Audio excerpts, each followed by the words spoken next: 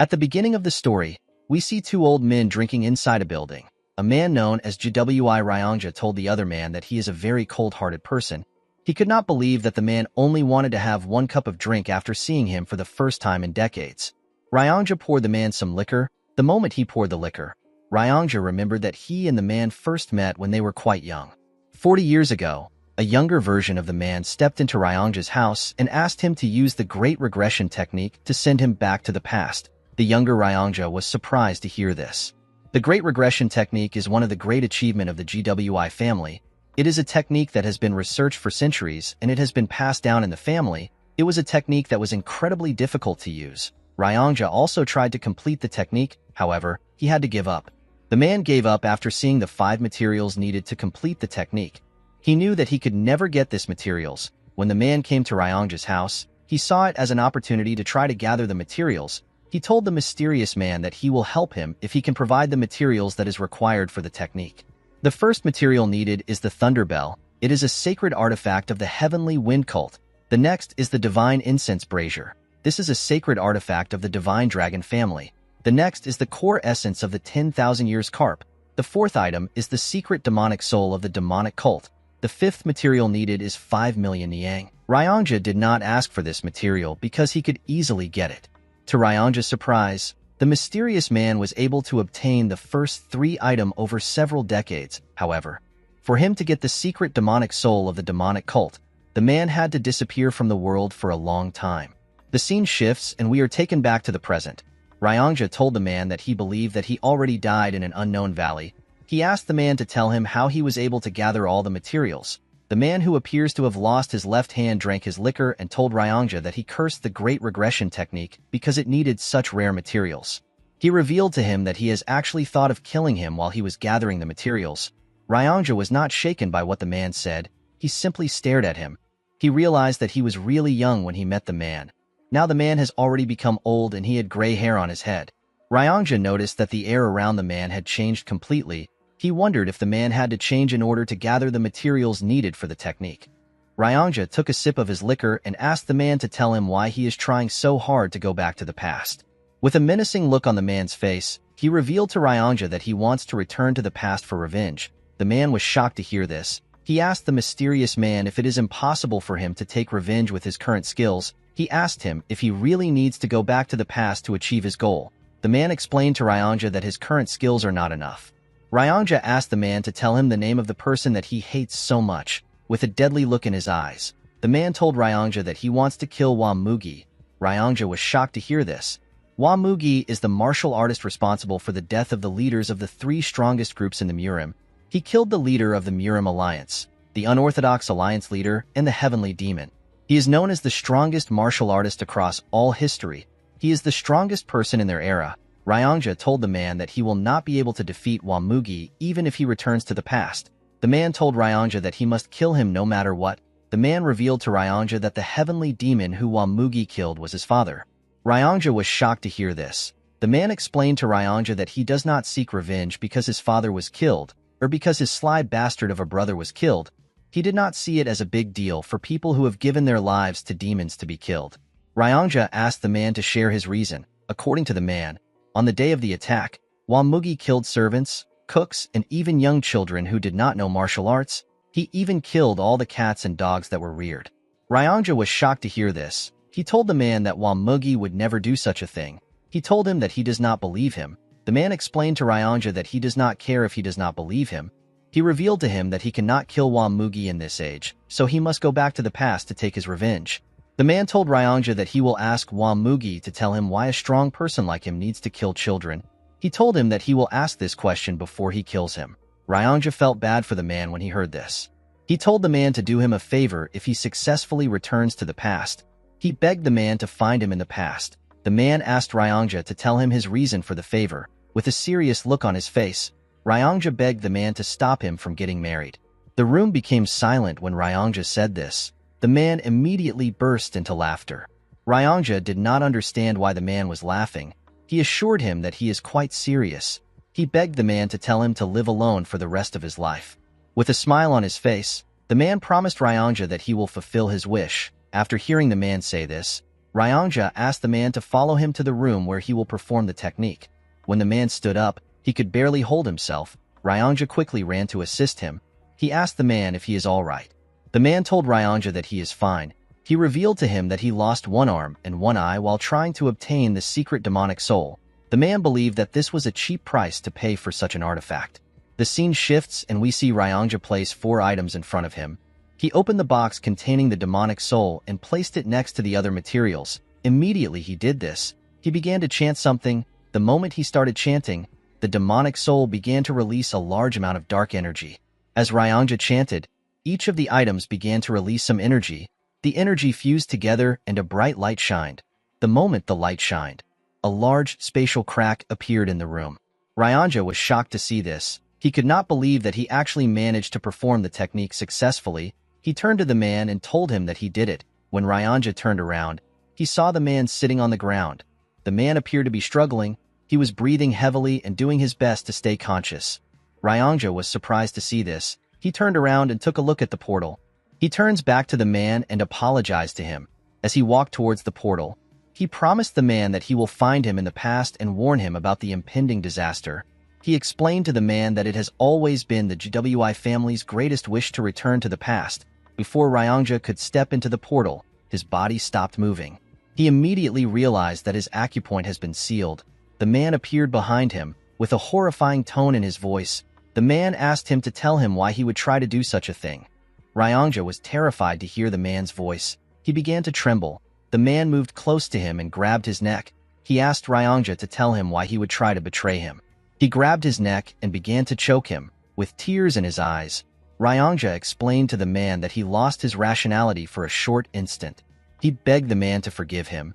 He told him that he should have never tried to do such a stupid thing because the man was the one who suffered to get the materials. The man glared at Ryongja when he heard this. He let go of the old man. He told him that he is also a selfish person. He revealed to Ryongja that he was only able to gather the materials by not caring about others. The man grit his teeth and told Ryongja that he would have killed him if he was someone else. While Ryongja was trying to catch his breath, the man places his hand on his shoulder and thanked him for waiting his entire life for him. Ryongja was shocked to hear this. He was surprised to see that the man was smiling at him.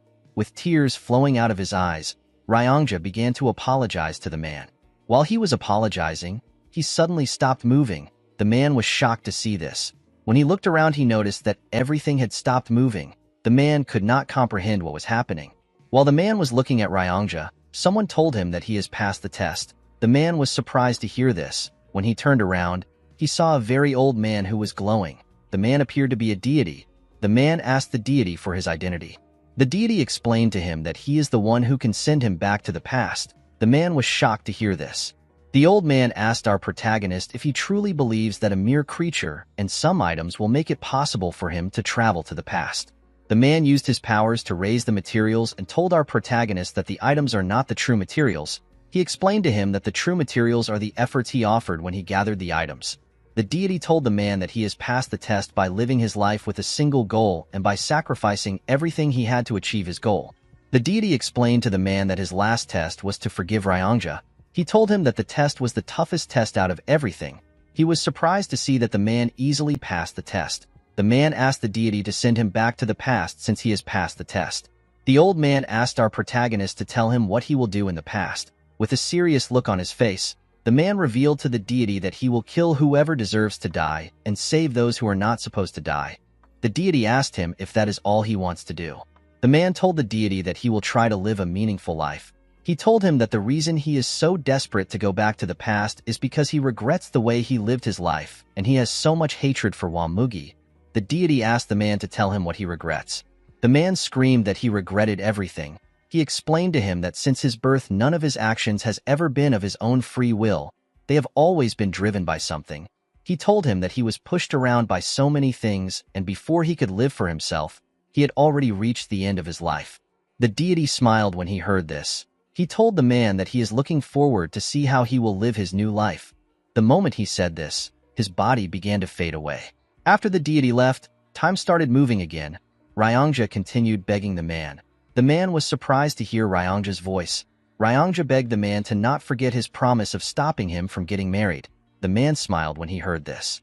He walked towards the portal. Before entering the portal, the man asked Ryongja to live well. The old man did not care about what the man said. He begged him to stop him from getting married. The scene shifts and we see the man open his eyes. The man found himself on a stage. He was surrounded by hundreds of martial artists who were cheering. In front of the man was a statue of a demon. The man looked around and saw the faces of the martial artists cheering around him. The man smiled when he saw their faces. He realized that he had actually returned. While looking around, the man felt a certain energy. When the man looked up, he saw a man sitting on a huge chair at the top of a building. The man was surrounded by other people who were sitting around him. This man is the heavenly demon and our protagonist's father. The heavenly demon noticed that his son was staring at him. Our boy smiled as he looked his father in the eyes.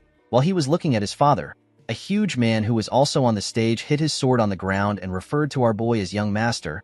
He told our boy that he needs to start the fight.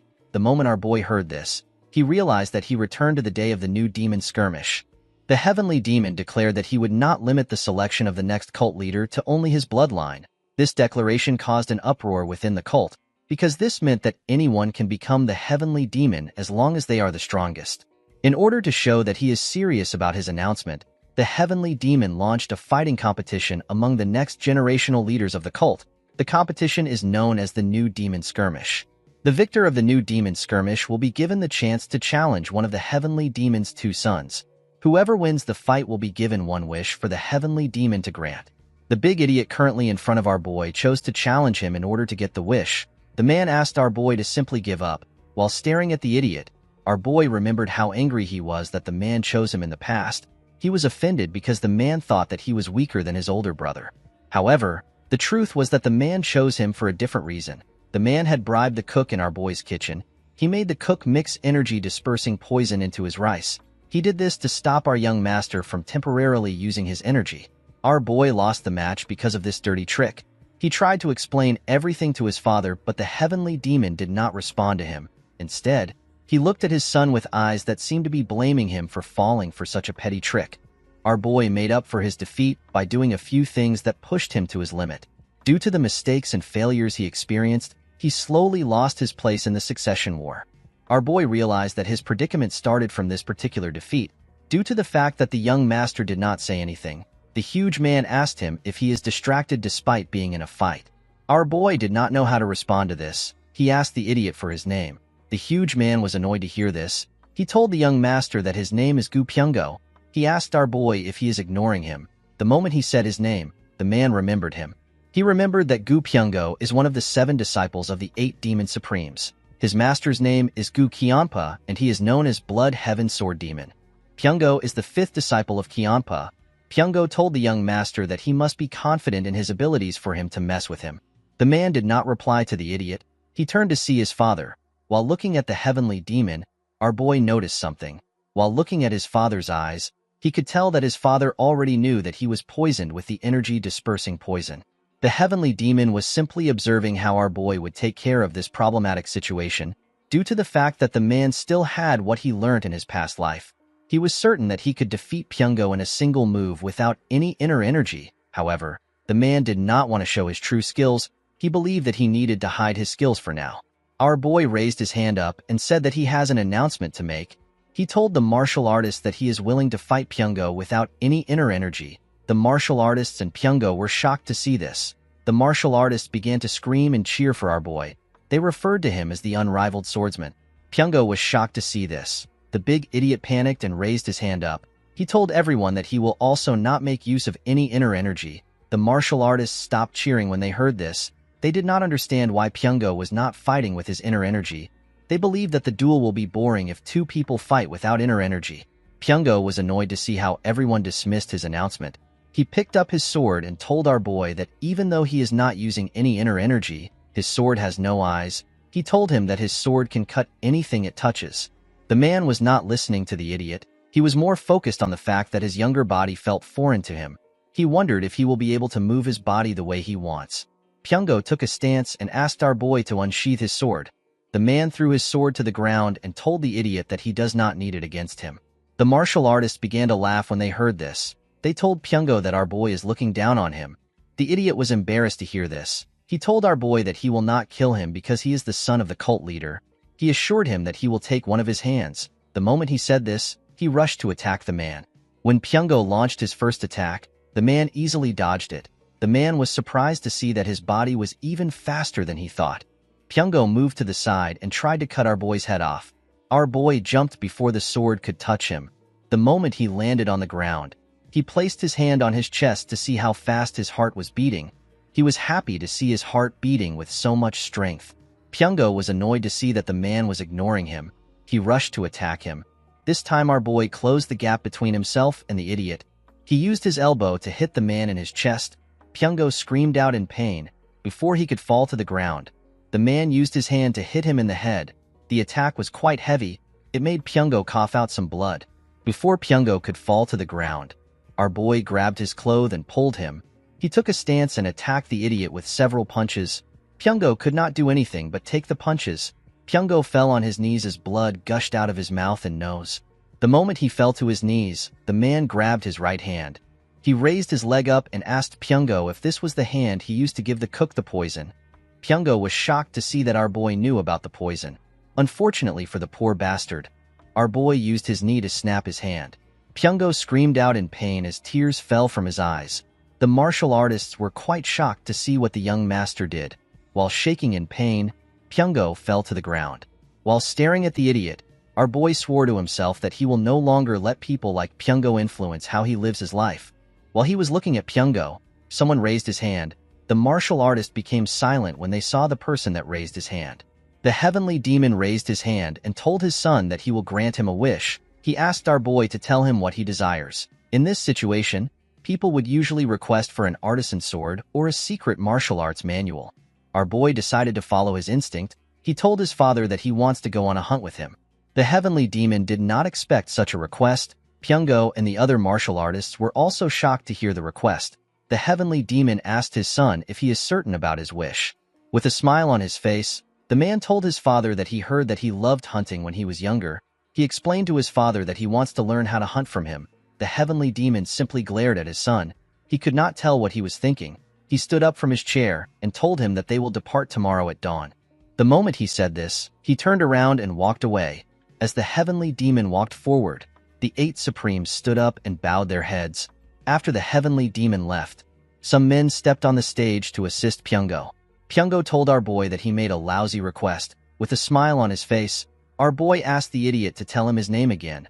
Pyongo was annoyed to hear this. He begged someone to kill the man. While watching Pyongo leave, the man told himself that he no longer has any interest in the reckless lives that everyone lived.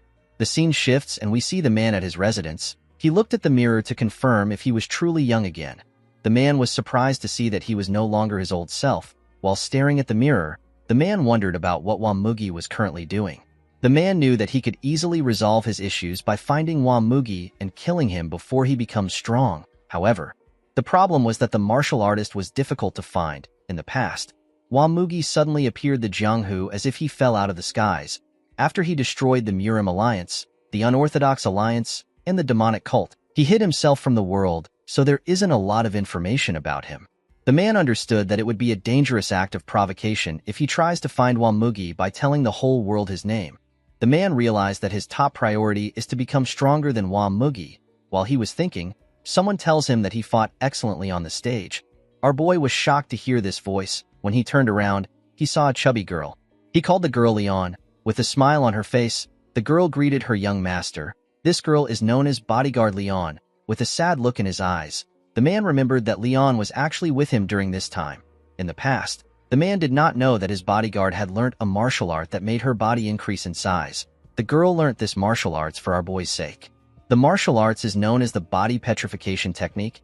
It gives its user the ability to temporarily make their body as tough as a rock. It is a secret technique only known to certain people in the cult. The biggest flaw of this technique is that it makes the user's body really big. In the past, Leon threw her body in front of the man in order to block a sword aura which Wamugi sent at him. It was thanks to her sacrifice that the man was able to survive the attack on the cult. Upon seeing how her master was looking at her, Leon asked him if something is wrong. When the man heard the girl's voice, he was shocked to see how nice it was. The man never paid attention to her voice in the past. Our boy could not believe that he thought of such a nice girl who was ready to throw her life away for him as a simple guard. He realized that he took her for granted. Our boy walked up to the girl and smiled at her. He noticed that she was bigger than he remembered. Leon did not understand what was happening. She did not know why her master was acting weird. When Leon was younger, people thought that she would become the most beautiful woman in the world once she gets older. The girl who used to be so beautiful suddenly became fat one day. Leon promised her master that she will protect him. In the past, our boy, whose name is Muguk, never noticed that Leon had cried a lot after becoming fat. He never knew that her eyes were swollen because of her tears. Muguk wondered about how the girl felt. She could have become the most beautiful woman in the world, and yet she gave it up in order to protect him. After she became fat, our boy acted cold to the girl. While smiling at Leon, Muguk promised himself that he will find a way to help her get rid of the side effects of the body petrification technique. Leon did not understand why her master was smiling. She asked him if everything is all right. Our boy told the girl that he is feeling great. Leon told her master that he is acting a bit strange. Muguk smiled when he heard this. He realized that Leon was able to notice the difference in his behavior because she always protects him every day. Our boy turned around and asked Leon to follow him. He told her that he wants to show her something that is much stranger. The girl asked her master about where they are going. Our boy revealed to her that they are going to flip the kitchen. Leon did not understand what Muguk was talking about. The scene shifts and we see our boy and Leon in the kitchen. The cooks all came out to greet their young master. With a serious look on his face, Muguk asked the cooks to tell him why they poisoned him. The head chef did not understand what the man was talking about. Our boy turned to one of the chefs and asked him to tell him why he put energy-dispersing poison into his meal. The chef was surprised to hear this. He quickly denied this allegation. Muguk asked the boy if he gambled away the 3,000 niang he received as his salary. In his past life, our boy found out that the chef incurred a great debt because he was addicted to gambling. He spent all his parents' money and he even borrowed money from his friends. After losing the money, the boy was willing to do anything, even if it involved poisoning the son of the heavenly demon. The chef went on his knees and begged for his life. He asked Muguk to spare him. He told him that he was blinded by money. Our boy asked the chef if Pyungo personally gave him the money. The chef told him that he did, the moment the boy answered. Muguk drew his sword and used it to behead him. The chefs and Leon were shocked to see this. With a cold gaze in his eyes, our boy told the chef that he should be ashamed that he poisoned someone. The head chef went on his knees and begged his young master. He told our boy that he will take full responsibility for the situation. Muguk asked the chef to tell him why he wants to take responsibility for the situation. He told him that it is the other chef that is at fault. The head chef explained to Muguk that everything that happens in the kitchen is his responsibility. Our boy asked the chef, who he referred to as Chef Lim, if every unjust thing that happens in the cult is his father's responsibility. The man was shocked to hear this question. He told our boy that the heavenly demon is not responsible for such things. Upon hearing his answer, Muguk asked Chef Lim to tell him why he wants to take responsibility for something that does not involve him. Our boy turned around and put his sword into his sheath. He asked the chef to get up and cook him shredded chicken noodles for dinner. He told the chef that it has been a while since he last had the meal. Chef Lim was surprised to hear this. After they stepped out of the kitchen, Leon reminded her master that he had shredded chicken noodles a few days ago. Our boy smiled when he heard this. He did not know how to tell his bodyguard that it has been a few decades since he last had the meal. The next day, we see the heavenly demon standing in front of the heavenly demon pavilion. The heavenly demon changed his clothes from his usual robe to a hunting attire. When the man saw his son, he asked him to tell him why he is carrying so many useless things. Muguk explained to his father that he is carrying things that are needed for a few days' hunt. The heavenly demon was surprised to hear this. He told his son that he only planned to hunt for a day. Muguk told his father that he might change his mind and spend a few more days hunting. The heavenly demon walked past his son and told him that he has an ambitious dream. The scene shifts and we are taken to the mountains. We see Muguk walking next to his father. While walking, the heavenly demon told our boy that he is more skilled than he thought. Our boy was surprised to hear this. He realized that his father was able to find out that he was hiding his skills when he fought Pyungo. Muguk decided to tell his father the truth. He revealed to the heavenly demon that he was hiding his skills. The man told his son that he knew. Muguk explained to his father that he is not a cat that hisses. Instead, he is a beast that is hiding his claws. The heavenly demon turned around and asked his son to tell him why a beast would hide its claws. Muguk was surprised to hear this question. He told his father that he has never thought about such a thing. The man told his son that he did not think about it because he is still a cat. The heavenly demon asked Muguk to tell him how far he has gotten in mastering the soaring sword art. The soaring sword art is a sword arts passed down only to the heavenly demon's bloodline. It is seen as an extremely advanced martial arts that is similar to the martial arts learnt by the Demon Supremes. With a confident smile on his face, Muguk told his father that he has completely mastered the martial arts. The moment he said this, the heavenly demon attacked him with a small amount of energy. Our boy barely dodged the attack by moving his head. The attack created a hole in his bag. Muguk was relieved that he was able to dodge the attack. He knew that his face would already be gone if the attack had touched him. The heavenly demon was surprised to see that his son actually managed to completely master the soaring sword arts. Muguk was surprised to see that his father was not certain if he had mastered the martial arts. He asked the heavenly demon to tell him what he would have done if he did not dodge the attack. The heavenly demon explained to his son that he was certain that he will be able to dodge it if he truly mastered the martial arts. He told Muguk that he would have paid the price for lying to him if he could not dodge the attack. Our boy told his father that it would be bad if he damages his face. He explained to the heavenly demon that he has a face that resembles his. He told his father that it would not be nice for him to have a scar on his face. The heavenly demon glared at his son when he heard this. Upon seeing his father's expression, Muguk wondered if he went overboard. The heavenly demon turned around and told his son that it is impressive that he managed to master the soaring sword arts at his age. Muguk was shocked to hear this. He thanked his father for his praise. As the two walked deeper into the forest, the heavenly demon placed his hand on the ground to check for traces of animals. While the man was looking around, Muguk asked him about the person that taught him how to hunt. The heavenly demon revealed to his son that he learned from his older brother. Muguk was shocked to hear this. He could not believe that he had an uncle. The heavenly demon revealed to Muguk that he killed his brother when he was the same age as him. Our boy told his father that he did great. The heavenly demon was shocked to hear this. Muguk told his father that he would have not been born if he did not do what he did. The man simply glared at his son. He turned around and walked forward. While watching his father walk, our boy realized that even his father would have hated having to fight his own family. Muguk had seen so many situations like this in the past. Our boy realized that the stronger a person seems, the deeper their wounds would be. The heavenly demon told his son that he could not find a solution when he was younger. Muguk clenched his fist and told his father that he also cannot do it. He told his father that he cannot do something which even he was not able to do. The man turned around when he heard this. With a serious look on his face, Muguk told his father that he cannot find a way because his brother is vicious and cruel. The heavenly demon asked his son if he is speaking ill of his brother because he is not around. The scene shifts and we see our boy and his father climbing a mountain. While he was running on the mountain, Muguk contemplates about the fact that he never got married in his past life. Due to this, our boy did not know what it felt like to have children. Muguk was curious about how his father saw him.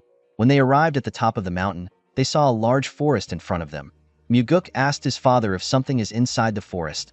The man told his son that their dinner is inside the forest. Muguk quickly took out his bow. He told his father that they need to kill the animal. The heavenly demon asked his son to tell him how he plans to kill something that he cannot even see. He asked Muguk to close his eyes and feel his surroundings. Our boy was surprised to hear this. He decided to follow his father's orders. Muguk closed his eyes and released some energy. When martial masters try to find their opponents, they sense the vibrations in the air. People usually refer to this as the energy flow of a being. When Muguk closed his eyes, he could only feel one energy flow in the surrounding. This was his father's terrifying energy. The heavenly demon asked our boy to send out some of his energy in a single line. He asked Muguk to make the energy thinner without breaking it. He asked our boy to think of his body as a ball of yarn.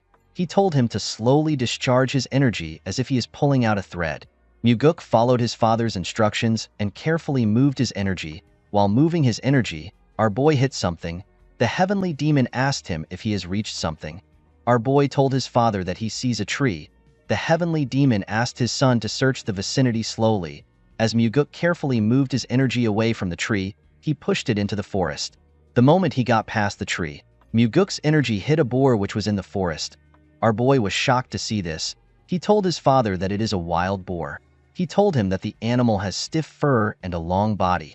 The heavenly demon was surprised to hear this. He told his son that he is correct. While staring at Muguk, the man told him that he was not able to quickly guess the animal from their current distance. With a smile on his face, Muguk told his father that he was blessed with a body that is gifted in martial arts. He told him that he can do this level of work easily.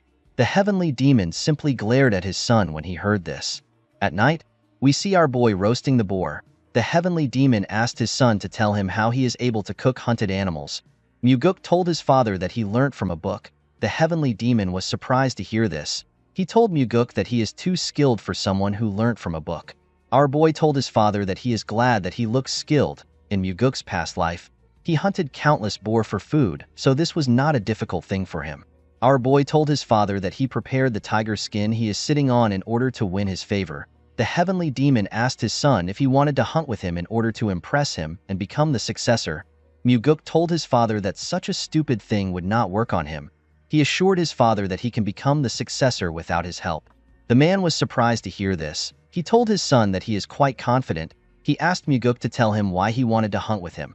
Our boy revealed to his father that he has two reasons for hunting with him. The first is to learn whatever he could from the heavenly demon. Muguk told his father that he has already achieved his first goal. The man asked his son to tell him what comes next after strength. Muguk explained to his father that he is not trying to become strong because he wants to become the heavenly demon. He told his father that he does not want to waste his youth trying to become the heavenly demon, especially when his father is still strong and healthy. Muguk took a look at the stars and told his father that he is satisfied with learning the heavenly demon martial arts by becoming the successor. While looking at the stars, our boy reminded himself that he has to learn and master the 9 calamities demonic arts. Muguk quickly removed this idea from his head. He told himself that he has to go beyond the martial arts because even his father who mastered the 9 calamities demonic arts still lost to Wamugi. While he was lost in the stars, the heavenly demon asked his son to tell him his second reason. Muguk revealed to his father that he wanted to spend some time alone with him. The heavenly demon smiled when he heard this. He told his son that he has a useless emotion that will get him killed. Muguk asked his father to tell him why it is useless. He explained to his father that he gets to spend time with the strongest person in the whole world. He told the heavenly demon that if he sings a song, it will become the best song in the world, and if he drinks liquor, it will become the greatest liquor in the world. The heavenly demon turned to his son when he heard this. He was surprised to hear what Muguk said. The man looked away and gently smiled. Whenever Muguk tried to remember his father in his past life, he could not find a good memory in his head. The only memory he had were of him trembling in front of his father. In this life, our boy aims to get more things other than new memories. He believed that his father should not get too happy because he was doing everything for his own sake. The next day, we see Muguk packing his bags in order to return to the cult. His father told him that they are not yet leaving. He told Muguk that he has to catch a tiger since he is hunting with the heavenly demon. Our boy was surprised to hear this. The heavenly demon asked his son to get up and follow him. The man took Muguk to a bamboo forest. He asked him to close his eyes again.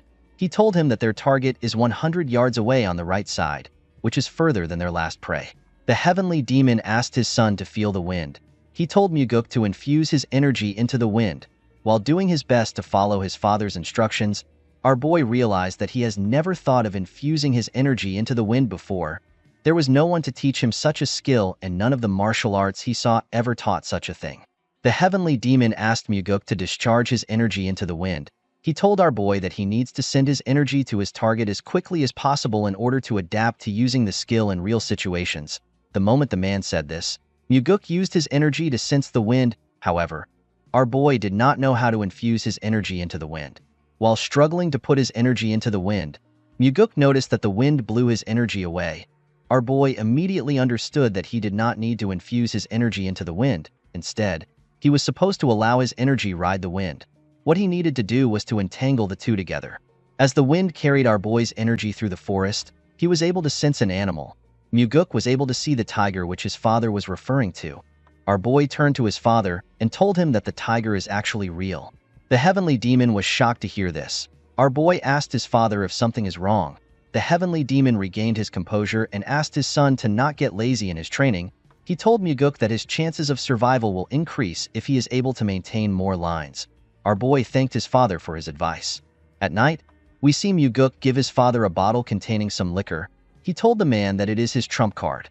The man drank the liquor and told our boy that it is quite good. When Muguk drank it, he told his father that it is still too strong for him. Of course, this was a lie. The heavenly demon told our boy that no demonic human would complain about liquor that is strong.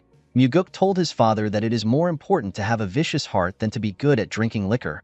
The heavenly demon asked his son if he can kill him to save himself. Muguk revealed to his father that no child can kill his parent to save himself. Of course, this was not true. Our boy knew that he could kill anyone as long as he had enough reasons to. Muguk realized that this was his first time having a proper conversation with his father, and yet he still treasured his life more than his father's own. The heavenly demon told his son that he does not have a vicious heart if he is hesitant about killing him. Our boy told his father that he will learn how to drink strong liquor first. With his eyes filled with curiosity, the heavenly demon watched his son as he drank his liquor. In the next scene, we see Muguk circulating his inner energy while he was in his training room. After practicing for a while, our boy let out a huge sigh and stopped circulating his energy. The moment he stopped practicing, Muguk realized that he could freely entangle his energy with the wind, and he could now maintain 4 energy lines. Muguk never expected his father to teach him how to discharge his energy into the wind. This technique is like gaining an extra life because its user will be able to easily find an enemy that is trying to attack him. Our boy knew that he will be capable of releasing 10 energy lines at the same time if he continues to train. He was certain that he will be able to neutralize any stealth technique used by his enemies. While thinking, Muguk realized that even his father, who is much more skilled than him, still lost to Wamugi because the Heavenly Demon Pavilion was infiltrated. The Heavenly Demon Pavilion is a place that is thoroughly guarded by 3 barrier formations, 6 trap formations, and a group of carefully selected elites. There is also the 8 Demon Supremes, which are in 8 different directions, and their subordinates, which are protecting the Heavenly Demon. In the north, there is the Demonic Swordsman of the Northern Heaven Sword family, which is led by the 1/Sword Supreme. In the south, there is the Demonic Bladesmen of the Southern Heaven Blade family. They are led by the Blood Heaven Sword Demon. In the east, there is the Iron Fist of the Eastern Fist faction. They are led by the Undefeated Fist Demon. In the west, there is the Demonic Sorcerers of the Western Illusion formation. They are led by the Soul-Stealing Demon. In the northeast, there is the Faceless Swordsman that wants to become the Evil Smiling Demon. In the southeast, there is the Drunken Swordsman. They are always drunk with the Demonic Drunkard. The Poison Fang stays in the southwest. They research all sorts of poison with the Poison King. And finally, in the northwest, there are crazy monks that are crazy about the demonic Buddha's belief of deluding the world. In the past, Muguk believed that the enemy broke into the cult from outside. However, this was not the case. Our boy later found out that the outer defense was never broken. Muguk realized that one of the 8 Demon Supremes must have allowed Wamugi into the Heavenly Demon Pavilion. Our boy believes that there could be more than one traitor. The traitor was never found in the past, but this did not matter to Muguk. He plans to treat each one of the Supremes as traitors. After the Heavenly Demon was killed, none of the 8 Supremes sought revenge. Instead, they decided to close the cult. In his past life, our boy found out about how the 8 Demon Supremes lived their lives. He even knew what their last moments were like. Muguk assured himself that he will make use of each one of the Supremes. As Muguk walked towards the entrance of the room, he hears someone call Leon Fatty. The person asked Leon if the young master is still in the training ground. Our boy was surprised to hear what the person said. Outside the training ground, we see a bald man with a huge sword and 2 other men behind him. The bald man told Leon that he can no longer wait. He asked her to drag Muguk out of the training ground. The girl was surprised to hear this. She could not believe that the man had no regards for her master. Before she could say anything, our boy stepped out of the house and asked the girl to tell him what she is doing. Leon was surprised to see her master. Muguk walked up to the girl and reminded her that he asked her to do her own thing while he is training. Our boy asked her if she was waiting outside for him the whole time he was training. The bald man moved close to Muguk. He asked him to tell him why he suddenly decided to train for days. Our boy immediately recognized the man. He realized that this man is Yang Pua. He is a disciple of the Blood Heaven Sword Demon. He noticed that the man was speaking to him without fear. Muguk could not blame Yang Pua because he was only being disrespectful because of the Heavenly Demon. After the Heavenly Demon announced that anyone in the cult could become his successor, the Heavenly Demon's sons were no longer seen as special. In fact, the announcement fueled the ambitious desires of many within the cult to defeat the sons of the Heavenly Demon so they can gain notoriety. Muguk asked the man to tell him what he wants. Yangpa revealed to our boy that Pyungo can no longer practice martial arts because of him. Our boy asked the man if he wants him to look after Pyungo. Yangpa told Muguk that he is not joking. Our boy smiled when he heard this. He told Yangpu that their relationship is not the type where they can have serious conversations. The man told our boy that he needs to take responsibility for crippling Pyungo. He asked Muguk to apologize to the idiot officially. Our boy immediately understood why Yangpa wanted the apology, due to the fact that the Blood Heaven Sword Demon's best disciple was not selected. His other disciples are trying to impress him by doing whatever it takes. Yangpa wanted Muguk to give out an official apology so that he can take credit for not letting the Blood Heaven's sword demon look bad. Our boy smiled and told Yangpu that his master will not still choose him as his best disciple because of an apology. Yangpa became nervous and told Muguk that he is spouting nonsense. He told our boy that he only came for Pyungo's sake. With a horrifying look on his face, Muguk told the idiot that he wants an apology from him. Yangpa asked our boy to tell him what he has to apologize for. Our boy asked the man to apologize to Leon for speaking rudely to her. Leon was surprised to hear this. Yangpa was also surprised to hear this. Leon turned to her master and told him that she is fine. Muguk told the girl that he is not fine with it. Leon was surprised to hear this. Muguk walked forward and asked Yangpa to get on his knees and apologize to Leon for speaking rudely. Yangpa laughed and pointed at Leon. He asked Muguk if he wants him to kneel to the fatty. Our boy could not believe that the idiot continued to spout nonsense. Yangpa laughed and told Muguk that he would rather die than kneel to Leon. Our boy smiled when he heard this. He had been waiting to hear these words. He drew his sword and told Yangpu that he will grant his wish. Yangpa and his boys were shocked to see this. Leon was also surprised to see this. Yangpa told our boy that he has gone crazy. With a serious look on his face, Muguk told the man that he can either kneel down and apologize or fight him. Our boy reminded Yangpu that his master would not like it if he retreats. The man became worried when he heard this. He asked Muguk to tell him why he is going so far. Muguk explained to the man that he does not really care if Yangpa came to look for him. He told the man that he will never allow him to insult his subordinates. Leon was shocked to hear this. Yangpa was annoyed to hear this. He asked Muguk if he is really going to kill him because of a fat pig. Our boy smiled when he heard this. He told the man that Leon means a lot to him. Upon hearing this, Yangpa drew his sword. His friends asked him to not fight the young master. Leon wanted to interfere when she saw the man draw his sword. Muguk used his hand to tell her to stop. Yangpo took a stance and told our boy that he will only take one arm because he is the son of the heavenly demon. Yangpo's friends and Leon became worried when they saw the man take a stance. Yangpo easily closed the gap between Muguk and himself. He tried to cut off our boy's hand. Unfortunately for him, Muguk dodged the attack by going low. While he was below him, Muguk stabbed Yangpo's head through his mouth. His friends and Leon were shocked to see this, as blood dripped out of his mouth. Our boy told the man that his mouth is the cause of his death. He told Yangpu that he used his mouth to insult his subordinate and refused to use his mouth to apologize to her. The moment he said this, Muguk took out his sword from the man's mouth. He watched Yangpu as he fell to the ground. Yangpo's friends ran to help him. One of them asked our boy if he can handle the consequences for his actions. Muguk told the man that his mouth resembles Yangpo's own. The man was horrified to hear this. With a terrifying look on his face, Muguk asked the two men to pass on his message exactly the way he says it. He told them that he will find them at dusk if they do not do as he says. After telling them his message, our boy allowed the two men to carry Yangpo's dead body away. As the men walked forward, Leon walked up to her master. She asked him to tell her why he killed the man. She asked him to tell her why he would do such a thing for someone like her.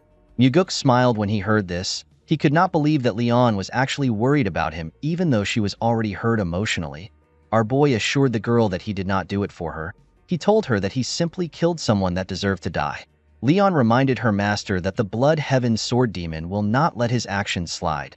Muguk understood why Leon was scared. The 8 demon supremes are people who have great influence in the cult.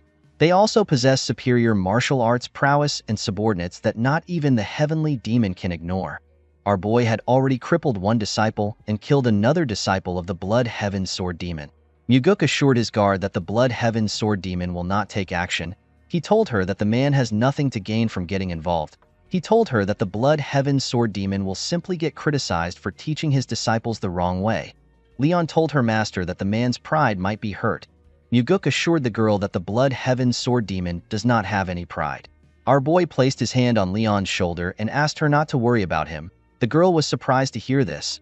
Muguk did not have a problem killing Yangpa because he was going to gain something from it. Due to the fact that he crushed Pyungo in a fight and killed Yangpa, our boy was certain that he will be able to attract everyone's attention in the cult. He did this in order to get closer to becoming the successor. As Muguk walked forward, Leon thanked him for what he did. With a bright smile on her face, the bodyguard thanked her young master for being on her side. Muguk turned around and smiled when he saw the look on the girl's face. He asked Leon to always be thankful. He told her to never forget what he did for the rest of her life. Our boy smiled as he walked forward. He hoped that Leon would not stop smiling in this life. He wanted the girl to live a life of happiness. Later in the night, we see Muguk outside his room in his nightwear. Our boy was sitting on a huge rock. As Muguk looked at the stars, he remembered that he was drowned in a sense of defeat when he ran away after the cult was disbanded. The sense of defeat was so great that Muguk would not be able to continue living if he had not been chasing after a goal in life. Our boy wondered about how his life would have been if he had not found out about the great regression technique. While he was thinking, our boy felt something terrifying. When he turned to his side, he saw a huge sword next to his neck. The sword was showing him his reflection. When Muguk looked behind him, he saw an old man releasing a terrifying energy next to him. Our boy quickly recognized the old man as the Blood Heaven Sword Demon. He never expected the old man to get to his house so quickly. While looking at the sword next to his neck, Muguk wondered if he could dodge the sword with his current strength. Our boy immediately knew that he could not dodge it. This is because his inner energy is severely lacking. While Muguk was sweating in anticipation of the man's choice, the old man took his sword away from his neck and sat next to him. With a smile on his face, the Blood Heaven Sword Demon asked Muguk to tell him why he behaved the way he did. Our boy told the man that his subordinate acted like a fool. Our boy asked the Sword Demon if he came to pick a fight with him because he is the youngest son of the Heavenly Demon. The old man raised his sword up and put it next to our boy's throat. He asked Muguk if he should cut off his head and show it to the Heavenly Demon. He told our boy that he wants to see if his father will care. With a smile on his face, Muguk told the man that he will not cut his head once he remembers how terrifying his father's eyes are. The Sword Demon smiled when he heard this. He took away his sword and dragged it on the ground. Our boy was surprised to see what the man did. The Blood Heaven Sword Demon created a long line and put a small demarcation at the end of the line. The man explained to Muguk that the small ratio represents how much his father cares for him. He told our boy that the majority belongs to him. Muguk was surprised to hear this. He went down and used his hand to create another demarcation. With a smile on his face, he reminded the Blood Heaven Sword Demon that he is the son of the Heavenly Demon. He told the man that he will probably take majority of his father's love. The old man smiled when he heard this. He told Muguk that they can test out his theory. He told him that he wants to see if the Heavenly Demon will allow him to live if he carries his head to him. Our boy laughed when he heard this. He asked the Sword Demon to not underestimate the love a father has for his son. The Blood Heaven Sword Demon raised his sword and began to release a large amount of energy. He told Muguk that they can test it out. Our boy was shocked to feel the man's energy. With a nervous smile on his face, Muguk told the old man that they do not need to test the theory. He explained to the man that the Heavenly Demon has 2 sons and there is only one of him. In other words, the Blood Heaven Sword Demon was more valuable than him. The old man removed his energy when he heard this. With a smile on his face, he told Muguk that he is not as foolish as his disciple. Our boy assured the man that his disciple would be alive if he was a little bit like him. With a serious look on his face, the Blood Heaven Sword Demon revealed to Muguk that he has lived his whole life with misfortune. He told our boy that he hopes they do not meet often. Muguk assured the man that he will remember his words. The moment he heard this, the Blood Heaven Sword Demon jumped out of the residence. Our boy was relieved when he saw the old man leaving. After the Sword Demon left, Muguk noticed that he was feeling some pain in his body. When our boy raised his clothes up, he saw some marks on his body. Muguk immediately realized that the old man used his sword hilt to hurt him when he sat next to him. He was annoyed to see that the crazy old man would hurt him. Our boy knew that the Blood Heaven Sword Demon came to see him for a different reason. Although the old man looks like someone who acts as he pleases, he is actually very calculative and he plans things meticulously. The fact that the old man told our boy that he will carry his head to his father twice means that he was really thinking of doing it. Muguk knew that the Sword Demon came to see him because he left a deep impression when he fought with his disciple. He knew that the old man must have thought of his wish to hunt with his father to be unique. Muguk realized that the Sword Demon felt the need to test him, especially since he killed his disciples. He understood that the man came to see if he was worthy of being the successor. Our boy wondered if his first opponent is going to be the Blood Heaven Sword Demon. In the next scene, we see Muguk circulating his energy in his training room. While trying to improve his energy lines, our boy sensed something above him. He quickly went up to the roof. To his surprise, his father was waiting for him on top of the roof. The Heavenly Demon asked his son if he really killed a disciple of the Blood Heaven Sword Demon. Muguk told his father that the disciple deserved death. The Heavenly Demon told his son that he does not care if the disciple deserved to die. He explained to our boy that the blood heaven sword demon came to him with the issue. He told Myuguk that the old man wants him to receive punishment. Our boy was surprised to hear this. He could not believe that the blood heaven sword demon would meet his father because of his disciple. He was more surprised to hear that the old man wanted him to be punished. The heavenly demon understood why his son was surprised. He told him that the blood heaven sword demon is not the kind of person who would make such a request over a single disciple's death. Myuguk immediately understood that the blood heaven sword demon is trying to test the relationship his father has with him. The old man wanted to see if the heavenly demon will punish his son and the kind of punishment he will give our boy. He did this to see if the heavenly demon considers our boy as one of the successor candidate. While staring at his son, the heavenly demon told him that he intends to punish him. Myuguk was surprised to hear this. He told his father that he has no justification to punish him. The heavenly demon assured his son that a reason can be created. Myuguk was surprised to hear this. He did not understand what his father was thinking. The heavenly demon reminded his son that he asked him about which demon supreme he trusts the most while they were hunting. When Myuguk asked this question, his father did not give him an answer. Presently, the heavenly demon revealed to his son that he does not trust anyone in the cult. Myuguk was shocked to hear this. The man reminded our boy that he told him that they need to set hierarchy and discipline within the cult. The heavenly demon asked his son to tell him how he wants to do this. He told him that he is not interested in hearing stupid answers. He asked Myuguk to share his true thoughts. Myuguk realized that his father was truly asking for his opinion. Our boy told his father that their cult has lost the path of the demon.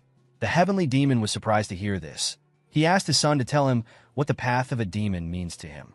Myuguk explained to his father that the path of a demon should be the belief that their cult has to defeat absolute evil.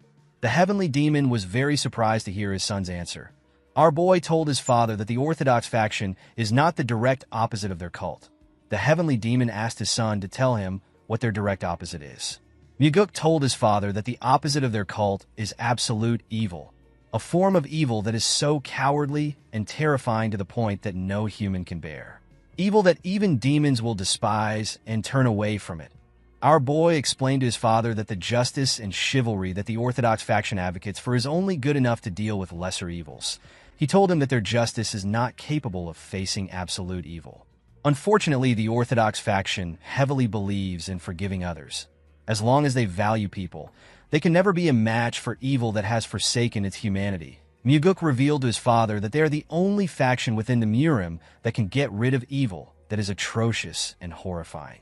With a serious look on his face, our boy told his father that they will walk the path of the demon if evil, which the Orthodox faction cannot handle, kneels before them. The heavenly demon was shocked to hear his son's profound thoughts. Myuguk told his father that the cult will not go far if they cannot accomplish the true path of a demon. He told him that they need to punish themselves so that they can improve. The heavenly demon found our boy's words to be intriguing. Myuguk took a look at his father's face. He was not surprised to see that his father found his words to be confusing. Our boy was certain that his father has probably never thought of such a thing. Even Myuguk himself did not learn these things while he was in the cult. He came to this understanding while he was wandering the Central Plains. While our boy was thinking, his father asked him if he has any other arrogant thoughts. Our boy told his father that he has nothing left to share. Upon hearing his son's answer, the heavenly demon understood why the blood heaven sword demon wants him to punish Myuguk. He told his son that the old man must have seen something in him.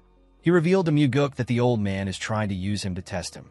Our boy told his father that the blood heaven sword demon must have seen the possibility of him becoming a successor candidate.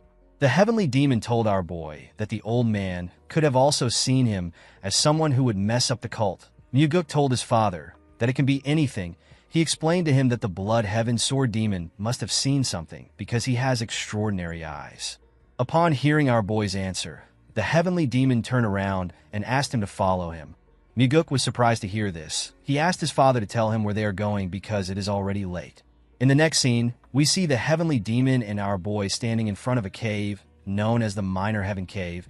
The cave had a huge iron door at its entrance. The Minor Heaven Cave is a place where a possible candidate that could become the heavenly demon, a disciple of the heavenly demon or a child of the heavenly demon, goes to be tested. It is easy to go into the cave. However, if the person is unable to get through the trials inside, they will be stuck inside the cave forever. The success rate for the trial is 50-50. Half the people who are blood related to the heavenly demon have lost their lives inside the cave. The place is so dangerous that even Muguk's overly ambitious elder brother has never talked about going inside. Although he did not like it, our boy knew that he would also have to go through this cave if he wants to become the heavenly demon. Muguk asked his father if he wants him to go into the cave now. The heavenly demon told his son that he also went in when he was the same age as him. Our boy asked his father to tell him the amount of time it took for him to get out of the cave. The heavenly demon revealed to his son that he got out in 2 months. Muguk was shocked to hear this. Even among the heavenly demons, his father is known to be the most talented of them all, and yet it took him 2 months to get out. The heavenly demon revealed to his son that he was the only one who managed to make it out in 2 months. Most people spent 3 years in the cave. Muguk asked his father if he really wants him to go into such a dangerous place without preparations. The heavenly demon reminded his son that he is giving him a punishment. Our boy could not believe that his father is willing to send him into a place where he could die simply because the Blood Heaven Sword Demon wants to punish him. Muguk wondered if his father was hoping that he would become stronger and come out alive. Our boy smiled when he thought of this. With a smile on his face, Muguk told his father that he will do his best to come out earlier than he did. The heavenly demon smiled when he heard this. He asked his son to do his best to keep himself alive. The scene shifts and we see Muguk inside the cave. The cave was lit up by green glowing stones. While walking, our boy took a look around. He wondered about how terrible the cave must be for people to get stuck inside. Muguk passed through the first entrance he saw and arrived inside a large room. Next to the entrance was a tablet containing instructions. Our boy was asked to cut down his enemies without using sword aura or enhanced sword aura. He was told that he will be given another chance in 10 days if he does not succeed within the time limit given. He was asked to stand within a crimson circle once he is ready. Muguk was surprised to see that the test would restart in 10 days if he fails. When our boy looked around, he saw a large amount of rice balls in huge pots. Our boy realized that he was expected to eat the rice balls while he waits for 10 days. After looking around, Muguk decided to start the test. He stood in the crimson circle. The moment he stood in the circle, several wooden dolls rose out of the ground. Each wooden doll had a red mark on its body. Our boy realized that he is supposed to slash the dolls where the red marks are. Without wasting time, Muguk immediately began to cut the dolls in front of him. He swiftly tore the dolls apart. As he cut through the dolls, our boy noticed that the test is much difficult than he expected. When he turned around, he noticed that some dolls which he had not yet cut were going back down. Muguk knew that he could not let the dolls go back down because he would fail the test. Our boy immediately ran towards the dolls. He moved close to the doll and bent his body to cut it. The moment he cut the dolls, our boy stood up to check if there were still any dolls left. To Muguk's surprise, there were still 3 more dolls which he had not yet cut. Our boy immediately moved close to the dolls. He barely managed to cut them on their red marks. He fell to the ground after he cut the dolls. However, to his surprise, there was still one last doll that was yet to be cut. The doll had its mark on its neck. The wooden doll was about to completely go down. Muguk grit his teeth and ran towards the last doll. Before the doll's head could go down, our boy got close to it and landed a clean cut on its head after taking care of the doll. Muguk took a look around. He could not believe that he almost had to spend an extra 10 days in the room because he let his guard down for a second. Our boy realized that it would actually be impossible for him to get through this first trial with the skills he had before his regression.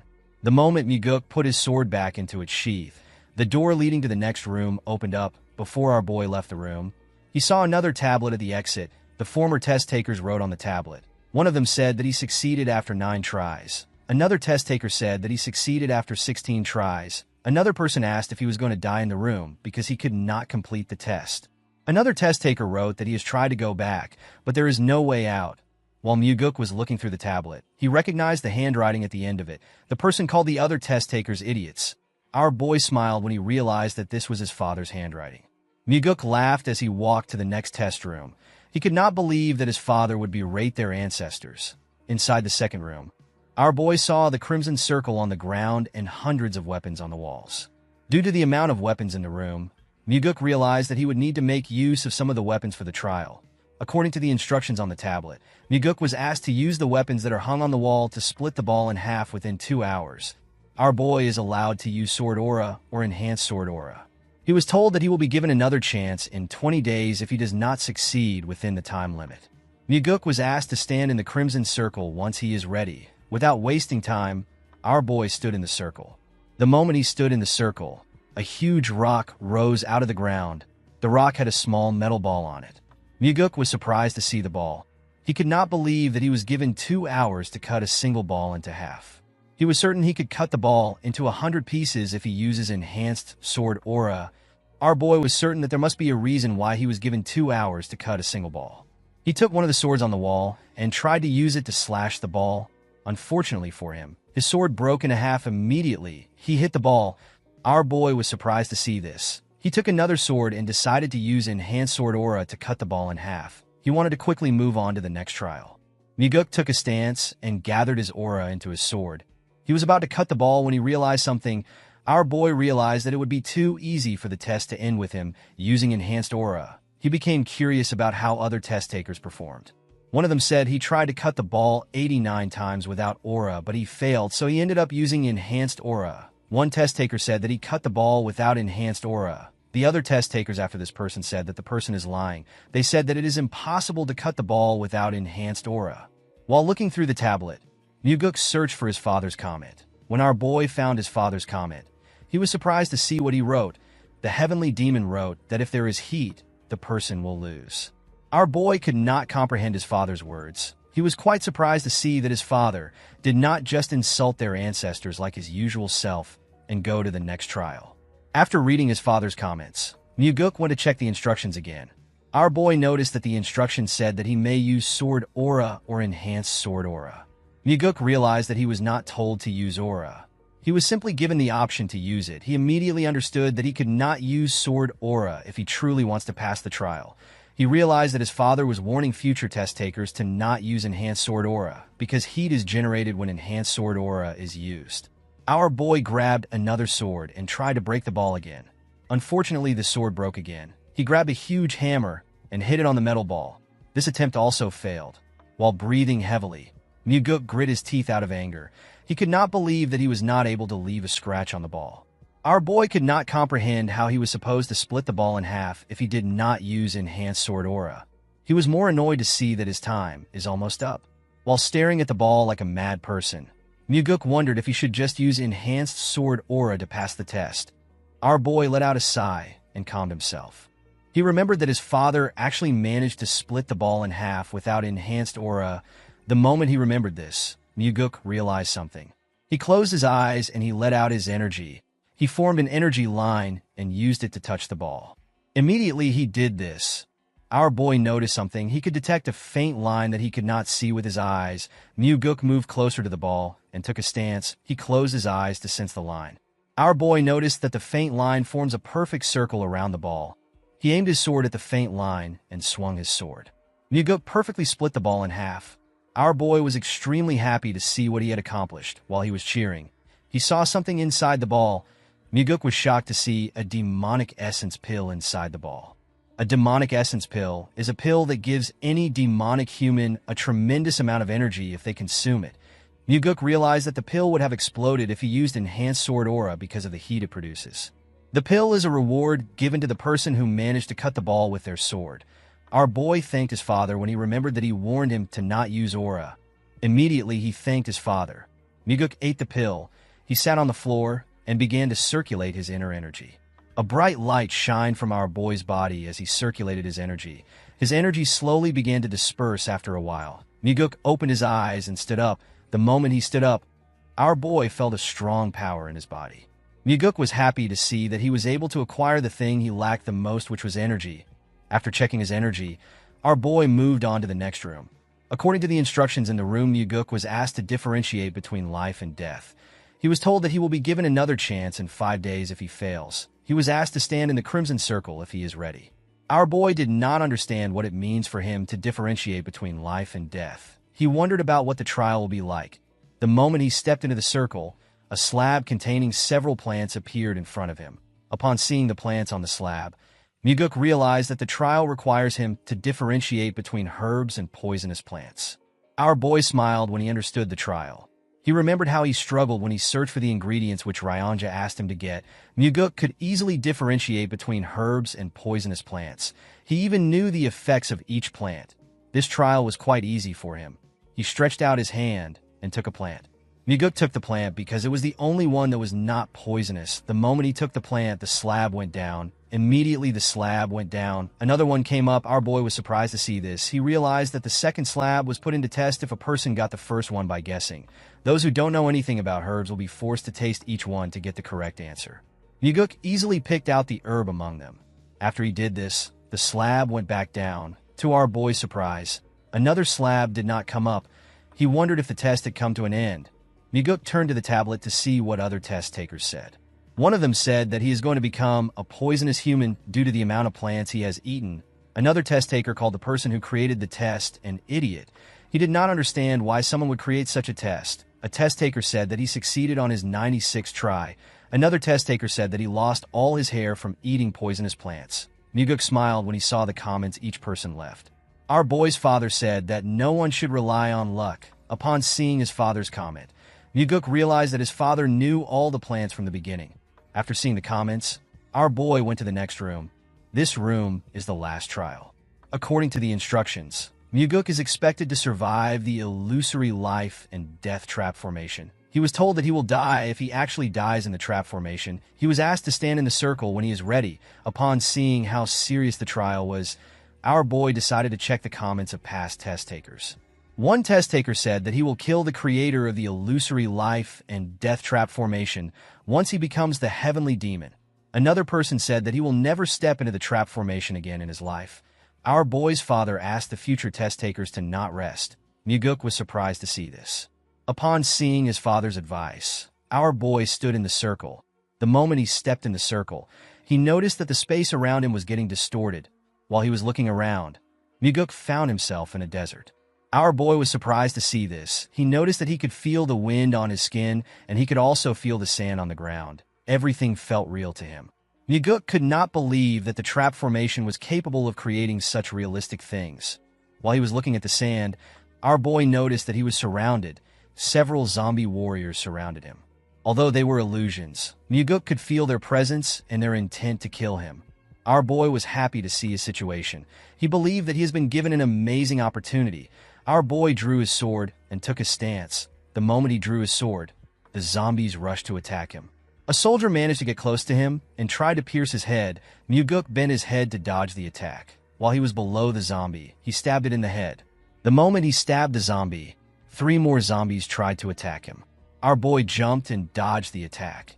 Immediately he landed on the ground. Muguk realized that he could fight freely since he is not dealing with humans.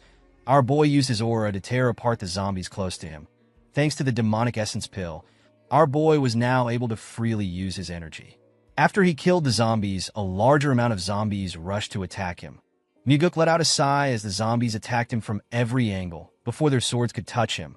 Muguk swung his sword with his energy and cut each one of them in different parts. Each of the zombies fell to the ground. When our boy looked around, he noticed that there was no more zombie soldier in the area. He wondered if he was already done. Muguk felt bad that the fight ended so quickly. While he was looking around, our boy smiled. He saw more zombie soldiers in front of him. These soldiers were wearing armors and were far more powerful than the ones from earlier. The zombies rushed to attack Muguk. Among the zombies were archers. The archers shot their arrows at our boy. Muguk managed to dodge the attack.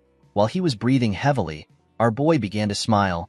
He was excited to fight the zombies. While he was breathing heavily, a zombie tried to attack him from behind. Muguk dodged the attack by going low. Our boy noticed that his enemies are slowly getting stronger. He stood up and stabbed the zombie in its neck. He killed the other zombies around him. While fighting the zombies, Muguk understood why his father asked him to never rest. Our boy realized that this was the first battle that felt like a real battle after he regressed. Due to the fact that he was fighting with his life on the line, Muguk was able to digest the insights he had in his past life. Our boy did not stop moving. He continued to use his sword to tear the soldiers apart. As he did this, the insights he got in his past life were slowly becoming one with his current body. Our boy used his sword aura to push back the zombies around him. The moment he did this, a large amount of small blades were fired at him. Muguk managed to block the blades with his sword. He quickly moved close to the zombies that shot at him. He used his sword to strike them. While tearing the zombies apart, our boy moved faster and made his attack stronger. After fighting for a while, Muguk managed to cut down the last zombie. After the soldier fell to the ground, our boy used his sword to hold himself up. He took a look around to see if there are any more zombies around. Muguk did not see anything except dust in the area. He wondered if the battle was over. While his body was dripping with sweat, our boy returned back to the real world. When he moved close to the exit, he saw a stone tablet. Our boy was congratulated for passing the trial. According to the tablet, our boy was expected to use his new strength for the advancement and prosperity of the heavenly demon divine cult. Muguk smiled when he saw this. He could not believe that he completed the trial in a day when it took his father 2 months. Our boy knew that this information will cause an uproar in the cult. He knew that people would doubt his achievements more than they will praise him because of how fast he was. While looking around, Muguk decided to stay in the cave and continue training. He decided to fully comprehend all the insights he had in his past life. He assured himself that he will make the insights fully assimilate with his current body. In the next scene, we see our boy at the Heavenly Demon Pavilion. Muguk told his father that he took 100 days to clear the trial. He told his father that although he did his best, he could not break his record. The Heavenly Demon asked our boy if he cut the metal ball the right way. Muguk revealed to his father that his hint was a big help. He told the Heavenly Demon that he did not rest at the trap formation of the final trial. The Heavenly Demon smiled when he heard this. Muguk was surprised to see this. He wondered if his eyes were playing tricks on him. He was certain that he saw his father smile for a moment. The Heavenly Demon commended his son for not being a fool. Muguk told his father that he cannot be a fool because he is the son of the Heavenly Demon. While looking at his father, our boy remembered how he always thought that his father was a wicked person. Before his regression, Muguk assumed that his father enjoyed pitting his children against each other in a fight of life and death in order to become the successor. After spending some time with his father, our boy understood the Heavenly Demon's behavior. He realized that his father is someone who is willing to endure through his children's death if it is for the sake of the cult. He was certain that his father was not a person who simply enjoyed watching his children fight. While he was thinking, someone told him that he is incredible for making it out of the minor heaven cave in just 100 days. Muguk was surprised to see that the person talking was the chief advisor whose name is Sima Myung. He is the second in command in the cult, and he is the person whom the Heavenly Demon trusts the most. Muguk put his hand together and greeted the advisor. The man told our boy that he is glad to see him. He told him that he actually has a cult-related issue to discuss with him. Our boy was surprised to hear this. He could not believe that the advisor wanted to discuss something relating to the cult. He immediately realized that his father must have asked Myung to discuss the issue with him. Myung revealed to Muguk that they have received an anonymous letter recently. According to the letter, there are corrupt practices taking place in the demonic army. Our boy was surprised to hear this.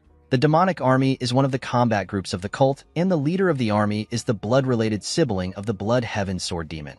The advisor revealed to our boy that they also received the same letter last year. He told him that they conducted a separate investigation. However, the investigation ended in failure. This is because the special investigation officer that was dispatched was killed. Muguk was surprised to hear this. He asked the man if the person was killed by the demonic army.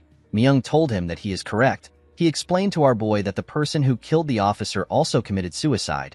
Muguk was shocked to hear this. Myung told our boy that he wants him to become the special investigation officer in order to take care of the issue personally. Our boy immediately realized that the situation was dangerous. He knew that anyone who was found to be complicit in corruption would already be executed. Due to this, anyone who dares to engage in corrupt practices will do whatever they can to hide their crimes. Muguk knew that the organization would not go easy on him, even if he is the son of the Heavenly Demon. Our boy turned to Myung and told him that he could die while investigating. The advisor told our boy that he is correct. He told him that he will have to put his life on the line to carry out the mission. Muguk immediately realized that this was one of his father's tests. The Heavenly Demon reminded his son that he said that he will control and hold the cult members by their leashes. Our boy explained to his father that he planned to do this when he becomes the Heavenly Demon.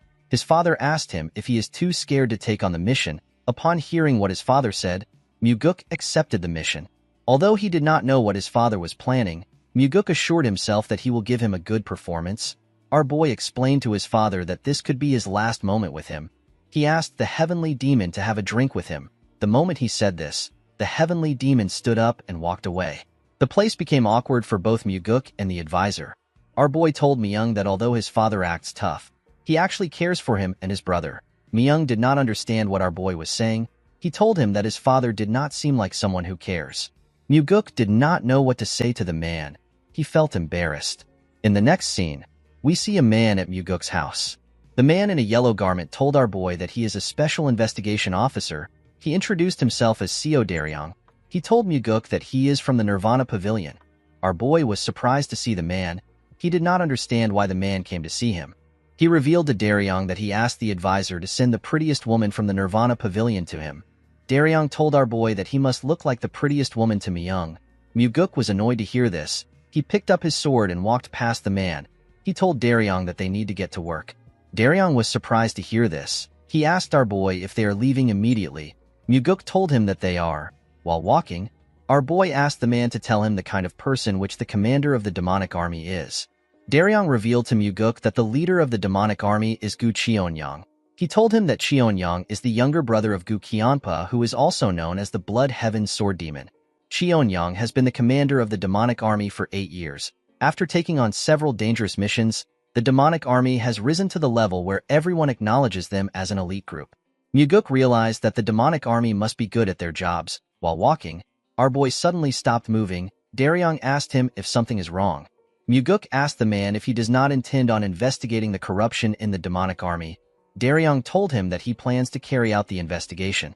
Our boy told the man that he feels no form of enthusiasm from him in the way he walks and talks. Daryong explained to Muguk that he behaves like this because nothing will change even after they uncover the corrupt practices of the demonic army. Muguk was surprised to hear this. He wondered if the man was trying to tell him that the cult will not change unless the executives are changed. Our boy turned around and asked the man if he is not scared. Daryong assured our boy that he is not scared at all. Muguk revealed to the man that the last special investigation officer was killed while investigating. Daryong revealed to our boy that the previous special investigation officer was his direct superior. Muguk was shocked to hear this. He quickly turned around. The man told him that the superior was the person who taught him. Our boy was surprised to hear this. He was more surprised to see that the man did not have any form of sadness in his eyes when he spoke to him. In the next scene, we are taken to the demonic dragon court. We see 2 huge men guarding the entrance of the court. The men asked Muguk and Daryong to tell them where they came from. Daryong introduced himself as a special investigator officer from the Nirvana Pavilion. He asked the men to step aside. He told them that he has some business with the commander of the demonic army. Our boy was surprised to see how gutsy Daryong was. One of the men told Daryong that he does not look special even though he is a special investigator. A bald man told Daryong that he cannot go in unless he has permission from a higher-up. Daryong opened his book and brought out a document. He told them that it is an order document. The bald man asked Daryong to wait outside. He told him that he will report the situation to his superior. Daryong told the man that he does not need to waste his time. He explained to him that they came to meet his superior personally. The other man reminded Daryong that he cannot enter the court without permission from a higher-up. Daryong was annoyed to hear this. He asked the man if he is going to stop a special investigator that has an order document. The bald man told the investigator that he is spouting nonsense. He explained to him that he has to follow their rules regardless if he is a special investigator. Daryong was surprised to hear what the man said. The other man told Daryong that the only thing he is going for him is his title as a special investigation officer. He told Daryong that he is powerless without his title. The moment the man said this, Muguk asked the 2 of them if they know who he is. The men told him that they are aware of his identity. Muguk could not believe that the 2 men would act rudely to him despite knowing his identity. He walked up to them and attacked their balls at a frightening speed. The men held their balls and fell to the ground. Daryong was surprised to see what happened. Our boy asked him to stop standing. He told Daryong to show him the way. The man was startled when he heard our boy's voice. He quickly moved forward. Inside the building, Muguk and Daryong were stopped by the members of the demonic army. Daryong was annoyed to see this. He took out the document and asked the men if they are blind. He told them that they are standing in the way of an official investigation. He asked them to step aside if they do not want to rot in prison. None of the men were shaken by Daryong's threat. While the men were standing, a man asked his subordinate to tell him where the idiots who are causing a ruckus came from. Daryong introduced himself to the man and asked him to identify himself. The huge bald man introduced himself as Go Dang. He told Daryong that he is the demonic army's first corps captain. He called Daryong a douche and asked him if the introduction is good enough for him. Daryong used frequency transmission to tell our boy that Dang is the second in command in the demonic army. He revealed to Muguk that Dang is notorious for committing atrocious deeds, even among the demonic army. Dang walked up to Daryong and asked him to say something. Daryong was annoyed to hear this. He told the huge man that he is a special investigator from the Nirvana Pavilion that is on official orders. He asked Dang to watch how he speaks to him. Dang asked Daryong to tell him what he will do if he speaks rudely to him. The man explained to Dang that he and his teammates will be arrested on the charges of disrupting the investigation of the Nirvana Pavilion and insulting an investigator. Dang and his teammates began to laugh when they heard Daryong say he will arrest them. With a serious look on his face, the man told the investigator that he will like to see him try to arrest them. The moment he said this, Muguk greeted him and told him that it has been a long time. He asked the man if they last met at the last banquet. Dang did not understand what our boy was talking about. Before the man could say anything, Muguk grabbed his hand and pressed it hard. The captain was shocked to see this. With a serious tone in his voice, our boy told the captain that they came to see the commander. He asked him to stop hazing them and let them through. While using frequency transmission, Muguk assured the man that he will lose his hand forever if he tries to act up. While also using frequency transmission, Dang told our boy that certain people believe that swords don't work on them because they are of noble birth. Muguk asked the man if he believes that he will be able to wield his sword with his hand. Dang told our boy that they can test it. He told him that he wants to see if his hand will fail or our boy's intestine will fall out. Unfortunately for the captain, he had to allow Muguk and Daryong pass through. As he walked past the men, Muguk told Dang that he will buy him a drink next time. The captain was annoyed to hear this. As they climbed the stairs, Daryong asked our boy if he knew the captain before. Our boy told him that it is his first time seeing the man. Daryong asked Muguk to tell him why Dang would step aside for him. Our boy revealed to the investigator that he deliberately broke Dang's hand when he shook him. He told him that the captain will have to eat with only one hand for a while. Daryong was shocked to hear this. Our boy asked the man to stop overreacting. He asked him to lead the way. The man quickly walked forward. He told Muguk that the office of the commander is on the 7th floor. When they arrived on the 7th floor, they met 3 men guarding the entrance. A man told them that they cannot enter the office of the commander unless they have an appointment with him. Our boy and Daryong were surprised to hear this. Muguk asked the men if they are not already tired of their nonsense. He moved close to them and asked them to step aside. The man who appears to be the leader told him that they cannot move. Our boy took out the order document and showed it to the man. He told him that they are stopping the heavenly demon by stopping them. The man and his subordinates became nervous when they heard this. Muguk told the man that he is allowed to look down on them, but he is not allowed to look down on the document. He asked them if they are okay with looking down on the cult leader. The men did not know what to say. They could only tremble in fear. While they were shaking, their commander asked them to let our boy in. In the next scene, we see an old man sitting on a chair. The man welcomed Muguk. With a smile on his face, Cheon-young asked our boy to not be angry that his men were behaving rudely. He told him that his men are quite ignorant. Muguk was surprised to see the leader of the demonic army. He could sense an unfathomable level of strength from the man. The energy the man was releasing made Daryong tremble in front of him. Muguk asked Cheon-young to tell his men to read a book if they have the time to pick a fight with him. The man told our boy that the ignorant are brave. Muguk explained to the man that this is an old adage. He told him that in recent times, those with knowledge are braver. This is because they are not only good at coming up with strategies, but they also become aware of what needs to be done. Cheon-young smiled when he heard this. He told our boy that he has fallen behind the times after growing old. Muguk was surprised to see that the old man was staying calm even after he provoked him. Cheon-young asked our boy to tell him why he has been tasked with the investigation this time. Muguk told the man that he was given the job because his father is trying to punish him. Cheon-young was surprised to hear this. Our boy revealed to him that he made a slight mistake while they were hunting. Cheon-young laughed when he heard this. Muguk knew that Cheon-young and his subordinates must have racked their brains in order to think about why he was sent as a special investigation officer. Cheon-young asked our boy to tell him why the Nirvana Pavilion started another investigation. He asked him if someone sent another anonymous letter like last time. Daryong told the man that they cannot reveal this information to him. Immediately he said this. Muguk told the commander that he is correct.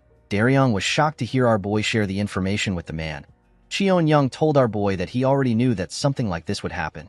He explained to Muguk that he receives all types of slander because he is the leader of the demonic army, which comprises of ignorant and rough people. He told our boy that it is quite tiring. Muguk assured the old man that they will finish their investigation as quickly as possible. He asked Cheon-young to be understanding if the investigation causes some inconvenience. The old man laughed when he heard this. He told our boy that he does not care since their relationship is quite strong. Muguk told the man that it is a known fact that the Blood Heaven Sword Demon is supporting his brother. With a smile on his face, Cheon-young told our boy that his brother is a different person from him. He assured Muguk that he is supporting him. With a bright smile on his face, our boy thanked the old man. He told him that his words make him feel relieved. Muguk told the man that he will need his cooperation for the next few days. Cheon-young told our boy that he is also counting on him. He assured Muguk that he will prepare a place for him to stay after he leaves his office. The moment he said this, our boy and Daryong turned around and decided to leave. Before he could step out of the office, Cheon-young told him that he is worried about him. With a cold gaze in his eyes, Muguk asked the commander if he is referring to the incident where the previous special investigation officer was killed. With a smile on his face, Cheon-young told our boy that he is not talking about the incident. He told him that the heavenly demon would never send his son to the demonic dragon court to die. He explained to Muguk that he is simply concerned. Our boy thanked the commander for his concern and walked forward. As he watched him walk out of his office, Cheon-young stared at Muguk with a cold gaze in his eyes. Daryong noticed something weird about our boy. He saw that Muguk was smiling. Our boy understood why his father sent him here. He realized that either he or Cheon-young must die. The scene shifts and we see Myung standing next to the heavenly demon as he checked his sword. The advisor told the heavenly demon that the issue is not a small one. He told him that he should have been the one to handle the case instead of Muguk. The heavenly demon revealed to his advisor that Muguk told him that the cult has lost the path of a demon. Myung was surprised to hear this. It did not make sense to him that the heavenly demon would send Muguk on such a dangerous mission simply for this reason. He asked his master to tell him why he gave the mission to our boy. While looking at his sword, the heavenly demon told his advisor that his son should be able to prove his words with his actions. Myung was shocked to hear this. The man seemed to have understood his master's intentions. The scene shifts and we see a dead bird hanging in the hallway of the demonic dragon court. The members of the demonic army were shocked to see the bird. They did not understand why the investigators would hang a dead crow in their hallway. Some of them called Muguk and Daryong obnoxious douchebags. While they were shouting, Muguk noticed that the ones who stopped them at the entrance were the ones complaining the most. While the men were shouting, a huge man with a scar on his face told our boy that the dead crow is too much. Muguk asked the man for his identity. The huge man introduced himself as the third corp captain of the demonic army. With a look of anger on his face, the man told our boy that his name is Jang Ho. While using frequency transmission, Daryong revealed to Muguk that Jang Ho is known to have the strongest martial arts prowess among the corp captains. He is also known to have a bad temper. Our boy asked the captain if he has any complaints. Jang Ho was annoyed to hear this. He pointed at the crow and asked Muguk to tell him why he would put something that is so auspicious where people pass through. With a smile on his face, Muguk revealed to the man that someone threw the crow on his bed while he was sleeping. He told Jang Ho that he hung the crow because he thought it was a cultural thing. The captain told our boy that he could have simply punished the person who put the crow in his bed instead of doing something so weird. Muguk glared at the man when he heard this. With a smile on his face, our boy told the captain that he will start with him. Jang Ho did not understand what our boy was talking about. He asked Muguk to tell him what he means. Our boy told Jang Ho that he will start the investigation with him. The man was surprised to hear this. He asked our boy to tell him why he chose him. Muguk ordered Daryong to submit all Jang Ho's records. He told him to get anything relating to his finances and all his movements. The man was annoyed to hear this. He walked up to Muguk and told him that he does not have the power to do something like that. Our boy glared at the man and told him that he has the power to do it. The moment he said this, Jang Ho used his leg to smash the ground out of anger. Muguk told the captain that he is free to get riled up if he wants. He asked him to not forget that he could be charged with treason if he stands in the way of their investigation. The moment he said this, the members of Jang Ho's team quickly rushed to stop him. They begged him to stop. While the men were begging him, Muguk told him that the investigation will start with him. With a look of anger on his face, Jang Ho told our boy that he will see things to the end. The scene shifts and we see the investigators and Jang Ho inside a room. After staring at the captain for a while, Muguk asked the man to tell him how long he will keep testing him. Jang Ho asked our boy to tell him what he means.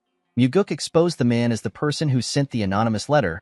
Daryong was shocked to hear this. He could not believe that the letter was sent by the captain. He did not understand how our boy came to this conclusion. Jang Ho asked Muguk to tell him what he is talking about.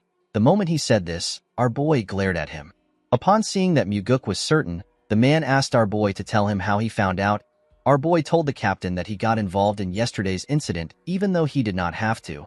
He revealed to the man that he did this in order to avoid being suspected by his commander. Jang Ho told our boy that he is right. Muguk explained to the man that he has most of his squad members under his control. Our boy was able to notice this because none of Jang Ho's squad members laughed or cursed him after he hung the dead crow. Jang Ho was shocked to see that Muguk saw this. Our boy revealed to the man that his subordinates were actually worried about him. and stopped him from doing anything stupid. Muguk could tell that someone who ran a group in such a different way would probably find it hard for him to overlook any corruption in the organization he is in. Jang Ho was speechless when he heard Muguk's deduction. Although our boy noticed all these things, there was another reason why he made his guess. The moment Daryong introduced Jang Ho to him using frequency transmission, Muguk remembered something from his past life. He remembered the incident where the strongest corps captain of the demonic army died. Our boy was able to deduce that Jang Ho got killed by someone because he sent the anonymous letter to resolve the issues of the demonic army. Jang Ho revealed to Muguk that he did not know if the letter would work, so he could not write the exact details involved. The captain never expected that the second young master would be sent to perform an investigation. Our boy asked the man to tell him what he thinks now that he is here. The captain apologized to Muguk and told him that he thought that they were done for. Our boy turned to Daryong and smiled when he heard this. He asked the man if it is popular for young people to be so honest. Daryong did not understand what Muguk was talking about. He told him that he and Jang Ho are actually older than him. Immediately he said this. Our boy remembered that he was now young again. Muguk turned to Jang Ho and asked him to tell him what is happening in the demonic army.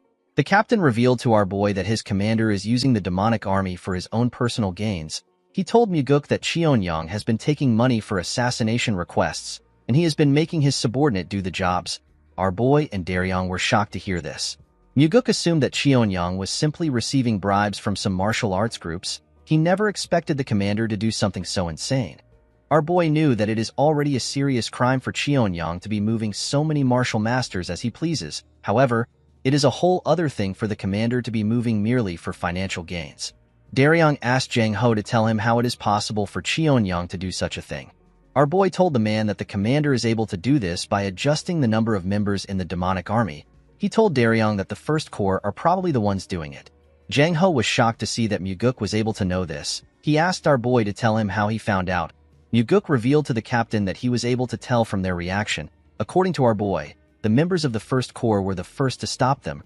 They were also the ones that cursed them the most after seeing the dead crow. Muguk asked Jang Ho to tell him how he was able to find out that it was the First Corps. The man became sad when he heard this question. He revealed to our boy that the martial artist who committed suicide after killing the previous special investigator was his friend. The martial artist was also the first person to send the anonymous letter. Muguk asked Jang Ho to tell him how close he was with the man. With a shaky tone in his voice, the captain revealed to our boy that he and his friend joined the cult at the same time. He told him that his friend was basically like family to him. Muguk asked the man to tell him the person who he thinks killed his friend. Jang Ho explained to our boy that his commander probably gave the order and Captain Go Dang personally killed his friend by himself. Our boy realized that if Jang Ho's words were true, then he is looking at an immense corruption case that involves the commander of the demonic army and the whole First Corps. Due to the fact that Cheonyang was willing to kill an investigator, our boy wondered if his father and Myung truly did not know anything about the case. Muguk knew that the heavenly demon and the advisor already knew what was happening to a certain extent. Our boy knew that his father sent him here for this reason.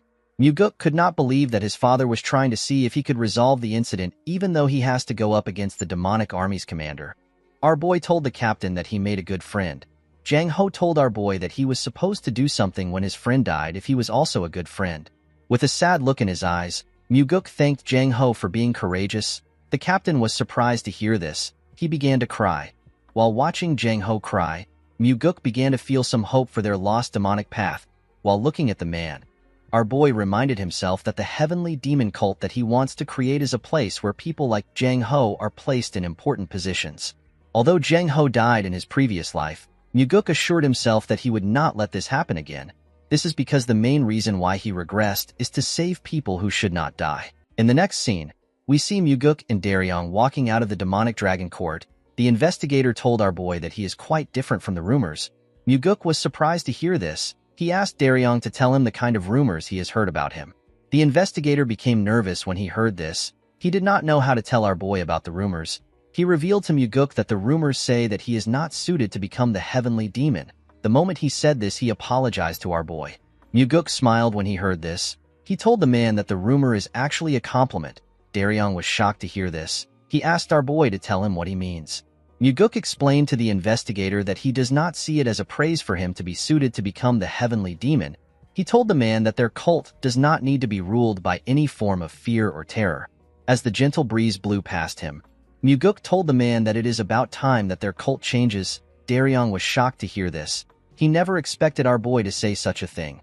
As he walked forward, Muguk assured himself that he will change the cult. Our boy knew that he had to change the cult in order to stop the extermination of his family and the cult itself. The next day, we see a chubby man who was wearing the same clothes as Daryong. The man was also an investigator. The investigator rushed to meet Muguk. He told our boy that something bad has happened. He asked Muguk to follow him immediately. The man took Muguk to the hallway of the demonic dragon court. When he arrived in the hallway, our boy was shocked to see what happened. Muguk saw members of the Nirvana Pavilion bleeding on the floor. Daryong and another man were bleeding from their heads. The other man appeared to be unconscious. Two men from the Nirvana Pavilion held their swords tightly. They were ready to defend themselves. In front of the investigators were the members of the demonic army. The men held their swords tightly. Our boy ordered the men to stop moving. He walked up to Daryong and asked him if he is badly hurt. Daryong assured our boy that he is fine. He told him that his colleague has been severely hurt. When Muguk touched the man, he noticed that his ribs have been broken. Our boy ordered the other men to take the unconscious man to the infirmary. One of the men holding a sword quickly put the unconscious man on his back and carried him away. Immediately the men left. Muguk turned to the members of the demonic army. He asked Dang if he was the one who wounded the men. With an arrogant look on his face, the captain told our boy that he is right. Muguk asked the captain to give him his reason for harming an investigator of the Nirvana Pavilion. Dang revealed to our boy that the investigator bumped into his shoulder in the corridor and walked away without apologizing. He told Muguk that he taught the man a lesson for his actions. Muguk could easily see through Dang's words. He told the man that he is certain that he bumped into the investigator on purpose. He told Dang that he would have never let the man go even if he apologized. Instead of denying this allegation, Dang laughed and told our boy that he is correct. The moment he did this, Muguk told him that they are poison. The captain was surprised to hear this. He could not comprehend our boy's words. He asked Muguk to explain what he means. With a deadly look in his eyes, Muguk told Dang that his subordinates are poison to him. The captain was surprised to hear this. He asked our boy to tell him why he is spouting nonsense. With a serious look on his face, Muguk asked the captain if he also killed some members of their cult in this manner last year. Our boy told Dang that he also killed 3 members after getting in a fight with them at a bar 2 years ago. The members that Dang fought were low-ranked martial artists. Before things blew out of proportion, the demonic army covered the situation up for the captain. With a confident smile on his face, Dang told our boy that there are too many idiots in the cult that do not revere the demonic army. With a serious look on his face, Muguk asked Dang if he knows that he possesses the authority to carry out an execution. Dang and the other members were surprised to hear this. They became nervous. The captain laughed and told Muguk that he does not care if he has such an authority. He asked our boy if he is even capable of performing an execution. Our boy was not surprised to hear Dang's reply. He already expected it because this was the poison he was talking about. Muguk knew that only fools would act this way when they are conscious of how others around them see them. Normally, this ought to be a situation where Dang would be nervous, but instead he is acting tough in front of his subordinates. Muguk realized that the captain's head is too far up his own ass. Dang did not have any idea about the kind of stage he is standing on. When our boy walked forward, Dang's subordinates placed their hands on their swords and took a stance. The men were ready to attack. With a confident smile on his face, Dang told our boy that if he messes with him then he will be messing with the entire demonic army. He asked Muguk if he has the courage to do this. Our boy decided to taunt the man. He told the captain that he is better than him because he is not hiding behind his subordinates. The captain raised his right hand. He told Muguk that he is injured because of a certain coward. He asked our boy to count himself lucky. Our boy raised his right hand up. He told Dang that he will not use his right hand. He asked the man if he will fight with him now. The captain was surprised to hear this. He told our boy that he will probably tell the heavenly demon what happened after he gets injured. Dang's teammates laughed when they heard this.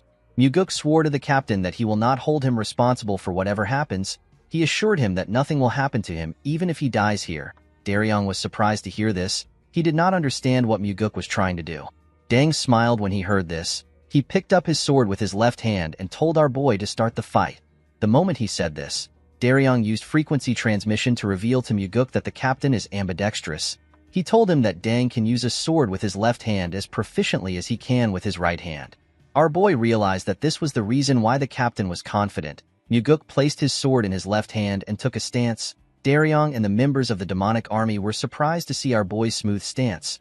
The moment he took his stance, Dang swung his sword at him. Our boy managed to easily dodge the attack. The captain's sword hit the floor and destroyed the bricks.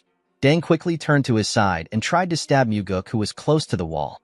Our boy easily dodged the man's attacks and landed on the floor. The moment he landed on the floor, Muguk changed his stance and used his sword to cut off Dang's left hand. The arrogant man screamed out in pain.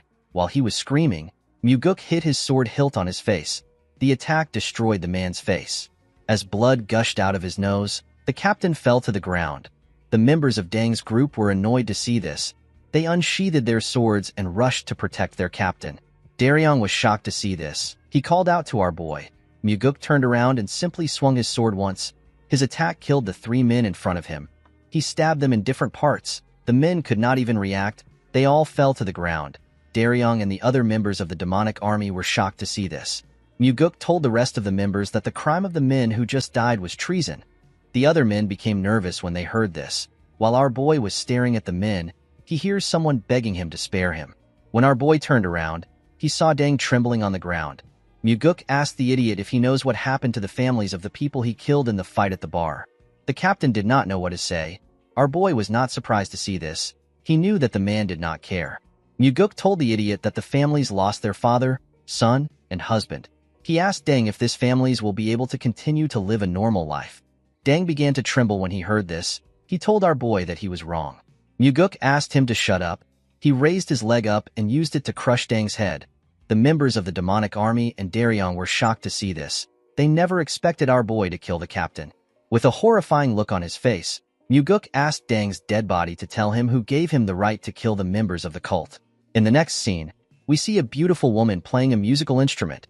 Some women were dancing to the music which the instrumentalist was playing. The women were in the same room as Muguk and the demonic commander. Cheon-young poured our boy a drink. He asked Muguk about the trouble he got into while he was downstairs. Our boy explained to the man that he got into a conflict which was not intentional. The demonic commander said that it is a bit sad that his first corps captain was killed. He told our boy that he has no choice but to let Dang go since there were so many questionable things about him. Muguk was surprised to hear this. He realized that Cheon-young is a complete trash. He could not believe that the commander would badmouth someone who served him. Instead of trying to avenge the captain, Cheon-young was trying to make him out as a criminal. After taking a sip of his drink, the commander explained to Muguk that although Dang was killed in an investigation, he is still a captain of the demonic army. The commander told our boy that he will be in a tough spot if his group decides to make an issue out of it. Cheon-young put his cup down and told Muguk that it will be better to bring the whole case to a close. The commander assured our boy that the death of a captain and 3 of his subordinates should be enough to close the case. Our boy thanked the man for his consideration. With a worried look on his face, Muguk told the man that he will also like to close the case on a good note.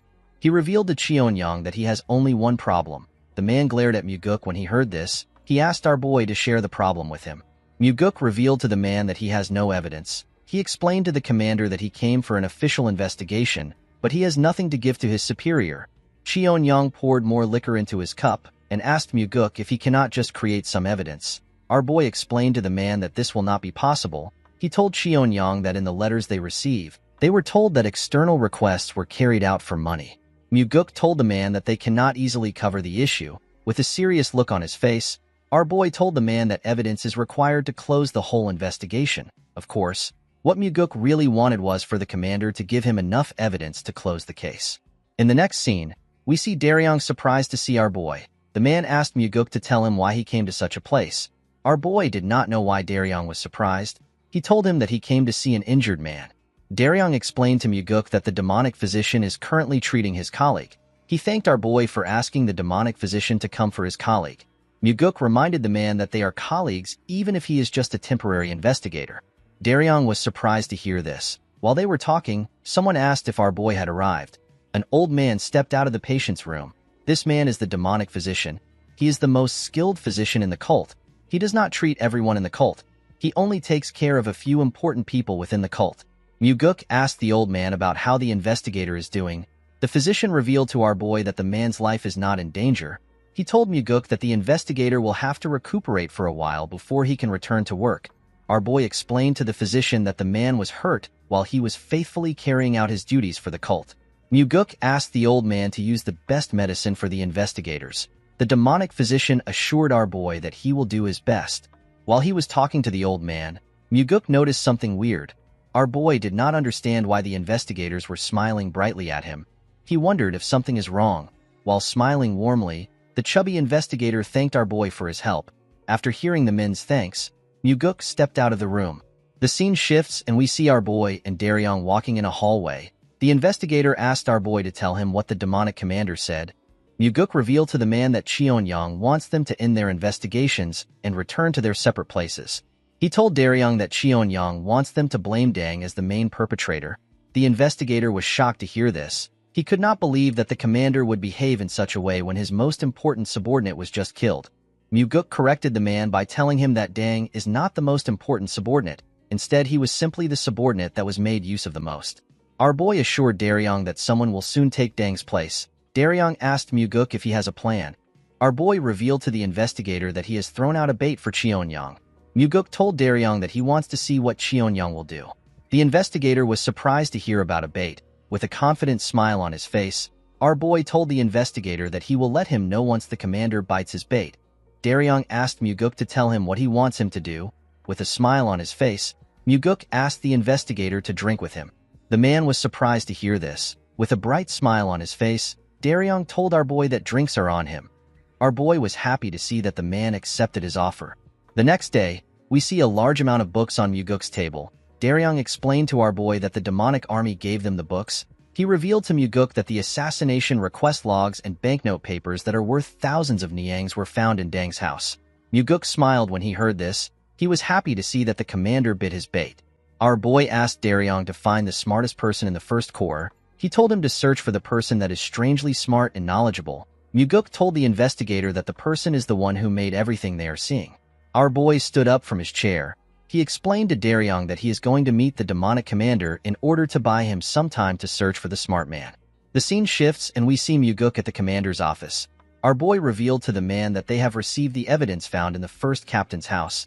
Cheon-yang laughed when he heard this. He told Muguk that all that is left to do is for them to celebrate with drinks.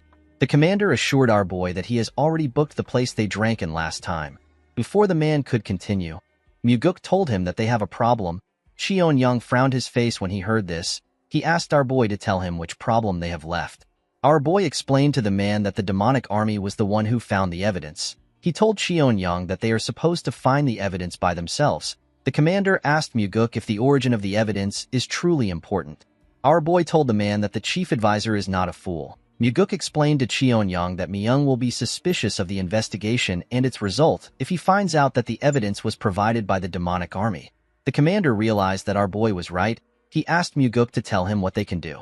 Our boy explained to the man that they will have to act like they are investigating for a little while. He told Cheon-yang that they will do a large-scale investigation for just one day.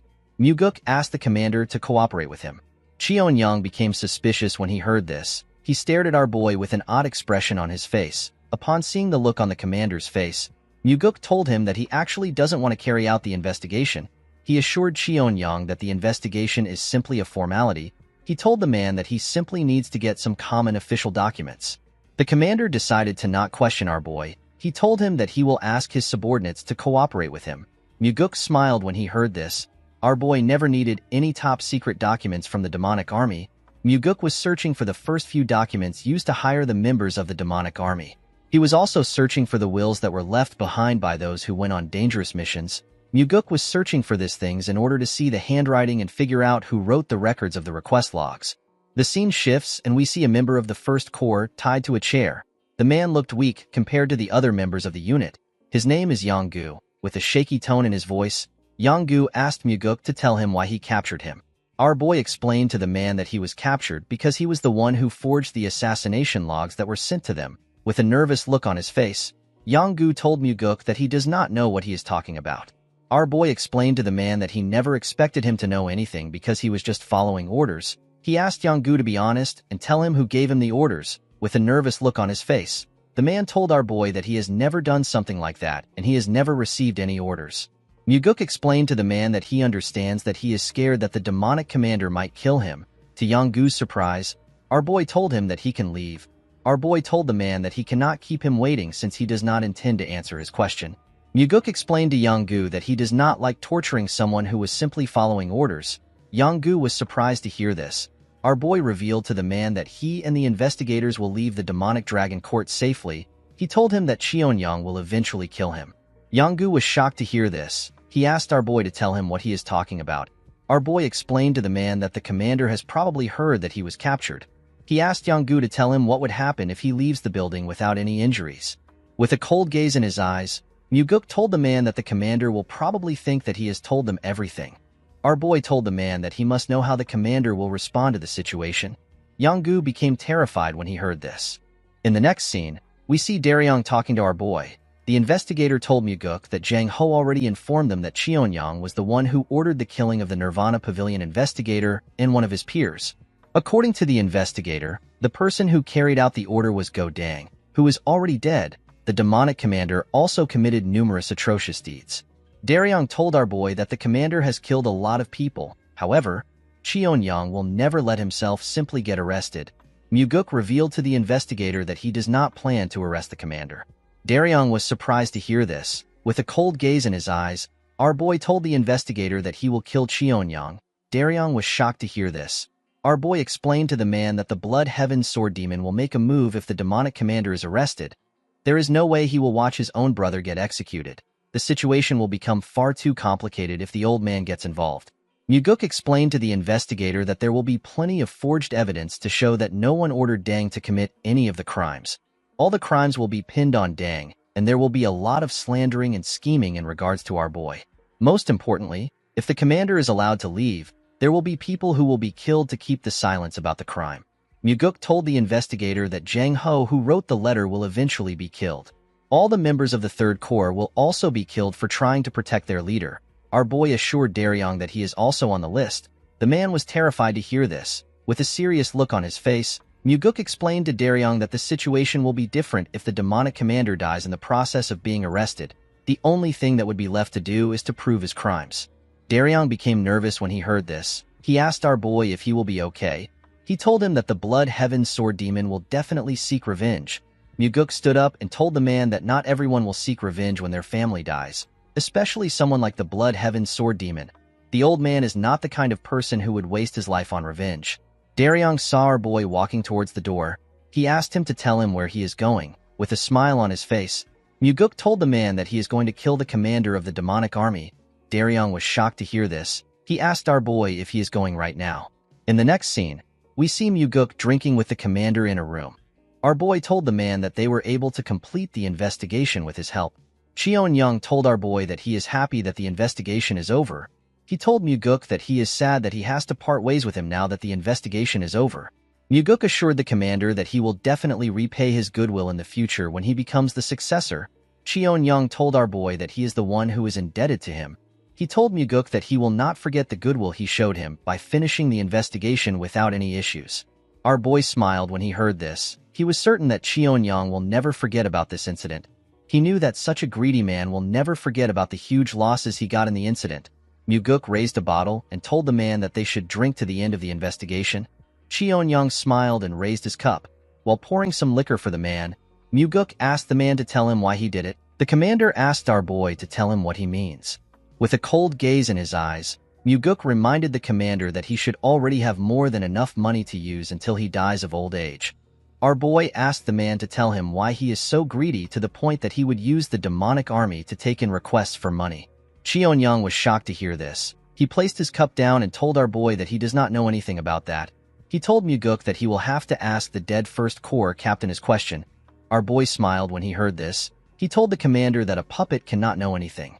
With a serious look on his face, Cheon-young asked our boy to tell him what he is talking about. With a smile on his face, Muguk told the man that he is curious about what he thinks. Our boy explained to the man that he does not expect much from him since there is nothing but pitch darkness within him.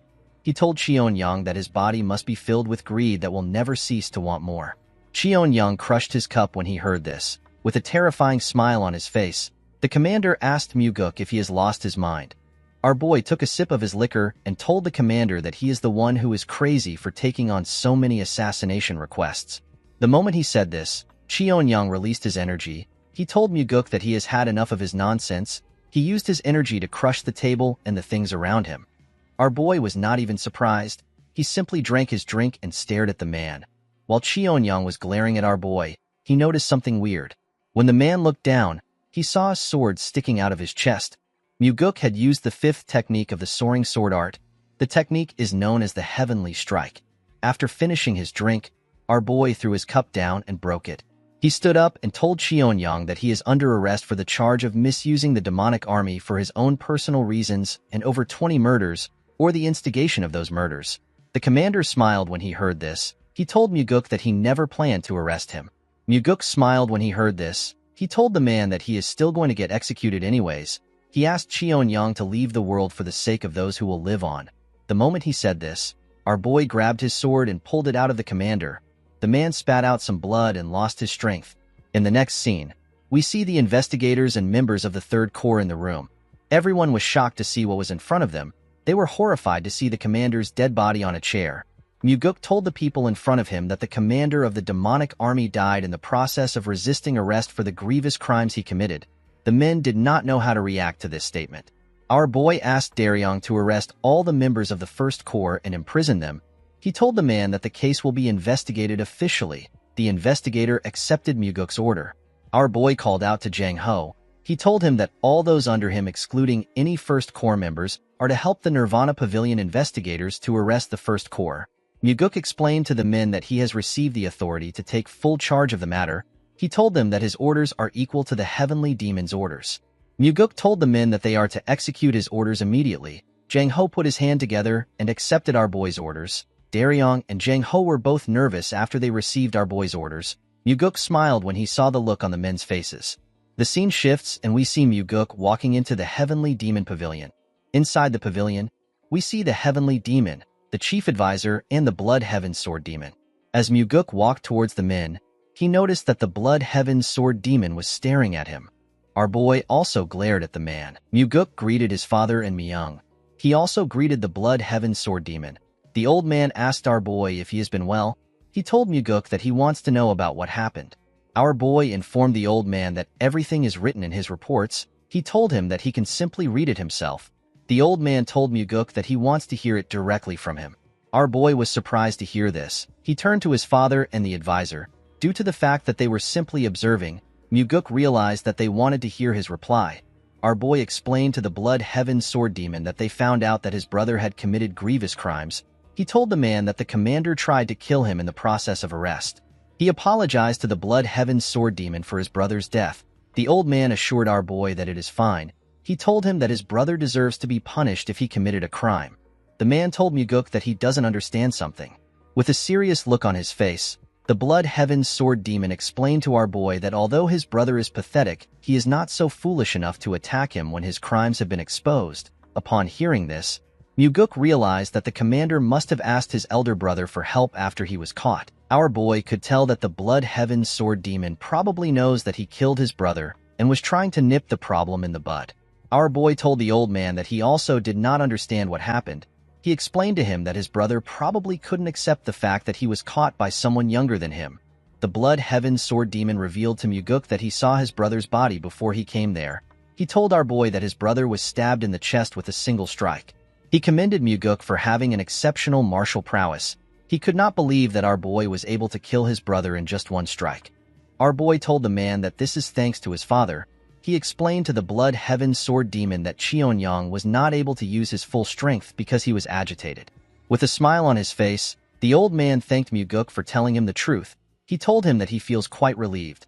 Our boy told the man that he actually feels sorry. While talking, Muguk noticed that Kyampa was not even showing any signs of anger. Our boy believed that the old man's anger should have reached the limit since he killed his disciple and even his brother. The old man turned to the Heavenly Demon. The two men stared at each other. The Heavenly Demon told the Blood Heaven Sword Demon that he will need to rest in order to prepare for the funeral. He asked the old man to go. Kyampa bowed his head and thanked his master for his consideration. The old man came down the stairs and walked past our boy. Muguk wondered if Kyampa wanted to tell his father that he has gone too far. He believed that the old man wanted to ask the Heavenly Demon if they had to deal with the issue in this manner.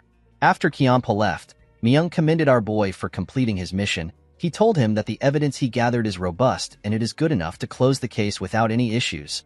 The advisor asked Muguk if he is hurt anywhere. With a smile on his face, our boy thanked his father and the advisor for their worry. Myung called out to Muguk. He seemed like he wanted to tell him something. Our boy asked the man if something is wrong. The advisor asked our boy to forget about it. Immediately he said this. Someone walks up to Muguk. The person was holding a box. Myung told Muguk that his father wanted to give him a reward for his hard work. When the man opened the box, we see a long sword in a black sheath. Muguk was shocked to see the sword. The advisor revealed to our boy that the heavenly demon has bestowed the black demonic sword onto him. The black demonic sword is one of the treasured swords in the cult. It is like the white demonic sword. Our boy smiled when he picked up the sword. He turned to his father and told him that it would have been better for him to give him the white demonic sword because it matches his aloof personality. With a serious look on his face, the heavenly demon informed his son that the black demonic sword suits him. Muguk grabbed the sword and took it out of its sheath. The sword released its energy the moment our boy took it out. Muguk never expected the sword to be able to release such a cold energy, even though he had not infused any energy into it. The cult leader stared at his son when he saw him take out his sword. Myung was surprised to see this. He realized that his master was feeling proud when he saw his son acting happy. Our boy returned the sword into the sheath. He told his father that the reward feels too great. The advisor assured Muguk that he deserves the sword. He revealed to him that the issue with the demonic commander was their most dire problem within the cult. He told our boy that he never expected him to end the case in such a clean manner. He turned to the heavenly demon and asked him if he expected Muguk to solve the case this way. The heavenly demon told the man that he believed that his son would be lucky to survive. He told him that he did not know that our boy could solve the case. Of course, Muguk could easily see through his father. He knew that the heavenly demon sent him there because he actually believed in him. The heavenly demon knew that our boy had mastered the soaring sword arts. He also knew that Muguk had consumed the demonic essence pill. He was certain that his son would not die easily. Our boy could tell that his father never expected the commander to die. While thinking, Muguk understood why his father gave him the sword. The heavenly demon was making a statement to the blood heaven sword demon. He was telling the old man that he acknowledges everything he has done for the cult, but it would be best for him to not besmirch his son over the incident. Upon understanding his father's intentions, Muguk put his hands together and thanked him for giving him the weapon. With a smile on his face, our boy thanked the heavenly demon for the meaning of the sword. The cult leader was surprised to see that his son understood the meaning of the weapon. He asked him to leave. Immediately our boy stepped out of the building. He hears someone say that the son feels good. The person asked him to take a short break with him before leaving. When Muguk turned to the side, he saw the blood heaven sword demon sitting on the floor next to a small garden. Our boy was not surprised to see the old man. He already knew that Kyampa would not have left easily, as Muguk walked towards him. Kyampa saw the black demonic sword on his waist. Our boy sat next to the man and told him that the summer feels hotter than usual. Immediately our boy sat down. Kyampa released his energy. With a horrifying look on his face, the blood heaven sword demon called Muguk a damn whelp. He asked him to tell him what gave him the guts to ambush and kill his brother. Our boy was shocked to see what was happening. Kyampa promised to rip him apart limb by limb and offer him to his brother's grave. The flowers around them began to wither when the old man's energy touched them. It was hard for Muguk to withstand the man's energy. After lashing out, the blood heaven sword demon began to smile. He asked Muguk if he should have said this to him earlier. The moment he said this, the old man tried to move his sword hilt close to our boy's body. Muguk immediately stopped the man with his hand. Our boy also released his energy. With a horrifying look on his face, he called the blood heaven sword demon a useless old man who only aged with no maturity. He asked Kyampa to tell him what gave him the right to destroy the order within the cult for his own personal desires. Muguk told the old man that he will chop up his body and pound it into dust if he does anything for his corrupted brother. The blood heaven sword demon was shocked to feel our boy's energy.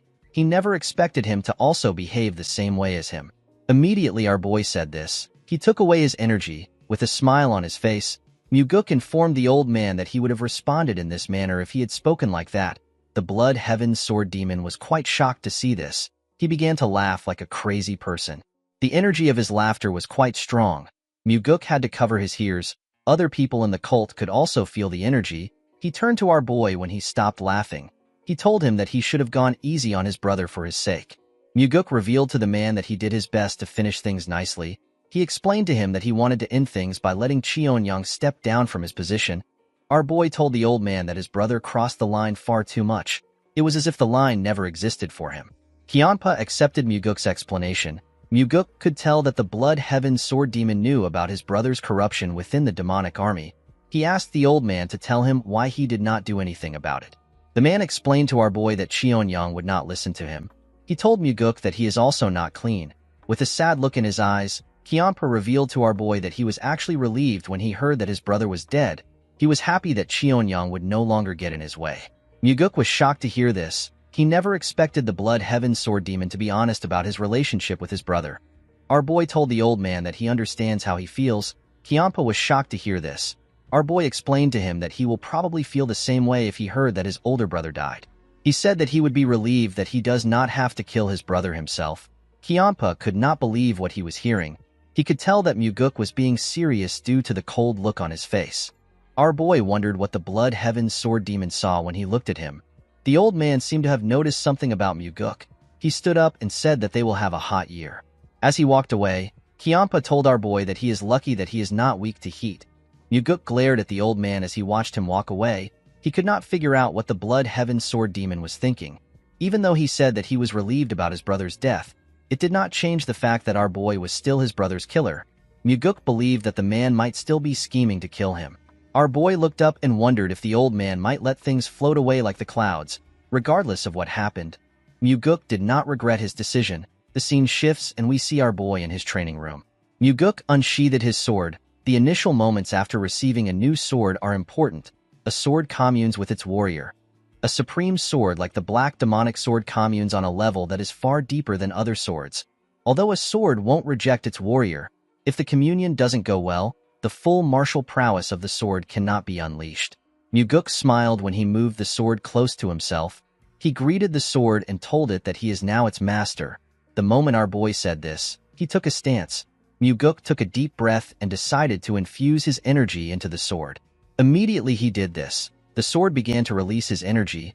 Muguk was shocked to see this. He could tell that this was different from usual. Our boy liked the new feeling. He decided to train with the weapon. He showed his new weapon his sword technique. While carefully moving his sword, Muguk told the black demonic sword that they will be surviving with this technique for a while. He promised to show his sword in incredible martial arts later on.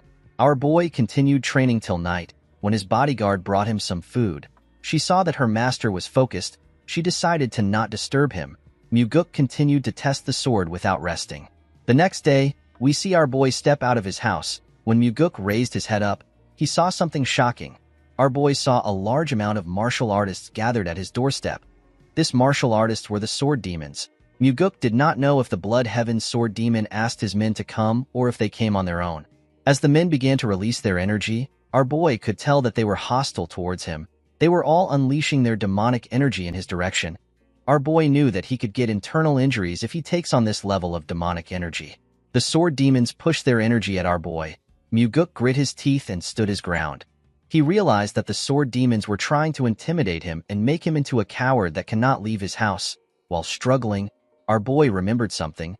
He quickly activated a technique known as Meridian Strengthening Technique. Immediately he did this. His body began to glow. This technique is a secret technique used to strengthen the meridian by having multiple martial artists discharge their energy and strike every part of the target's body.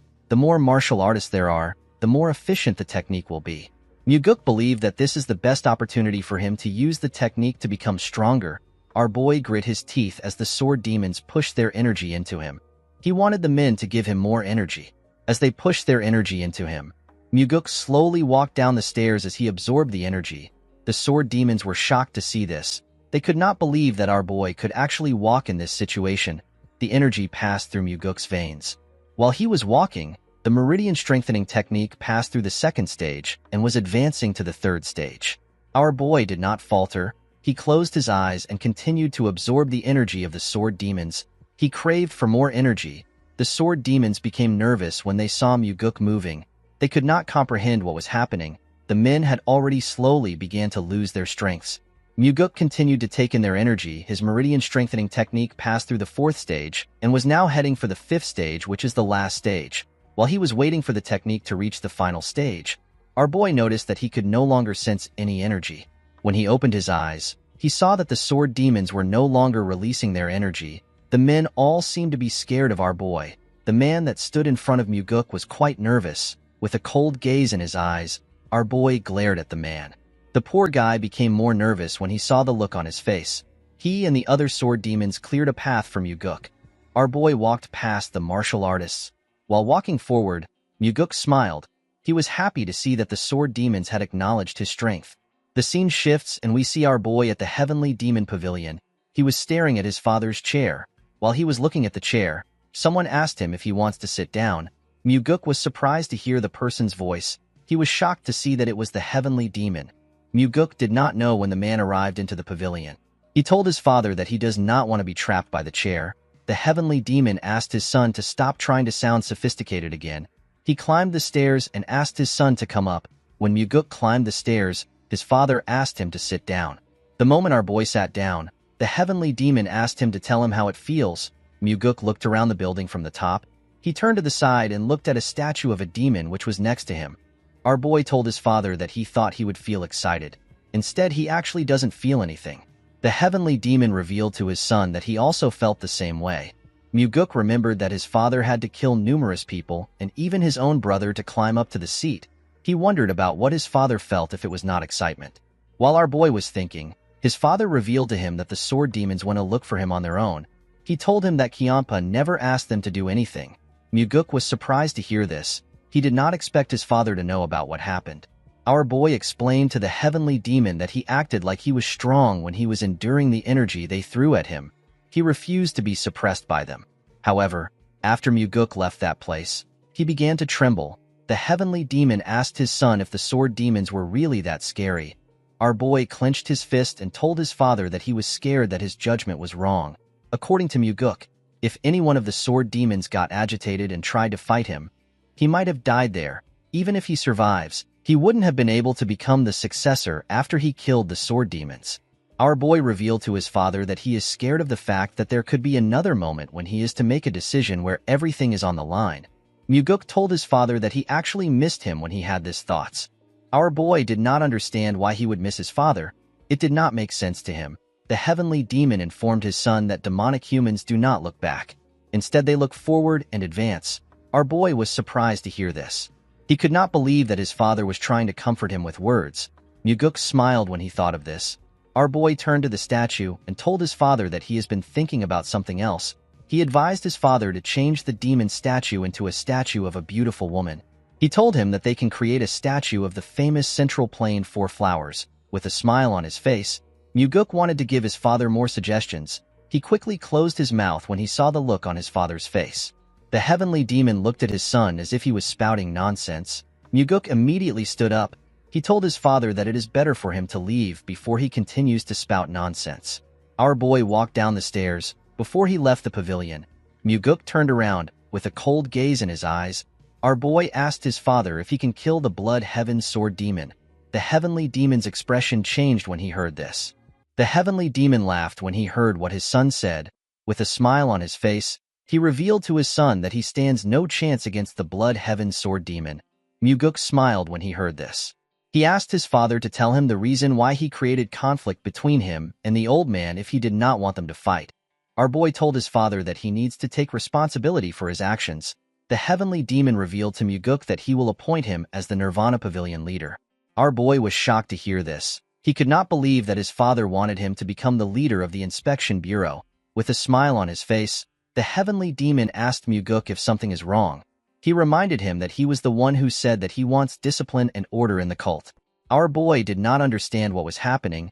He wondered if his father wanted to use him to resolve the matters that he had postponed. He could not believe that his father was sending him to a place where he could die. Muguk took a careful look at his father's face. He decided to stop thinking about his father's intentions. He realized that it is better for him to make a decision based on what he hears and sees. The Heavenly Demon is someone who will leave information on the wall for his children, but he could also make use of his children for something dangerous if they are able to handle it. Muguk clenched his fist and told his father that he wants him to go out and kill a cow. He told him that he needs to go out with a sword. The Heavenly Demon asked our boy if there is something he wants. Muguk asked his father to allow him enter the Heavenly Demon's archives. The Heavenly Demon was shocked to hear this. The Heavenly Demon Archives is a place where all sorts of rare Murim secret manuals are kept. Aside from the Heavenly Demon, only a small number of people can go inside.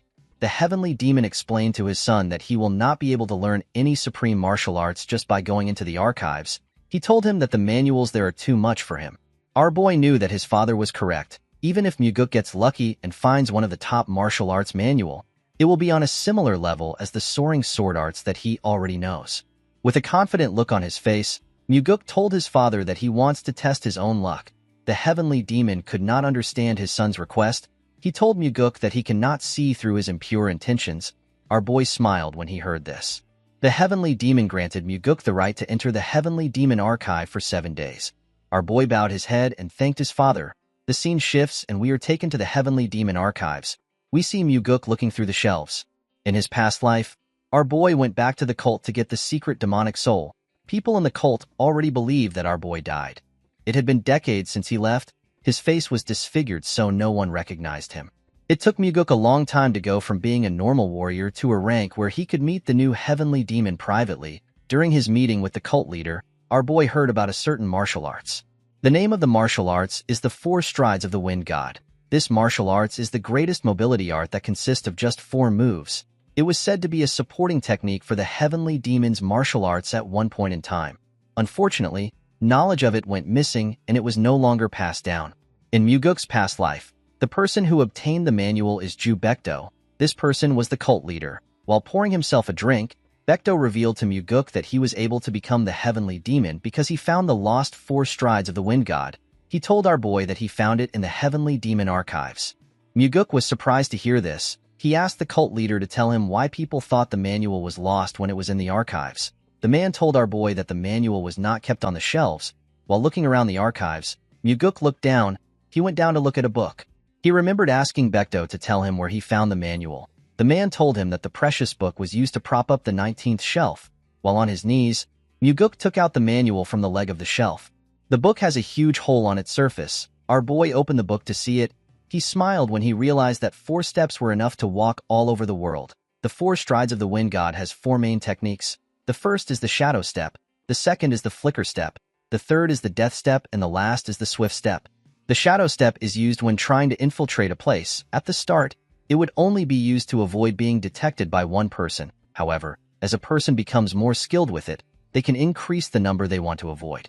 It is said that once a person masters the shadow step, the person will be able to disappear even if tens of people are looking straight at him. The flicker step is used for defense. It is a technique that will definitely help you find a way to escape, even when an unavoidable attack is coming towards you. The death step allows a person to charge into the enemies. The person can then pierce through or neutralize any defense. The swift step is said to be a technique that is so fast that the word fast is an understatement. Muguk sat in a lotus position and began to practice this techniques. 7 days later, we are taken to the heavenly demon pavilion. Muguk bowed his head and told his father that he has returned. The heavenly demon asked his son to tell him what he learned in the heavenly demon archives. With a smile on his face, our boy revealed to his father that he learned a mobility art. The heavenly demon asked his son to tell him which mobility art he learned. Our boy told his father that he learnt the 4 strides of the wind god. The heavenly demon was shocked to hear this. He asked his son to not play with him. He asked him if he learned the shadow step, which is said to be lost. Muguk explained to his father that he does not have the guts to lie to him over something like this. The heavenly demon asked our boy to show him what he learned. Muguk asked his father to tell him what he will give him if he shows him his technique. The heavenly demon told his son that he will spare his life. Our boy smiled when he heard this. He closed his eyes and released some of his energy. The moment he opened his eyes, he activated the shadow step technique and disappeared in front of his father. The heavenly demon was shocked to see this. He quickly got up from his throne. He could not believe that he was seeing different afterimages of his son in his pavilion. The heavenly demon asked Muguk to tell him where he learned the 4 strides of the wind god. Our boy told his father that he learned it in the heavenly demon archives. The moment he said this, his father appeared in front of him. With a scary look on his face, the heavenly demon asked Muguk to not lie to him. With a cold gaze in his eyes, the heavenly demon told his son that the 4 strides of the wind god did not exist within the heavenly demon archives. Muguk assured his father that he learned it there. The heavenly demon smiled when he heard this. He could not believe that his son wanted to continue lying. Our boy asked his father if he is certain that the book was not there just because he read a large amount of manuals in the archives. Muguk explained to him that the manual could have been in another shelf which does not belong to the mobility arts section. The heavenly demon became more suspicious of his son. He asked Muguk if he knew that the 4 strides of the wind god was in the archives. Our boy explained to his father that he was trying to learn another martial arts when he coincidentally found the manual. The heavenly demon did not seem to completely believe his son. However, he could not easily read our boy's face. He asked Muguk to tell him where the book was. Our boy revealed to his father that the book was used to support the bottom of a shelf. He told him that he found the book when he tried to make the shelf straight. Upon hearing this, the heavenly demon asked his son if the important part of the manual has been removed. Muguk was surprised to hear this. He asked his father to tell him how he knew. The heavenly demon turned around and revealed to his son that he would have done this if he was the one. Before walking back to his chair, the heavenly demon asked his son to tell him the steps. Our boy smiled when he heard this. He already knew that this would happen. Muguk's goal is not to defeat his father and become the heavenly demon. Instead, it was to kill Wamugi and to save everyone in the heavenly demon pavilion. Our boy actually planned on helping his father travel the world and enjoy his life before he steps down as the heavenly demon. Muguk did not have any issues with teaching his father the 4 strides of the wind god. With a smile on his face, our boy told the cult leader that he does not want to teach him the 4 strides of the wind god. The heavenly demon turned around and glared at his son. Muguk told his father that nothing is free in the world. The heavenly demon reminded his son that he taught him a technique at the hunting grounds for free. Muguk told his father that the technique was the payment for the liquor he drank at the hunting grounds.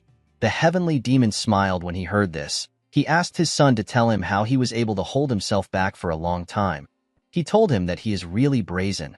With a smile on his face, Muguk explained to his father that he held himself back until he grew to this extent. The cult leader asked his son to tell him what he wants. With a confident look on his face, Muguk told his father that he wants the heavenly demon defense art. The heavenly demon defense art protects one's body, and it is an exclusive martial arts that only the heavenly demon can learn. This defense art is as good as getting an extra life. The heavenly demon told his son that it is impossible for him to learn the defense art. He reminded Muguk that the heavenly demon defense art can only be learned by the heavenly demon or the successor. Our boy told his father that he just needs to teach it to him secretly. The heavenly demon was surprised to hear this. Muguk reminded his father that the heavenly demon defense art is not something that can be seen on the outside. He assured him that no one will know if he teaches him secretly. Muguk bowed his head to his father and told him that he will take his leave. He asked the cult leader to get back to him after thinking about it. Immediately he turned around. The heavenly demon told him that he needs to first teach him the 4 strides of the wind god. Muguk quickly turned around. He was shocked to hear what his father said. He could not believe that his father was actually going to teach him the heavenly demon defense art.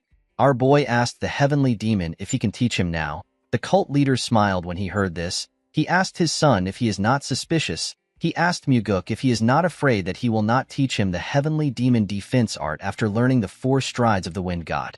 With a smile on his face, our boy told his father that he is not worried. He explained to him that he is not a parent who would do something so embarrassing in front of his own son. The heavenly demon was surprised to hear this. He asked his son to tell him the steps. The moment he heard this, our boy began to recite the manual. The heavenly demon closed his eyes and released a small portion of his energy. He circulated his energy while following his son's instructions. When he was done, he opened his eyes. Muguk asked his father if he should say it one more time. The heavenly demon told his son that there is no need. Immediately he said this. He disappeared in front of Muguk and began to move around the pavilion.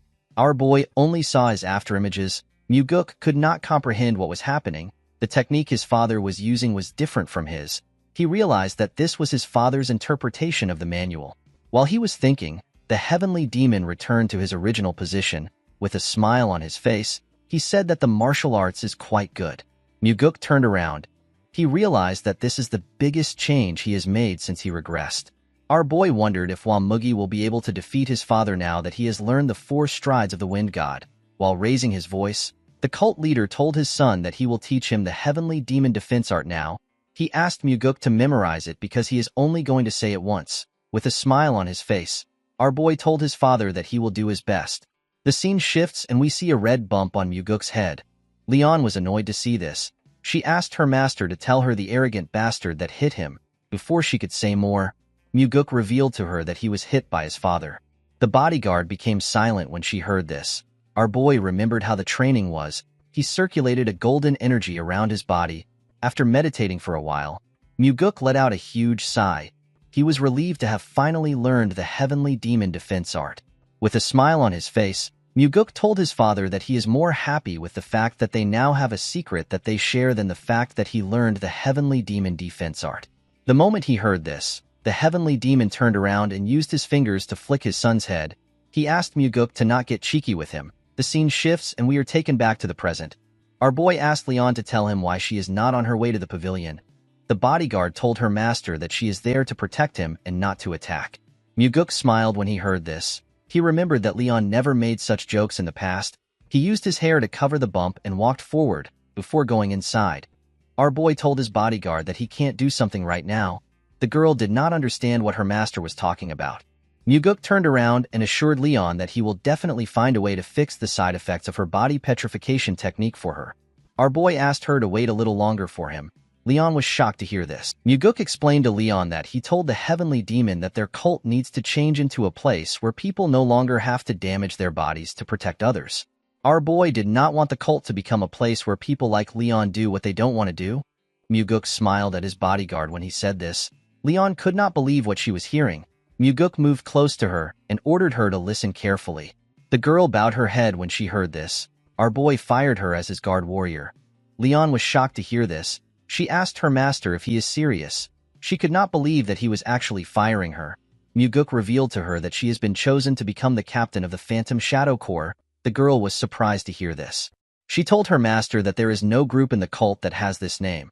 With a smile on his face, Muguk revealed to her that he is the one that is going to create the group. He told her that it will be a group that directly reports to him. Leon asked her master to tell her why he is making her a captain of a group that has not been created yet. With a serious look on his face, our boy asked her if she will become the captain of the Phantom Shadow Corps for his sake. Leon could not believe what she was hearing. She put her hand together and bowed her head to Muguk. She told him that she will accept the position. In the next scene, we are taken to a town. We see Muguk in average clothes. Our boy was thinking about the fact that he told Leon that he will be creating a group that directly serves under him. Although he said this, Muguk knew that this was not a simple task. In order to run an organization, a large amount of capital is needed. To get the capital he needed, Muguk decided to make use of an incident that happened before he regressed. While our boy was standing with some mercenaries, a man calls out to them. The man introduced himself as Yang Dang. He explained to them that he has been appointed as the leader of the mission. The man made everyone understand that the mission pays a lot of money, but it is also quite dangerous. He told them that anyone who does anything stupid will die by his hands. Yang Dang walked up to Muguk. He asked him if he is the one who joined the mission under the recommendation of Warrior Seo. Our boy told him that he is. The man asked him if he can trust his skills. With a smile on his face, Muguk asked Yang Dang if he will acknowledge him when he cuts him down. The man asked our boy to not act arrogant. He reminded him that they live in a world where the head of the arrogant would fall easily like morning dew. Muguk assured the man that he will follow his orders. He told him that he is content as long as he is paid. Yang Dang turned around and told our boy that he will be keeping an eye on him. After the man left, Muguk looked around. He saw his client and her daughter. The mission was to escort this two to Namping safely. When the little girl raised her head up, our boy waved at her. She smiled when she saw this. She turned around with her mother and went into the carriage. The scene shifts and we see the group riding through the forest. In the evening, the group decided to camp out and rest. Yang Dang shared some beef jerky among the other mercenaries. The man told them that they do not know when they will be able to eat again. He asked them to eat their fill.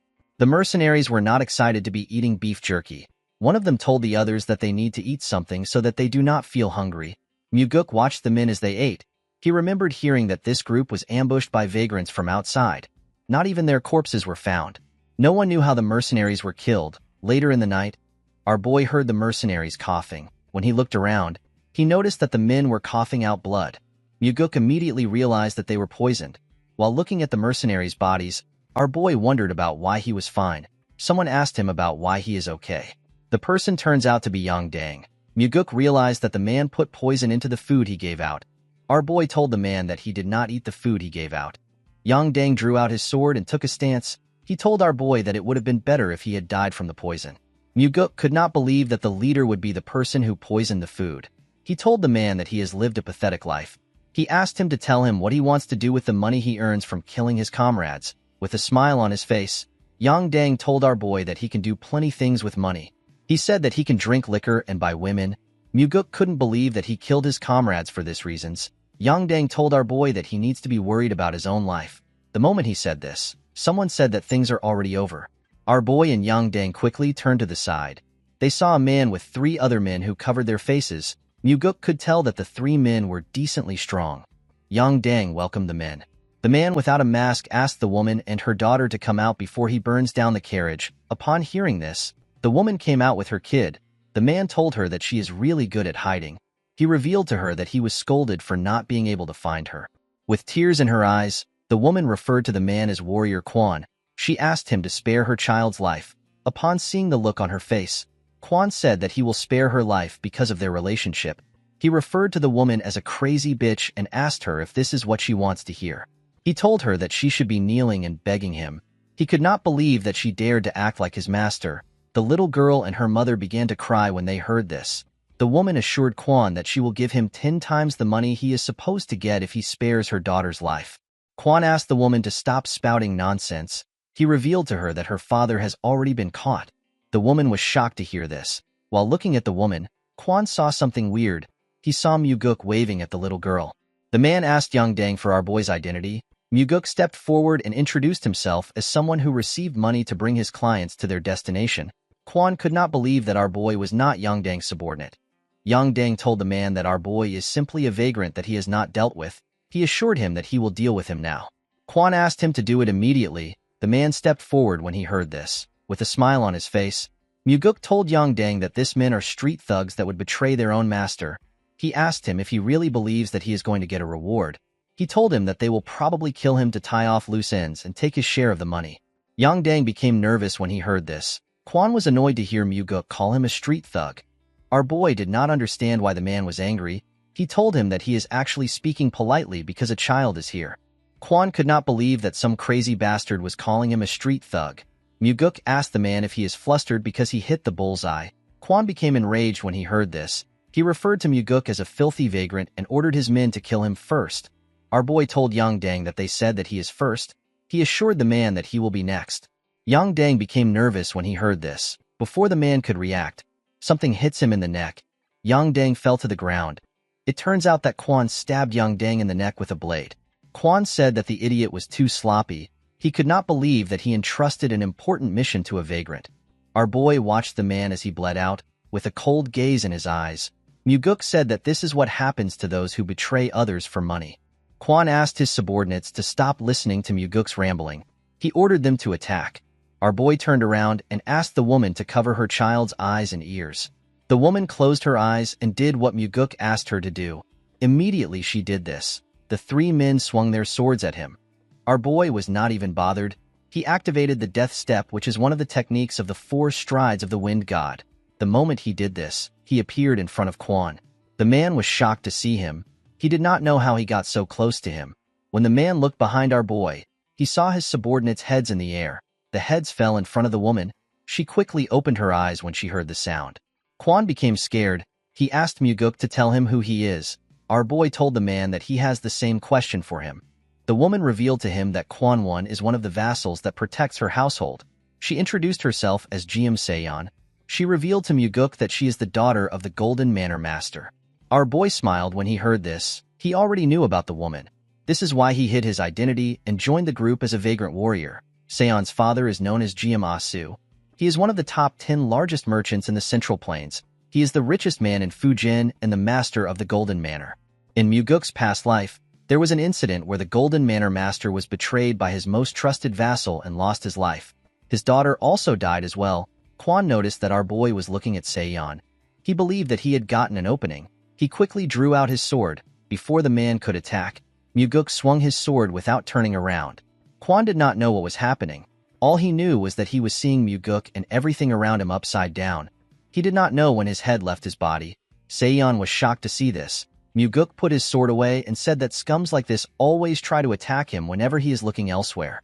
While holding on to her child, Seon told Muguk that she wants to hire him. She begged him to help them. Muguk explained to her that it will cost her more now that the situation is different. Seon assured our boy that they will be able to pay him no matter how expensive he is. She begged him to save her father. With a smile on his face, Muguk asked the woman to follow him. The scene shifts and we see a man laughing when he saw the carriage arrive into the compound. He was happy to see that they had finally caught Seon and her daughter. He said that the plan they have prepared for 10 years has finally succeeded. While the man was talking, he noticed that it was only Muguk and the family that came down from the carriage. He asked our boy to tell him where Kwon is. Muguk revealed to him that everyone is dead except for him. The man was surprised to hear this. He asked our boy to tell him who killed Kwon. Muguk told the man that Kwon was killed by a mysterious martial master who is young and handsome. The man was surprised to hear this.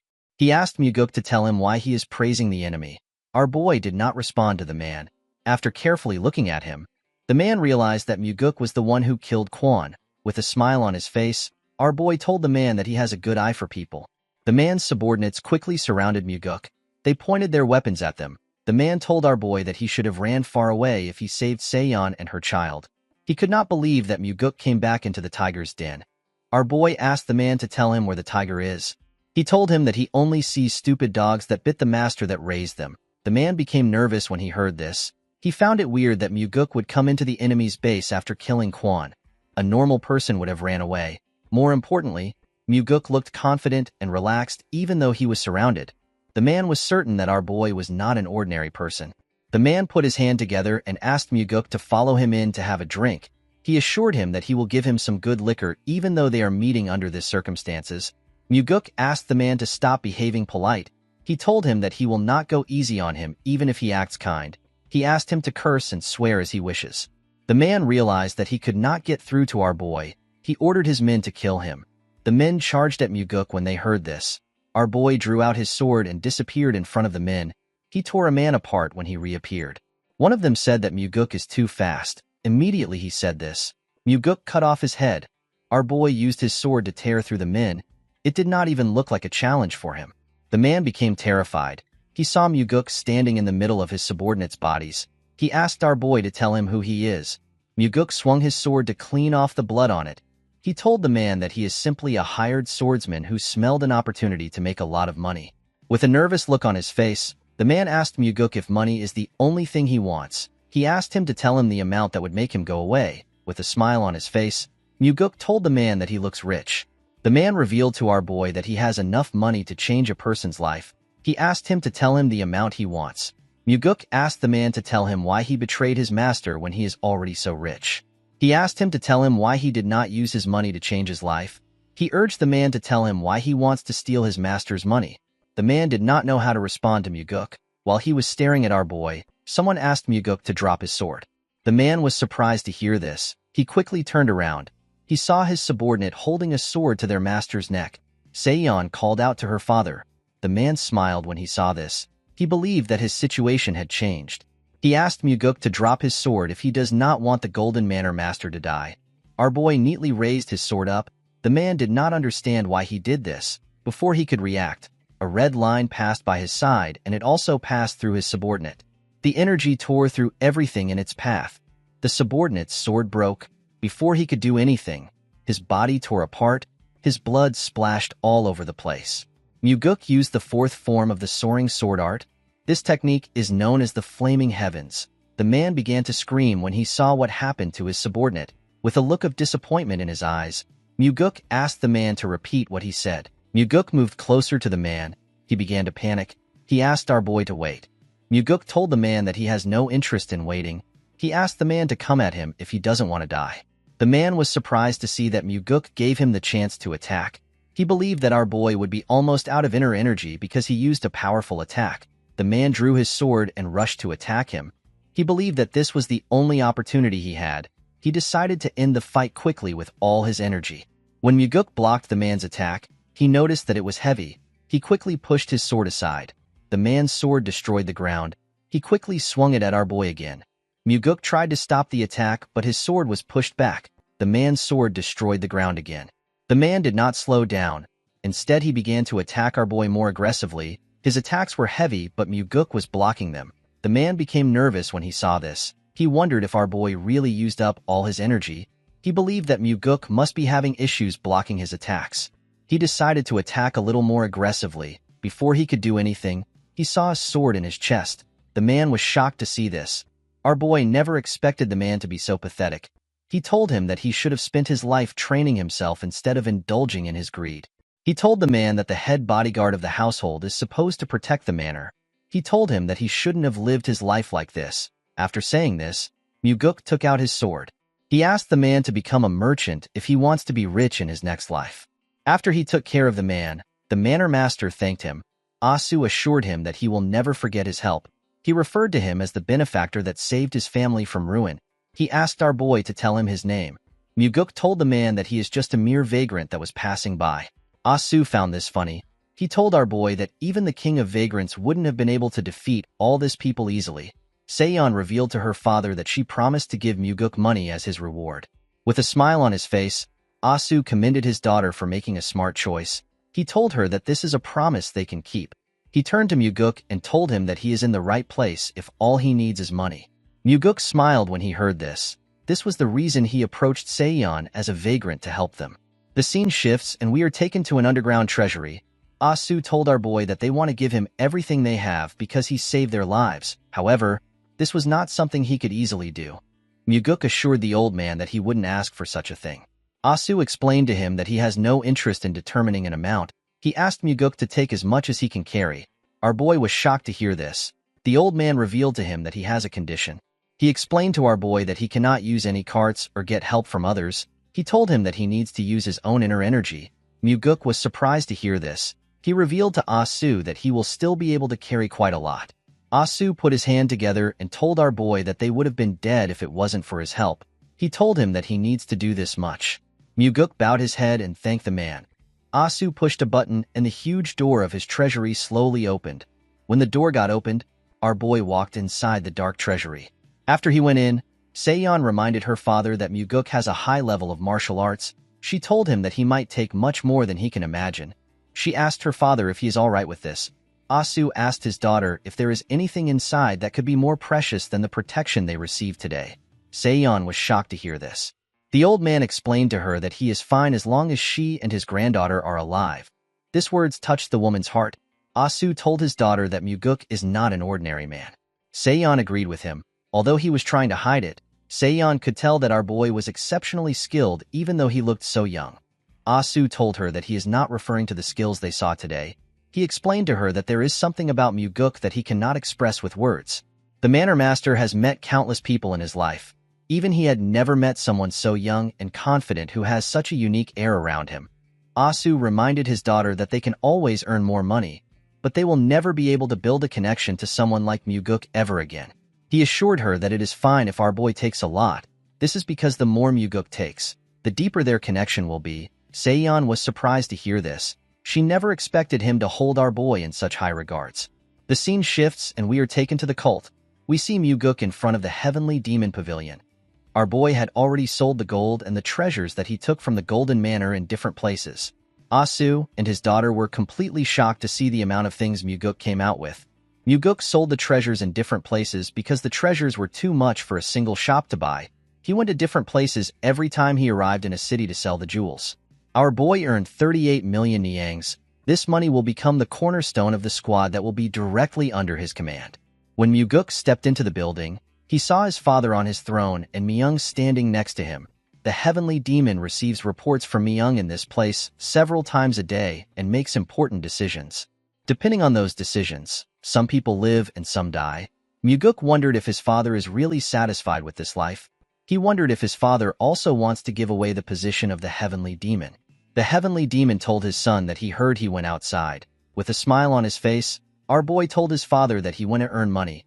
The Heavenly Demon asked him to tell him what he needs money for. Muguk explained to his father that he cannot continue spending his money. He told him that he will need a lot of funding going forward. His father asked him about how he plans to spend his money. Muguk revealed to him that he wants to create his own private group. The Heavenly Demon and the chief advisor were shocked to hear this. The Heavenly Demon asked our boy to explain himself. Muguk reminded him that each of the Demon Supremes take in their own subordinates. He told him that he also needs his own group in order to deal with them. The Heavenly Demon told him that he cannot create a group. He explained to him that his brother will also want a group if he creates one. This will cause their family and the cultists to become divided. He told his son that he forbids him from creating a group. Muguk already expected resistance on the issue. He knew that his father won't approve it at once. He placed his hand into his clothes and took out a scroll. He told his father that it is for him. The heavenly demon raised his hand and used his energy to pick up the scroll. After reading the scroll, the heavenly demon realized that it was talking about money. He asked his son to tell him what the money is for. Muguk revealed to him that the money is his allowance. The heavenly demon was shocked to hear this. He could not believe that his son was giving him some money.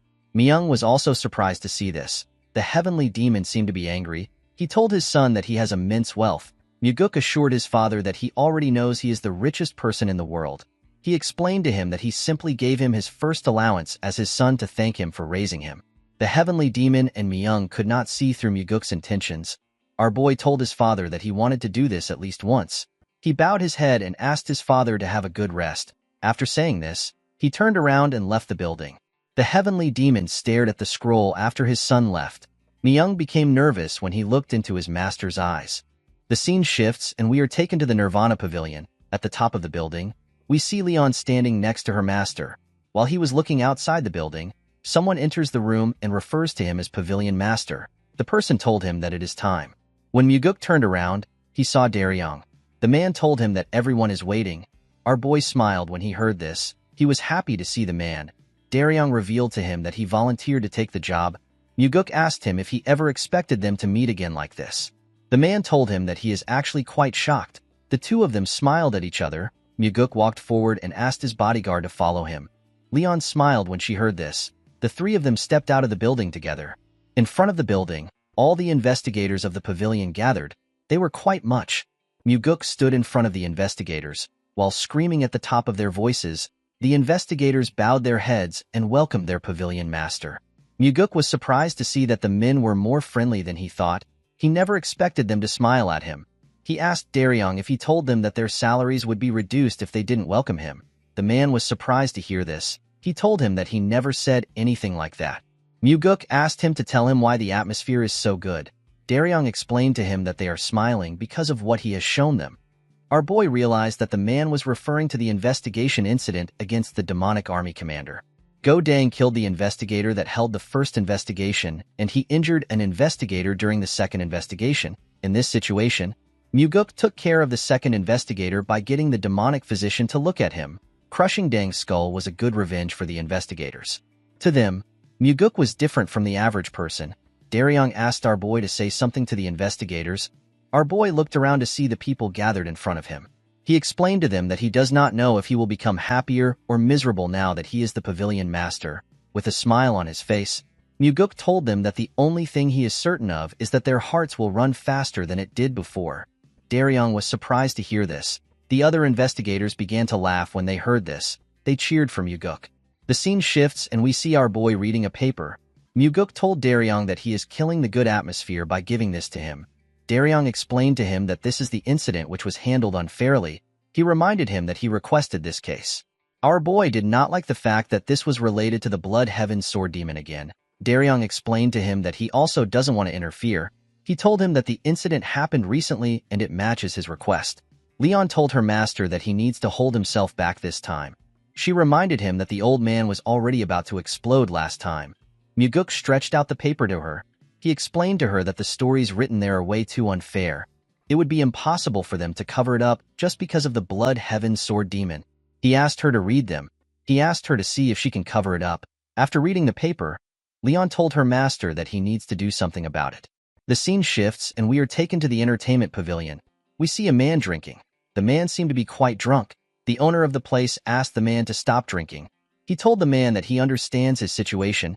He told him that he is too drunk. The man told the owner that he cannot stop drinking. He revealed to him that the scumbags who put his child in a comatose state for 10 days were acquitted as innocent. The owner was surprised to hear this. He reminded the man that the Nirvana Pavilion is investigating the case. The man took another sip of his drink and revealed to the owner that the Nirvana Pavilion investigator said that his child was sparring with his friend and got injured. He placed his cup down and told the owner that the father of the child who led the attack on his child is the 100 Sword Demon. The owner was shocked to hear this. The 100 Sword Demon is a subordinate of the Blood Heaven Sword Demon, and he is the leader of 100 Sword Demons. With a look of anger on his face, the man said that the Nirvana Pavilion is even worse than the 100 Sword Demon. The owner asked him to keep his voice down. He asked him to not let anyone hear him. The man did not care about this. He said that the Nirvana Pavilion and the 100-Sword Demon can come there to kill him. The owner told him that he needs to pull himself together in times like this. With tears in his eyes, the man said that his wife won't be able to live if his son doesn't wake up. He said that he will kill the bastard by himself if his son doesn't wake up. Someone asked him if he thinks he can kill the boy. The man was shocked to hear this. When he turned around, he saw 3 guys. He asked the guy with a mohawk for his identity. The mohawk boy asked him to tell him who he is for him to go around saying that he will kill someone else's precious son. The man was annoyed to hear this. He recognized the boy in front of him. He stood up and referred to the mohawk boy as a bastard. He asked him to bring back his son. He told him that they haven't received a single apology from him. The boy bowed his head and apologized to the man for what he did. He told him that he committed a heinous crime. He assured him that it will never happen again. The man was surprised to hear this. Immediately he said this. The boy told the man that he has done enough. He asked him to not say that he never apologized. The man was shocked to hear this. The boy's friends laughed when they saw the look on the man's face. The man grit his teeth out of anger. He picked up his sword. Before he could draw it, the boy appeared in front of him with his fist next to his face. He gave the man a heavy punch in his face. The punch sent the man flying. The boy told everyone that the man was the first to pull out his sword. His 2 friends told him that they saw it.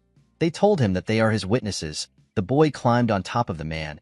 He began to attack him aggressively. He was annoyed to see that a mere storage keeper dared to report him to the Nirvana Pavilion.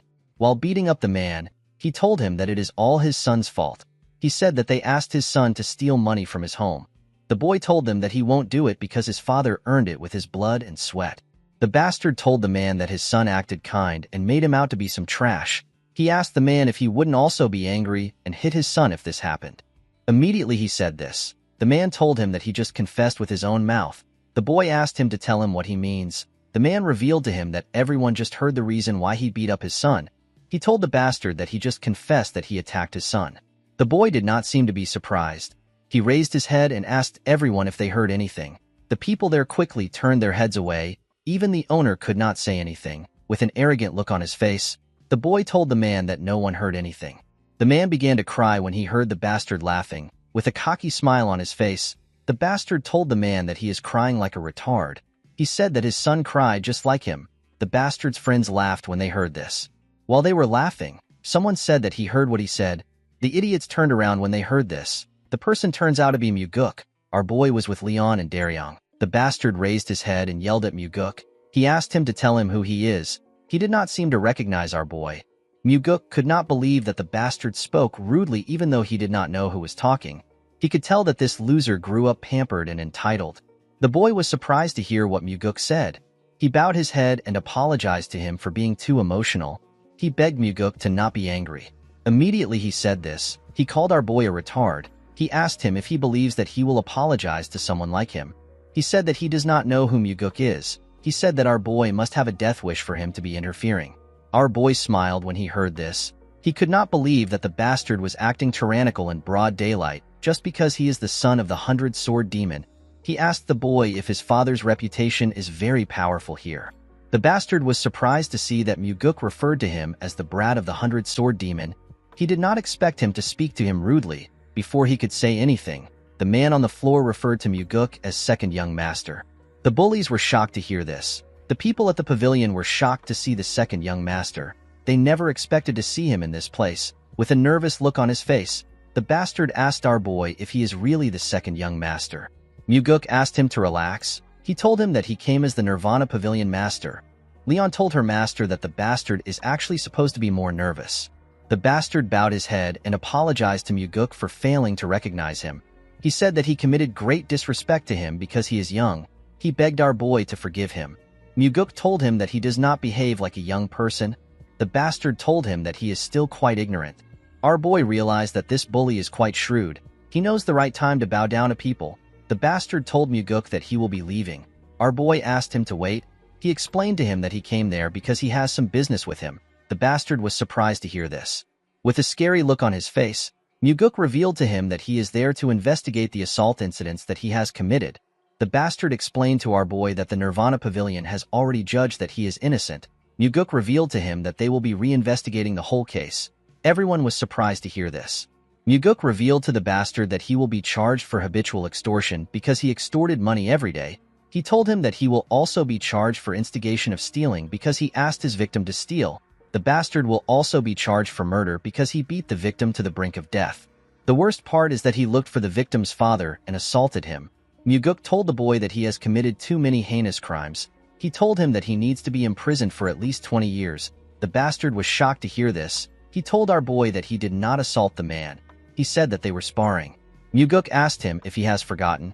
He reminded him that he confessed in front of the Nirvana Pavilion master some moments ago. He told him that he heard his confession. The bastard realized that he messed up. For some reason, this piece of shit still had some courage. He told Muguk that his father will not stand by and let anyone accuse him. Our boy smiled when he heard this. He asked the bastard to not worry about that. He revealed to him that his father will be so busy that he won't have to look after him. With a scary smile on his face, Muguk revealed to him that he plans to arrest the 100 Sword Demon for conspiring with a Nirvana Pavilion investigator.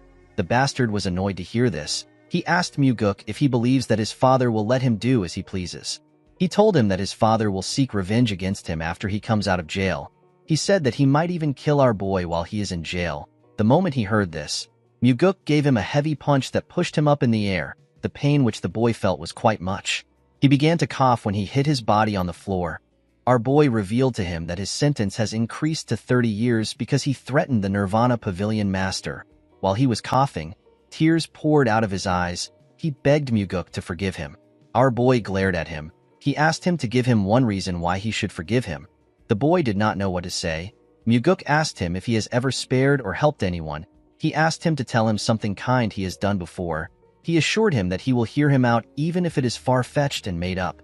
The bastard could not say anything. Muguk explained to him that he cannot make up something because he has never done anything kind before. He asked the bastard to tell him why he should forgive trash like him. While crying like a little girl, the boy promised Muguk that he will be nice from now on. Our boy gave him a heavy slap on his face. The boy spat out some blood. The slap knocked him out. Everyone was shocked to see this. Muguk asked the bastard to live like a nice person after he comes out of jail. Immediately he said this, he turned to the bastard's goons. The boys were horrified to see him looking at them. The fat one told him that they only did what they were told. The slim one begged Muguk to let them go. Our boy explained to them that they will become scapegoats if they don't tell them everything they know. The boys told him that they will share everything with him. Muguk ordered Daryong to take the boys to the pavilion. The man bowed his head and accepted the order. He got 2 investigators to escort the bullies to the pavilion. The man and the owner could not believe what they were seeing. Muguk looked around and asked everyone to report to the Nirvana Pavilion if anything unfair happens again. He assured them that no amount of external influence will work on the pavilion as long as he is the Nirvana Pavilion master. The people were surprised to hear this. With a smile on his face, Muguk told them that he will call his father if anyone dares to call their father to intimidate them. The owner and the people in the restaurant began to laugh when they heard this. Leon moved close to the injured man. She revealed to him that the demonic physician has already taken a look at his son before they came to the restaurant. She told him that Muguk was the one who ordered the physician to do it. The man was shocked to hear this. He asked our boy if it is true that the important physician took a look at his son. With a gentle smile on his face, Muguk told the man that his son is more important. He revealed to him that he saw his son wake up before he came there. He advised him to go to his son right now. The man began to cry when he heard this. He tried to bow his head, but our boy stopped him. The man thanked him for what he did. He assured him that he will never forget the kindness he showed him. With a smile on his face, Muguk reminded the man that he has already devoted his entire life to their cult. He told him that it is natural for them to protect someone like him. The man was shocked to hear this. He could not believe that someone was acknowledging his hard work. He held our boy's hand and thanked him for what he has done. Daryong and Leon smiled when they saw how the man was thanking their master. Everyone was feeling emotional. Muguk told the man that it is the cult that is thankful to him. The scene shifts and we are taken to the Nirvana Pavilion. We see the investigators of the pavilion standing in front of our boy. Muguk believed that the first people to show opposition would be the Blood Heaven Sword Demon and the Sword Demons. He never expected it to have come from within the Nirvana Pavilion. At the front of the investigators was Gok Myung. Myung is the highest special investigator. He put his hand together and apologized to Muguk for not seeing him alone in the office. He told him that there were too many people. Our boy asked them about why they came to see him. Myung explained to him that he heard that he was going to reopen an investigation that was already ruled as innocent. Muguk told them that he plans to do it. Myung explained to him that they are worried that this action will crush the morale and authority that the investigators have. Muguk asked them if they all agree with the man. The investigators said that they do. Our boy told them that he does not agree with it. He told them that he believes that Yang Ho's incident is what destroys their pavilion's authority in a very severe manner. The investigators were surprised to hear this. Myung asked him to explain what he means. With a cold gaze in his eyes, Muguk asked the man if he heard about how Yang Ho confessed to his crimes in front of everyone else when he arrested him. Myung told him that he heard about it. Our boy asked him to tell him why he came if he has heard about it. The man told him that what they are talking about is the reopening of an investigation that has been closed. Muguk asked him if it is a matter of principles. Myung told him that it is. He revealed to him that a reinvestigation has never happened before. Our boy reminded the man that an innocent child was beaten half dead, and they got a confession from the culprit himself. He asked him if this does not warrant a reinvestigation. He asked him if he knows how he looks right now that he is trying to stick to principles. The man believed that the situation should not be changed. He explained to Muguk that it is important to hold up principles in an organization. Our boy let out a sigh. He told the investigators that he wants to hear what they think. He asked anyone who thinks the reinvestigation is correct to move to his left. The investigators looked around. None of them had the courage to step out. While they were looking at each other, one of them stepped out. The person turns out to be Daryong. The man said that he believed a reinvestigation is needed. Our boy asked him for the reason for his choice. Daryong explained to him that the investigation was not satisfactory. He said that they cannot deny the possibility that external influence could be involved.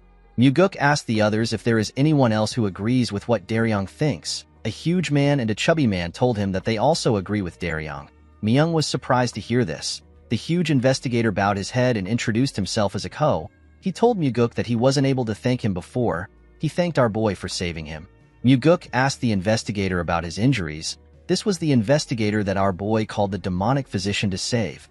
Iko assured him that he is feeling better. Our boy turned to the investigators and called out an investigator known as Zhang Hua. The man was surprised to see that the pavilion master called for him. Myung was also surprised to see this. Muguk reminded Hua that he is the investigator that was in charge of the case. He asked him to tell him what he thinks about the issue. Hua assured his pavilion master that he investigated the incident thoroughly. Our boy asked him if he received any bribes. The man was shocked to hear this. Myung asked Muguk to not say such a thing. Our boy released his energy. With a scary look on his face, he asked the old man to not speak without his permission. Myung became nervous when he heard this. Muguk turned to Hua and asked him if he received money from the 100-sword demon. The man placed his hand on his chest and assured the pavilion master that he did not accept any money. He swore on his life that he did not receive anything. He told Muguk that he can investigate him if he does not believe him. Our boy smiled when he heard this. He revealed to him that he already carried out an investigation on him. The investigators were shocked to hear this. Muguk told him that he knows he did not take any money. Myung asked him if he conducted an internal investigation on the investigators. He told our boy that this is not allowed unless it is a special investigation. Muguk assured the man that it was a special investigation. He revealed to him that he received direct orders from the heavenly demon. Myung was shocked to hear this. Our boy asked Hua to tell him why he covered up the investigation if he did not take any money. With a nervous look on his face, the man said that he did not cover the investigation up. He wanted to say more, but Muguk interrupted him. He asked Hua if he was threatened with the safety of his sister. The man was shocked to hear this. Muguk revealed to him that he found out that he is incorruptible based on the result of the investigation. Our boy found it rare to find someone so incorruptible. He didn't even believe the result of the investigation. He looked into Hua by himself because he did not believe that there is someone who would hate money. Muguk told the man that he was surprised to find out that he was truly incorruptible as reported. He asked Hua to tell him why someone like him would do a slidshot investigation and cover things up. He told him that he has a big weakness. This weakness is his younger sister, who is the only family member he has left. Hua was shocked to hear this. Myung asked the man if he was really threatened by the 100-sword demon. Hua could not say anything. Myung yelled at him and asked him to answer the question. Muguk knew why Myung took the lead and gathered everyone for this case. Hua is a junior that Myung really cares for. The old man came out so that he could help make sure that his junior, who was the lead investigator, does not have any blemishes on his record. Our boy asked the man to not worry about his sister. The man was surprised to hear this. Muguk revealed to him that he has already sent warriors to his house to protect her. He assured him that his sister will be protected until the incident is over. While was shocked to hear this, he asked our boy if he is serious. Muguk told him that he is, while burst into tears when he heard this. He fell on his knees and told the pavilion master that he has committed a grave offense. Myung was shocked to see this. He asked his junior if he was really threatened. Muguk told the man that he shouldn't have covered the case up, with tears in his eyes. What told him that he knows? He told him that he will gladly accept any punishment. The investigators were surprised to see what was happening. Our boy asked him to get up. He explained to him that he wouldn't have forgiven him if this happened after he became the pavilion master. He told Hwa that he will make an exception because the incident happened before he got there. The man was surprised to hear this. He asked Muguk if he will really forgive him. Our boy told him that he will. He revealed to him that he is forgiving him because of the life he lived as an incorruptible investigator. He told him that the incorruptible life he lived before no longer exists because of the incident. He asked him to start building his incorruptible life again. Hwa thanked our boy for the chance he gave him. Muguk asked the other investigators to listen to him. He explained to them that he thinks of their families as his own now that he has become the pavilion master. He assured them that he will crush anyone who dares to mess with his family. The investigators were surprised to hear this. Muguk told them that they will no longer allow themselves to be swayed by any external influence. He told them that he will not allow anyone to mess with them with their influence. He assured them that he will protect their families if they receive a threat and tell him about it. Our boy asked them to trust their cult leader if they do not trust him. He revealed to them that he is willing to beg his father if he has to beg. He asked them to report to him if anyone dares to try to exert influence on them from outside. He assured the investigators that he will make it possible for them to do their work with their heads held high. The investigators were shocked to hear this. Muguk told them that the Nirvana Pavilion will work as it is supposed to when they are sure that their families are safe. He said that everyone deserves to be punished if they commit a crime. Their status is irrelevant. He told them that he will even punish someone from the Heavenly Demon Pavilion if they commit a crime. With a serious look on his face, our boy said that he will even hold the cult leader responsible if he commits a crime. The investigators were shocked to hear this. Muguk revealed to them that he is not afraid of the Heavenly Demon or the 8 Demon Supremes. He said that he fears that the Nirvana Pavilion will become useless and they will not be able to protect those they are supposed to protect. The investigators looked at each other when they heard this. Muguk told them that those who were supposed to be punished walk away scot-free while smiling. They are saying that the pavilion is not able to do anything to them. The investigators knew that he was right. One of them announced that she wishes to follow the wishes of the pavilion master. The investigators turned around when they heard this. They saw their fellow investigator who happens to be a beautiful woman. Daryong seemed to be smitten by the woman's beauty. He referred to her as Jo Hyang. The woman moved close to Muguk and stood behind him. The other investigators began to doubt themselves when they saw this. They looked at each other and nodded their heads. They all moved to Muguk's side. The only person that was left was Gok Myung. The old man was surprised to see that the investigators left him. Our boy explained to him that he will need his experience and assistance if he wants to turn his resolve into reality. He stretched out his hand to Myung and asked him to help him. The man was shocked to see this. He took a look at Muguk's face. He noticed that he was smiling at him. Myung grabbed the pavilion master's hand and thanked him for the opportunity. His hands were trembling when he said this. Muguk noticed this. He used his other hand to gently pat the man's hands. He called out to Daryong and asked him to go with enforcement warriors to arrest Yang Tae, who is also known as the 100 Sword Demon. Myung explained to our boy that Yang Tae won't let himself be arrested. He said that the man has 100 sword demons under him. With a serious look on his face, Muguk asked Daryong to tell Yang Tae to do as he pleases. He said that he will charge him with mutiny if he does not come. Everyone was surprised to hear this. The scene shifts and we see Yang Tae sitting in front of Muguk. The man referred to him as the second young master. Our boy asked him to call him the Nirvana Pavilion Master. The 100 Sword Demon corrected himself and called Muguk Pavilion Master. He told him that there was mention of a mutiny charge in his summons. He asked Muguk to tell him what this means. Our boy told him that this was the only way he could get to meet him. Yang Tae apologized for not immediately complying with the arrest. He explained to him that there are many things they need to consider when they are in an organization. He said that he needs to show his pride in front of his subordinates. With a smile on his face, Muguk told him that he understands. Yang Tae said that the case was not supposed to blow out of proportions in the first place. He said that the incident occurred while kids were playing with each other. Muguk said that things like that can happen. Yang Tae smiled when he heard this. He believed that our boy understood him. He explained to him that he will need external help eventually in order to continue running the Nirvana Pavilion.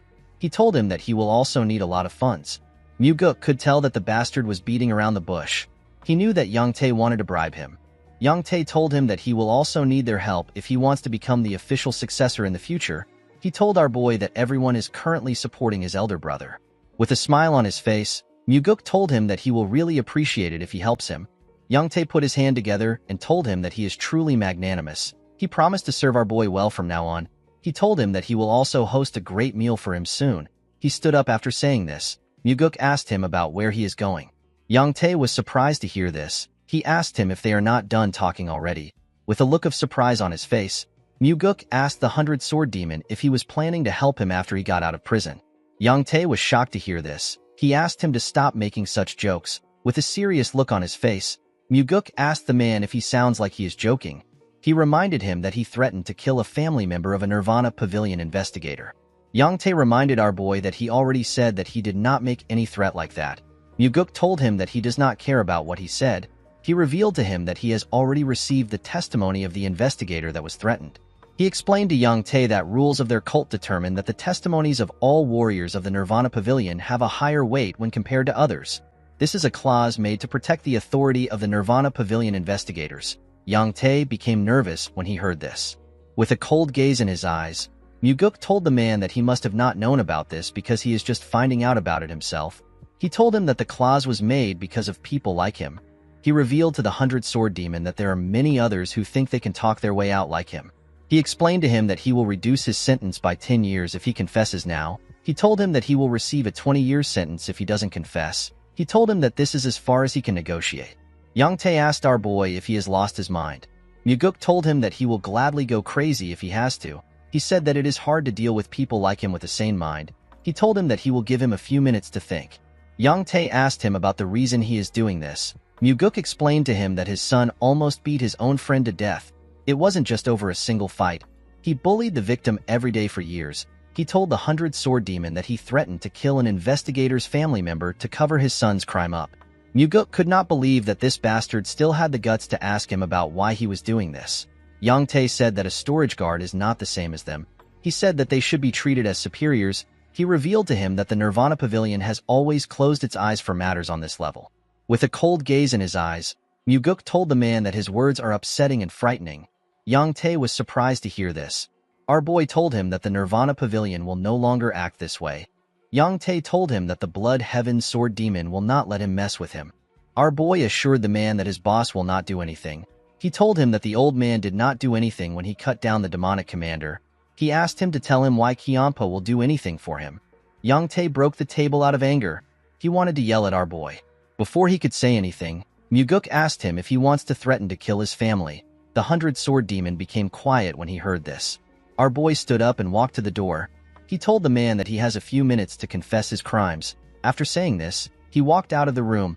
Yang Tae screamed out when our boy left. When he stepped out of the building, Muguk realized that while Mugi might have not been responsible for the downfall of the demonic cult, he could not believe that a mere 100-sword demon had the guts to threaten a Nirvana Pavilion investigator. The order within the cult has fallen to the point where Yang Tae would dare to threaten the second young master. Muguk began to wonder if while Mugi was the only reason the cult fell.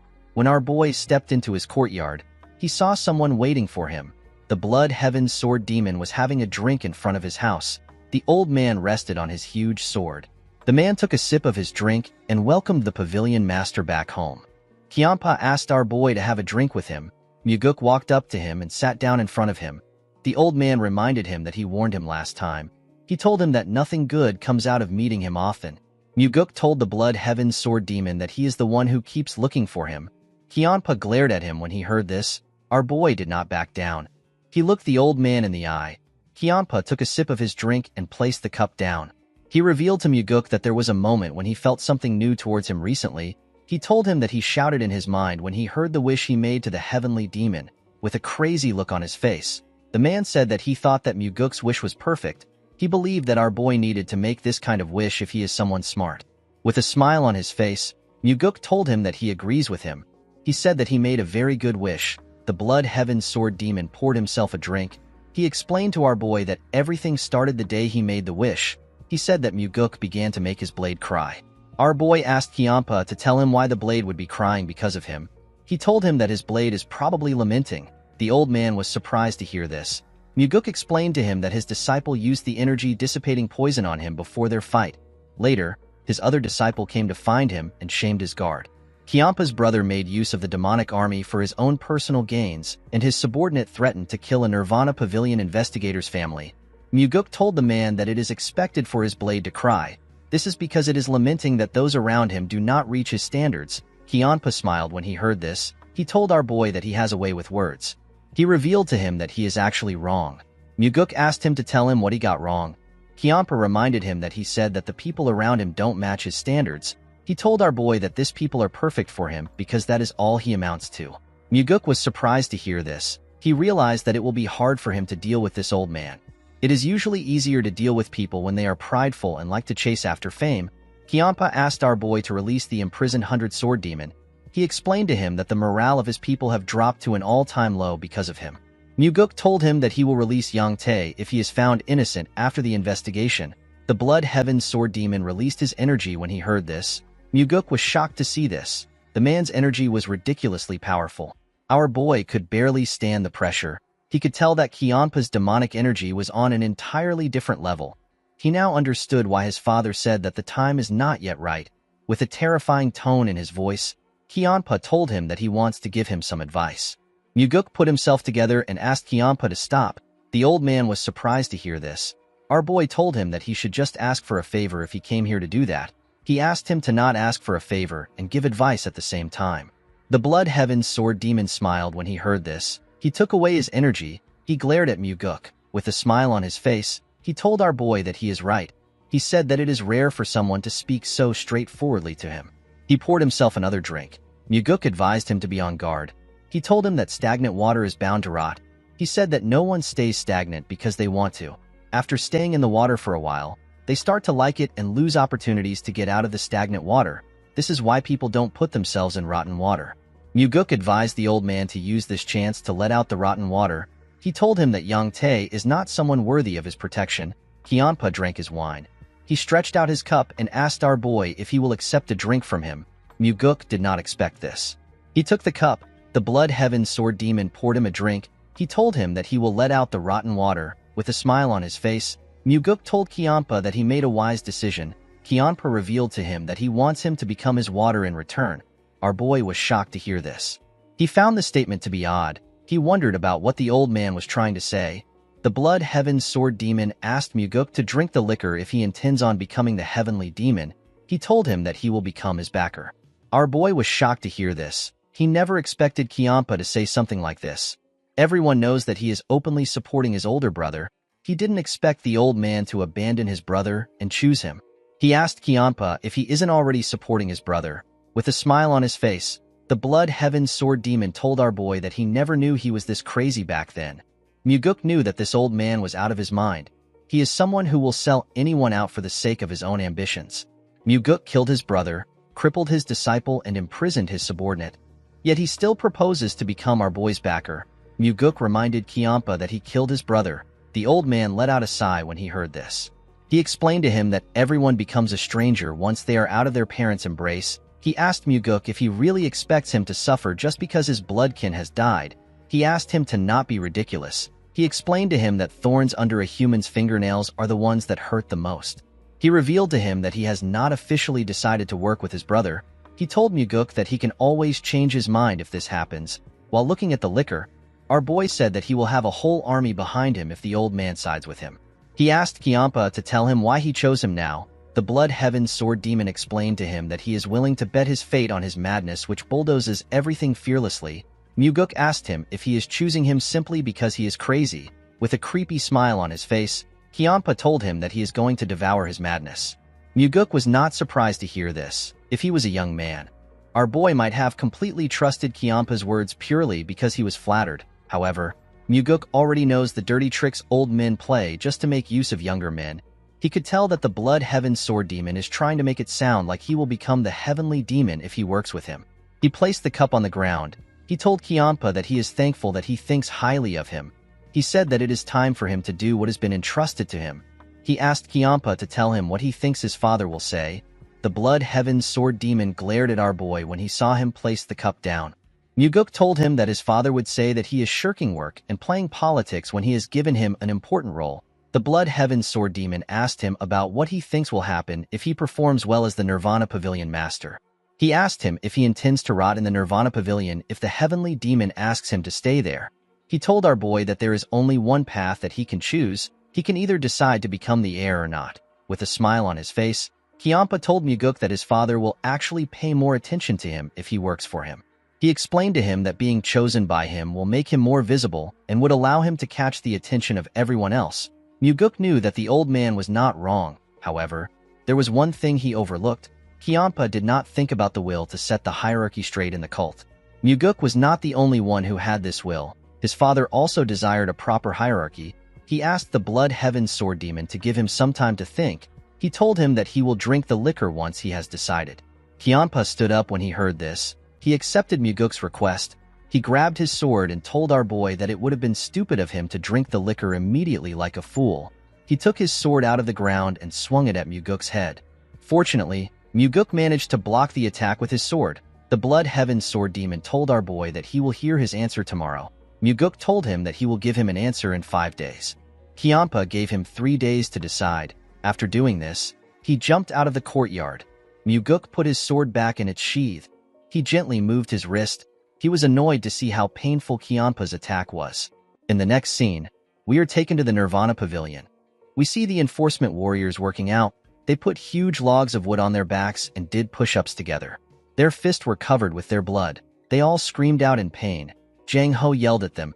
He asked them if this is all they can do. He said that this is a normal training for the demonic army. He asked the enforcement warriors if they are incapable of completing this training. He asked them if they think that they will be able to complete their missions when they cannot complete their training. The enforcement warriors did not give up. They continued to push themselves up. Jang Ho told them that their wives, friends, and children can betray them, but their sweat will never betray them. Muguk and Daryong watched Jang Ho as he yelled at the enforcement warriors. Daryong found it weird that Jang Ho was mentioning wives and children. He told our boy that the man is not even married. Muguk smiled when he heard this. He told the man that he is right. Daryong asked his boss to tell him how he did it. Our boy asked him to be specific about what he is talking about. Daryong asked him to tell him how he got the Southern Blade House to publish their apology statement publicly. Daryong never expected the Southern Blade House to acknowledge the wrongdoings of the 100 Sword Demon. They even apologized. He told his master that this has never happened before. With a smile on his face, Muguk asked the man to ask the Southern Blade House by himself if he is curious. Daryong asked our boy to not say things like that as a joke. He said that his legs will be broken if he goes to the Southern Blade House right now. Muguk told him that he is actually wrong. He assured him that he will be fine if he dances in front of their training ground right now. He said that it is only for the time being. Daryong did not understand what Muguk was talking about. Our boy remembered that the Blood Heaven Sword Demon told him that he is waiting for his reply.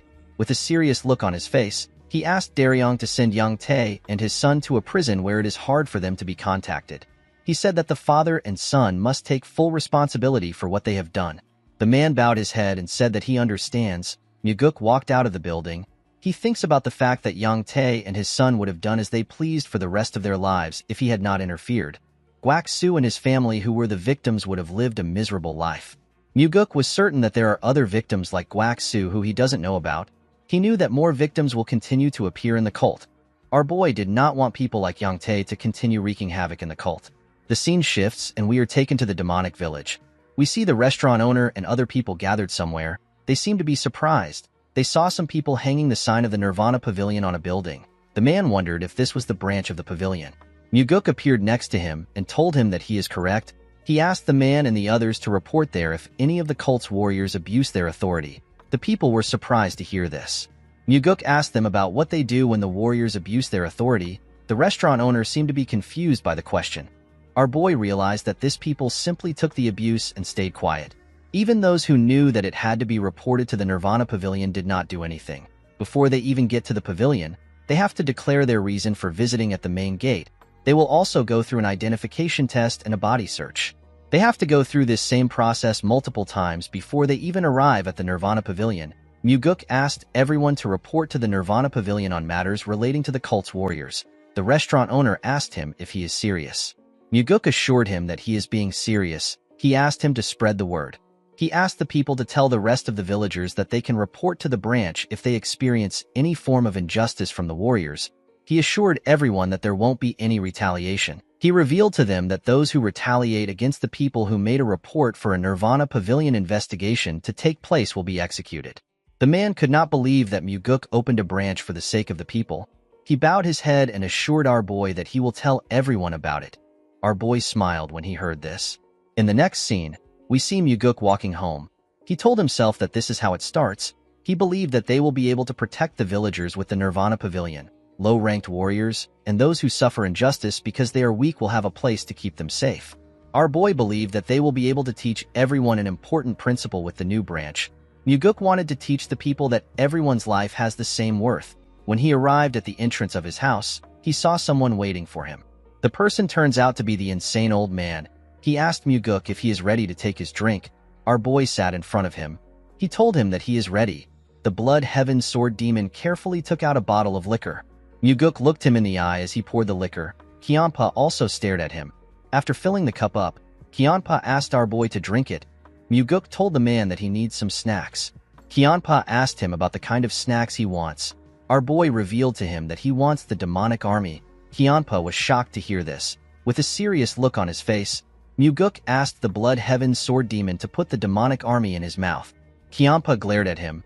He told him that this is not how things work in the world. Our boy told him that it is normal to have some snacks while having a drink. The Blood Heaven Sword Demon placed his hand on his head out of anger. He told Muguk that he waited 3 days to hear his answer. With a horrifying look on his face, Kianpa asked Muguk to tell him what gave him the guts to ask for such an absurd snack. He took out his huge sword from the ground. He asked our boy to forget his offer. He told him that he will cut off his head and take it to the Heavenly Demon Pavilion by himself. The moment he said this, he swung his sword at Muguk. Our boy managed to block the attack with his sword. However, he got pushed back. He noticed that his hand was shaking from a single strike. The insane old man told him that he is not bad. He said that he made a good use of his inner energy in blocking the attack. With a creepy smile on his face, the old bastard said that he now understands that it won't be easy to take Muguk's head. The moment he said this, he swung his sword with a large amount of strength. Our boy quickly drew his sword. He managed to block the old man's attack. The Blood Heaven Sword Demon seemed to be excited to kill our boy. When their swords pressed against each other, it released an energy wave that destroyed the surrounding. Muguk was sent flying when the wave was released. The Blood Heaven Sword Demon stood his ground. Our boy quickly regained his stance. The Blood Heaven Sword Demon noticed that his sword was shaking. He smiled when he saw this. He said that the fight is very interesting.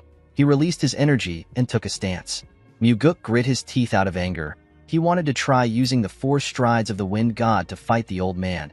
He was curious to see if Kianpa would be able to stop the death step. Unfortunately, he could not yet use the technique well. Our boy knew that time is on his side. There was no reason for him to risk fighting a dangerous opponent when he still doesn't have enough inner energy yet. While yelling at the top of his voice, he begged Kianpa to give him the demonic army.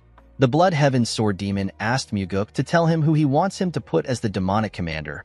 He knew that our boy would not take the position since he is already the Nirvana Pavilion Master. Muguk revealed to him that he wants him to select Jang Ho, who is the 3rd Corps Captain.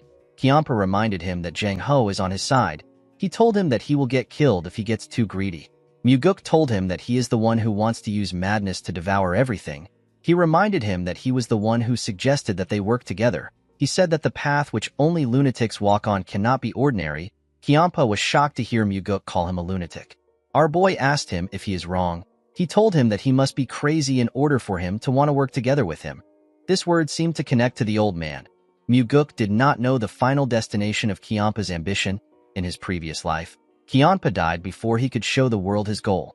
Surprisingly, Kianpa was the first among the 8 demon supremes to die. Muguk did not understand how someone as scrupulous and savage as him was the first to die.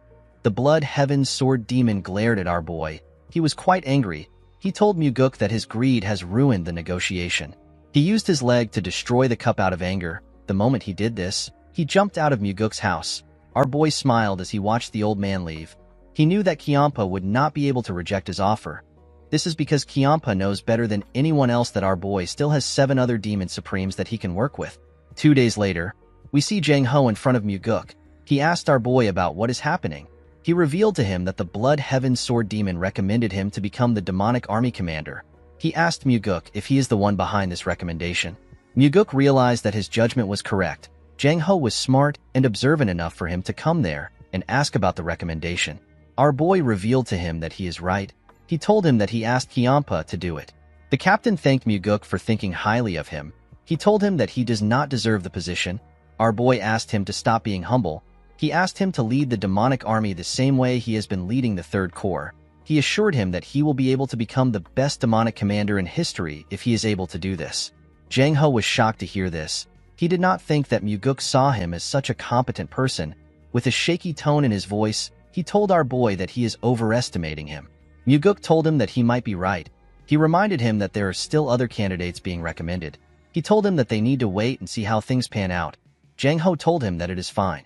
Although Muguk said that they should wait and see how things turn out, he actually planned on getting busy in order to make Jang Ho the demonic army commander. The scene shifts and we see a look of shock on Muguk's face. He was standing in front of his father.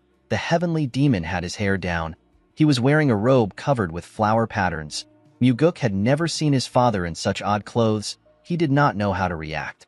He asked him if this is a new garb. The heavenly demon said that these are actually his pajamas. Our boy did not know what to say. His father asked him to tell him why he came to visit him late at night. Muguk was surprised to hear this. He told his father that they are actually in the evening. He reminded him that it is supposed to be a top secret that he goes to bed this early. He told him that the Murim Alliance can target him if they find out about the time he goes to sleep. The heavenly demon asked his son to tell him why he came. Muguk revealed to him that he intends on using the Blood Heaven Sword Demon as one of his swords. The heavenly demon reminded his son that he recently said that he wants to kill Kiampa. Our boy told his father that it will be a waste to kill Kiampa. Muguk knew that his father already knew that he was working with the Blood Heaven Sword Demon. He must have realized it when Kiampa recommended Jang Ho. The heavenly demon told his son that the Blood Heaven Sword Demon is not someone who he can tame easily to become his sword. Muguk explained to him that he does not plan on taming the old man. He said that he will use Kiampa until he breaks. He said that the old man is not yet valuable enough to keep as a part of his collection. His father asked him about what he will do if the sword cuts him. With a smile on his face, Muguk said that Kiampa can try it. He told his father that there is something different between the two of them. He told the heavenly demon that Kiampa will be done if he breaks once because he is already old. He told him that he actually becomes stronger the more he slashes. The heavenly demon told his son that words are cheap. He asked him to tell him why he is revealing all these things to him. Muguk told him that he has to report anything he does because he is receiving a salary from him. The heavenly demon knew that his son was lying. He asked him if he is not there to ask him to accept the Blood Heaven Sword Demon's recommendation. Muguk told his father that he actually doesn't want him to accept the recommendation. He begged him not to agree to it no matter what happens. The heavenly demon did not expect this. He asked his son if he really wants him to reject the recommendation. Muguk explained to his father that he wants to use this chance to show the Blood Heaven Sword Demon his place. He said that the old man was acting high and mighty when he was with him. He told the heavenly demon that others might even think he is better than the cult leader. He said that he wants to put the old man in his place. The heavenly demon wondered about the kind of game his son was playing. He reminded him that this is a chance to acquire the demonic army. He did not think that Muguk would give it up because he wants to put the Blood Heaven Sword Demon in his place. He was certain that his son was bullshitting him. He asked him to tell him what he really wants. Muguk was not surprised to hear this. He knew that his father was going to catch on to his plans. With a smile on his face, he revealed to him that he actually has something to gain from the Blood Heaven Sword Demon. In order for him to take what he wants, the matter must not go in the old man's favor. The heavenly demon asked Muguk if what he wants is more important than the demonic army. With a smile on his face, Muguk told him that it is. He said that he will still get the demonic army. He said that he will get everything he wants. The heavenly demon could not see through his son's intentions. He turned around and asked him to not be ridiculous. To Muguk, nothing was more ridiculous than his father's pajamas. In the next scene, we see the Blood Heaven Sword Demon talking to the heavenly demon. He told the heavenly demon that Muguk has been able to distinguish himself in the cult lately. The heavenly demon reminded the old man that he was the one who allowed Muguk to do this. Kiampa bowed his head. He told the heavenly demon that it is all thanks to his efforts. He said that he only understood our boy's aptitude recently. The cult leader said that Muguk is still immature. Kiampa found this statement to be strange. he told the heavenly demon that he wishes to raise Muguk to higher heights. The cult leader believed that this is a rare opportunity for his son. He asked Kianpa to do as he wishes. He stood up after saying this. Kianpa bowed his head and thanked him. He asked the heavenly demon if he can assist him in giving Muguk a good push from the back. The heavenly demon asked him to explain what he means. Kianpa said that he wants the person he selects for the demonic army commander selection to become the commander. The cult leader remembered that our boy asked him to not accept Kianpa's recommendation no matter what happens. He told the Blood Heaven Sword Demon that it will be hard for him to accept his request. Kianpa informed him that Muguk also wants the position. The heavenly demon told the old man that he has done a lot to support his second son. He said that he needs to consider the feelings of his first son. Kianpa assured him that he understands. He told him that he learned something while raising his disciples. He said that if they are going to support a certain person, they must choose to go with only that person. He said that he has been criticized a lot for failing to stick to one person. The heavenly demon told him that he doesn't care. With a cold gaze in his eyes, the heavenly demon told Kianpa that he does not have a generous heart like him. He said that he simply kills anyone who says anything about him. The Blood Heaven Sword Demon did not know what to say. The cult leader asked him if he has something else to discuss. Kianpa bowed his head and said that there is nothing else to talk about. He told the heavenly demon that he will see him next time. As he walked out of the building, Kianpa wondered about why the heavenly demon was no longer supporting Muguk. He believed that the cult leader should support Muguk fully if he has already chosen him. The scene shifts and we are taken to Muguk's house. We see Kianpa holding a cup of liquor. He told our boy that his father values his older brother more than him. Muguk asked him if he really believes this. He told the Blood Heaven Sword Demon that their team-up was not meant to happen. He explained to him that he should have been able to fill the things he lacks. The Blood Heaven Sword Demon was shocked to hear this. With a look of anger on his face, he asked Muguk if he is saying that he is not good enough. Our boy told him that he is simply disappointed. Kianpa placed his cup down. He told Muguk that it was impossible to make Jang Ho the demonic army commander from the beginning. Our boy asked Kianpa if he is giving up already. The old man poured himself another cup of liquor. He advised Muguk to not be hung up on something that won't work. Muguk told him that he was acting high and mighty even though he couldn't do one thing for him. Kianpa stopped moving the bottle when he heard this. With a look of anger on his face, he asked Muguk to repeat what he said. Our boy reminded him that he was the one who promised to support him and become his backer.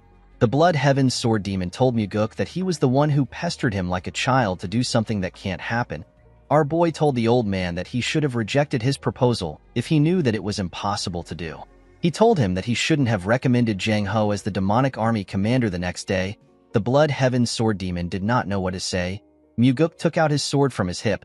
He used the sheath to draw a line in front of Kianpa. He reminded him that he also drew a line in front of him in the past. The line was to show how much the heavenly demon cared about them.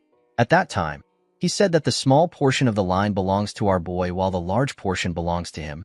Muguk drew another line in the middle. He told Kianpa that he is the one who has the smaller portion now. Kianpa could not say anything. He could only stare at the line. Muguk smiled when he saw this. He knew that the old man could not think of anything to say. He told Kianpa that he would have gotten Jang Ho the position no matter what happens if he was him. The Blood Heaven Sword Demon asked Muguk to give it a try. Our boy was shocked to hear this. With a serious look on his face, Kianpa reminded Muguk that he mocked him for being incapable of achieving such a small feat. He told him that he should be able to easily do it. Our boy asked him about what he will do if his father agrees to his request. Kianpa asked him to go ahead and try it. He assured him that it will backfire. Muguk could tell that Kianpa was certain that his father will reject his request just because he got rejected. He asked the Blood Heaven Sword Demon if he is suggesting a bet. With a smile on his face, Kianpa told Muguk that it can be a bet. He told him that he will have to come to his side if he fails. He explained to our boy that he will also have to stop talking about wanting more from him. Our boy asked Kianpa about what he will do if he wins the bet. The old man glared at him. He told him that he will do what he wants. Muguk revealed to him that he wants an elixir. He said that the elixir has to be better than the demonic essence pill. Kianpa was shocked to hear this. He asked Muguk if he knows how hard it is to find an elixir better than the demonic essence pill. Our boy assured him that he is well aware of how hard it is to find such a pill. He reminded the old man that they are now in the same boat. He told him that he will also be stronger if he becomes stronger. Kianpa did not know what to say. He knew that Muguk was right. The reason our boy asked for an elixir was because Kianpa had a rare elixir that gives more inner energy than the demonic essence pill. He was certain that Kianpa had the heavenly divine pill. He told the Blood Heaven Sword Demon that he does not have any reason to work with him if he cannot make Jang Ho the demonic army commander or get him a powerful elixir. The old man knew that Muguk was right. He decided to accept the bet. He told him that he will give him the elixir if he can make Jang Ho the demonic army commander. Muguk took out his sword and raised it. He asked Kianpa to promise him. Kianpa hid his huge sword on our boy's sword in order to make the promise. After doing this, he jumped out of Muguk's house. If Muguk is able to consume the heavenly divine pill on top of the demonic essence pill he already has, he won't lose to any of the demon supremes because of a lack of energy. Fortunately for Muguk, he knew a perfect way to win the bet. In the next scene, we see Muguk talking to the chief advisor. He asked Myung for the probability of Jang Ho becoming the demonic army commander. He asked the man to be honest with him. Myung told him that it is less than 10%. Our boy found this odd. He reminded the advisor that the Blood Heaven Sword Demon recommended Jang Ho. Myung informed our boy that his father rejected the recommendation. He told him that the cult leader is not the kind of person who will change his mind unless he has a good reason to. Muguk assured the advisor that he knows about his father's behavior. He asked Myung to tell him what would happen if another demon supreme recommended Jang Ho. Myung found our boy's words to be weird. He repeated it to him. With a smile on his face, Muguk remembered a certain demon supreme. She was a woman in blue clothes. In the next scene, we see Myung reading some documents. The man remembered what Muguk said about two demon supremes recommending Jang Ho. He told our boy that such a thing has never happened before. He said that there is a chance that Jang Ho will become the demonic army commander if it happens. This is because it would give the heavenly demon the justification he needs to change his mind. The man asked Muguk if it is possible for this to happen. With a smile on his face, our boy said that he will give it a try. He told the man that it is sometimes easier to fight two tigers than one. Myung hoped that the other tiger our boy was talking about wasn't the Sword Supreme. The scene shifts and we see a martial artist from the Northern Heaven Sword Clan. The man wore some blue clothes. His name is Bae Jongtak. Jongtak was in front of Muguk. He found out that he was accused of rape. He said that the servant is trying to frame him. He begged Muguk to let him confront her. Our boy asked the man to tell him why he believes that the servant would frame him. Jongtak told him that someone might have asked the girl to do it, or he might have offended her in some way. He assured Muguk that he never forced himself on her. Our boy told him that he will allow him to meet the girl. He called out to Daryong. The man was outside the door. The moment he heard his name, he brought the girl inside. Jongtak quickly stood up. He asked the girl about why she is trying to frame him. Muguk asked him to keep quiet. He told him that he will ask the girl to leave if he shouts again. Jongtak quickly shut his mouth. Muguk asked the girl if Jongtak was the one who raped her. The servant nodded her head. Jongtak yelled at her. He asked her not to lie. He told Muguk that the girl is shaking because she is scared that she will be caught. Our boy told the man that the girl is simply scared. Jongtak asked him about what he is saying. He asked him if he is taking the servant's side. Muguk revealed to him that the girl told him about how he threatened to go to her hometown and kill her family if she dared to expose him.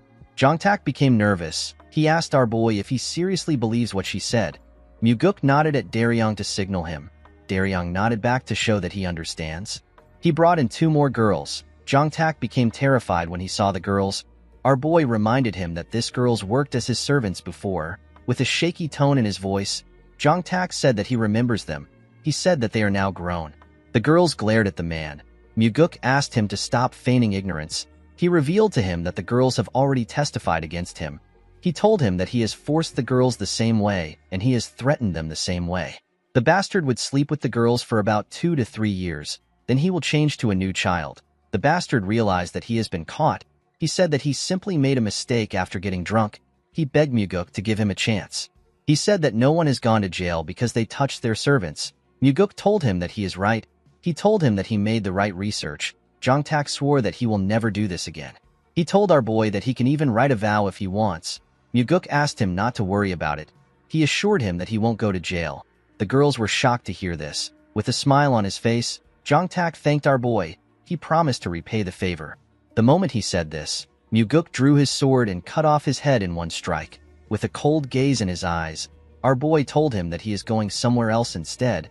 He put his sword back into its sheath. Everyone was shocked to see what Muguk did. Our boy told the girls that the person that tortured them is dead. He told them that their families will no longer be threatened. He advised them to live without worries from now on. Muguk told the girls that they might not be able to forget what happened to them until the day they die. He advised them to remember what happened today if they are going to remember what happened to them. He hoped that the moment Jongtak paid for his crimes would be enough to console them. He asked them to remember the last look on the bastard's face. Unfortunately, this was all Muguk could do for them. The girls were shocked to hear what he said. The oldest among them thanked him for helping them take revenge. The moment she said this, she and the other girls broke down in tears. They seemed to be very happy and sad at the same time. They thanked Muguk again. Our boy and Daryong could only watch them as they cried. Muguk asked the girls not to thank him. He told them that he was only able to punish the bastard because they were all brave enough to testify against him. Our boy asked them to continue living bravely. The girls bowed their heads and told him that they will. After Muguk was done talking to them, Daryong escorted them out of the building. Our boy looked outside his window. He realized that their cult was unable to protect this girls because of the rule that only the strong survives. He believed that fate will allow his father to be cut down by the orthodox martial artists he hates so much if they continue like this. Muguk told himself that his father needs to be cut down. While he was thinking, Leon stepped into his office. She revealed to him that the person on the floor served the Northern Heaven swordsman. She said that the Flower Sword Supreme won't let him off easily. She asked her master if he is not afraid. Muguk said that he is afraid. With a serious look on his face, he said that he is afraid that he will die before he can take care of all this trash. Leon told her master that their cult has slowly began to become good. She said that they will soon have more good people than the Murim Alliance. Muguk smiled when he heard this. He explained to Leon that it is not a good deed to not rape a servant. No one should be allowed to do such a thing. He said that their cult just wasn't able to do what was naturally expected from them. The moment he said this, he called out to Daryong. He asked him to notify the Sword Supreme right now. He asked the man to tell her that a problem occurred in the process of an investigation. He asked Daryong to tell her that he is going to meet with her to explain everything. In the next scene, we are taken to the Northern Heaven Sword Clan. We see a man in blue clothes escorting Muguk and Daryong. The man took them into a bamboo forest. In the middle of the forest, we see a nice building. Someone announced that the Nirvana Pavilion Master has arrived. A beautiful woman stepped out of the building to greet Muguk. This woman is the Flower Sword Supreme. Her name is So Yeonrang. The Flower Sword Supreme looks like someone in her 20s, but she is actually twice as old. In the cult, people say that no matter how the world changes, the Flower Sword Supreme will never change. In fact, she even gets younger as the years go by. Muguk bowed his head and referred to her as ma'am. He told her that it has been a while since they saw each other. The Flower Sword Supreme asked him to not call her ma'am. She asked him to call her Sword Supreme. Muguk felt like this was too informal. He told her that he cannot do it due to seniority. The Flower Sword Supreme asked our boy if he respects her because she is much older than him. She told him that she doesn't think of things in such a poor manner. She said that respect should be given to those who deserve it. She said that anyone should be respected if they deserve it. Muguk accepted her request. He asked her to also speak casually to him. He turned to Daryong. He introduced him as the special investigator in charge of investigating the recent case. He told the Sword Supreme that he brought Daryong so that he can explain the details. Daryong bowed his head and introduced himself to the Sword Supreme. Before he could say anything, the Sword Supreme asked him not to waste his time. She said that a crime must have been committed if the Nirvana Pavilion said that it was. With a cold and scary look in her eyes, she told them that a man who rapes a young maid deserves to die. She assured Muguk that her sword house will not seek any trouble for the case. After hearing her response, our boy turned to Daryong and nodded at him. The man seemed to understand his master. He stepped out of the room and closed the door. With a smile on her face, the Sword Supreme told Muguk that a wind of change has been blowing within their cult thanks to his hard work. She commended him on his efforts. Our boy told her that he was only able to work because she was a great pillar of support. The Sword Supreme asked him to stop flattering an old woman like herself. Muguk asked her to not call herself an old woman. He told her that she looks like she is in her 20s. The Sword Supreme asked our boy to stop saying things like that. She revealed to him that she has taken a backseat so that she can focus on understanding martial arts. Our boy found this to be odd. The Flower Sword Supreme lived a different life than what she just said in the previous regression. After Wam Mugi killed the Heavenly Demon, the cult got closed down. The 8 Supremes and other martial masters fought to become the next cult leader. In the end, the first person to become the cult leader was the Flower Sword Supreme. When she was the cult leader, there was always a storm of blood. It would have been nice if she was good at playing politics. Unfortunately, her ability to rule wasn't on par with her ambitions. She was eventually killed by the one who became the next cult leader after ruling for 3 years. Muguk told the woman that he was in a tough position when this incident happened. The Sword Supreme asked him to explain what he means. Muguk revealed to her that he had a lot of issues with the Southern Sword House. Our boy purposely mentioned the Southern Sword House that belongs to the Blood Heaven Sword Demon. He wanted to see the kind of reaction he will get from the Sword Supreme. The whole cult knows that the Blood Heaven Sword Demon and the Sword Supreme have the worst relationship among the 8 Supremes. That is why the Sword Demons and the Demonic Swordsmen are like cats and dogs. Muguk told the Sword Supreme that the Blood Heaven Sword Demon put a lot of pressure on him when he had some cases with the Southern Sword House. He said that he now has issues with her own sword house. The Sword Supreme told him that she is completely different from Kiampa. Muguk told her that she is completely right. The woman glared at him. She revealed to him that she heard that the Blood Heaven Sword Demon recommended Jang Ho, who is from the Southern Sword House, to become the demonic army commander. She asked our boy to explain what is happening. Muguk told her that Jang Ho is an exceptional and loyal individual. He revealed to her that Jang Ho is actually one of his men. The Sword Supreme asked him to tell her how he was able to persuade Kiampa to recommend Jang Ho. Our boy told her that he made use of the old man's pride. He revealed to her that he asked the Blood Heaven Sword Demon to make a choice for the sake of the cult instead of only thinking about those closest to him or a political play. The Sword Supreme smiled when she heard this. She said that Kiampa would have never been persuaded by something like that. Muguk told her that the Blood Heaven Sword Demon didn't want to lose him. The Sword Supreme wondered about what he meant. Muguk revealed to her that the old man said that he thinks of the cult more than anyone else among the 8 Demon Supremes. He explained to her that it is hard for even the Blood Heaven Sword Demon to make Jang Ho the demonic army commander. He told her that the chief advisor made a suggestion on how Jang Ho can get the position. He said that the suggestion is too hard to achieve. The Sword Supreme asked him to tell her what Myung suggested. Muguk revealed to her that the chief advisor said that Jang Ho can become the demonic army commander if another Demon Supreme recommends him. He told her that the only problem he has is that no other Demon Supreme would recommend Jang Ho. The Sword Supreme asked him to tell her why he believes that no one will recommend Jang Ho.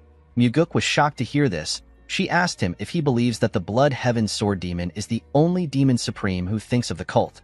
Our boy told her that he does not think like that. The Sword Supreme smiled when she heard this. She told Muguk that he came to mess with her pride. With a cold gaze in her eyes, she asked our boy if he came to ask her to recommend Jang Ho alongside the Blood Heaven Sword Demon. Muguk was not surprised to see that she saw through him. He realized that it was time for him to be honest. When the situation is mixed with trickery and truth to the point that no one knows what is happening, this is when it feels most satisfying to pull off a scheme. Our boy told the Sword Supreme that she is right. She glared at him.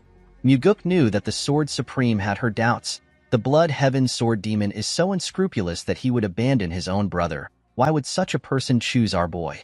The Sword Supreme stared at Muguk. She had a cold and scary expression. She told him that she now understands why the Heavenly Demon made him the Nirvana Pavilion Master. Muguk was surprised to hear this. The woman took a step forward and closed the gap between herself and our boy. Muguk was shocked to see her so close to him. The Sword Supreme looked into his eyes. She told him that he has a strange way of being able to shake people's hearts. With a smile on her face, she told him that she will recommend Jang Ho for him. Muguk asked her if she is being serious. The Sword Supreme turned around. She explained to our boy that she wants to show him that the Blood Heaven Sword Demon isn't the only Demon Supreme that thinks of the cult. Muguk bowed his head and thanked her for her help. He assured her that he will never forget what she did for him.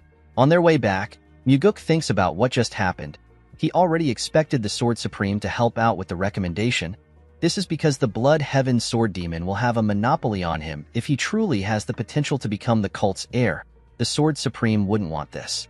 She is a kind of person who doesn't want the Blood Heaven Sword Demon to have anything, even if it is horse poop that dropped on the ground. She truly abhors Kianpa.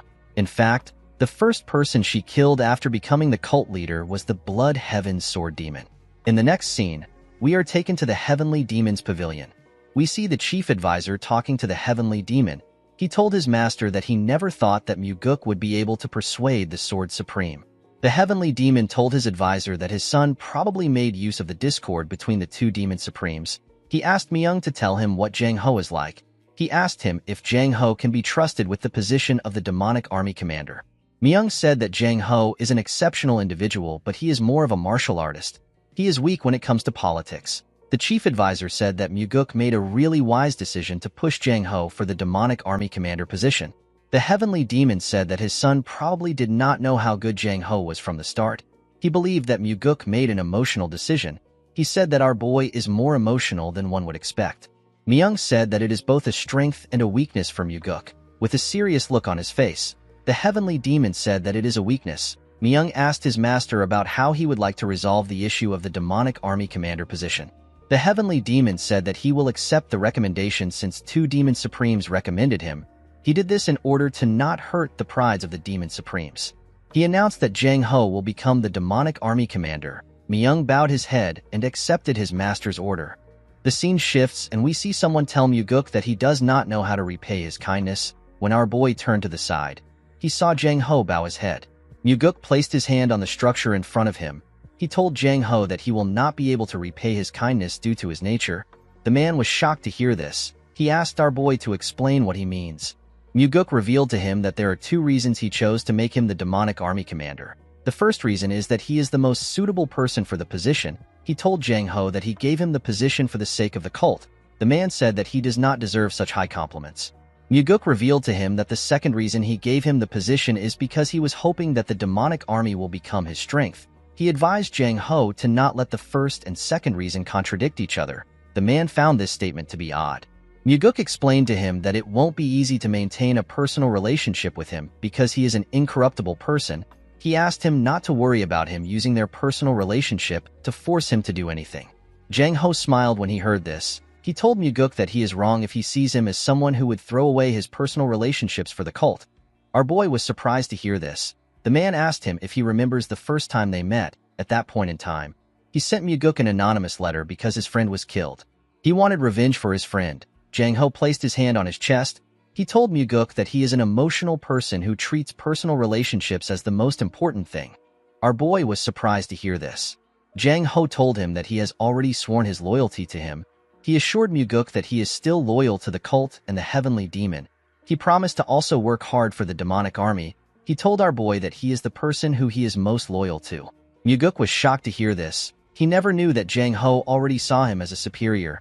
He realized that he obtained someone who is much better than he expected. With a smile on his face, he told Jang Ho that he will be counting on him from now on. The man put his hand together and told our boy that he also looks forward to working with him.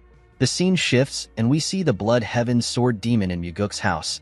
As he stepped into his building, our boy told the old man that the appearance of him standing upright in the building makes him look like a guardian statue that is protecting him. The Blood Heaven Sword Demon stared at Muguk. He asked him if he is trying to tease him for being hard-headed. Our boy told him that he cannot do something like that. Kyeonpa commended him for making Jang Ho the demonic army commander. Our boy bowed his head and thanked him for his praise. Muguk noticed something odd. The Blood Heaven Sword Demon was calm. He had expected him to be fuming because he involved the Flower Sword Supreme. Our boy knew that he could not yet relax. He knew that Kyeonpa was unpredictable. The Blood Heaven Sword Demon asked Muguk to tell him how he persuaded the Sword Supreme. Our boy told him that he will tell him what he wants to know if he promises not to get angry. Kyeonpa assured him that he won't get angry. He revealed to the old man that he told the Sword Supreme that he believes that he is the true Demon Supreme. He told the old man that he used this statement to provoke the pride of the Sword Supreme. He told him that he made use of him. Kyeonpa laughed when he heard this. He told Muguk that he has been tricked. He explained to him that the Sword Supreme would have definitely seen through his petty trick. He referred to the Sword Supreme as a fox and told Muguk that she must have pulled a trick on him. He explained to him that the Sword Supreme only helped him to prevent him from working with him. With a serious look on his face, he asked Muguk to tell him what he will do about their current situation. Our boy assured the old man that he is his top priority. The Blood Heaven Sword Demon reminded him that the Sword Supreme helped him with Jang Ho. Muguk told him that it is fine because he helped him first. Kyeonpa asked him if he will be able to say this when the Sword Supreme makes a proposition that he cannot refuse. The moment he said this, he took out a small box. He told our boy that the proposition is similar to the box. Muguk accepted the box and opened it. Kyeonpa told him that a promise is a promise. Immediately he said this. Muguk looked into the box. He saw something shocking. He saw an elixir. Kyeonpa told him that it is the heavenly divine pill. Our boy was shocked to hear this. He could not believe that Kyeonpa gave him the heavenly divine pill so easily. He assumed that the Blood Heaven Sword Demon would come up with a lot of excuses. He expected him to say that it was hard to find any good elixirs or something stupid. Kiampa said that he has kept the elixir for a long time. He told Muguk that even he wasn't able to consume it. Our boy asked him if he is really giving it to him. With a look of anger on his face, the old man asked Muguk if he wants him to take it back. He pushed his blade into the ground and sat on the huge rock in Muguk's house. He picked up a cup of liquor and drank it. He referred to our boy as second young master. With a serious look on his face, Kiampa told Muguk that he is betting the rest of his life on him. Muguk was shocked to hear this. He realized that the Blood Heaven Sword Demon has shown the strongest card that he has in his hands. He did this without any hesitation. Our boy remembered telling his father that the Blood Heaven Sword Demon has no value for him to keep him around. He realized that he has to change what he said. Due to how determined Kiampa was, Muguk believed that he has to do his best to keep him around. He put his hand together and thanked Kiampa for trusting him. He asked him if he can guard him. He told him that he wants to consume the elixir. The Blood Heaven Sword Demon was shocked to hear this. He asked Muguk if he has lost his mind. He could not believe that our boy wanted to consume the elixir in front of him. Muguk told him that it is better for him to consume it in front of him because he was the one who gave it to him. Kiampa could not believe what he was hearing. To allow someone to stand guard over you while you circulate energy has a meaning to it. It is the final stage of trust that a martial artist can have. The Blood Heaven Sword Demon asked Muguk if he truly trusts him. Our boy told him that he is consuming the Heavenly Divine Pill right now because he trusts him. He explained to him that he will have to do as he says in order to get the antidote if he poisoned the elixir. The Blood Heaven Sword Demon asked Muguk to tell him why he believes he didn't poison the elixir. Our boy told the old man that he is not someone who would result to doing something that nasty. Kiampa told him that he can be quite nasty.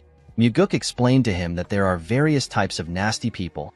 He told the old man that he is not someone who would go against his word. With a serious look on his face, Kiampa asked Muguk to tell him what he will do if his instincts are wrong. Our boy sat on the ground. He told the Blood Heaven Sword Demon that he will think about it when it happens. Kiampa was shocked to hear this. Muguk put the elixir into his mouth and closed his eyes. The Blood Heaven Sword Demon was surprised to see that he was actually about to consume the elixir. The elixir dissolved when it went into our boy's body. It went into his bloodstream and his bones. A bright blue energy covered Muguk's body. His veins popped out and he released a large amount of sweat. Our boy was in a trance state. When Muguk opened his eyes, he noticed a change in his energy. He realized that his inner energy has increased by leaps and bounds thanks to the Heavenly Divine Pill. The moment he thought of this, Kiampa asked him about what the Heavenly Divine Pill tastes like. Our boy was surprised to hear the question. With a smile on his face, he told the old man that it tastes like honey. He said that he has never eaten anything so delicious in his life. The Blood Heaven Sword Demon was annoyed to hear this. He could not believe that he did not take the elixir. He realized that he should have never saved it. Muguk asked him not to be disappointed. He told him that he digested the elixir 10 times more efficiently than he would have been able to. He stood up after saying this. He circulated his energy around his body. His energy was overflowing to the point where he wouldn't lose to Kiampa just because he is lacking inner energy. Kiampa moved close to our boy. He asked him to tell him who he really is. He asked him to tell him who he is for him to mess with his mind and make him hand over the Heavenly Divine Pill. The Blood Heaven Sword Demon stared into Muguk's eyes. He was completely focused on his eyes. He saw something odd in Muguk's eyes. He was surprised to see what was inside Muguk.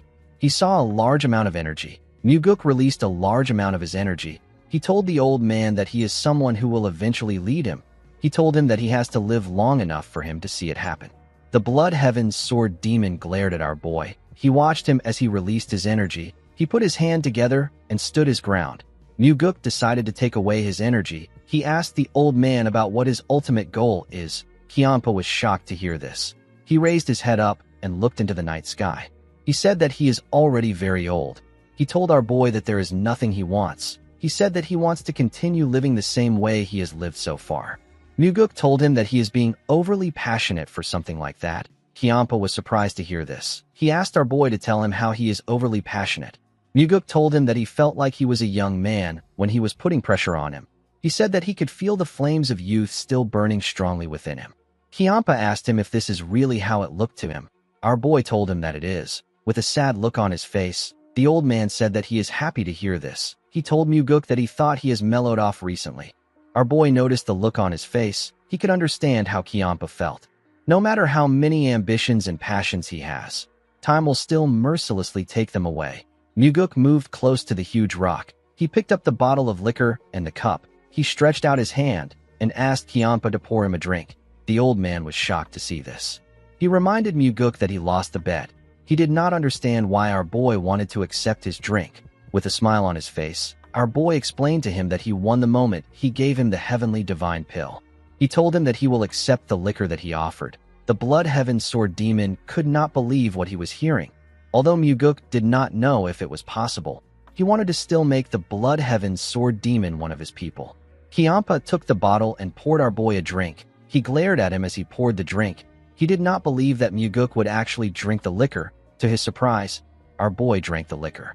He gently smiled when he saw this. He told Muguk that they should work well from now on. Our boy accepted his offer. He told him that he can pull off any of his filthy tricks if he wants. He told him that it is fine as long as he can handle it. Kiampa was annoyed to hear this. He could not believe that our boy said that he pulls filthy tricks. He began to laugh like a crazy person. Muguk asked him to pour him another cup. The old man accepted his request. Our boy was no fool. He knew that even though Kiampa is laughing heartily now, he has not yet opened his heart. He knew that Kiampa was not the kind of person which he could understand by getting a small glimpse through the narrow crack of his heart's door. Not even Muguk knows what lies beyond the door. The only thing our boy knew was that their relationship will be decided when Kiampa finally opens the door, whether he will burn Kiampa in flames, stab him to death with his sword, or if they will become eternal friends will be decided when the door opens. The two of them were waiting to see the moves that they will make. The scene shifts, and we see Muguk training in his training room. He covered his sword with his energy and carefully swung it around to understand his new strength. He noticed that the power of his attacks have gone up to the next level, and his attacks have also gotten faster thanks to his increased energy. His inner energy has now reached the level where he can fight on par with the Demon Supremes. Our boy carefully moved and made a huge swing. He was not satisfied with his current strength. He believed that he needed to accumulate even more energy. Inner energy is something that a person can never get enough of. While he was training, someone mentioned that his inner energy has grown again. When Muguk turned around, he saw his father, with a smile on his face. Our boy revealed to his father that he received the heavenly divine pill from the Blood Heaven Sword Demon. The heavenly demon did not say anything. Muguk found this odd. He asked his father to tell him why he is not surprised. The heavenly demon reminded his son that he once said that he wanted to get something from the old man. He told Muguk that he already knew that Kiampa had the heavenly divine pill. Our boy asked him about how he knew. The heavenly demon revealed to him that he was the one who gave Kiampa the elixir a long time ago. Muguk was shocked to hear this. He remembered the line the Blood Heaven Sword Demon drew to show him how much his father loved him. He wondered if Kiampa was right. The heavenly demon asked his son to tell him what he offered in the bet. Muguk revealed to him that he offered himself. The heavenly demon said that Kiampa made a losing bet. Our boy told his father that he is just getting started. He said that he intends to rip off each one of the Demon Supremes. The heavenly demon did not say anything. Muguk found this strange. In the past, his father would have told him that he is spouting nonsense. He did not understand why the heavenly demon was not saying anything. He decided to ask him about why he is not saying anything. The heavenly demon told his son that he was thinking that he might actually be able to do it. Muguk told his father that he is finally seeing his true value. The heavenly demon turned around and asked his son to continue his training. Our boy thanked his father for making Jang Ho the demonic army commander. The heavenly demon told him that he did not do it for him. He said that he accepted Jang Ho because 2 Demon Supremes recommended him. Muguk told his father that he will become happier. The heavenly demon stopped moving when he heard this. Our boy said that he needs to be happy so that those around him will be happy. Then the cult will become happier as well. The heavenly demon turned around when he heard this. Before he could speak, Muguk said that it is a useless emotion that will lead him to his death. The heavenly demon told his son that it is good that he knows. He opened the door and explained to his son that he must forget things as trivial as happiness if he wants to walk down this path. Muguk said that he doesn't want to. He told him that he will be happy even while walking down this path. The heavenly demon left the room after hearing this. With a smile on his face, Muguk said that he will make it happen. In the next scene, we see the Sword Supreme tending to the flowers in her garden. While she was looking at the flowers, someone told her that they are pretty. Yeonrang said that people say that flowers become prettier as they age. She told Muguk that he still has a long way to go before this saying can apply to him. Our boy remembered how old he was before he regressed. He believed that life would have been harder if he did not regress at that age. He thanked Yeonrang for helping him. He brought her a bottle of liquor to show his appreciation. The Sword Supreme thanked him for the gift. She told him that she doesn't drink. She said that she quit drinking a long time ago. Muguk apologized to her for bringing such a gift. Although he apologized, our boy actually knew that Yeonrang doesn't drink. He intentionally brought the liquor because he didn't want her to think that he knows a lot about her. Muguk wondered if it was necessary for him to do this. However, he couldn't complain because he needed to do what he can. He knew that relationships are built with all the small things in life. He told the Sword Supreme that he believes that help must be repaid. He asked her if there is anything he can do for her. Yeonrang told him that it will be best for him to cut off his relationship with the Blood Heaven's sword demon. Muguk asked her for a reason. She told our boy that the ideals that Kyeonpa pursues are far from his. Unlike Muguk, who wants to change the cult into a place with discipline and order, the Blood Heaven's sword demon hates to be bound by rules more than anyone in the world. After hearing what she said, Muguk apologized to her. He told her that he can't do what she is asking for.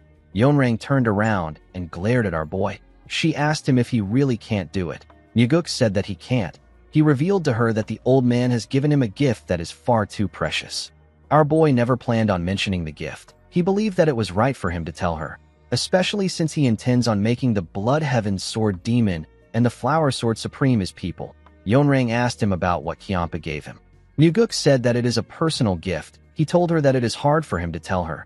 Yeonrang said that she assumed that they were close enough to share such details with each other. She asked him if she is wrong. Muguk told her that he will tell her because she helped him a lot last time. He revealed to the Sword Supreme that the Blood Heaven's sword demon gave him the Heavenly Divine Pill. Yeonrang was shocked to hear this. She asked our boy if the greedy old man really gave him the Heavenly Divine Pill. Muguk told her that he did. He said that Kyeonpa decided that he has more value than the elixir. Yeonrang could not believe what she was hearing. Muguk bowed his head and thanked her again for her help. He asked her to tell him if she ever needs his help. He told her that he will see her next time. The moment Muguk turned around, Yeonrang called out to him. She asked him to tell her the kind of person Kyeonpa looks like to him. With a smile on his face, our boy said that Kyeonpa is bad-tempered, violent, and he does whatever he wants. He said that he disliked Kyeonpa at first, but he began to get used to him the more time he spent with him. Yeonrang asked Muguk if he is not just saying these things because of the Heavenly Divine Pill. Our boy said that the elixir is also part of the reason why he likes him. Yeonrang told him that the Blood Heaven sword demon is not someone he should work with. She told Muguk that he needs to cut ties with the old man if he wishes to continue receiving her help. Muguk asked her to prove it to him. The Sword Supreme asked him to explain himself. Our boy asked her to prove to him that she is someone who can help him more than the Blood Heaven sword demon. He reminded her that Kyeonpa has given him the Heavenly Divine Pill. He said that he needs a good reason to cut ties with the old man. Yeonrang told him that the fact that it will be good for the cult should be a good enough reason. Muguk said that some people try to buy over their subordinates with dreams, ideals, and loyalty. He told Yeonrang that he despises people like that. The moment he said this, Yeonrang released her energy. It was ridiculously powerful. It froze the flowers around her. Muguk told the woman that he does not know what she thinks of him. He told her that he is preparing something big. He revealed to her that he will be meeting numerous people from now on. He said that he is not confident that he will always make the right choice. He begged her to show him something that can help him make a decision easily. He stretched out his hand and asked her to give him something more precious than the Heavenly Divine Pill. Yeonrang did not like what she was hearing. Muguk never planned on letting go of the Blood Heaven's sword demon. He believed that he must have Kyeonpa by his side. He looked into Yeonrang's eyes. He could tell that she was already wavering. The woman took away her energy. She asked our boy to tell her what he wants. Muguk clenched his fist. He told her that there is nothing he currently needs. Yeonrang glared at him when she heard this. Our boy already knew how she was going to interpret what he said. In her head, she heard him say that he does not need anyone else because he already has the Blood Heaven's sword demon. Muguk bowed his head and told her that he will see her next time. He assured her that he won't forget what she did for him. He turned around after saying this. He smiled when he turned around because he said that he doesn't need anything. The Sword Supreme will become even more impatient. At night, we see our boy arrive at his house. He saw Kyeonpa waiting for him there. The old man referred to Yeonrang as a fox and asked Muguk about what she said. Our boy revealed to him that Yonrang asked him to cut ties with him. Kiampa reminded him that he told him that the Sword Supreme would say this. He asked Muguk if Yonrang gave him a reason. Our boy told him that she said that their ideals are too different and he is too free-spirited. The old man said that it is a load of crap. He asked Muguk about what he will do. Our boy said that he will work with the person who gives him the most benefits. Kiampa was shocked to hear this. Muguk told him that he is simply trying to weigh his options. He told the Blood Heaven Sword Demon that he would have done the same thing too. Kiampa glared at him. Muguk smiled when he saw the look on his face. He asked him not to worry about it. He told him that he is still in the lead. He said that it is impossible for her to give him something better than the Heavenly Divine Pill. Kiampa said that it is not impossible. He told our boy that Yonrang is someone who would do anything just to destroy him. Muguk asked the old man about why their relationship is so strained. Kiampa stopped talking when he heard the question. Although our boy asked the question, he already knew the answer. The Blood Heaven Sword Demon told him that reasons aren't needed to hate another person. Muguk asked him if he wants to have a drink. He told him that he will feel bad if he leaves like this. Kiampa asked him if he knows the kind of person he is. Muguk said that he is calm-headed. He told him that it is not a bad thing. He advised him to act disappointed when he is disappointed. He advised him to talk things out when he is upset. Muguk told the old man that he will pay for the drinks. Kiampa grabbed his sword and jumped. He told our boy that he will wait for him at the demonic village. Muguk gently smiled when he heard this.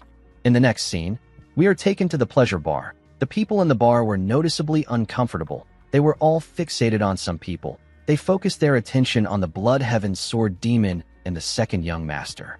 Kiampa told our boy that he expected him to take him to a courtesan house. He revealed to him that he actually hates places where women are at.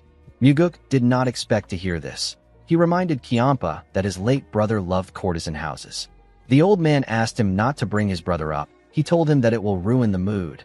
Our boy accepted the request. Muguk actually purposely mentioned Cheon-yang. He did not want the wound to fester in Kiampa's heart. The owner of the bar moved close to them. He welcomed them to the bar. With a shaky tone in his voice, he said that it is an honor to have them both in the bar. Muguk told him that they came there because the liquor and the food is great. The man thanked our boy for his compliment. He left after taking their order. Kiampa told our boy that he is being unnecessarily nice. Muguk told him that nothing bad comes from being friendly. Kiampa explained to him that there will inevitably be times when things go wrong because he got swayed by his emotion. He decided to use the bar owner as an example. He asked our boy if the food will taste better because he was friendly or if it will taste better if he threatens to kill the bar owner if he makes a bad meal. He told Muguk that his older brother has an advantage over him in this aspect. Our boy agreed that life gets easier if a person lives cold-heartedly. He said that he doesn't want to live his life like that. Kiampa asked him for his reason. With a smile on his face, Muguk said that he believes that the food will taste better when it is made by someone who is happy to make it instead of trembling in fear while making it. Kiampa told him that one day others will try to make use of his friendliness to get grand favors. If he doesn't agree to help, he will be greatly criticized. The old man said that this is how humans are. Our boy told him that the person could also give him back several-fold of the friendliness he has shown. He said that it might even be what saves his life. With a serious look on his face, he told Kiampa that this is also how humans are. The Blood Heaven Sword Demon did not know what to say. He told Muguk that they will have to wait and see. While they were talking, they were served their meal and liquor. Muguk told the Blood Heaven Sword Demon that he sees him as someone who is more emotional than him. The old man was surprised to hear this. He asked our boy if he is blind. He told Muguk that he really sucks at judging people. Our boy smiled when he heard this. He believed that his judgment was accurate. Muguk noticed that in all the situations which Kiampa has gone through with him, he was more emotional than normal. Even in this moment, his emotions are involved as he shares what he thinks with someone else. This is something he has never really done before.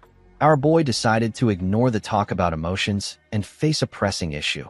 He placed his cup on the table and told Kiampa that he needs to start managing his disciples from now on. He told him that his disciples will continue having issues with the Nirvana Pavilion if he doesn't start managing them. The Blood Heaven Sword Demon glared at Muguk. He told him that he is getting more arrogant. Our boy corrected him by telling him that he is the one who is arrogant. Kiampa was annoyed to hear this. He screamed at Muguk. Everyone at the bar became nervous when they heard his voice. Muguk told the old man that he looks down on both the cult and his father. He said that he is confident because he is the Blood Heaven Sword Demon. With a serious look on his face, Muguk told him that he assumes that nobody cares about what his disciples do. The moment he heard this, Kianpa released his energy. He destroyed the table in front of them. He glared at Muguk. Our boy did not back down. He looked him in the eye. The Blood Heaven Sword Demon took away his energy, and the plates and bottles fell to the ground. The owner was shocked to see this. Everyone else became nervous, with a look of anger on his face. Kianpa told our boy that his words were beyond arrogant. He told him that he really wants to beat him right now. He turned to the owner. He asked him to stop staring at them. He ordered him to bring them some more liquor and food. Our boy told Kianpa that this is not how he should handle things in times like this. He placed some gold coins on the table. He apologized to the owner. He told him that the money is for the things they broke. He assured him that he will also compensate him for his other losses today. The owner became more nervous. He assured Muguk that it is fine. Our boy told him that it is not fine. He gave him some coins and asked him to bring them new food and drinks. He asked him to bring out enough food that will make the table fall apart. The Blood Heaven Sword Demon asked Muguk if he wants him to do things like that. Our boy told him that he shouldn't be destroying things if he doesn't want to do something like that. Kianpa asked him if he is teaching a demon supreme how to be kind. Our boy explained to the man that the demonic path he is trying to build up is not one where a person destroys a restaurant. Because he is upset, Kianpa yelled at him. Our boy placed his hand on a chair and asked him to stop yelling. He asked him to take a seat there. The old man grit his teeth out of anger. Oddly enough, he still went to sit down without throwing a tantrum. He called our boy an arrogant brat. He told him that he is crazy. With a scary look on his face, he promised Muguk that he will kill him if he betrays him. The owner, who was about to place the food on the table, became terrified when he heard this. He placed the food on the table and quickly ran away. Muguk asked Kianpa if he really means what he said. The old man said that he does. Our boy asked him to swear his loyalty to him with sincerity. He said that his threat can also be used in another way. He told the Blood Heaven Sword Demon that if he truly swears his loyalty to him and he betrays him, he said that he will plunge his sword into his heart. Due to the look on his face, Kianpa could tell that Muguk was not playing around. Our boy poured him some liquor. He asked him to accept his drink. He also poured himself a drink. The two men glared at each other. Muguk raised his cup up and pushed his hand forward. Kianpa decided to accept the drink. He picked up his cup. Our boy smiled when he saw this. The two of them drank their liquor. Even though the Blood Heaven Sword Demon did not clink his glass with our boy's own, our boy knew that he already accepted the oath in his heart. The scene shifts, and we are taken to the Sword Supreme's flower garden. We see her looking at the stars. While she was looking up, someone informed her that Muguk is with the Blood Heaven Sword Demon. He said that they are having drinks together. The man told his master that our boy is an arrogant person. Yeonrang asked him to mind his words. With a cold gaze in her eyes, she told him that there is nothing more crude than speaking carelessly behind one's back. The man said that he will remember this. Yeonrang said that Muguk is not the same person that she knew before. The man said that our boy is a storm in a teacup at best. The Sword Supreme asked him about what he will do if the teacup is big enough to contain the whole Murim. The man was shocked to hear this. The Sword Supreme knew that there is something special about our boy for Kianpa to give him the heavenly divine pill. She said that he basically gave Muguk everything. She knew that the Blood Heaven Sword Demon must see a possibility of Muguk becoming the successor of their cult. The man asked Yeonrang if she also sees that possibility. Although Muguk showed her an unexpected side of himself, it was not to the point where she would give him an elixir that is on the level of the heavenly divine pill. This made Yeonrang annoyed. She felt like she was missing something which the Blood Heaven Sword Demon picked up on. She did not like the fact that the old man could see something that she couldn't. While she was thinking, the man asked her to rest for today. He informed her that he has prepared a new man. The Sword Supreme turned around when she heard this. She walked past the man. After she passed by his side, the man raised his head up and turned around. He watched her as she went into her house. In the next scene, we see Muguk step into a large room. Our boy carefully looked around. This was his first time in his father's personal training ground. Our boy noticed a huge piece of iron dangling in the room. He quickly recognized this iron. It was the 10,000 years cold iron. Muguk noticed the marks that were left on the iron. He realized that his father was using it to train. He carefully looked at the marks. He said that his father is abusing the iron. The heavenly demon stepped into the room. He asked Muguk to not waste his time. He ordered him to use the 4 strides of the wind god. Our boy released his energy and began to move in a unique manner. Each step had its own meaning. The 4 strides of the wind god has 4 main moves and more than 900 changes that can be made. Depending on how a person interprets the changes and uses them, their movements will change slightly and the power of the 4 strides of the wind god would be different. Muguk looked like he was walking on water. Each of his movements were graceful. He was not wasting any moves. He gently landed on the ground and turned to his father. He noticed that the heavenly demon was looking at him weirdly. He wondered if something was wrong. He wondered if he made a mistake. The heavenly demon was actually looking at his son for a different reason. He asked Muguk if he has really learned it to this level. Maybe it was because his father acknowledged his skills. Muguk continued discussing about the martial arts with him. The heavenly demon gave his son some of his opinions and also quietly listened to Muguk's opinions. He didn't just listen. He even accepted some of our boy's opinions. The heavenly demon told his son that putting more strength into the right foot seems to be the correct interpretation. He told Muguk that he was right. Our boy never expected his father to speak so freely and act this rational when it came to martial arts. The heavenly demon asked his son to close his eyes. He told him that he will now tell him what he learned. Muguk followed his father's orders. When he closed his eyes, the heavenly demon began to speak to him. This made our boy begin to visualize everything in his mind. As his father spoke to him, he practiced the techniques in his mind. He slowly perfected his strides and movements. Through his discussion with his father, Muguk was able to take his 4 strides of the wind god to the next level. He opened his eyes and stood up. He bowed his head and thanked the heavenly demon for teaching him. He promised himself that he will repay this favor by killing Wamugi. He told his father that he will repay the favor by giving him more allowance in the future. The heavenly demon stood up and asked his son to stop spouting nonsense. He asked him to eat with him before he goes. Muguk was shocked to hear this. The heavenly demon asked him if something is wrong. Our boy told him that he has never heard him ask anyone to eat with him. The heavenly demon did not say anything. He turned around and told his son that it is nothing to be surprised about. In the next scene, we see some food placed on their table. The heavenly demon told Muguk that there is always more if this isn't enough. Our boy thanked him. He served himself and began to eat. The heavenly demon watched Muguk as he ate. He looked at him as if something was wrong with him. Our boy understood why his father was looking at him. He knew that the heavenly demon found it strange that he is not talking as much as he usually does. His father didn't know that the version of himself before his regression has never thought of eating with him before. However, now that our boy was eating with him, he realized something important. He realized that he has always wanted to eat with his father deep in his heart. The heavenly demon asked him if the food is to his liking. Muguk asked him if he is interested in changing chefs. His father told him that he will never do this. The heavenly demon asked his son to tell him the reason why he came to look for him today. Muguk revealed to him that he has a favor to ask. The heavenly demon asked him to tell him what he wants. Our boy told his father that he wants to have another family member. The heavenly demon did not expect this. He asked his son if he wants to get married. Muguk explained to him that he simply wishes to teach the soaring sword arts to his bodyguard. Our boy wanted to teach Lee on the soaring sword arts, which he has completely mastered. He believed that the woman needed to learn the soaring sword arts in order to protect her position as the leader of the Phantom Shadow Corps. The problem was that the soaring sword arts can only be taught to the blood relatives of the heavenly demon. The heavenly demon reminded his son that he treats his brother, who is his true blood relative, poorly, and yet he wants to elevate his bodyguard to the level of a blood relative. Muguk told his father that Leon is someone that is even more important than his blood relative.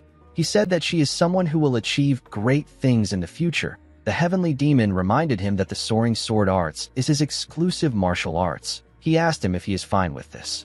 With a serious look on his face, Muguk told his father that the 9 calamities demonic arts will become his exclusive martial arts. Our boy knew that the 9 calamities demonic arts is not something someone can learn just because they are the heavenly demon's blood relative. It is a martial arts that can only be learned by the successor. The heavenly demon found it odd that his son was this confident. He told Muguk that he can do as he wishes.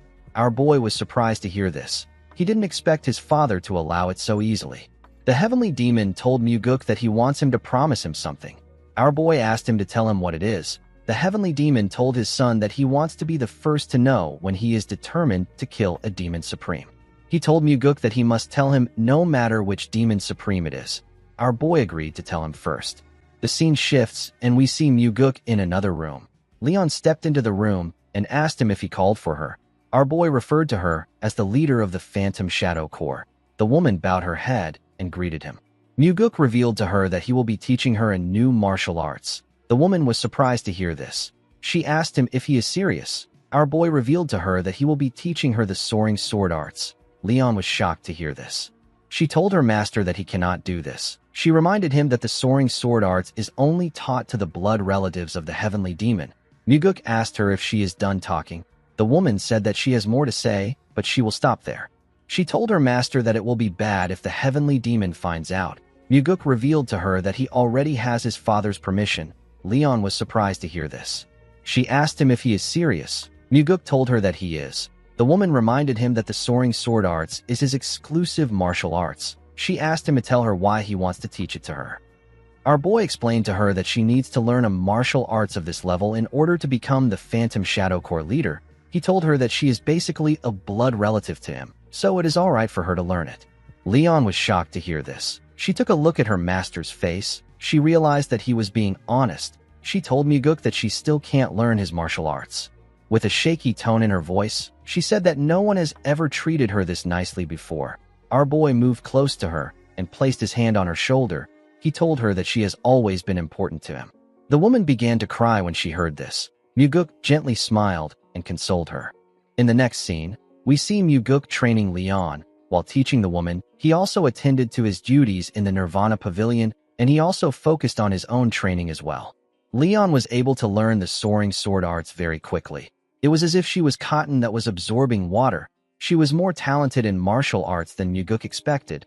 She was also extremely hardworking, so her progress was so rapid that even Muguk was surprised. While watching the woman train, Muguk realized that he can also learn through teaching. In his past life, he did not teach anyone anything. This is why this process was very meaningful for him. The scene shifts, and we are taken to the Nirvana Pavilion. We see Muguk and the investigators gathered outside. Our boy told them that it has been a while since they all gathered in one place like this. The investigators agreed with him.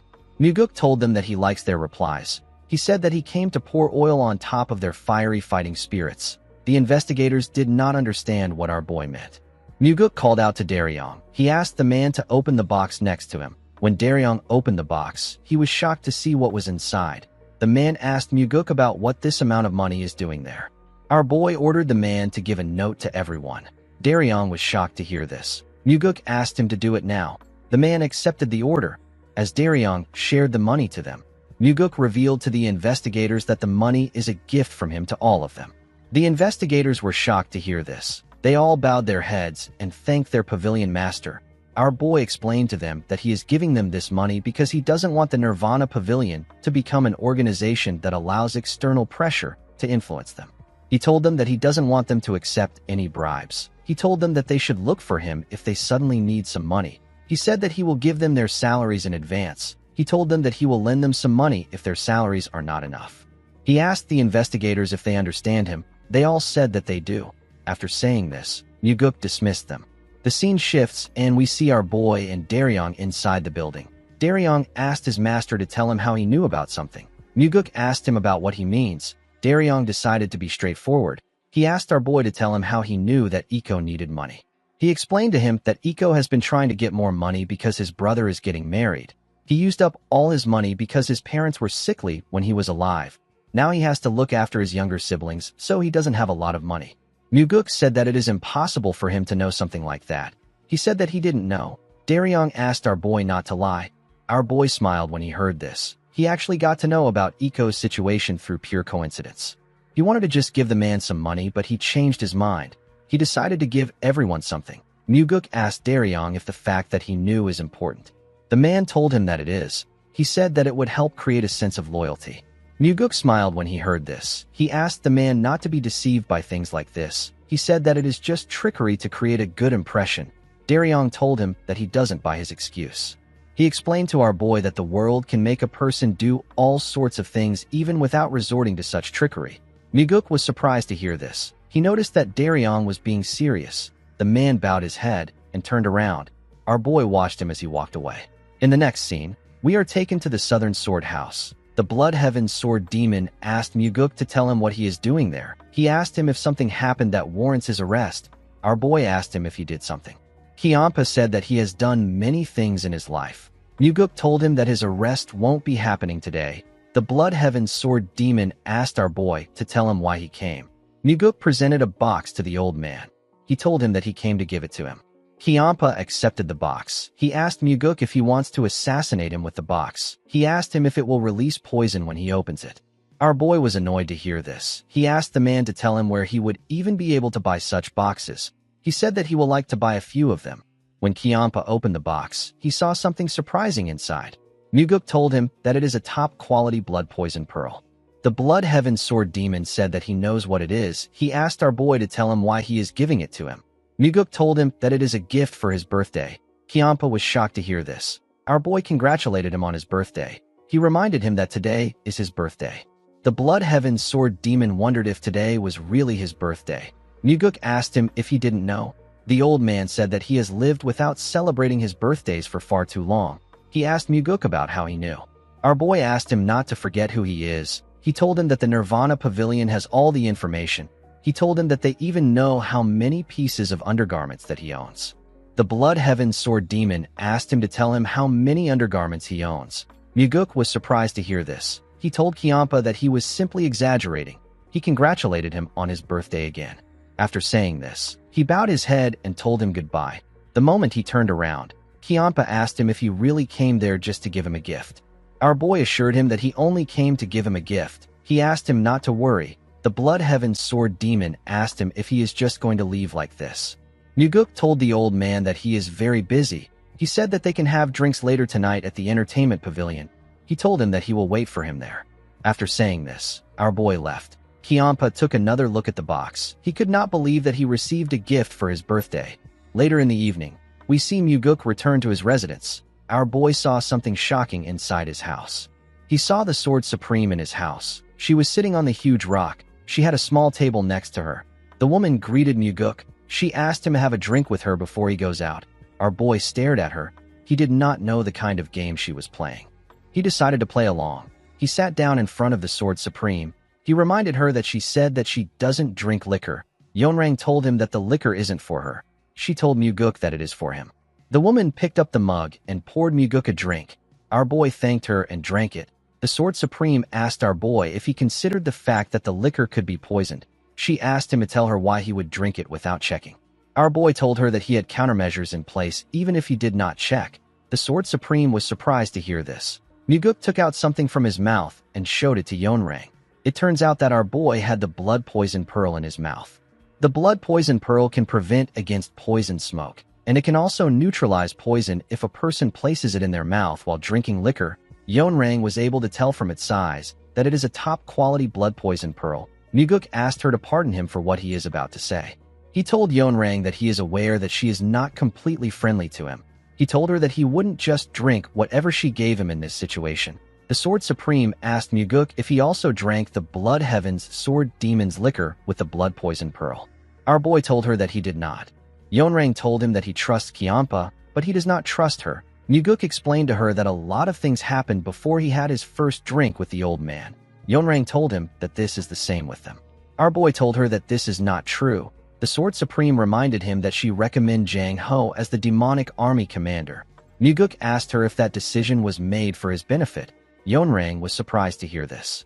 Our boy told her that she is right about recommending Jang Ho, but it wasn't for our boy's benefit. It was for her to try and force him to cut off his ties with the Blood Heaven's Sword Demon. Muguk explained to the Sword Supreme that he wishes to create a lot of history with her. He said that he will be able to drink the liquor she offers without using a blood poison pearl if they are able to do this. Yeonrang asked our boy not to say things that he doesn't mean. She asked him if he hasn't already decided to go with Kiampa. Muguk placed the pill on the table and poured himself a drink. He drank the liquor in front of her and placed the cup on the table. The Sword Supreme glared at him. Muguk knew that Yeonrang is someone who refuses to be even compared to the Blood Heaven Sword Demon. She is also someone who is confident that she will be chosen if people had to choose between the two of them. Muguk knew that she was not the kind of person who would use poison. Yeonrang called out to our boy. She asked him to tell her what he truly wants. Muguk begged her to help him become the successor. The Sword Supreme was surprised to hear this. Our boy explained to her that he wants her to help him without asking him to cut off his ties with Kiampa. The Sword Supreme glared at him. She stood up and told Muguk that the only people who would help without any conditions are parents. Muguk revealed to the woman that he is having drinks at the entertainment pavilion later tonight. He told her that she can join him if she feels like it. After hearing what our boy said, the Sword Supreme left his house. When Muguk went into his house, he saw something surprising. He saw his father on the roof. Our boy wondered if something was off about today. He had met 2 demon supremes. Now he is meeting his father too. He asked the heavenly demon to tell him why he came. The heavenly demon told his son that he came to see how he is living. Our boy found this odd. His father has never come to his residence before.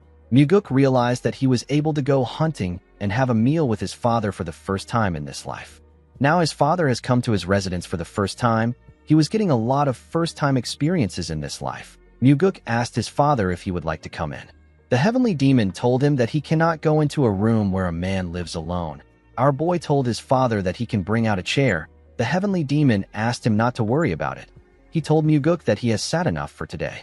Our boy smiled when he heard this. He jumped to the roof. He told the heavenly demon that the demonic physician once said that sitting down for too long is detrimental to a person's health. The longer you sit down, the shorter your life becomes. The heavenly demon asked Muguk if he wants to live for a long time. Our boy said that he does. He said that there are many things he has not tried yet. He told his father that he wants to do everything before he dies. He asked his father if he also has something he wants to do. He asked him if he wants something else other than being the heavenly demon. The heavenly demon said that there is nothing he wants. Muguk turned to him when he heard this. Although he said that there was nothing he wanted to do, it sounded like he was trying to tell his son that he has too many things that he wants to try, but he can't speak of them. Our boy told his father that he wants to go to the Central Plains with him one day. The heavenly demon glared at his son when he heard this. Muguk explained to his father that he is not saying that he wants them to attack the Murim Alliance together. He revealed to his father that he wants to visit different places where various people reside. He asked the heavenly demon if he wants to see the world with him one day. He said that he has heard that the snowy mountains are really refreshing in summer. The heavenly demon did not say anything to Muguk. He simply watched the beautiful sunset with him. The scene shifts, and we are taken to the entertainment pavilion. We see the owner serve our boy some food. He asked him to enjoy it. Muguk thanked the man. The owner told our boy that he is the one who is supposed to be thankful to him. He explained to Muguk that after he set up a Nirvana Pavilion branch office in the alleyway, there has been fewer people causing trouble after drinking. The man said that there has even been less instances where people don't pay off their tabs. Muguk told the man that he is happy to hear this. The owner told him that he is not the only one who is thankful. He said that many people in the building have received various help from the Nirvana Pavilion. Someone told Muguk that he is quite popular. When our boy turned around, he saw Kianpa. Everybody became scared. Muguk announced that the Blood Heaven Sword Demon is someone with a noble personality. He asked them to drink in peace. He warned them not to move close to them to cause trouble after getting drunk. After saying this, our boy and Kianpa sat down. The old man asked Muguk to tell him why he is lying. Muguk said that this is a white lie. He explained to him that these people are paying to drink there. He said that it wouldn't be right for them to be drinking while being worried. Kianpa said that they should leave if they don't like being here. Our boy told him that he should compensate them if he is going to say this. He said that he can ask the people to go eat somewhere else with the money, and he also has to pay the owner for his losses. Kianpa told Muguk that he is acting kind again. Muguk explained to him that this is not kindness. He said that it is basic manners. The Blood Heaven Sword Demon asked him if a demonic cultist should act like this. Our boy reminded him that a demonic cultist is still a person. Kianpa was surprised to hear this. He told Muguk that he can't tell if he is from the Murim Alliance or the demonic cult in times like this. Our boy smiled when he heard this. He also didn't think of himself as a demonic cultist. In his past life, he left the demonic cult when he was young, and he was able to meet numerous people. Muguk raised his cup and congratulated the Blood Heaven's Sword Demon on his birthday. Kianpa quickly looked around. He asked our boy not to speak so loudly. He asked him not to do stupid things like that from now on. He said that there is nothing about becoming older that needs to be celebrated. Muguk told him that birthdays are meant to be an excuse to drink liquor. The Blood Heaven Sword Demon told him that he likes drinking more than he looks. Muguk asked the old man if he doesn't like drinking. Kianpa took a look at his cup. He said that he used to like drinking. He said that he has cut it down by a lot recently. Someone told him that he didn't completely stop. Kianpa was shocked to hear this person's voice. He quickly turned around. Muguk was also shocked to see the person. The person turned out to be the Sword Supreme. The woman glared at Kyanpa. The old man also glared at her. The Blood Heaven's Sword Demon and the Flower Sword Supreme continued glaring at each other. Everyone in the entertainment pavilion was on the edge. They didn't know how things would go. Muguk stood up and pulled out a chair for Yeonrang. He asked her to have a seat. The Sword Supreme walked past Kyanpa and sat in the middle of the men. The mood in the air was still quite weird. They were all cautious of each other. Yeonrang asked Muguk to tell her why he asked her to come there. Our boy revealed to her that today is the Blood Heaven's Sword Demon's birthday. He said that no matter how much hatred we have for another person, we ought to at least congratulate them on their birthdays. He told her that he gathered them there for a celebration. He said that today is a joyous day. Kyanpa did not seem like he believed our boy's words. Yeonrang stood up and asked Muguk to only invite her when he is alone in the future. Kyanpa asked the Sword Supreme to tell her what she is so unhappy about. With a cold gaze in her eyes, she asked him if he is seriously asking her this question. The Blood Heaven's Sword Demon glared at her and told her that he is seriously asking the question. He asked her to tell him exactly why she is so angry. The Sword Supreme told him that he is why she is angry. Kyanpa asked her to tell him what he did wrong back then. Yeonrang immediately asked him to shut up.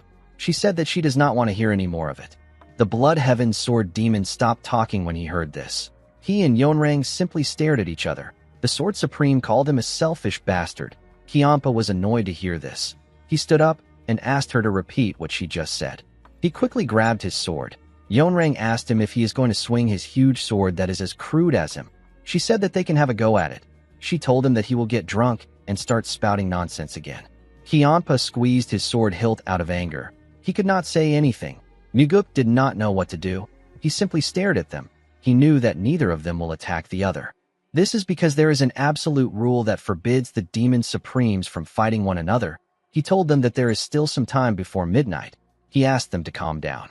Yeonrang turned to our boy and released a small amount of energy. She asked him to tell her why he started this. She asked him to tell her the amount of disdain he has for her for him to do this.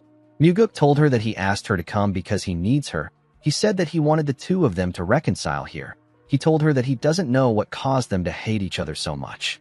The Blood Heaven's Sword Demon and the Sword Supreme were surprised to hear this. Yeonrang calmed herself and asked Muguk if he thinks that their relationship would be strained if their issue could be resolved over a drink. Muguk told her that they need to keep meeting each other until it is resolved. He advised them to curse each other and pull out their hair until their issue is resolved. Yeonrang told our boy that he is being too greedy. She reminded him that she said that she will never work with the Blood Heaven's Sword Demon. After saying this, she turned around and left the building. Kyanpa drank a cup of liquor. He slammed the cup on the table and destroyed the table. He thanked Muguk for his congratulations. After saying this, Kyanpa left too. Muguk paid the owner for his table. He told him that the Blood Heaven's Sword Demon needs to focus on changing his habit of destroying things. With a nervous smile on his face, the man said that working as a carpenter these days really pays a lot. Our boy also stepped out of the pavilion. He already knew that this would happen when Kyanpa and Yeonrang meet. He also knew that he had to keep at it. He wanted to drag out their buried emotions and make them scold and quarrel with each other. Muguk wanted to drag out those grudges that they have allowed to fester and gnaw away at themselves. He needed to make them realize that the issue is not serious if they take some time to think about it. The scene shifts and we see Muguk sleeping in his room. Our boy suddenly opened his eyes. He realized that someone was calling him outside. Muguk grabbed his sword and went outside. He saw the Sword Supreme waiting for him. The woman turned her back to him. Our boy did not expect to see her. Yeonrang knew that she did not exude any additional aura, and yet Muguk was able to sense her presence. She told him that his skills are extraordinary. Our boy said that he is simply a light sleeper. The Sword Supreme reminded Muguk that he told her that he despises people who try to win the hearts of their subordinates with things like dreams and ideals. Muguk agreed that he said this. Yeonrang said that she also has people that she despises. Our boy asked her to tell him the kind of people she is talking about. She said that she hates people who are only good with words but don't have the ability to back it up. Muguk asked her if he is this kind of person. She told him that they need to find out. The moment she said this, she drew her sword and released some energy. Muguk found it amazing that he couldn't find a single opening even though her back was facing him. He told the Sword Supreme that he has another kind of person that he despises. Yeonrang asked him to go on. Muguk told her that he doesn't like someone who is strong and uncaring at the same time. He said that he despises people who use their strength to oppress others or to create relationships where they have the upper hand. He said that he hates seeing people who have such poor imagination cause harm to others. The moment he said this, Yeonrang released a large amount of energy. The ground began to shake. She turned to Muguk and told him that she has been too nice to him. She told him that he has become far too arrogant. Our boy noticed that his grass was slowly freezing. With a smile on his face, he asked Yeonrang to tell him what she will do if he wins. Yeonrang was annoyed to hear this. She could not believe what she was hearing. She asked him if he just said that he will win against her. Muguk told her that he did. With a serious look on her face, she told Muguk that she will do whatever he wants if he wins. She said that she will even kill herself if he asks her to do it. Muguk could tell that Yeonrang was certain that she would never lose. He accepted her condition. The Sword Supreme asked him to tell her what he will do if he loses against her. Muguk told her that he will do as she wishes. With a scary look on her face, Yeonrang told our boy that what she wants is simple. She revealed to him that she wants him to drive the Blood Heaven's sword demon out of his life. Muguk believed that Yeonrang has every reason to act confident. This is because her martial arts are second only to the heavenly demon. He asked her if she is not curious about what he wants. The Sword Supreme said that she is not curious because she won't have to hear about it. Muguk smiled when he heard this. He told her that she will have to hear about what he wants today. He pulled out his sword and told her that he has the black demonic sword in his hand. He told her that it can even damage her sword. Yeonrang told Muguk that she will give him the first 3 attacks. Our boy took a stance and told her that he will accept her offer. He said that he will start now. Although it will be tough for him, Muguk decided to fight her without using the 4 strides of the wind god. He decided to end the fight within 3 attacks. The moment he thought of this, he charged at the Sword Supreme. He used the first form of the soaring sword arts known as Celestial Equilibrium. He released a large amount of energy with his attack. The Sword Supreme was able to block it. She and Muguk glared at each other. They tried to push each other with their swords. As their swords pressed against each other, it released a bright light and a large amount of energy. It destroyed the surrounding. The attack sent Muguk flying. The Sword Supreme was able to regain her balance in the air. Muguk pressed his leg into the ground. He raised his sword and used the second form of the soaring sword arts known as the Shifting Slash. He was able to fire multiple attacks at Yeonrang while she was still in the air. Yeonrang was able to block each one of the attacks with her sword. She gracefully landed on the ground. When she raised her head up, she saw multiple attacks coming towards her. She grit her teeth and took a stance. She fired a huge attack at Muguk. Her attack went through the Shifting Slash. Our boy was able to block it. He realized that the Sword Supreme has broken her word on letting him attack 3 times first. She even retaliated. Yeonrang also realized that she messed up. Muguk couldn't blame her. She couldn't help it. The constant shifts made by the Shifting Slash makes it a technique that can't be stopped with blocking alone. Yeonrang had to attack in order to defend against it. Muguk took a stance. He covered his sword with a dark and scary energy. He used the third form of the soaring sword arts known as the Heavenly Slash. He fired his dark energy at the Sword Supreme. Yeonrang wasn't even bothered. She raised her sword and blocked the attack. While she was blocking the attack, Yeonrang noticed something odd. This attack was much more powerful than she expected. It was slowly overwhelming her. The Sword Supreme could not believe what was happening. The attack was slowly covering her up. She asked Muguk to stop. She said that she doesn't want him to attack her face. Our boy glared at her. He could see the fear in her eyes. He took away his energy and pointed his sword at her. The Sword Supreme was quite scared. Our boy took away his sword. With a serious look on her face, Yeonrang asked Muguk to tell her what just happened.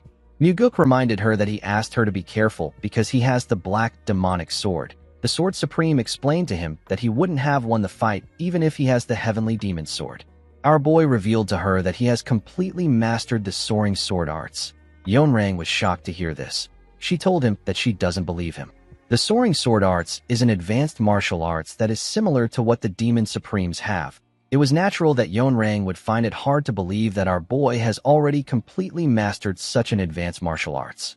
Muguk asked the Sword Supreme if she believes that his father made him the Nirvana Pavilion Master just because he is his son. Yeonrang said that it still doesn't make any sense. Our boy revealed to her that he also consumed the Heavenly Divine Pill to make up for his lack of inner energy. The Sword Supreme finally understood why Muguk is so strong. Our boy told her that he won the fight. He asked her if she acknowledges this fact. Yeonrang said that she wouldn't have let her guard down if she knew that he was this strong. Muguk knew that she was right. She allowed him to attack 3 times because she didn't know how strong he was. This was what led to her defeat. He asked Yeonrang if she won't acknowledge her defeat. He told her that if the Demon Supremes learn that she broke her word, she will be forever haunted by the label of a coward. Yeonrang asked Muguk to shut up. She told him that he does not need to provoke her by saying things like that.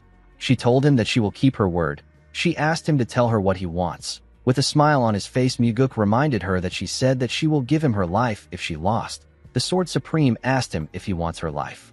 Muguk told her that he doesn't. He said that even though the Blood Heaven Sword Demon calls him a crazy person, he is not this crazy.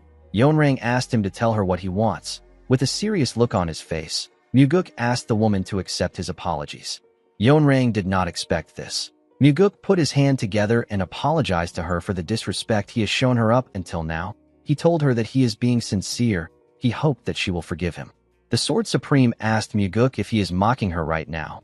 Our boy assured her that he is being serious. He told her that he acted disrespectful towards her today. He said that he shouldn't have invited her to the dinner. Yeonrang did not understand what was happening. She asked Muguk about why he is apologizing when he already won. Our boy explained to her that he wants to win her favor by apologizing to her. He told her that he wants her to support him from the bottom of her heart. Yeonrang asked him if he is referring to support in the battle to become the successor. She told Muguk that she is disappointed in him if he thinks that the apology will make a difference. Muguk explained to her that he is the kind of person who will respond double in kind. If his opponent throws sand at him, he will push them into the mud. If they throw water at him, he will throw feces at them. He told Yeonrang that he has no desire to do such things to her. He told her that she is the one most worthy of respect among the 8 Demon Supremes because of her noble and lofty character. The Sword Supreme asked Muguk if this is truly how he sees her. Our boy told her that it is. He said that she truly has a noble and lofty character. Yeonrang did not know what to say to him. Muguk bowed his head and told her that he will see her next time. He turned around and walked into his building. As he walked towards his house, he remembered how she lived her life after the cult fell. He believed that what he said was not a complete lie. However, the events of the past still hasn't happened yet. Our boy believed that his encounter with her might change her fate. He hoped that the bloodbath she will cause in the future can disappear and a new life will appear instead. He hoped that flowers could blossom in the dreary wasteland that he saw within her eyes. The next day, we see Yeonrang visit Muguk at night. She told him that she accepts his apology. Our boy noticed that she didn't look well. He wondered if her loss caused her to suffer from inner demons. He thanked her for accepting his apology. Yeonrang admitted to losing yesterday's match. She asked Muguk to fight with her again. Our boy was surprised to hear her request. He declined her offer. The Sword Supreme asked him for his reason for declining her offer. Muguk revealed to her that he will never be able to win against her again. He explained to her that she wouldn't have given him the first move if she hadn't let her guard down, and he wouldn't have been able to win if this didn't happen. The Sword Supreme reminded him that he has already mastered the soaring sword art, and he has enough internal energy. She told him that he might be able to win if they fight again. Muguk said that it can't happen. He explained to her that it was simply a once-in-a-lifetime stroke of luck. He told her that he is not arrogant enough to mistake luck for skill. The Sword Supreme told him that she won't set any conditions if she wins. She told him that she will grant any of his wishes if she loses. Our boy did not expect this. He believed that Yeonrang was foolish and naive. At this moment, he understood why she became the cult leader and why she rose to power through bloodshed. He also understood why she ultimately fell. Muguk believed that she was fighting for her pride. He did not think that pride was worth anything. He did not understand why Yeonrang would say something like this when she doesn't even know what he will ask for. Our boy bowed his head and told her that he won't tell anyone about the match they had yesterday. He assured her that she doesn't need to fight him again. He advised her to get some proper rest. He told her that she looks unwell. Muguk turned around after saying this. The Sword Supreme revealed to him that she feels ashamed. Muguk asked her not to feel like that. He told her that his victory was purely luck. The Sword Supreme explained to him that it is not just about losing the duel. She told Muguk that she said anything but her face. She told him that she feels humiliated the more she thinks about it. Immediately she said this. Muguk recalled that she actually said this when he overpowered her. He told her that her action was understandable. He said that he would have said the same thing even as a man.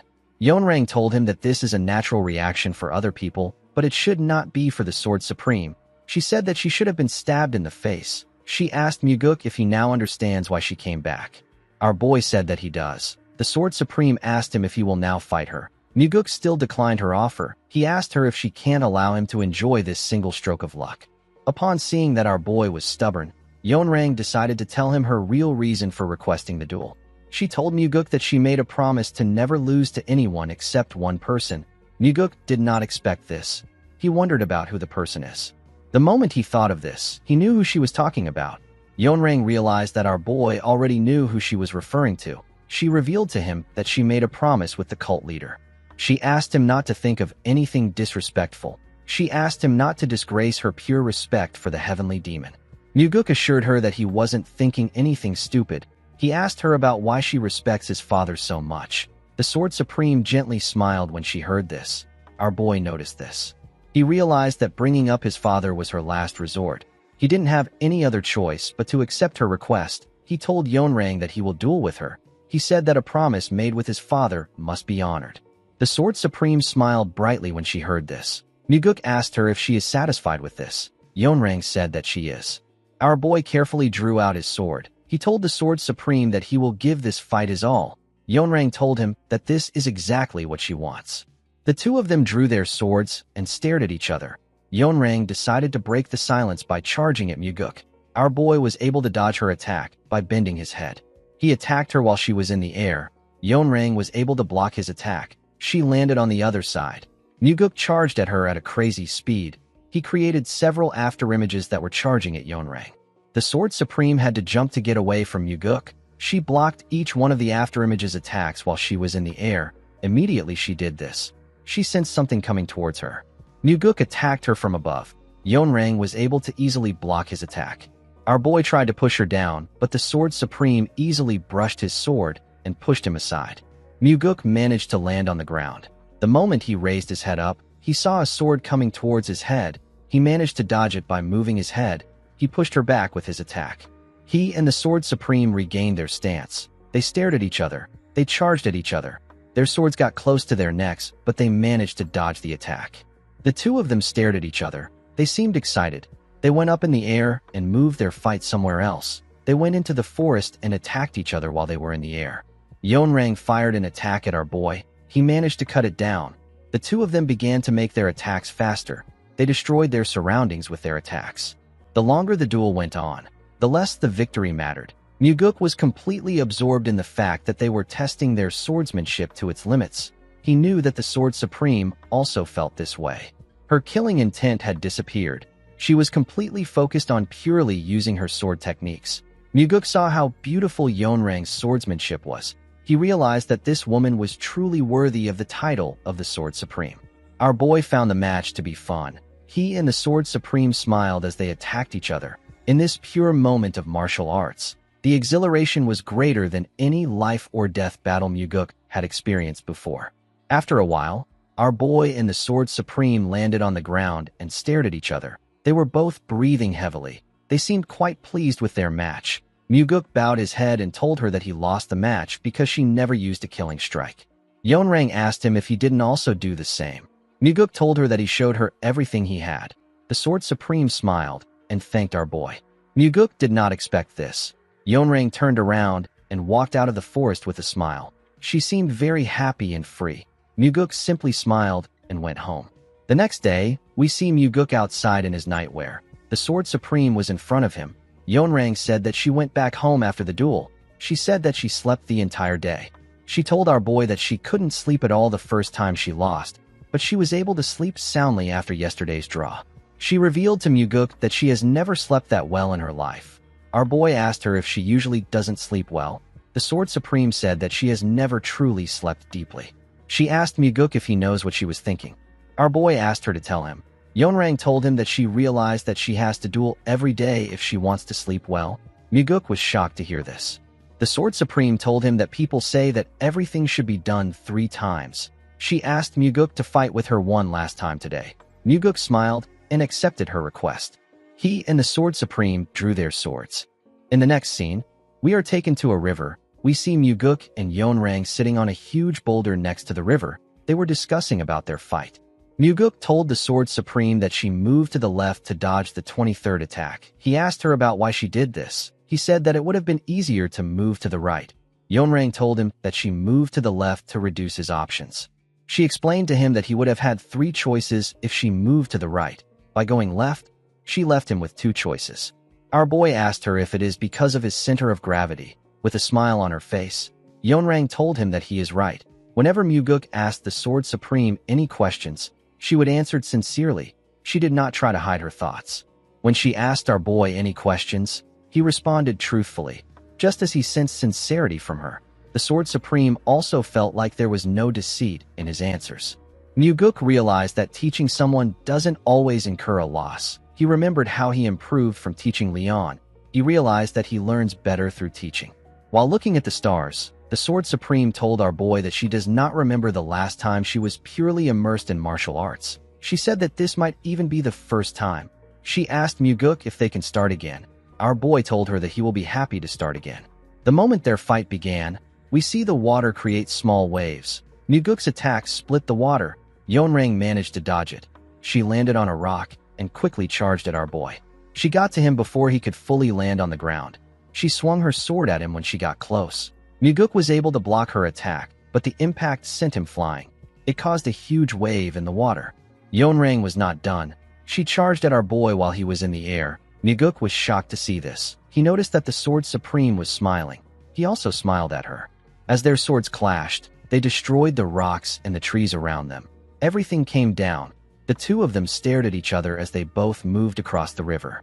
They went into the forest. After fighting for a while, they both began to breathe heavily. Yeonrang asked Muguk if he has any liquor. Our boy did not expect this. He told her that he does.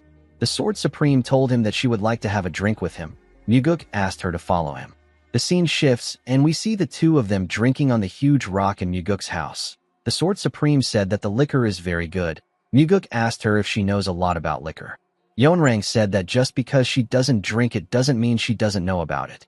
She said that she actually used to drink often back in the day. She asked our boy if she can ask him something. Muguk asked her to go ahead.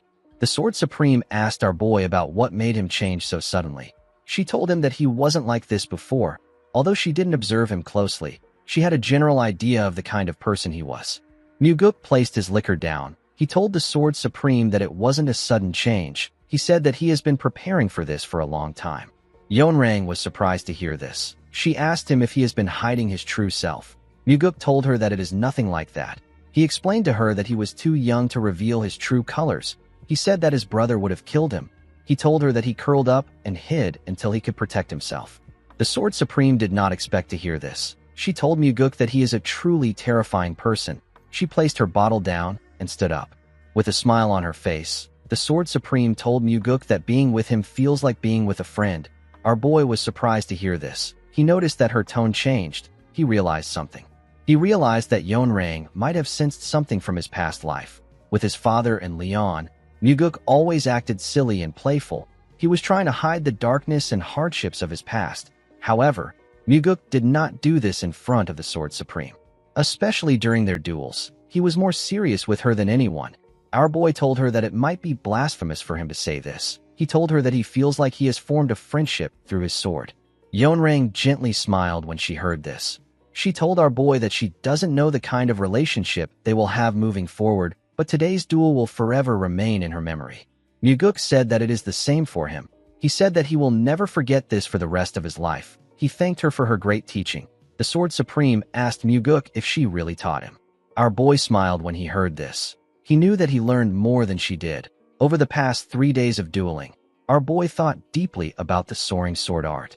He was able to break past the wall of the 10th star mastery. Now he has began his path towards the 12th star. The Sword Supreme drew her sword and pointed it at Muguk. Our boy smiled when he saw this. He took out his sword and used it to hit her sword. He and Yeonrang never formally said goodbye. The last clear sound of their swords clashing was their farewell. That was the end of their duel. The scene shifts, and we are taken to the Sword Supreme's residence. We see Yeonrang place a bottle of liquor in front of her. She remembered how she had different thoughts the first day she lost to our boy. She even considered putting on a mask and going back to kill Muguk. She realized that the person she was that day and the person she currently is are two completely different people. While she was drinking, her assistant asked her if something is wrong. He realized that he has never seen his master drinking liquor since he has been serving her. He did not understand why she suddenly started drinking. He asked her if it is related to Muguk. The Sword Supreme glared at him. She told him that it is nothing. The man apologized to her for speaking out of turn. He revealed to her that he has brought someone new. He told her that the man is waiting in the secret room. Yeonrang asked him to stop. The man did not understand what she meant. The Sword Supreme asked him to stop bringing in men. The man was shocked to see that she spoke formally to him. He did not understand what was happening. Yeonrang always spoke informally to him.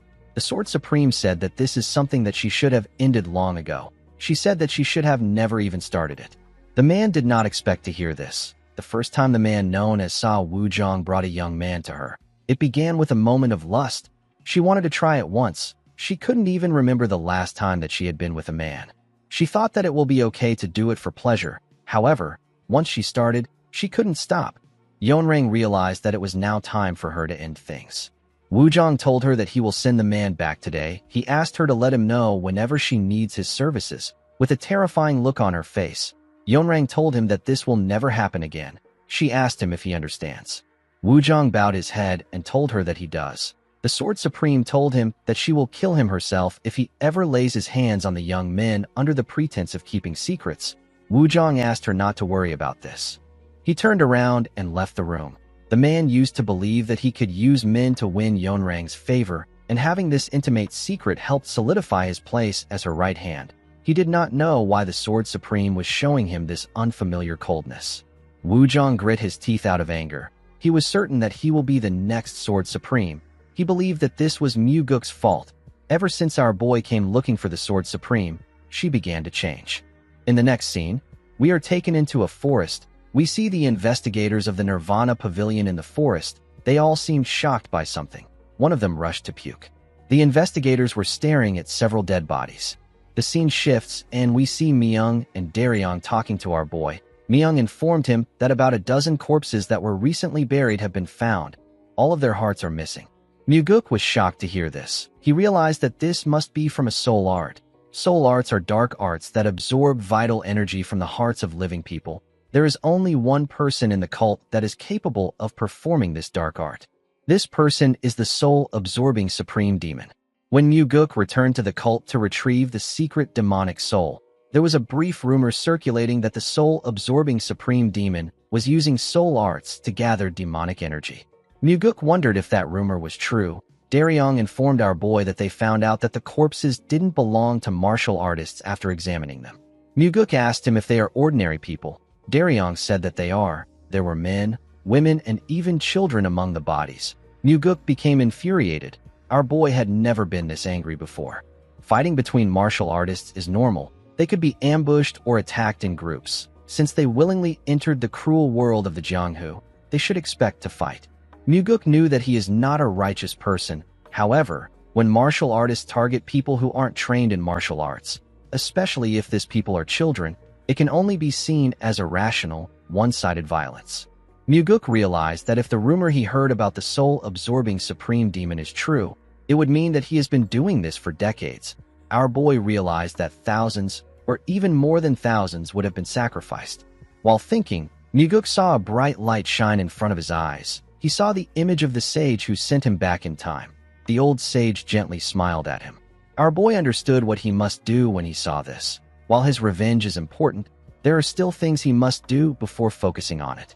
Muguk believed that this is something that he must put a stop to first. While our boy was thinking, an investigator ran to him and asked him to look at something. He said that it is a ghost fan used by necromancers of the West Illusion Fort. It was found with the corpses. The fan strongly suggests that this is the soul-absorbing supreme demon's doing. However, it didn't make sense to Muguk that the person in charge of disposing the bodies would leave a fan behind. Our boy asked the investigator about where the herb gatherer who found is. The man revealed to him that the investigators are searching for him. He said that the herb gatherer was stationed nearby, but he got scared and ran off when they looked away for a moment. Muguk ordered his subordinates to clean up the place. He said that he is heading to the West Illusion Fort. The men were shocked to hear this. Daryong asked him if he is going to confront the soul-absorbing supreme demon. Our boy said that he is. He said that he has to carry out an investigation with the evidence they have. Something didn't feel right about the case to Muguk. The soul-absorbing supreme demon would have been meticulous in covering up anything related to his soul art. Yet the corpses was found by a herb gatherer, and the fan was conveniently left behind. Muguk realized that someone is deliberately trying to manipulate him into thinking that the soul-absorbing supreme demon is performing soul arts. He wondered if it is Wuzhong. In his past life, Wuzhong was killed in an attempt to assassinate the Sword Supreme while under the effects of a soul-controlling spell. After his death, it was revealed that he had romantic feelings for her. Muguk believed that the 3-day duel he had with the Sword Supreme must have provoked something in Wuzhong. He believed that the man wants him to die fighting the soul-absorbing supreme demon, or he wants to distract him from the Sword Supreme entirely. In the next scene, we are taken to the West Illusion Fort. We are shown odd-looking buildings. The buildings had a very eerie vibe to them. Muguk noticed that the entire place was filled with ghost energy. Not only are the demonic flowers planted in the garden emitting this energy, even the pagodas and statues were emitting the same energy. If someone who isn't a necromancer is exposed to the flower's ghost energy, their internal energy circulation may become unstable. This will make them more susceptible to the soul-controlling spell. They may also experience hallucinations. If they are unlucky, they could even fall to their inner demons. Muguk stepped into the chambers of the soul-absorbing supreme demon. The ghost energy in his chambers was much more thicker than anywhere else. Muguk knew that the soul-absorbing supreme demon's residence is like a confusing trap. Our boy saw the soul-absorbing supreme demon sitting on his throne. He wore a weird attire and an odd cap. The man's name is Yasuo. Before his regression, Muguk had no real connection to Yasuo. Even when he returned to the cult to search for ingredients for the Great Regression technique, he and the soul-absorbing supreme demon had no interaction. Ironically, he was the last survivor among the 8 demon supremes. Muguk bowed his head and greeted him. Yasuo welcomed him to his pavilion. His voice echoed throughout the room. He asked our boy about why he came to his part of the world. Muguk realized that the soul-controlling spell has begun. He told Yasuo that he came to investigate an incident. The soul-absorbing supreme demon did not expect him to reply. He stared at Muguk intensely with his frog eyes. He told our boy that he is impressive. Muguk told him that he has been known for his strong will. Our boy knew that it was actually thanks to the heavenly demon defense art that he was able to control himself. He revealed to Yasuo that a number of unusual corpses were found along with an item belonging to a necromancer. Yasuo asked him about the kind of item he found. Our boy put his hand into his clothes and brought out the fan. The moment he saw the fan, Yasuo ordered someone to call in Nung Hayu. Muguk noticed something odd. Even though he emphasized that the corpses were unusual, the soul-absorbing supreme demon didn't bother to ask about what made them unusual. He realized that Yasuo already knows.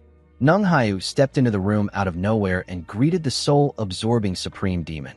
Yasuo asked him about where the ghost fan is. Nung Hayu said that he lost it yesterday. Muguk threw the fan at him. Nung Hayu told him that it belongs to him. He asked him about where he found it. Muguk explained to him that several corpses were discovered yesterday, and the item was found with them. The man did not say anything. Our boy noticed that Nung Hayu also isn't asking about where the corpses were found or how they died. He told the man that he needs to come in for questioning due to the circumstances. Nung Hayu carefully looked at his master. Yasuo didn't say anything to him. Nung Hayu told our boy that he will follow him for questioning. Muguk thanked the soul-absorbing supreme demon for his cooperation. He told him that they will meet again. After saying this, he walked to the door with Nung Hayu by his side. Yasuo watched him as he walked towards the door. The scene shifts, and we see Daryong talking to his pavilion master. He told our boy that it is hard to get Nung Hayu to talk. He said that the man only told them that he lost his fan. He hasn't said a single additional word apart from this. Muguk already knew that things would go this way just by looking at Nung Hayu's eyes. His loyalty and fear of the soul-absorbing supreme demon are so great that persuasion or interrogation will not work on him. Daryong explained to Muguk that they can't detain him for long without concrete evidence that he killed those people. Muguk told Daryong that Nung Hayu is just a subordinate. He said that they need to arrest the soul-absorbing supreme demon to get to the bottom of the case. Daryong asked him to be careful. He reminded him that he is dealing with the soul-absorbing supreme demon. Muguk asked him if he remembers what he said when he was first assigned here. With a serious look on his face, Our boy said that he will arrest anyone even if it is his own father who is in the wrong. Daryong was shocked to hear this. He realized that his boss wasn't joking around. He put himself together and told him that he understands. Muguk smiled when he saw that Daryong was with him. While he was looking at him, an investigator barged into his office. He revealed to our boy that the heavenly demon is here to see him. Daryong was shocked to hear this. Muguk didn't seem very surprised. In the next scene, we see Muguk having tea with his father. With a nervous look on his face, he asked his father to tell him the reason why he came there. The heavenly demon picked up his cup and drank his tea. He told Muguk that he decided to check the place out while he was passing by. Muguk immediately knew that his father was lying. He knew that the heavenly demon had something to say to him. The heavenly demon looked outside the window. He asked his son not to interfere with the soul-absorbing supreme demon yet. Muguk asked his father for his reason. The heavenly demon told his son that he cannot yet match the soul-absorbing supreme demon with his current skills. Muguk told his father that he can cut the soul-absorbing supreme demon down if he catches him off guard. He said that he will stab Yeso in the back if this doesn't work. The heavenly demon told our boy that getting behind Yeso is even harder than killing him. Muguk asked his father if the soul-absorbing supreme demon is really that strong. The heavenly demon revealed to him that Yeso is both the weakest and the strongest among the demon supremes. Muguk was surprised to hear this. He understood what his father was talking about. To a person who has mastered martial arts that are immune to the soul-capturing techniques, or has reached a level of martial arts understanding where sorcery has no effect on him, the soul-absorbing supreme demon becomes the easiest opponent. Muguk asked his father if he will help him surpass the soul-absorbing supreme demon. The heavenly demon told him that it is impossible for him to do this in a short period of time. Our boy told him that he learns faster than expected. The heavenly demon told him that his talent won't be enough. He revealed to him that there are only 2 ways to block Yeso's sorcery. The first method is to learn the 9 calamities demonic art. Depending on Muguk's aptitude, he might be able to resist Yeso. If he is able to reach the 5th star mastery, the soul-capturing sorcery won't even work on him. Muguk told his father that he doesn't want to hear the second option. He begged him to help him achieve the first option. The heavenly demon revealed to his son that the second option is for him to gain full mastery of the heavenly demon defense art. He told Muguk that both options are currently impossible for him. He told him that this is the reason he is asking him to back down. With a serious look on his face, Muguk asked his father if the soul-absorbing supreme demon is truly essential to their cult. The heavenly demon revealed to his son that the soul-absorbing supreme demon is the demon supreme that the Orthodox sects fear the most. Our boy told his father that the soul-absorbing supreme demon is pulling people's hearts out while they are still alive for his sorcery. He asked the heavenly demon if he knew about this. The heavenly demon revealed to his son that he just found out about it recently. Muguk knew that his father wouldn't approve of someone who extracts live hearts. However, as the leader of the cult, eliminating someone who could become their greatest asset against the Murim Alliance is a heavy burden. Our boy believed that this isn't something that he should leave to his father. He believed that it was a problem that he needed to solve by himself. Muguk reminded his father that he asked him to inform him before he goes after a demon supreme. With a serious look on his face, Muguk told his father that he is going to kill the soul-absorbing supreme demon. He said that Yeso will be the first to die among the 8 demon supremes. Before Muguk's regression, Yeso was the one who lived the longest, but now he will be the first to die. The heavenly demon glared at his son after hearing his declaration. Muguk explained to his father that he is not going after Yeso out of anger. He said that Yeso is worse than a lunatic that goes around killing people. He is systematically and regularly killing people in a sane state of mind. Muguk told his father that he would understand Yeso if his reasons were noble or lofty. However, he is doing all of this just to become a little stronger. Our boy said that Yeso is not human. He asked his father to leave Yeso to him, since he has his limits to what he can do to the 8 demon supremes. He asked his father to let him swing his sword to the full extent. The heavenly demon glared at his son when he heard this. He could tell that his son was extremely serious. Muguk didn't know how much his father agreed with what he said. He wanted to walk the same path as his father, but he had to take care of this issue. Muguk believed that in a long journey, people sometimes need to take a side path or temporarily split off from companions, only to meet them later.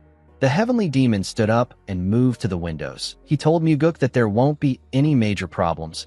Our boy did not know what this meant. The heavenly demon told him that he will naturally fill the vacancy left by the soul-absorbing supreme demon if he is skilled enough. Muguk was shocked to hear this. He realized that his father was telling him that he supports him. He watched him as he walked out of the building.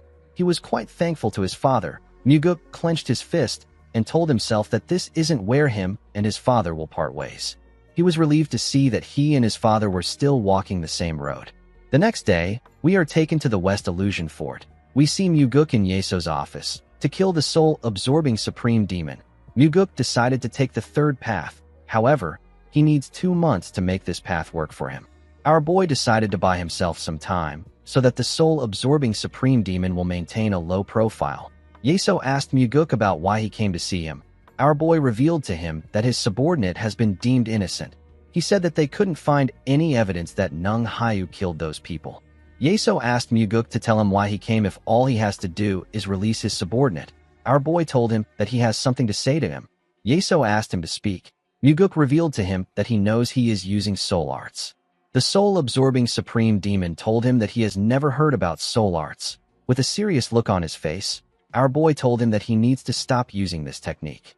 Yeso told Muguk that he has no idea about what he is talking about. His voice echoed inside the room when he said this. Our boy told Yeso that he will die if he refuses his proposal. The soul-absorbing supreme demon laughed like a madman when he heard this. The moment he did this, Muguk's words echoed inside the room. He could hear his voice from every corner. He knew that Yeso was already trying to take over his body. He released his energy and used the heavenly demon defense art to fortify himself. The soul-absorbing supreme demon was surprised to see this. Muguk told him that he won't be the one to kill him. His words echoed again in the room. Our boy did not flinch. He told Yeso that he will persuade his father to do it. He could tell that the soul-absorbing supreme demon believed that his father will never agree to it. He told him that he will go to the heavenly demon every morning and beg him to kill him. Muguk said that he will go the next day and beg his father if he refuses. He said that he will tell his father that a man who pulls out hearts from the living will only bring disgrace to their cult. Muguk told Yeso that he will meet his father every single day and convince him with every word that he knows. He told Yeso that he will make a grave mistake towards his father one day and his father will finally kill him. Yeso smiled when he saw how serious Muguk was. The moment he smiled, the room began to spin. He asked our boy if he knows that the world he lives in is nothing more than an illusion. He told him that the place he is seeing now is the real world. Muguk struggled to put himself together. He asked Yeso if this is a world where he can cut down on drinking expenses. He told him that everything is spinning as if he is drunk. Yeso realized that the rumors were true. He told Muguk that he heard about how he has began to rise as a hidden dragon. Immediately he said this, he appeared next to Muguk. Our boy now understood why his father came to warn him by himself. Even though Yeso was standing so close to him, Muguk couldn't tell if he was real or part of the illusion. With a smile on his face, he told the soul-absorbing supreme demon that he has no intention of ascending. He said that he wants to enjoy a long life in this world. He said that this is the reason why he wants to become stronger. Yeso was surprised to hear this. Muguk knew that this was the life philosophy pursued by the soul-absorbing supreme demon. He remembered that Yeso often spoke about this. In his old age, Yeso told Muguk that he spent his entire life striving to be strong so that no one would ever kill him. With a creepy smile on his face, Yeso told Muguk that he likes how he thinks. The moment he said this, he disappeared. When Muguk turned to the side, he saw that he was now in a grass field. Our boy quickly looked around the field. He told Yeso that this is a magnificent martial art. The soul-absorbing supreme demon said that it is a martial art that only he can use in the world. Muguk knew that he was wrong. He remembered that the Sky Heaven cult leader can also perform the same technique. He got this information while obtaining the Thunder Bell. The roots of the martial arts the Sky Heaven cult learned came from the blood sex demonic arts. The soul-absorbing supreme demon asked Muguk if he would like to live in this world. Our boy told him that he will learn the technique if he teaches him. Immediately he said this. Yeso appeared in front of him. He told him that he is very greedy. He could not believe that our boy wanted to get an ultimate martial arts for free. Muguk told him that he can obtain him too if he gives him the martial art. With a creepy look in his eyes, the soul-absorbing supreme demon told our boy that he can see right through his thoughts. He told Muguk that he can't trick him even if he is able to trick fools like the Blood Heaven Sword Demon. Muguk asked the soul-absorbing supreme demon to tell him what he is thinking since he knows everything. Yeso told him that he wants to grab him by the hair and slap him across the face. He said that Muguk wants to call him a bastard and ask him to tell him why he is not listening to him. With a smile on his face, Muguk told the soul-absorbing supreme demon that he is close. He said that he didn't get it perfectly. Our boy moved closer to him and told him that he wants to call him a bastard and ask him to tell him why he killed those people. He told Yeso that he will rip out his worthless heart. Muguk asked Yeso if he can see that his words were a little different. The soul-absorbing supreme demon asked Muguk if it is hard for him to die, because he is the son of the heavenly demon. He asked our boy if he wants to die by his hands. Muguk told him that he doesn't want to die. He said that it is better to be a living third-rate martial artist than a dead world's strongest. This was something that the soul-absorbing supreme demon used to say often. Yeso was surprised to hear what Muguk said. His eyes went back to normal. He took Muguk back into the real world. He asked him if he is not afraid of him. He explained to him that he can open a hellish place where he will be trapped forever if he wanted to. Our boy assured him that he is very scared. He told him that this was why he said he would convince his father to fight. The soul-absorbing supreme demon laughed like a madman when he heard this.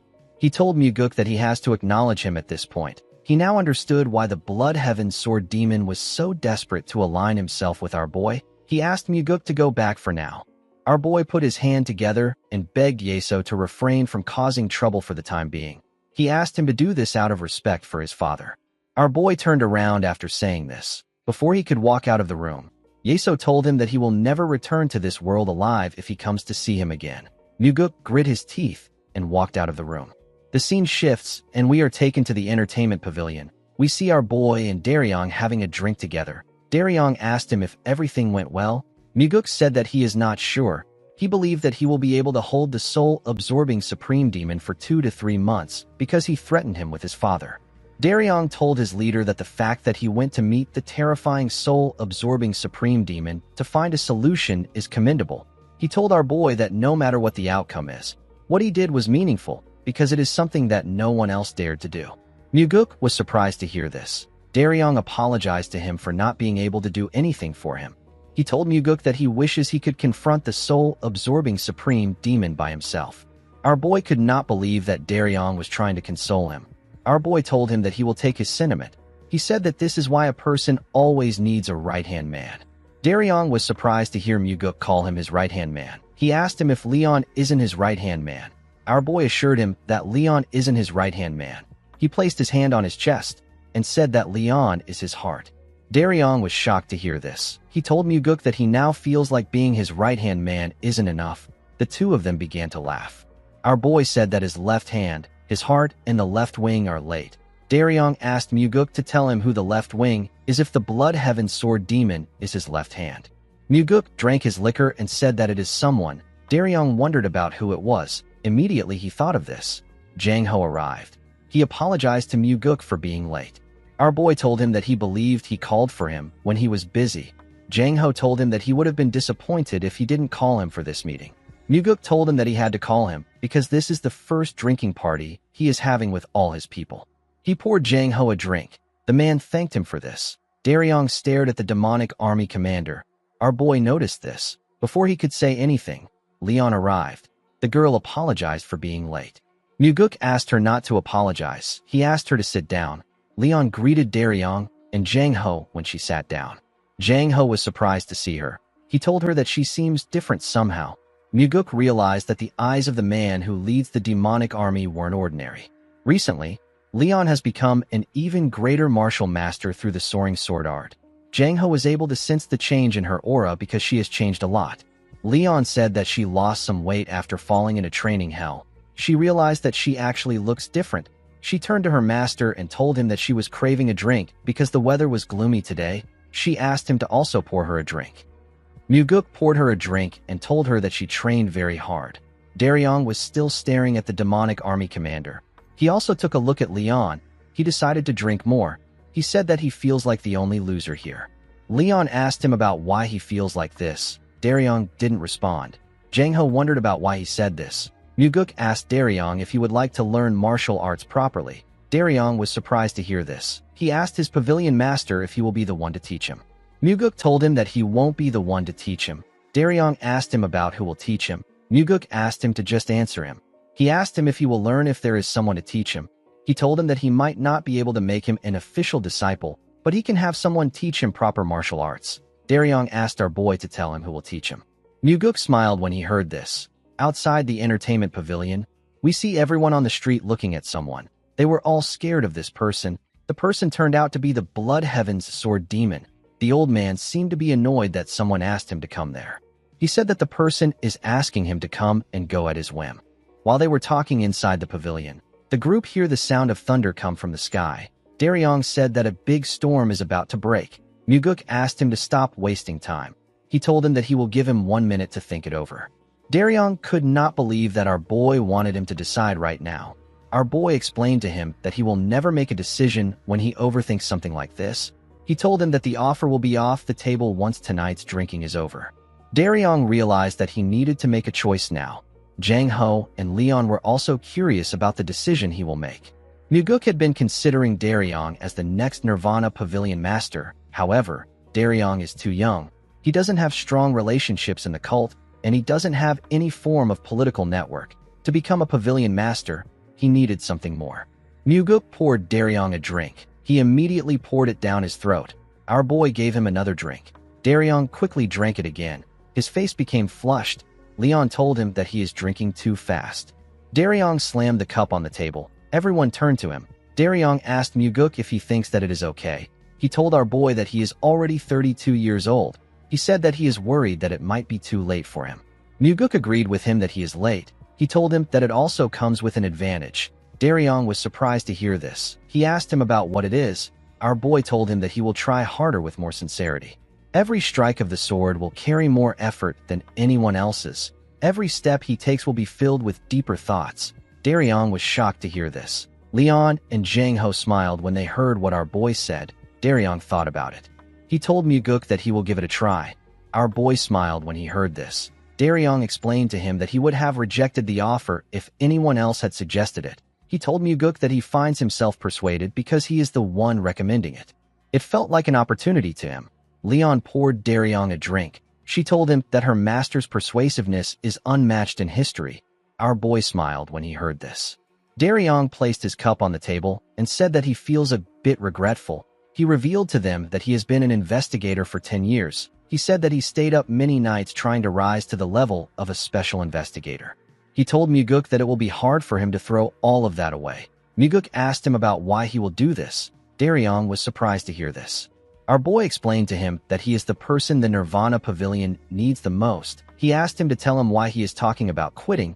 He explained to Daryong that he wants him to study martial arts after normal working hours. Daryong asked Muguk if he wants him to work himself to death. Our boy told him that he will be able to fulfill the dream that he never could before if he does this. Daryong said that he is too late. He reminded Muguk that this is something that he has to bet his whole life on. Our boy asked him about why he is trying to rush when he is already learning late. He advised him to just learn it slowly after work. He explained to Daryong that the main reason most people fail is because they rush head first into it. They think they can risk their whole life on something, but reality doesn't work that way. In fact, if Daryong had free time from morning to night, it might even be harder for him to learn. He will be haunted by his thoughts. He will think that he is not improving despite having so much time. He will wonder about what he is doing. The sense of shame and defeat will creep into his mind. However, when he is busy with his own work and he carves out special time little by little, he will be able to get the greatest results. Daryong did not know what to say. He poured himself a drink and took another shot. He told Muguk that he understands. He asked him to teach him. He asked our boy about who will be his teacher. The moment he said this, Leon hears someone coming up the stairs. She quickly turned to see who it was.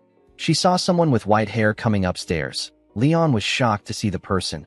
Jang Ho wondered why she looked so surprised. When he turned around, he saw the Blood Heaven's sword demon. Lightning struck when he saw him. Jang Ho and Leon didn't know what to do.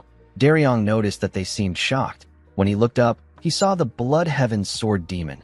Daryong was extremely shocked to see Kianpa. Kianpa told Muguk that he has gotten far too cocky lately. He could not believe that our boy dragged him out to a place like this again. Daryong, Jang Ho, and Leon quickly stood up to welcome the Blood Heaven's sword demon. Muguk pulled out a chair and asked him to seat there.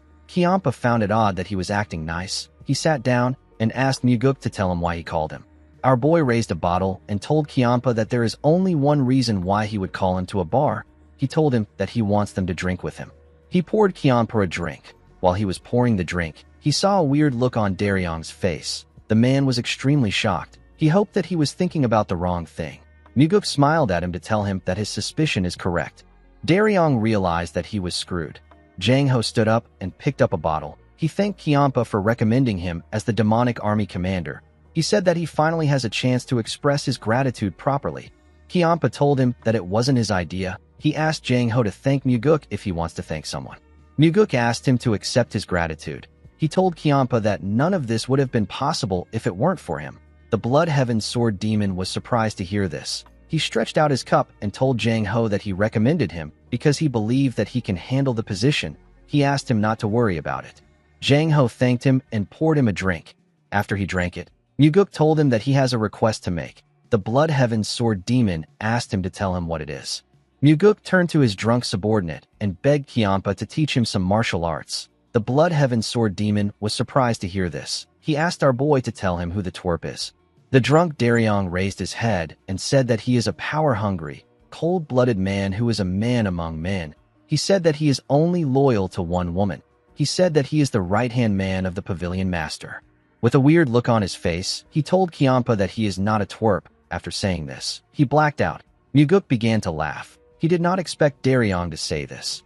Jang Ho and Leon were terrified. They could not believe that Daryong spoke to the Blood Heaven Sword Demon in this manner. Our boy asked Kiampa to be understanding. He told him that Daryong has had too much to drink. The Blood Heaven Sword Demon could not believe that our boy wanted him to teach someone like this martial arts. He told Muguk that he hasn't killed Daryong yet because he is holding himself back for his sake. Muguk explained to him that Daryong is someone that they desperately need. Kiampa declined his request. Our boy called out to him. Kiampa declined his request again. He asked Muguk to tell him why it has to be him. Our boy revealed to him that he is the most skilled one among them. He told the Blood Heaven Sword Demon that he wants Daryong to learn from the best. Kiampa did not expect to hear this. The Blood Heaven Sword Demon informed our boy that he cannot pass down his martial arts to someone who isn't his disciple. Muguk suggested that he makes Daryong his disciple. Kiampa was surprised to hear this. Our boy explained to him that there is no one worthy to inherit his position among his current disciples. He told him that his youngest disciple might be kind-hearted, but it will be difficult for him to become the successor with his personality. Muguk asked Kiampa to tell him what he thinks of Daryong. The Blood Heaven Sword Demon said that he doesn't like him. Our boy reminded him that he has lived his whole life doing what he wanted. He asked him to try doing something that he doesn't want to do for once. Kiampa was annoyed to hear this. He told Muguk that he doesn't like Daryong. Our boy asked him to give him a reason why he doesn't like the man. The Blood Heaven Sword Demon became angrier when he heard this. He told Muguk that he simply doesn't like him. He asked our boy if he needs a reason to dislike someone. The moment he said this, Daryong told him that he doesn't like him either. Our boy was surprised to hear this. Jang Ho and Leon quickly turned to him. They were quite shocked to hear what he said. The drunk investigator stared at Kiampa. He asked the Blood Heaven Sword Demon if he will be happy if someone forces him. Leon became scared. She begged Daryong to stop talking. Daryong told Kiampa that he doesn't like him. He asked him not to dream about teaching him martial arts. He told him that it will definitely not happen. Jang Ho and Leon became more scared when they heard this. Our boy did not know what to say. Daryong turned to Muguk and referred to him as the Honorable Pavilion Master. He asked him if he can ask him a question. With a serious look on his face, Muguk asked him to go ahead. He told him that he will soon be murdered. He promised to answer him sincerely. Daryong asked our boy to tell him why he is throwing him at such a cold and heartless person. Muguk realized that his subordinate was really going to die. While crying, Daryong told our boy that he will break his heart if he does this. Kiampa became angrier when he heard this. He called Daryong a damn whelp. Our boy noticed that he was angry. He turned to Daryong and told him that he wants to leave him in the hands of the Blood Heaven Sword Demon so that he can learn martial arts. Daryong began to cry more when he heard this. He said that it isn't right. Jang Ho watched the grown man as he cried. Muguk let out a sigh and turned to Kiampa. He asked him if he can teach Daryong for half an hour a day after he finishes his work. He said that a few days or a few years will be fine. He told the Blood Heaven Sword Demon that they will call the training off if he still doesn't like Daryong after the first day. Kianpa looked Muguk in his eyes. He asked him if he trusts the drunk idiot. Muguk told Kianpa that he is actually trusting him. The Blood Heaven's Sword Demon seemed surprised to hear this. To Muguk, the Blood Heaven's Sword Demon and Daryong are oddly similar in some ways, though they are slightly off from the mainstream. They have more passion than anyone. Before Kianpa could respond to our boy, Daryong screamed that he doesn't want to learn from the Blood Heaven's Sword Demon. Jang Ho and Leon were shocked to see that Daryong cut off Kianpa. The Blood Heaven's Sword Demon was done with Daryong. He quickly grabbed his sword. Muguk quickly stood up to stop him. While he was begging Kianpa, Daryong slammed his head on the table and passed out. While drooling, he said that he doesn't want to learn. The Blood Heaven's Sword Demon glared at him. He asked Muguk to tell him what he will do for him if he teaches Daryong martial arts. Our boy told him that he will help him resolve his long-standing grudge. Kianpa turned to him when he heard this. He sat down and allowed Muguk to pour him a drink. Muguk wondered if the Blood Heaven Sword Demon really wants to reconcile with the Sword Supreme. Kianpa drank the liquor without saying anything. Jang Ho and Leon were still quite nervous. They carefully looked at the old man as they drank their liquor. Our boy also drank his liquor. He poured Kianpa another cup. After drinking a large amount of liquor, Jang Ho and Leon passed out. Seeing that there was no one there to interfere in their business, Kianpa asked Muguk if he is serious about what he said earlier. Muguk assured him that he is. He told him that it wouldn't be right for him to teach Daryong martial arts for free. The Blood Heaven Sword Demon looked outside the window. He asked Muguk if the branch office he set up is functional. Our boy told him that it is running well. Kianpa told him that he gave the wrong answer. He asked him if the branch is helping him improve his reputation. Our boy smiled when he heard this. He realized that Kianpa thought that he created the branch to gain popularity. He told him that it has been very helpful. To Muguk, helping the commoners of the demonic village is just as important as killing the soul-absorbing supreme demon, but Kianpa doesn't understand this. With a smile on his face, Muguk told Kianpa that he will leave Daryong in his hands. The old man was annoyed to hear this. He asked Muguk about what he will do after leaving Daryong in his care. Our boy revealed to him that he will be busy. Kianpa asked him to tell him what he will be busy doing. Muguk said that he has to think of a way to kill things that don't seem human. He said that he has to run around everywhere to find his right wing, and he still has to suck up to his father. Kianpa asked him if he is the left wing. Our boy told him that he is. He asked him if he wants to be the right wing. The Blood Heaven Sword Demon was surprised to hear this. He told Muguk that he is insane. He could not believe that our boy wanted him and the Sword Supreme to serve as his two wings. Muguk reminded the old man that he once said that he is willing to stake his fate on his madness. He told Muguk that they should devour everything with madness. Our boy asked him if he has forgotten what he said. The Blood Heaven Sword Demon told him that he didn't know he was this much of a lunatic. Muguk suggested that they go mad together. He asked Kianpa to tell him what he has to lose at this point in his life. Kianpa was annoyed to hear this. He asked Muguk if this is how he speaks to his elders. Our boy told him that he is like this because he is a lunatic. The Blood Heaven Sword Demon did not expect to hear this. Muguk poured him a drink and told him that he will be away for a few months. He asked him to look after his people while he is gone. The Blood Heaven Sword Demon told him that he understands. He drank his liquor after saying this. Although Kianpa gave him a simple response, Muguk felt assured because he agreed easily. In the next scene, we see Daryong say that he is thirsty. He said that he wants water. Someone told him that there is water next to him. Daryong opened his eyes and picked up a kettle containing water. He quickly drank the water. He was quite relieved to quench his thirst. He felt a sudden headache. He told himself that he is a dog if he ever drinks again. The moment he said this, Daryong looked around. He realized that he didn't know where he was. He wondered about who told him that the water was next to him. When he turned to the right, he saw someone standing next to a window in the room. The person was reading a book. Daryong squinted his eyes to see who it was. The person turned out to be the Blood Heaven's Sword Demon. Daryong was shocked to see Kianpa. He quickly got up. He asked Kianpa about what he is doing there. The Blood Heaven's Sword Demon told him that this is his room. Daryong wondered why he was in Kianpa's room. The Blood Heaven's Sword Demon revealed to him that he stood up and began to shout that he should carry him on his back when they were leaving the bar. He clung onto his pants and asked him about how he could abandon his disciple. Daryong was shocked to hear what he did. Kianpa told the investigator that it has been decades since he last allowed someone to touch him. He closed the book he was reading and told Daryong that he wants to die even though he doesn't have the courage to jump off the cliff. Daryong became scared. He asked Kyanpa to tell him why he allowed him to sleep in his bed. The Blood Heaven Sword Demon asked him if he also doesn't remember what happened. Daryong became nervous. He wondered about what he did. The Blood Heaven Sword Demon revealed to him that he called him a heartless master when he tried to put him in the guest room. He called the guest room a shabby place. He then collapsed on the floor and screamed that he deserves to be treated well. He wallowed in self-pity. Daryong immediately realized that he was dead. Kyanpa asked him if life is treating him poorly. He said that life is also treating him poorly. He said that he had to endure the urge to kill him. Daryong was horrified. He quickly got on his knees and begged for forgiveness. He said that he won't drink again. The Blood Heaven Sword Demon asked him to tell him why he would quit such a fine thing like drinking. He asked him to focus on quitting his drunken antics. Daryong promised to quit everything. He begged Kyanpa for forgiveness. He told him that he drank too much yesterday. Kyanpa opened his book and asked Daryong to leave.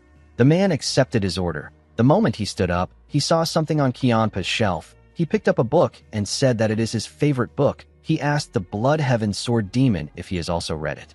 Kyanpa glared at him. He told him that he hates people who touch his things without permission.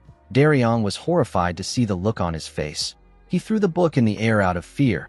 The book fell to the ground and caused some noise. Daryong did not know what to say. He quickly rushed to pick it up. He apologized and said that only the boring part got rumpled. He apologized again and bowed his head. He said that he will be going. The Blood Heaven Sword Demon asked him about what he likes about the book. Daryong did not expect to hear this. He told the old man that he thinks the main character is a lot like him. He was born in poverty, has a gloomy personality, and he struggles to fit in with others. Yet in the end, someone like him becomes a hero. Daryong said that he has read the book 20 times. He said that he reads it when he can't sleep. Kyanpa turned to his book after hearing what he said. Daryong said that he will be leaving. He thanked him for letting him stay in his room. The Blood Heaven Sword Demon asked the man if he thinks that Muguk will become the successor. Daryong told him that he does. Kyanpa asked him to tell him why he believes this. Daryong explained to him that our boy is the most outstanding person he has ever met. He said that he believes that Muguk will bring change to their cult. The Blood Heaven Sword Demon asked him if he can give his life for Muguk. Daryong said that he will never do this. Kyanpa was surprised to hear this. He reminded the man that he just said that Muguk is an outstanding person. Daryong explained to him that he is not someone who can sacrifice himself for others. Kyanpa did not expect to hear this. He gently smiled. He ordered Daryong to go wait in the courtyard. The investigator did not expect this. He accepted the order. While waiting outside, Daryong wondered if the Blood Heaven Sword Demon was going to use this as an opportunity to beat him up for saying that he won't die for his pavilion master. He wondered if he should have said that he will die for Muguk. While he was thinking, someone threw a huge sword at him. The sword landed on the ground. The Blood Heaven Sword Demon was the one who threw it at him. He asked Daryong to pick it up. Daryong did as he was told. Kyanpa asked him about what he thinks. Daryong did not know what this was about. He told Kyanpa that the sword is heavy. Kyanpa told him that this is all there is to it. Daryong did not understand what he was talking about. Kyanpa explained to him that understanding its weight is the beginning and the end of the sword techniques he wants to teach him. Daryong was surprised to hear this. He raised the sword and told Kyanpa that what he just taught him sent shivers to his heart. The Blood Heaven Sword Demon told him that this is probably from drinking too much yesterday, or it is a heart condition. Daryong felt embarrassed. Kyanpa turned around and asked Daryong not to be late for training. With a bright smile on his face, the man said that he won't be late. The scene shifts, and we are taken to Mount Hong. We see a heavy rain falling in the town. Inside a tavern, we see different people and martial artists drinking. A man wearing a huge coat and a big hat stepped into the tavern. The man turned out to be Muguk. Our boy was wearing average clothes. When he raised his head up, he saw a young boy who happens to be a waiter running to meet a customer. Muguk smiled when he saw the boy. He remembered that the boy was a grown man when he came here in his past life to search for the Thunder Bell. The boy locked eyes with Muguk. He walked up to him and told him that there is no space right now. Our boy asked him if he has any vacant rooms. The boy said that they don't have any rooms. He revealed to him that guests are flooding in because of the Blood God ritual. Muguk asked him about when the Blood God ritual is happening. The boy revealed to him that it will take place 10 days from now. He told Muguk that there is another inn at the end of the street. He said that the inn is probably experiencing the same thing. While the boy was talking, someone asked for more liquor. The boy quickly ran to the person. Muguk was relieved to see that he arrived at the perfect time. He still had 10 days before the blood god ritual. Once a year, the Sky Heaven cult holds the grandest ritual to honor the blood god. Only on the day of this blood god ritual can one obtain a method to suppress the soul-absorbing supreme demon. The place storing sacred treasures, including the Thunder Bell, was a prison with iron bars forged from 10,000 years cold iron. The Sky Heaven cult leader spends most of his time in the secured building located there. He even ate and slept there. However, it wasn't just the cult leader that was there. There was someone else who guarded the sacred treasures as well. This man wore cold iron shackles and lived near the Thunder Bell like a guardian spirit. Due to this, it is nearly impossible to steal the Thunder Bell without being noticed by the Sky Heaven cult leader and the guardian spirit. However, once a year, there is a brief moment when the guardian spirit leaves the prison and the Sky cult leader is also absent. This is the day of the blood god ritual. The two men leave for the Grand Martial Arena to conduct the sacred rite according to custom. Muguk plans to steal the item capable of killing the soul-absorbing supreme demon on the day of the blood god ritual. In the next scene, we see Daryong swing the huge sword. He was swinging the sword in one position, while breathing heavily. Daryong remembered what Kiampa said to him. The Blood Heaven sword demon taught the man how to hold and swing his sword. He turned around and ordered Daryong to swing it 1,000 times. Daryong was shocked to hear this. While swinging the sword, the man wondered if he will be able to swing this heavy sword 1,000 times without using internal energy. He felt like his arms were going to fall off. After swinging the sword for a while, Daryong fell to his knees. He struggled to catch his breath. He wondered if he made a mistake by accepting to learn martial arts. Normally, he would be lying comfortably at home, reading a book around this time. While thinking, Daryong remembered Muguk telling him that he will have to do his best since he is starting late. The man grit his teeth when he heard this. As sweat dripped on his clothes, Daryong put himself together and pushed himself up. While breathing heavily, he raised his sword and began to swing it. He told himself that he won't be able to face the pavilion master if he gets kicked out without completing the first day's training. Later in the evening, we see Daryong make his 1,000th swing with all his might. He dropped the sword and fell to the ground. The cloths which he wrapped around his hands were covered in blood. Even the ground was stained with his blood. Daryong was relieved to see that he completed the training. While he was putting himself together, he heard someone ask him to quit if it is too hard. When the man raised his head up, he saw the Blood Heaven sword demon. Daryong was quite exhausted. He told Kiampa that he is not going to quit. The old man asked him for his reason. Daryong told him that he will never get an opportunity like this again in his lifetime. Kiampa asked him if he is aware of the fact that he will never pass down his martial arts to anyone. The man told him that he is not thinking about that. He explained to him that the opportunity he mentioned is the chance to simply learn any martial arts from him. With a smile on his face, he said that he wants to be able to tell his future child that he once learned from the great Blood Heaven sword demon. He said that this is enough for him. A memory like this is more than enough for a martial artist. Kiampa did not expect to hear this. He asked the man if he is thinking of marriage. Daryong said that he would like to get married someday. The Blood Heaven sword demon asked him for his reason. With a smile on his face, Daryong said that he wants to raise a child and give them the fatherly love that his own father never gave him.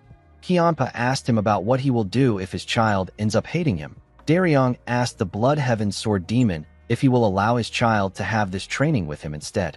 Kiampa glared at him. He screamed and ordered Daryong to make 1,000 more swings. The man was shocked to hear this. He couldn't believe that he had to do this again.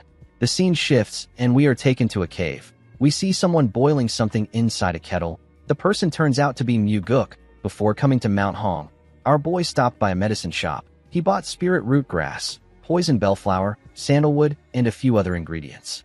When these things are boiled for a few days, they become an elixir that can numb the sense of smell even for someone wearing shackles. Applying it will prevent even highly perceptive masters from detecting one's scent. Muguk recalled that someone said that he has been imprisoned since he was young. He was certain that the person will still be there. Our boy decided to train in the heavenly demon defense art, since the medicine is still brewing. He sat in a lotus position and circulated his energy. The more he practiced, the more he could feel the uniqueness of this art. He had heard that the heavenly demon defense art becomes more powerful when combined with the 9 calamities demonic art. Muguk hoped that a day would come when he could inherit this martial art. After practicing for a while, Muguk went outside to look at the sky. He recalled that he once looked at the night sky from here in his past life. He hoped that everyone was doing well in the cult. The scene shifts and we see Daryong wake up. The man quickly grabbed his arms. He was in so much pain. He remembered swinging his sword till night yesterday. He wondered about what happened after that. He looked around to see where he was. He quickly realized that he was in Kianpa's room again. He wondered why he slept here again. While thinking, he heard a sound come from outside. He quickly got dressed and went outside. He saw something surprising when he got outside. He saw Kianpa swinging his own sword. The Blood Heaven Sword Demon made a perfect swing. Daryong was shocked to see this. His form was perfect.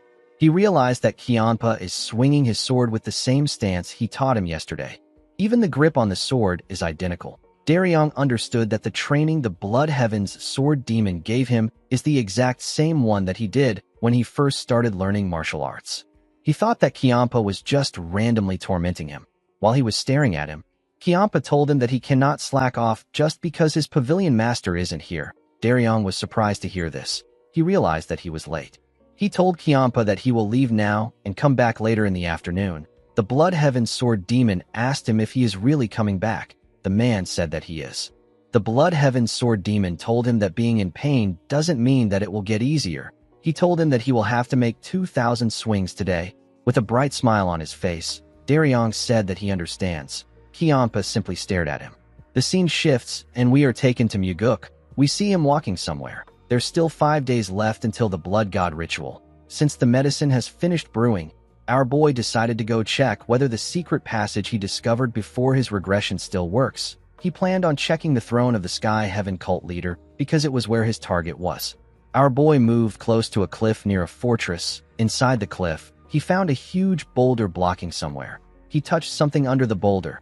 The moment he did this, the boulder opened up and revealed the stairs that went down.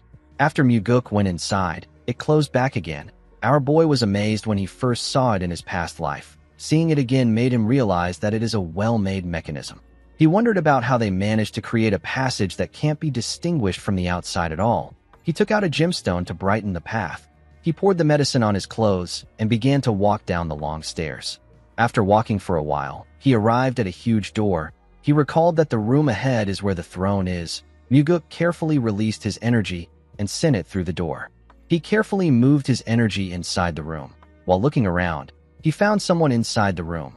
Our boy quickly opened his eyes. He knew that this overwhelming energy belongs to only one man. It was the Sky Heaven cult leader. The aura he felt from the man was extraordinary. He pushed his energy deeper into the room. He found the thunder bell. The guardian spirit was sitting next to the bell. After looking around, Muguk retracted his energy and turned around. Now that he has confirmed the situation, he was certain that he could carry out his plan during the Blood God Festival. On the day of the Blood God Festival, we see buildings covered in red ribbons. Everywhere was lit with a lantern. There was a large amount of people moving around in the town. Most stores were open for business. While everyone was busy rejoicing, Muguk was getting ready to carry out his plan. He poured his elixir on his body to mask his scent. He sat in a lotus position when he was done.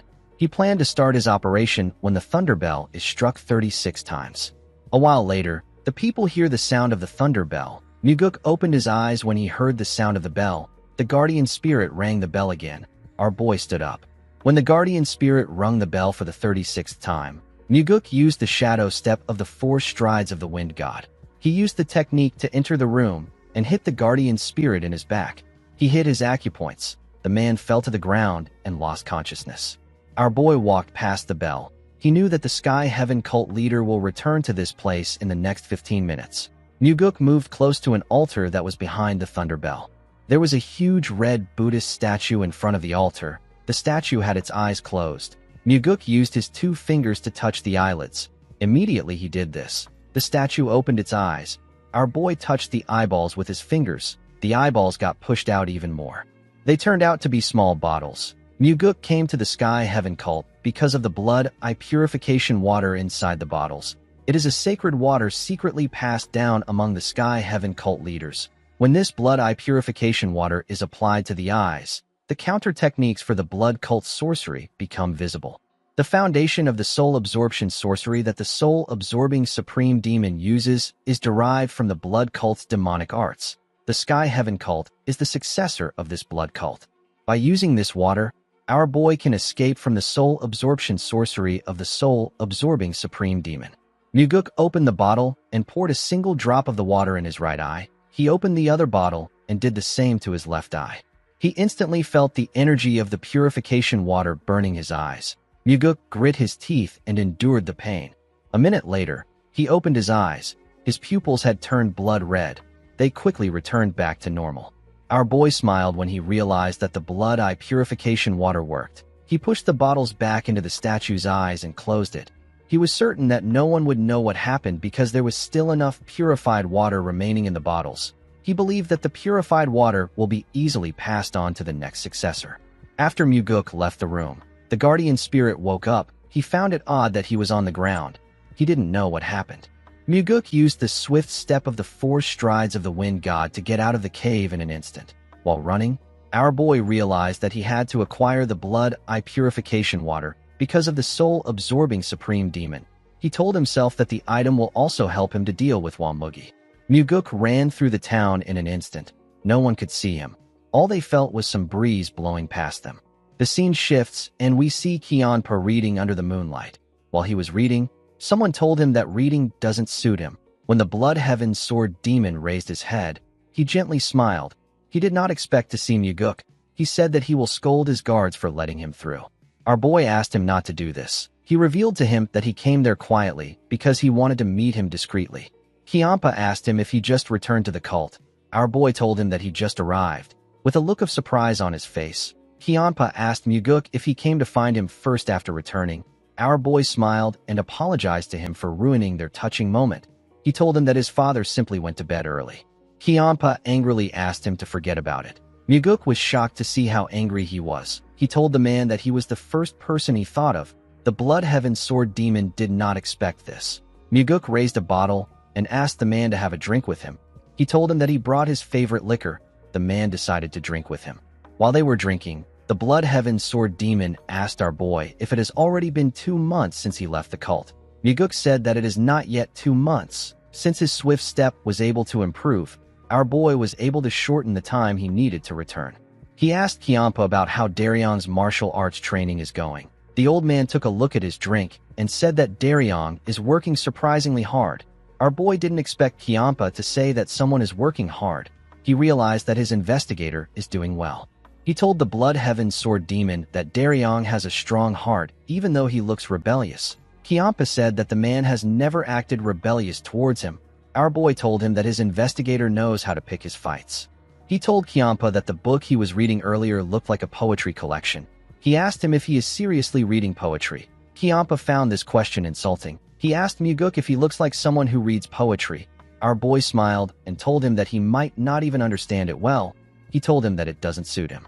The old man revealed to him that he used to love reading books in his younger days, but he has forgotten about it for a while. Muguk found it hard to imagine what this strict-looking person was like in his younger days. He asked him about what he was like in his younger days. Kianpa said that he was dark and gloomy. Muguk told him that he was like Daryong. Kianpa didn't seem annoyed that he was likened to Daryong. He said that it is all in the past. He drank his liquor and asked Muguk if his trip went well. Our boy poured him another cup and told him that it did. Kianpa said that there will soon be trouble in the cult. Muguk smiled and asked him about why he believes that he went out to cause trouble. Kianpa told him that he went out to stir up a bloodbath. Muguk told him that he has a poor impression of him. The Blood Heaven Sword demon said that he prefers peace. Our boy told him that he also likes peace. Kianpa said that he likes the quiet blood-stained peace that comes after crushing everything with his own hands. Muguk drank his liquor and told the man that it feels nice to be out for the first time in a while. He suggested that they go out and get some air together next time. The Blood Heaven Sword demon didn't like this suggestion. He told Muguk that outside is full of people that he wants to kill. He said that he feels at peace staying in the cult. He poured Muguk a drink and advised him to be careful with whatever he is planning. He reminded him that a single wrong move can mean the end for him in the succession war. Muguk asked the man to tell him what he will do if he makes the wrong move. The Blood Heaven Sword demon revealed to him that he will switch allegiance. and sighed with his older brother. Our boy told him that he is very cold. Kiampa said that it is natural for this to happen. He told Muguk that there is no point in having wings if the body is already dead. He said that he will have to find a new body. Muguk was surprised to hear this. He knew that Kiampa would really switch sides. After mourning our boy's death for a day or two, he will go to his older brother as if nothing happened. Muguk asked Kiampa to do him a favor. The man asked him to tell him what he wants. Our boy asked him to drink with him all night. Kiampa told him that he can do this. The moment he heard this, our boy stood up. Kiampa found this odd. He asked him about where he is going. Our boy revealed to him that he wants to buy more drinks and prepare some snacks. Kiampa told him that he can simply ask his subordinates to do it. Muguk smiled and said that there is something specific he needs to get by himself. The Blood Heaven Sword demon wondered about what it was. He couldn't see through Muguk. He watched him turn around and walk forward. Our boy plans to bring the ultimate dish for this drinking session. It is a side dish that he has been preparing for 2 months. With a red glow in his eyes, Muguk told himself that he will be killing the soul-absorbing supreme demon tonight. In the next scene, we see Yeso walking down the stairs. While walking, he thought about how arrogant Muguk was. He believed that our boy threatened him simply because he thought that his father would back him up. Yeso opened a door and stepped into an underground hallway. The hallway led him to a room.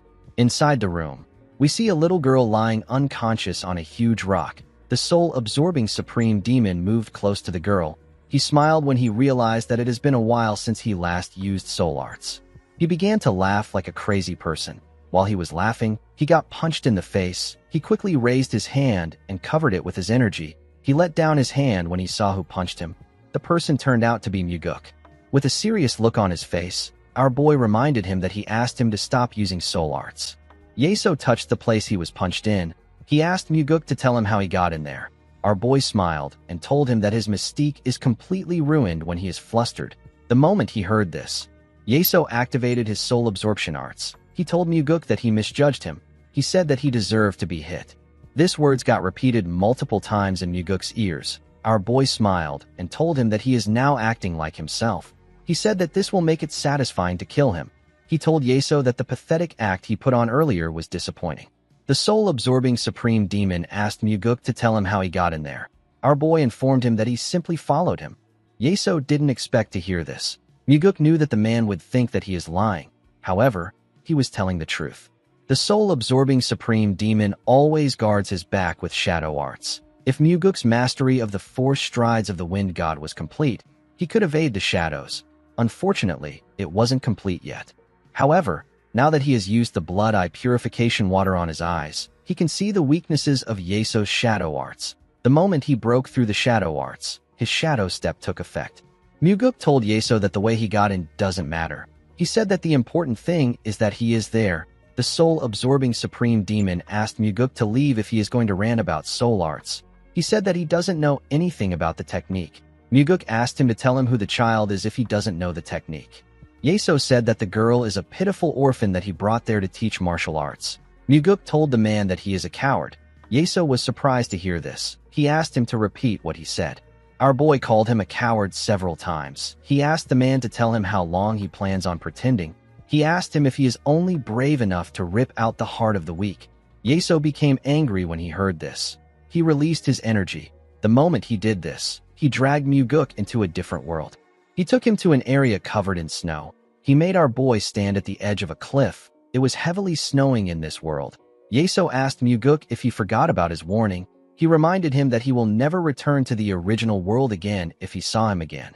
Our boy asked the man if he has to scare others just to keep himself from being scared. Yeso found Muguk to be remarkable. He couldn't believe that he wasn't fazed by what was happening. He asked him to tell him how he got this kind of spirit at his age. He asked Muguk if he came there to kill him. Our boy told him that he is correct. Yeso asked him to tell him his reason. Muguk didn't respond to him. He simply stared at him. Yeso became nervous. He asked him if he was sent by the cult leader. Muguk smiled when he heard this. He told the man that his father would have come himself if he wanted him dead. He asked him if he doesn't know the kind of person the heavenly demon is. Immediately he said this. Yeso dragged him to another world. He took Muguk to a pavilion and placed some tea on the table. He and Muguk sat in the pavilion. Yeso told our boy that they need to have an honest conversation before they kill each other. Muguk agreed with him. Yeso told him that they are demonic humans that stand above all other demonic humans. He asked him if they really live lives where they can afford to give the weak a choice. He asked Muguk to tell him why it is wrong to devour the hearts of the weak to grow stronger. He said that greed is right. He told Muguk that every choice he has ever made has been for the heavenly demon divine cult. If Mugi didn't come and Muguk stayed in the cult, he might have closed an eye to the actions of the soul-absorbing supreme demon. He would have told himself that the soul-absorbing supreme demon is making their cult stronger and looked the other way. However, our boy's fate was different. The him in the past and the him in the present are not the same person. He asked Yeso to stop lying. He told the man that he didn't rip out his victims' hearts because of the cult. He did it to prolong his own life. Muguk told the man that he will always continue to act this way. Yeso didn't say anything. Muguk believed that the soul-absorbing supreme demon would have sought revenge when his father died if he really cared for the cult. Instead, he chose to outlive all the other demon supremes. His unnaturally long life was soaked with the lives of thousands of innocent people. Muguk told the bastard that he has always lived for himself and himself alone. He told him that he eventually became a monster. The moment he heard this, Yeso told our boy that he is not the second young master. He appeared in front of him and said that it is impossible for a mere 20-something years old brat to understand him so precisely. He knew that Muguk wasn't supposed to be able to bypass his shadow arts and follow him inside. He shouldn't even be able to touch him. Yeso's head grew bigger. His head completely covered Muguk's body. His mouth and eyes released a terrifying energy. Muguk immediately realized that the man was using the mind-seizing soul art. It is a demonic art that draws the truth out of the target's mind. It is forbidden even in the cult. This soul art doesn't even work on Muguk. Our boy decided to just play along with the man. He wanted to hear what Yeso wanted to learn from him. The soul-absorbing supreme demon asked our boy to tell him who he is. Our boy told him that his name is Muguk. Yeso asked him to tell him how he knows so much about him. Our boy told him that he investigated him and learned everything. Yeso asked him if the heavenly demon is behind this case. Muguk said that he isn't. The soul-absorbing supreme demon smiled when he heard this. Upon seeing the look on his face, our boy became certain that Yeso fears his father the most. The soul-absorbing supreme demon asked Muguk to tell him why he came. Our boy revealed to him that he came there to put him down. Yeso asked him if he told anyone that he would be coming there. Muguk said that he didn't. Yeso was extremely happy to hear this. He took Muguk to an empty blank world. With a smile on his face, he told our boy that he will vanish from the world from today on. Muguk asked him if he can handle the consequences of killing him. With a creepy smile on his face, the soul-absorbing supreme demon asked Muguk to tell him why he would be the one to deal with the aftermath of his death. He said that the Blood Heaven's sword demon will take care of it. He stretched out his hand and revealed to Muguk that he won't be the one to kill him. While laughing like a maniac, he told our boy that he will die trying to fight the Blood Heaven's sword demon. He said that Kianpa will be the one to end him. Immediately he said this, a large amount of energy got released from his body. Muguk activated the heavenly demon defense art and used the energy to cover his body. He used the defense art to block the dark energy Yeso was releasing from his body. He walked towards Yeso. Each step he took was heavier than the last. Yeso's dark energy slowly covered him. Before he could reach him, the energy covered him completely. With a smile on his face, Yeso asked Muguk to kill the Blood Heaven's sword demon. His words were repeated to Muguk several times thanks to the dark energy around him. Our boy couldn't believe that Yeso's technique still had this much power even though he covered himself with the heavenly demon defense art. An ordinary person would have already fallen for the soul-absorbing art of the soul-absorbing supreme demon. While hearing the numerous voices in his head, Muguk looked around. He seemed to be searching for something. He found a blue light in front of him. Our boy immediately knew that this light was the way out of the soul-absorbing art. He walked into the light. He opened his eyes in the blank and empty dimension that Yeso created. Yeso was shocked to see Muguk. He didn't know what was happening. He asked our boy about how he woke up on his own. Muguk wasn't supposed to wake up before the soul-absorbing art ends. Our boy smiled and told the man that he might have grown attached to the Blood Heaven's sword demon. He said that he doesn't feel like killing him. The moment he said this, Yeso activated the soul-absorbing art again and covered him with his dark energy. He asked Muguk to kill the Blood Heaven's sword demon. Our boy covered himself with the energy of the heavenly demon defense art, but the voices were much louder. This soul-absorbing art was much more powerful than the ones he used earlier. Muguk grit his teeth to endure the pain of the voices in his head. He quickly found the blue light. He opened his eyes again to see Yeso. The soul-absorbing supreme demon couldn't comprehend what was happening. He asked Muguk to tell him why he isn't falling under the soul-absorbing art. Muguk laughed and told him that it is because of his deep bond with Kiampa. The soul-absorbing supreme demon was annoyed to hear this. He released his energy again. Muguk covered himself in the heavenly demon defense art. He got dragged to a dark place. Our boy looked around. He wondered if Yeso was going to do the same thing again. The moment he thought of this, he saw something behind him. Something horrifying rose out of the ground. It was a horrifying and dark humanoid monster. As the monster walked towards Muguk, several others rose out of the ground. They surrounded Muguk from all sides. Our boy drew his sword when he saw that he was surrounded. His pupils instantly turned red. Muguk was able to see the blue light on the monsters' bodies. He was able to see their weaknesses. When the monsters got close to him, our boy tore them apart. Each strike was precise and clean. He didn't waste any strikes at all. He only thrust his sword at their weak points. He didn't give the monsters the time to react to his attacks. Muguk smiled as he tore through the monsters. He was relieved to see that the blood eye purification water was allowing him to see how to break the sorcery. In the next scene, we see Yeso sweating. He didn't understand how Muguk was in front of him. Our boy could tell that the man was curious. He asked him if he isn't going to question him this time. The soul-absorbing supreme demon seemed to be annoyed by this question. He instantly sent Muguk somewhere else. He dropped him on a raft in the middle of an ocean. There was a heavy rain in this world. Muguk instantly knew that he will actually die if he falls into this ocean. The moment he thought of this, he sensed something. When he turned around, he saw a massive wave coming for him. The wave pushed him into the water. As he went deeper into the water, Muguk remembered his father telling him that martial artists of the Orthodox faction fear the soul-absorbing supreme demon. He pushed himself and swam to the top. He struggled to catch his breath when he got his head out of the water. He coughed out loud when the water got into his head. He now understood why the soul-absorbing supreme demon is feared. No normal person would be able to overcome such an enormous illusion. While he was struggling to catch his breath, he noticed another huge wave coming. Muguk realized that even the greatest martial masters will collapse from exhaustion and die if they are not able to find a way to quickly break out. The wave pushed Muguk into the water again. Our boy couldn't understand what was happening. He didn't know why he couldn't see a way out. As he went deeper into the ocean, Muguk realized that the way out could be hidden deep within the ocean. He quickly put himself together and looked around. Unfortunately for him, there was nothing there. He swam to the top to catch his breath. He wondered where the way out was. All he could see was this endless ocean water. While looking around, Muguk saw the log he was standing on. He quickly swam to it. When he turned the log around, he saw the blue light. Our boy could not believe that the way out was in the most obvious place. The moment he thought of this, he saw that another wave was coming. Muguk raised his sword and pushed it into the log. He pushed himself out of the illusion. Our boy returned to the blank world. Yeso didn't even know what to say. He quickly sent Muguk to another world. Our boy found himself surrounded by tall mirrors. Each mirror was showing a version of him. Muguk realized that these are the stages of his life. He walked past his younger and teenage self. He saw an old version of himself. This version of himself was on his deathbed. Muguk knew that this wasn't his future, and this wasn't who he was before his regression either. It was an illusion crafted by the soul-absorbing supreme demon.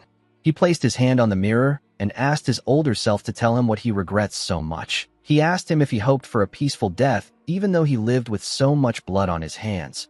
He told him that he is being greedy. With a smile on his face, Muguk told himself that if he is able to save the people he wanted to save by killing Wamugi, then this kind of death is okay. He looked deep into the eyes of his older self. He realized that it was time for his older self to go. Muguk wondered if he spoke to his older self in order to comfort himself. He wanted to tell himself that he is okay and he is doing well. Our boy raised his sword and turned to his current self. There was a blue light in his neck. Muguk broke the mirror with his attack. He was sent back to the blank dimension. Yeso couldn't believe his eyes. He didn't expect to see our boy so quickly. With a worried look on his face, he asked Muguk to tell him how he figured it out. He explained to him that if he breaks the wrong mirror, the number of reflections double. If he breaks another one again, it will double once more. It will continue until he is unable to leave the illusion. Muguk told Yeso that he was simply lucky. The soul-absorbing supreme demon was annoyed to hear this. He told our boy that he cannot escape from something like that by simply being lucky. The moment he said this, Yeso realized something. He asked Muguk if he has mastered the 9 calamities demonic art. He called the heavenly demon a deranged cult leader and said that he secretly chose a successor behind their backs. Muguk was not surprised to see that the soul-absorbing supreme demon made such an assumption. The only known way to resist Yeso's sorcery is to master the 9 calamities demonic art, which the heavenly demon passes on to his chosen successor. No one would think of using the blood eye purification water. The soul-absorbing supreme demon believed that the heavenly demon was using his own child as a blade to kill him. He called the heavenly demon a filthy bastard and said that he is always stabbing people in the back. Muguk glared at him when he heard this. He asked the man if he has more to say. He revealed to him that his father once said that he is the person feared the most by Orthodox sects. This means that he holds him in high regard. Muguk told Yeso that his father would not betray someone he deeply respects. The soul-absorbing supreme demon asked Muguk to tell him what he is trying to say. With a serious look on his face, our boy advised Yeso not to let his anger speak for him. He revealed to him that his father argued with him when it came to killing him. The soul-absorbing supreme demon asked our boy to tell him why he is after him if his father is against it. Muguk told him that he thought about the situation as much as he could. He explained to him that he will feel wronged if he was an average person who ran a business, studied at academies, and trained in martial arts halls. And then one day, he is dragged away for no reason and got his heart ripped out while he was still alive. The soul-absorbing supreme demon told him that life is meant to be unfair. He said that a person needs to become stronger if they are upset. Muguk glared at the man. With a cold gaze in his eyes, he told Yeso that he wants him to bear all the grudges the weak feel. The soul-absorbing supreme demon did not expect to hear this. He smiled and told Muguk that he is right. He released his energy and said that he has lived with a deep desire to survive. He asked our boy if he really thinks that he never imagined that a day like this would come. He said that he always knew that the heavenly demon would betray him and try to kill him. As he spoke, his body grew bigger and his eyes and mouth released a terrifying blue energy. The soul-absorbing supreme demon asked Muguk if he knows why he delved into soul arts. He asked him if he believes that he did it because of a little inner energy. Yeso's body grew to an astronomical size. His entire body was covered in his dark energy. He told our boy that he will rip his precious 9 calamities demonic art to shreds. His energy spread everywhere. The ground broke apart and turned purple. Muguk sensed dark demonic energy coming from the man. He didn't expect the soul-absorbing supreme demon to learn dark demonic arts. Dark demonic arts are more aggressive and powerful than ordinary techniques. However, those who use them are usually consumed by the arts itself. They experience mental breakdowns, energy deviation, and in the end, they die a gruesome death. This is why the heavenly demon divine cult strictly forbids its members from learning them. Muguk told the soul-absorbing supreme demon that he came to kill him for a reason. He told him that he would have died from the side effects of the dark demonic arts if he was left alone. Yeso said that he wouldn't have died. He revealed to him that he has been using the inner energy he gained through the soul arts to suppress the side effects. Our boy now understood that the reason Yeso learned the soul arts was to counter the backlash of the dark demonic arts. He raised his hand and drew his sword. The soul-absorbing supreme demon also raised his hand. He used his energy to conjure a weapon. He told Muguk that he will kill him here, and one day, he will also kill the heavenly demon and take his place. Muguk told him that he is too much of a coward to follow through with something like that.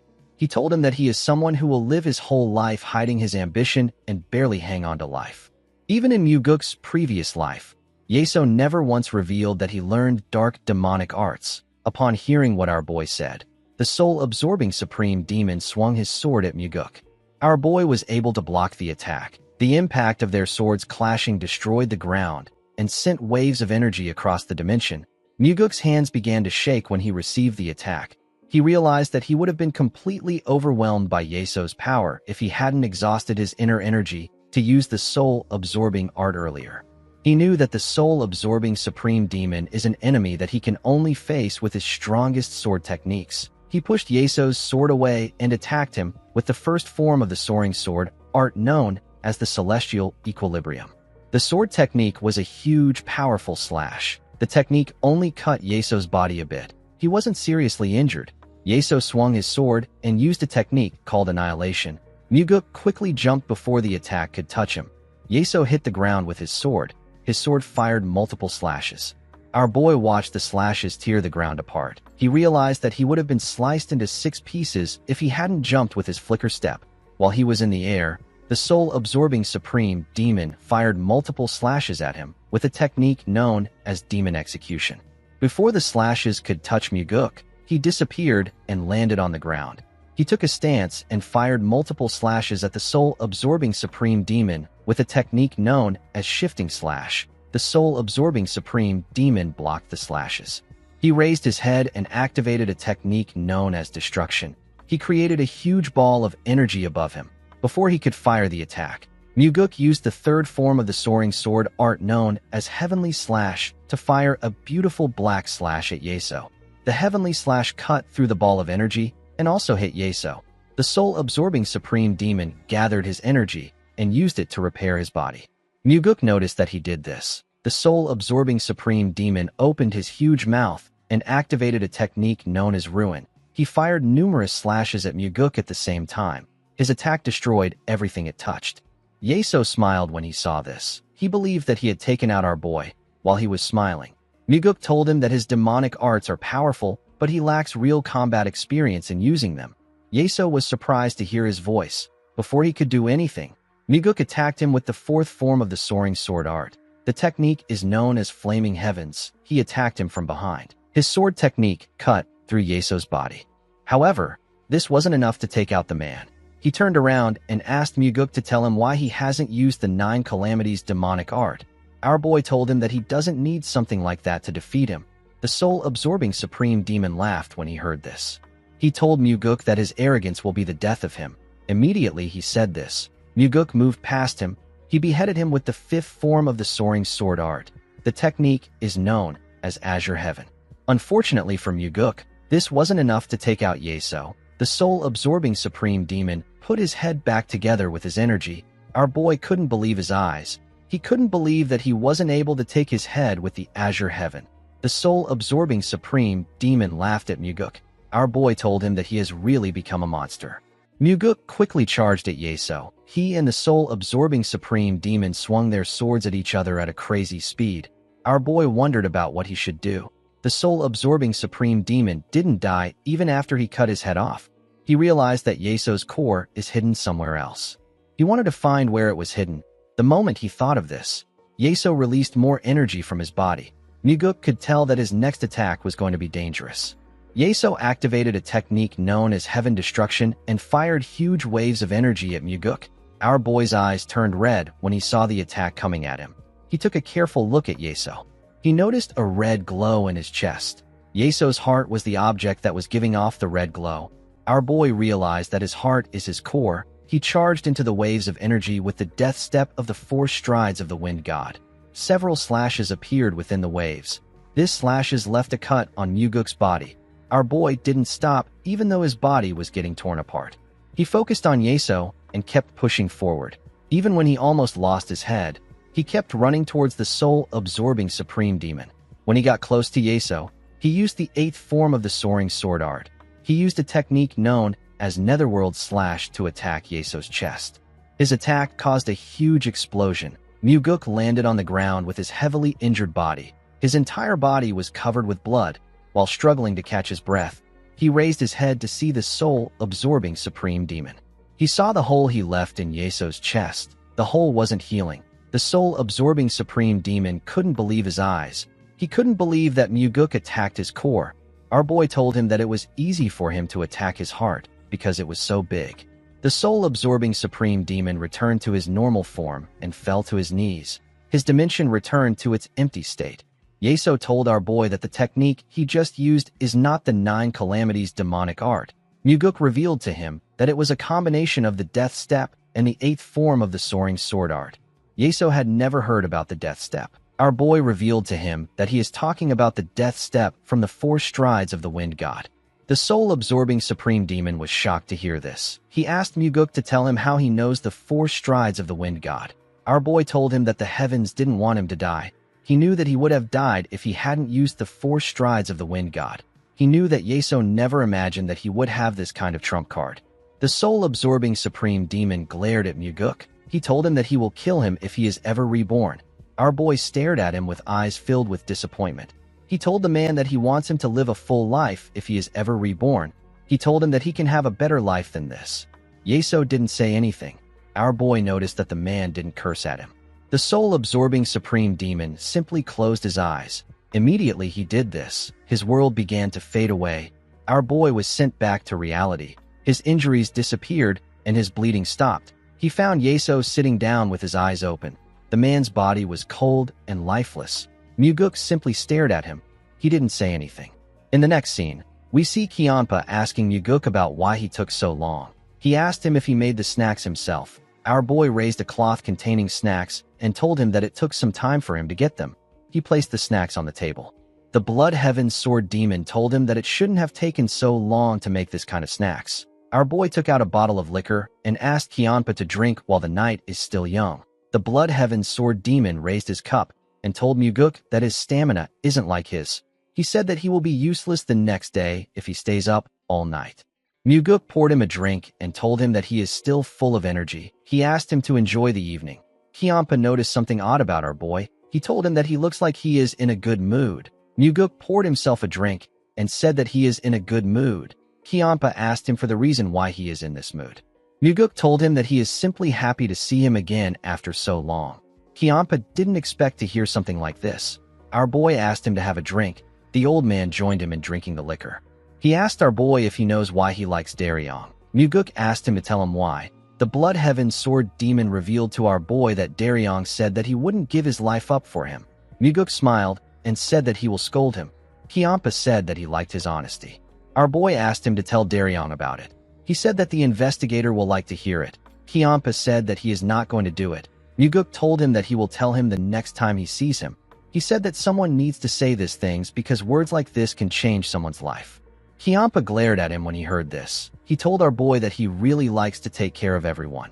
He told him that he will soon be looking after the stable boys that muck out manure. He asked him to also feed the horses since he is so nice. Muguk smiled and said that it would be a good thing if he could do that. Kyanpa did not expect this response. He told Muguk that he has never met anyone like him in his entire life. Our boy said that their heavenly demon divine cult will also become something that he has never seen before. He asked him if this won't be nice even if it will only happen for one generation. The Blood Heaven Sword Demon looked Muguk in his eyes. He raised his cup and asked him to pour him a drink. Muguk was surprised to hear this. He quickly picked up the bottle. He knew that the drink he was pouring now was different from all the drinks he has ever poured before. With a smile on his face, Muguk said that he is pouring his first cup for his left guardian. He looked the Blood Heaven Sword Demon in his eyes as he poured his drink. After he filled his cup to the brim, Kyanpa drank the liquor. Our boy wondered if Kyanpa has truly decided to follow him with all his heart. The Blood Heaven Sword Demon cleaned his lips and asked Muguk to tell him if the left guardian is ranked higher than the right guardian. Muguk was surprised to hear the question. The Blood Heaven Sword Demon explained to him that he wants to get the higher title if he is to be given a title. Muguk laughed when he heard this. He couldn't believe that Kyanpa cared about something like this. He teased the old man by telling him that he looks quite handsome today. Kyanpa was shocked to hear this. He called him a crazy bastard. He raised his sword and asked Muguk to say it again. Our boy laughed out loud. Kyanpa asked him to stop laughing. He asked him to say that he looks handsome. Muguk smiled and said that he won't confess to women while he is drunk. The Blood Heaven Sword Demon smiled and said that he caught himself a flatterer. The two men began to laugh. The next day, we are taken to the Heavenly Demon Hall. We see Muguk standing in front of his father. The Heavenly Demon asked his son to tell him how he killed the soul-absorbing Supreme Demon. Muguk asked his father to tell him what he means. The Heavenly Demon glared at his son. He revealed to Muguk that the demonic physician examined the soul-absorbing Supreme Demon and said that he might have died due to energy deviation. The Heavenly Demon asked his son if he really expects him to believe this. Muguk told his father that he wants to give him a good answer, but he doesn't have anything to do with Yeso's death. He told him that he is overestimating him. He said that he is not skilled enough to drive the soul-absorbing Supreme Demon into energy deviation and cause his death. The Heavenly Demon glared at our boy. Muguk actually wanted to tell his father the truth, but he did not know how to explain how he obtained the blood eye purification water. He knew that he would only burden his father by telling him the truth. The heavenly demon would be forced to turn a blind eye to him, killing a demon supreme. He told his father that he drank with the sword demon yesterday. He said that Kiampa can vouch for him. The heavenly demon asked him if he and the blood heaven sword demon killed the soul-absorbing supreme demon together. Muguk assured him that this didn't happen. He said that this might just be a punishment bestowed by the heavens. He reminded him that the soul-absorbing supreme demon was a monster who tore out human hearts while they were still breathing. The heavenly demon turned around and told his son that the other demon supremes who were silent will begin to move now that the soul-absorbing supreme demon is dead. He left after saying this. Muguk knew that the 8 demon supremes share life and death as one. Therefore, the death of one is a threat to all. The demon supremes won't let this incident go.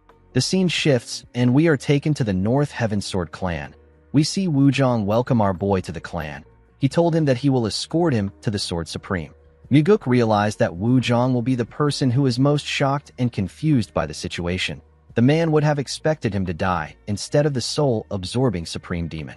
Our boy realized that Wuzhong was the one who is to blame for the soul-absorbing supreme demon's death. If the man hadn't drawn Yeso in, our boy would have never learned about the soul arts. When he arrived at her doorstep, the Sword Supreme came out to greet him.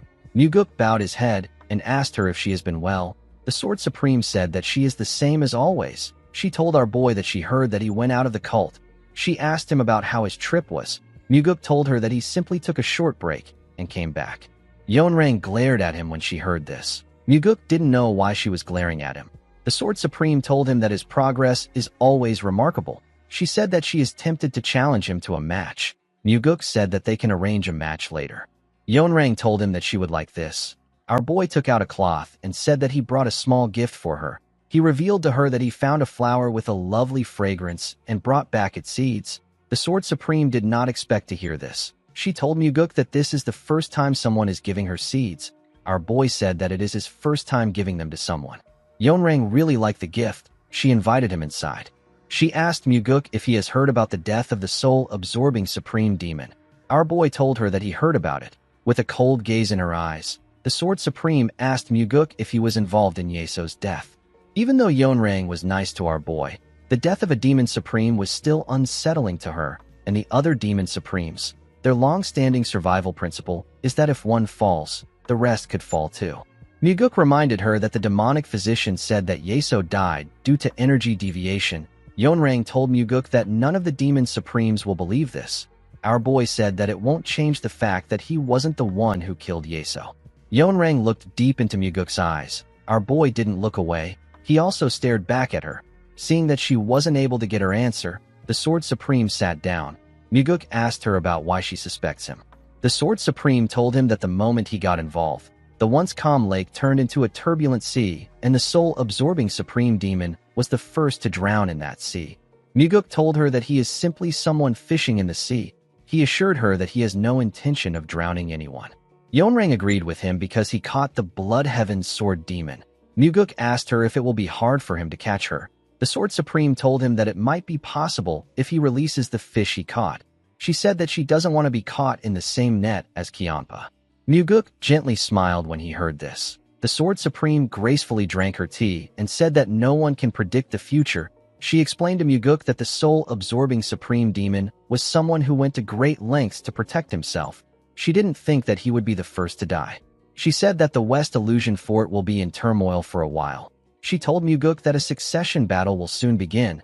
The soul-absorbing demon had 5 disciples. Since he died without naming a successor, the most outstanding disciple among the 5 will likely take his position. Muguk asked the Sword Supreme about which disciple she supports. Yeonrang asked him about why he is curious. Our boy told her that it will be good if someone from their side took over. Yeonrang found it weird that Muguk said that they are on the same side. Our boy reminded her that they became friends through their duels. Yeonrang was surprised to hear this. She smiled and said that she can share an allegiance with a dueling friend. At night, we see Muguk meditating in his room. He was wearing his pajamas. While meditating, our boy sensed something. He quickly went outside to meet the Blood Heaven Sword Demon. He asked Kianpa about what brought him there this late in the night. The old man asked him if he has any liquor. Our boy got the liquor and poured a cup for Kianpa. He sat on a huge rock with him. He asked Kianpa if something happened. The Blood Heaven Sword Demon said that the bastards blatantly excluded him. Muguk was surprised to hear this. He remembered that the Demon Supremes gathered today to discuss about the soul-absorbing Supreme Demon's death. He told Kianpa that he never imagined that they would leave someone out. He asked him about how they excluded him. Kianpa said that no one spoke to him. Muguk didn't expect to hear this. He asked the man if it isn't always like this. Kianpa was annoyed to hear this. He said that the Demon Supremes don't talk much, but it was never this bad. He told Muguk that he wouldn't have been annoyed if they just directly confronted him. Our boy asked him about what he wants them to confront him for. The Blood Heaven Sword Demon pointed at him and told him that it was about him. Muguk was surprised to hear this. The Blood Heaven Sword Demon revealed to him that the Demon Supremes believe that they killed the soul-absorbing Supreme Demon together. This is why they are ostracizing him. Muguk asked him if they did anything like that together. Kianpa said that they didn't. With a look of anger on his face, he told Muguk that he was the one who did it alone.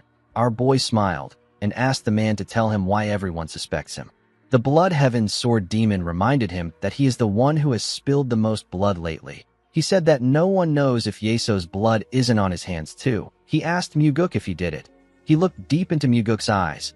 Our boy didn't shy away. He also looked into his eyes. The Blood Heaven Sword Demon became nervous.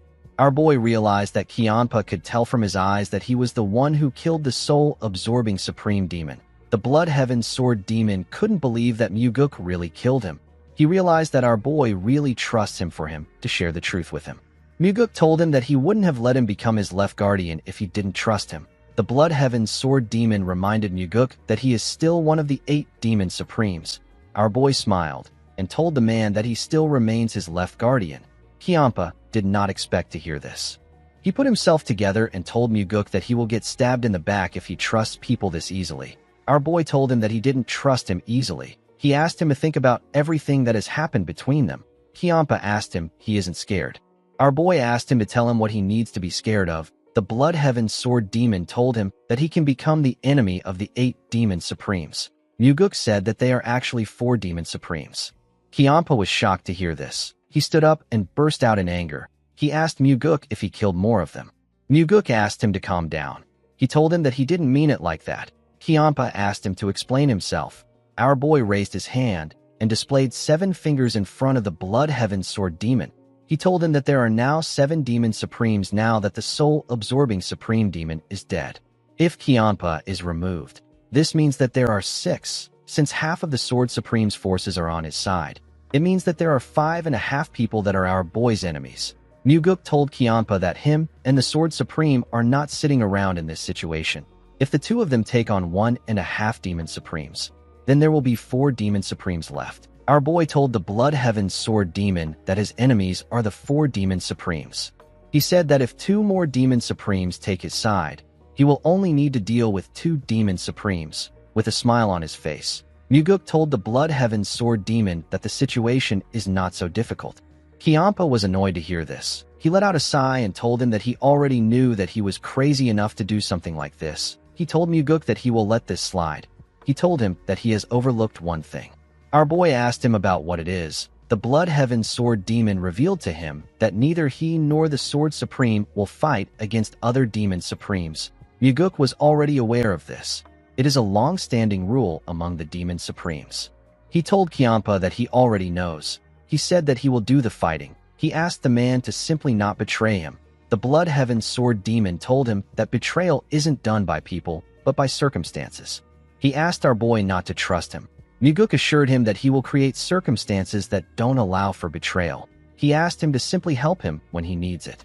Kianpa looked into our boy's eyes when he heard this. Muguk was treating the Blood Heaven Sword Demon with trust because he believes that this is the best way to make him one of his people. While yelling at the top of his voice, Kianpa called Muguk a bastard and told him that he will die if he messes things up. Our boy was surprised to hear this. He smiled when he saw the look on his face. He told him that he will be careful. The Blood Heaven Sword Demon reluctantly sat down. He poured himself a drink and quickly drank it. Muguk picked up the bottle and also poured himself a drink. Kianpa revealed to him that the Demon Supremes have decided to summon the Sky Heaven cult leader in order to get to the bottom of this incident. Our boy was shocked to hear this. He asked Kianpa if he is sure. The Blood Heaven Sword Demon explained to him that the soul-absorbing supreme demon sorcery was based on the Blood Cult's demonic techniques. The Blood Cult is the predecessor of the Sky Heaven Cult. Due to this, the Demon Supremes believe that the Sky Heaven Cult leader might be able to determine Yeso's cause of death if he sees his body. The Blood Heaven Sword Demon revealed to Muguk that their Sky Heaven Cult leader isn't just coming for the autopsy. He said that there are 3 other reasons. The first is to demonstrate that the Demon Supremes are determined to track down the culprit. They want to show the Murim Alliance and the unorthodox sects that the 8 Demon Supremes are not to be messed with. This is their most important reason. Muguk realized that they want to show everyone that even the Sky Heaven Cult leader moves at their will. This means that if anyone crosses the Demon Supremes, they will retaliate. Muguk asked Kianpa to tell him the second reason. The Blood Heaven Sword Demon revealed to him that the second reason is related to his father. Our boy was surprised to hear this. Kianpa told him that they are trying to show the Heavenly Demon something. They want to prove that the alliance between the Sky Heaven Cult and the Heavenly Demon Divine Cult isn't because of the Heavenly Demon himself, but because of the 8 Demon Supremes. Muguk asked Kianpa for the third reason. The old man told him that it is because of him. He explained to Muguk that the Sky Heaven Cult leader will see through him if he really killed the soul-absorbing Supreme Demon. He will analyze our boy's character and figure out the methods he used. Muguk knew that this was true. He knew that the Sky Heaven Cult leader is even capable of finding out that he used the blood eye purification water. However, our boy couldn't allow this to happen. He needed to hide the fact that he killed the soul-absorbing Supreme Demon. If it is revealed, the Demon Supremes won't just try to get revenge. They will even do their best to stop him from becoming the successor. Muguk smiled and asked Kianpa if he is okay with this. The Blood Heaven Sword Demon asked our boy to tell him why he would have any issues with this. Muguk told him that he just became his accomplice. He reminded him that the other Demon Supremes assume that he is working with him because they drank together. Kianpa said that he dozed off while they were drinking. Muguk asked him about which Demon Supreme went to get the Sky Heaven Cult leader. Kianpa told him that it is the Demonic Buddha. Our boy remembered that the Demonic Buddha had a close relationship with the Sky Heaven Cult leader. The fact that the Demon Supremes sent him shows their determination to bring the Sky Heaven Cult leader there no matter what. Muguk asked the Blood Heaven Sword Demon if he should chase after the Demonic Buddha and kill him, or if he should kill the Sky Heaven Cult leader before he leaves. With a scary look on his face, he asked Kianpa if he should just kill both of them. The Blood Heaven Sword Demon told him that this would start a war with the entire Outer Murim. He explained to Muguk that if they break apart, the self-righteous bastards at the Murim Alliance will suddenly start crying for the extermination of the demonic cult, and the unorthodox alliance will start sniffing around for scraps. Muguk said that this sounds great. He asked Kianpa to bathe in blood with him. The Blood Heaven Sword Demon stood up and asked Muguk to die alone if he wants to die. Our boy smiled and reminded him that they are life and death comrades. Kianpa put his sword behind him and told Muguk that each person goes through life surviving on their own. After saying this, he left. The next day, we are taken to the Heavenly Demon Hall. We see Muguk greet his father. The Heavenly Demon asked our boy to go out for a while. Our boy asked him about where he wants him to go. The Heavenly Demon said that it is about time that he visited the Nirvana Pavilion branch in the Central Plains. Muguk realized that his father is sending him away for his safety. He told his father that the Demon Supremes will suspect him if he leaves the cult at a time like this. The Heavenly Demon told him that they called the Sky Heaven Cult leader because they already suspect him. He said that the Sky Heaven Cult leader is no fool. He assured him that the man will find out that it was him. Muguk denied killing the soul-absorbing Supreme Demon. He told his father that it might have been an assassin from the Murim Alliance. The Heavenly Demon explained to him that the Murim Alliance would have already declared war on them if this was true. They are not in the position to do this right now. Muguk asked his father if he would leave the cult if it was him. The Heavenly Demon said that he would not. Our boy said that he also won't leave since he is his son. The Heavenly Demon told Muguk that he is not him. Our boy told him that he can imitate him. He said that an imitation of him is enough. The Heavenly Demon looked into Muguk's eyes when he heard this. He decided to allow his son to stay. He asked Muguk to remember one thing. He told him that he must not kill the Sky Heaven Cult leader. Our boy was shocked to hear this. He couldn't believe that his father wasn't worried about him. He was actually worried about the Sky Heaven Cult leader. The Heavenly Demon turned around and asked Muguk not to kill any other Demon Supremes. He asked him to not kill anyone. Our boy assured him that he won't kill anyone. He watched his father as he walked out of the throne room. Muguk never planned on killing the Sky Heaven cult leader. He knew so much about the Sky Heaven cult and its leader. To him, the Sky Heaven cult leader is someone he should be grateful to. He smiled and said that the cult leader is like a treasure vault to him. There are only two methods that Muguk believes can help him avoid getting caught by the Sky Heaven cult leader. The first is physical transformation. The second is to change only his eyes. In this era, there is only one person who can change Muguk's eyes. That person is the man sitting in front of Muguk, the demonic physician. The old man took a sip of his tea and told our boy that they can start their discussion. Since Muguk went through the trouble of getting him rare herbs, the demonic physician believed that he must have something important to discuss with him. Our boy told him that he came to request for a favor. The demonic physician asked him to tell him what he wants. Muguk told him that he won't beat around the bush because he is a busy man. He asked the demonic physician to perform the eye-enhancing surgery on him. The old man was surprised to hear this. The eye-enhancing surgery is a long-lost forbidden technique that enhances a martial artist's eye. Through the surgery, both normal and dynamic vision are drastically improved. It even negates visual eruptions caused by light, darkness, water, and even smoke. The demonic physician asked Muguk to tell him how he knows that he can perform the eye-enhancing surgery. Our boy knew about the technique because it will be eventually revealed later in the future that the demonic physician mastered the technique. When Muguk returned to the cult to gather the ritual materials, the demonic physician had already passed away. He found out about the surgery through his disciple. His disciple's name is Beck. Beck had offered the eye-enhancing surgery to the man who was the cult leader at that time. His name is Ju Bekdo. Since Muguk didn't answer his question immediately, the demonic physician asked him if the heavenly demon told him. Our boy was not surprised to hear this. Beck once told him that his father rejected the demonic physician's offer to perform the surgery. The demonic physician told Muguk that the fruit of the Nirvana guanine herb is among the necessary materials needed for the surgery. He told Muguk that this fruit is incredibly rare. He asked him if he knows that the technique can only be performed once in a generation. Our boy assured him that he is aware of this. The old man asked him if he still wants the surgery despite knowing this. Muguk said that he does. The demonic physician asked him to tell him what he can offer him in return if he can perform the surgery.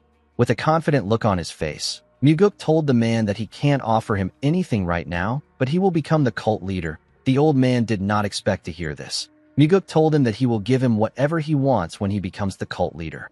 Our boy actually already knew what the demonic physician wanted. He desired this thing until the day he died, but his father never allowed it. This is why the heavenly demon refused the eye-enhancing surgery. He didn't want to be in the demonic physician's debt. The demonic physician asked Muguk if he is confident that he will become the successor. Our boy assured him that he is. He stood up and asked the demonic physician to carefully consider his offer and make a decision.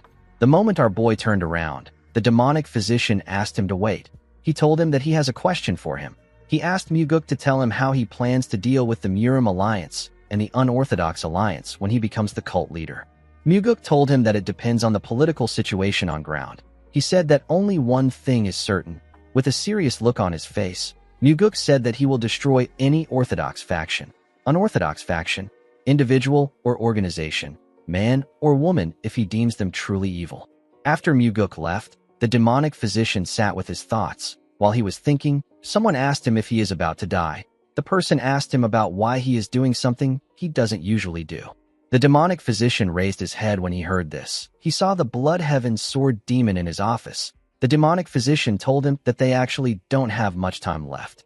The Blood Heaven Sword demon sat down and asked him to stop spouting nonsense. He asked him not to lump them together. The demonic physician asked him about why he still has so many attachments to this world. Kiampa told the man that those who say that they have no regrets are often the ones most tormented inside.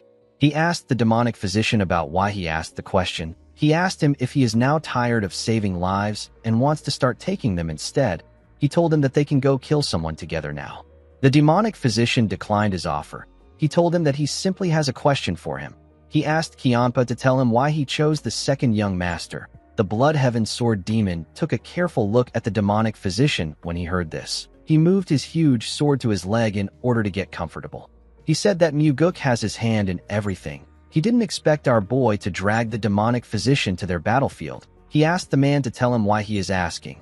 The demonic physician asked him to tell him why he chose Muguk. The Blood Heaven Sword Demon told him that Muguk looks like he might actually become the cult leader. The demonic physician asked him about how he came to this conclusion. Kiampa turned to the ceiling. He said that Muguk once said that in his demonic path, he doesn't break tavern tables.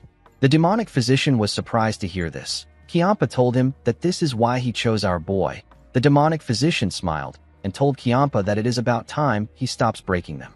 He stood up and walked past Kiampa. The Blood Heaven Sword Demon was surprised to see this. He asked him if he is leaving after calling him out.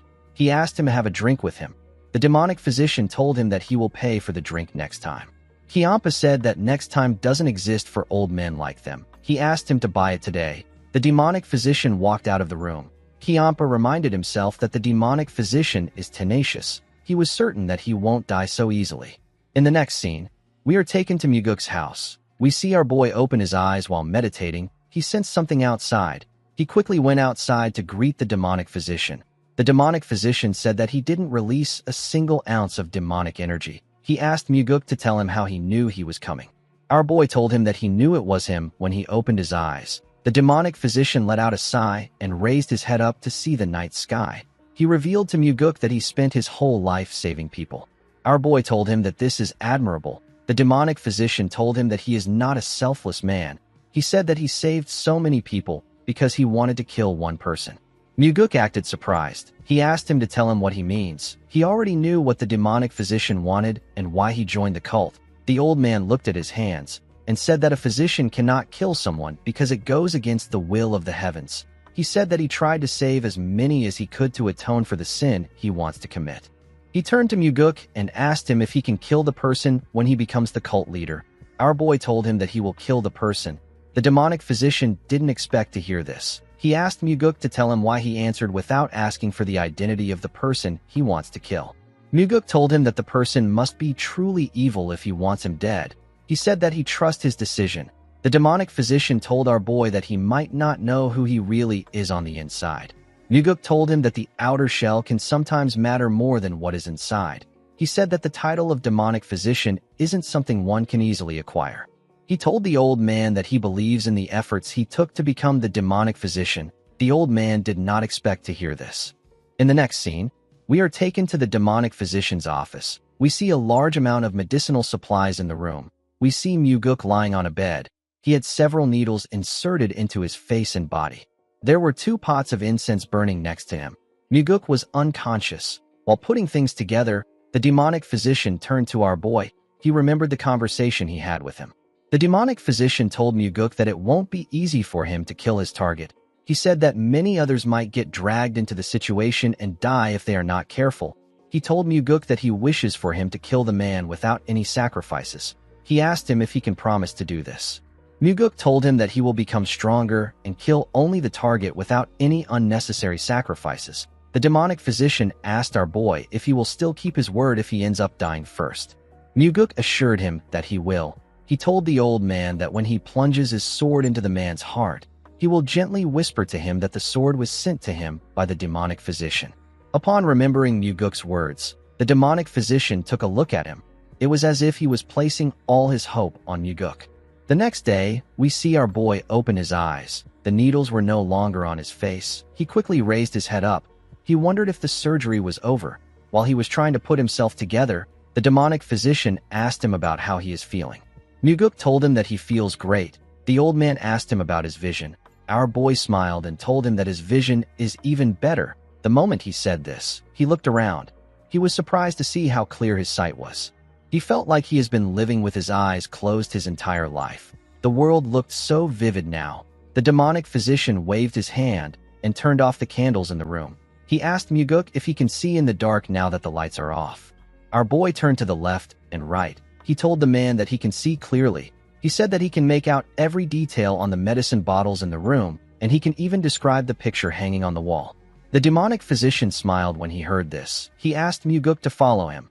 Our boy got dressed and followed the man to the balcony. The demonic physician asked him to look directly at the sun.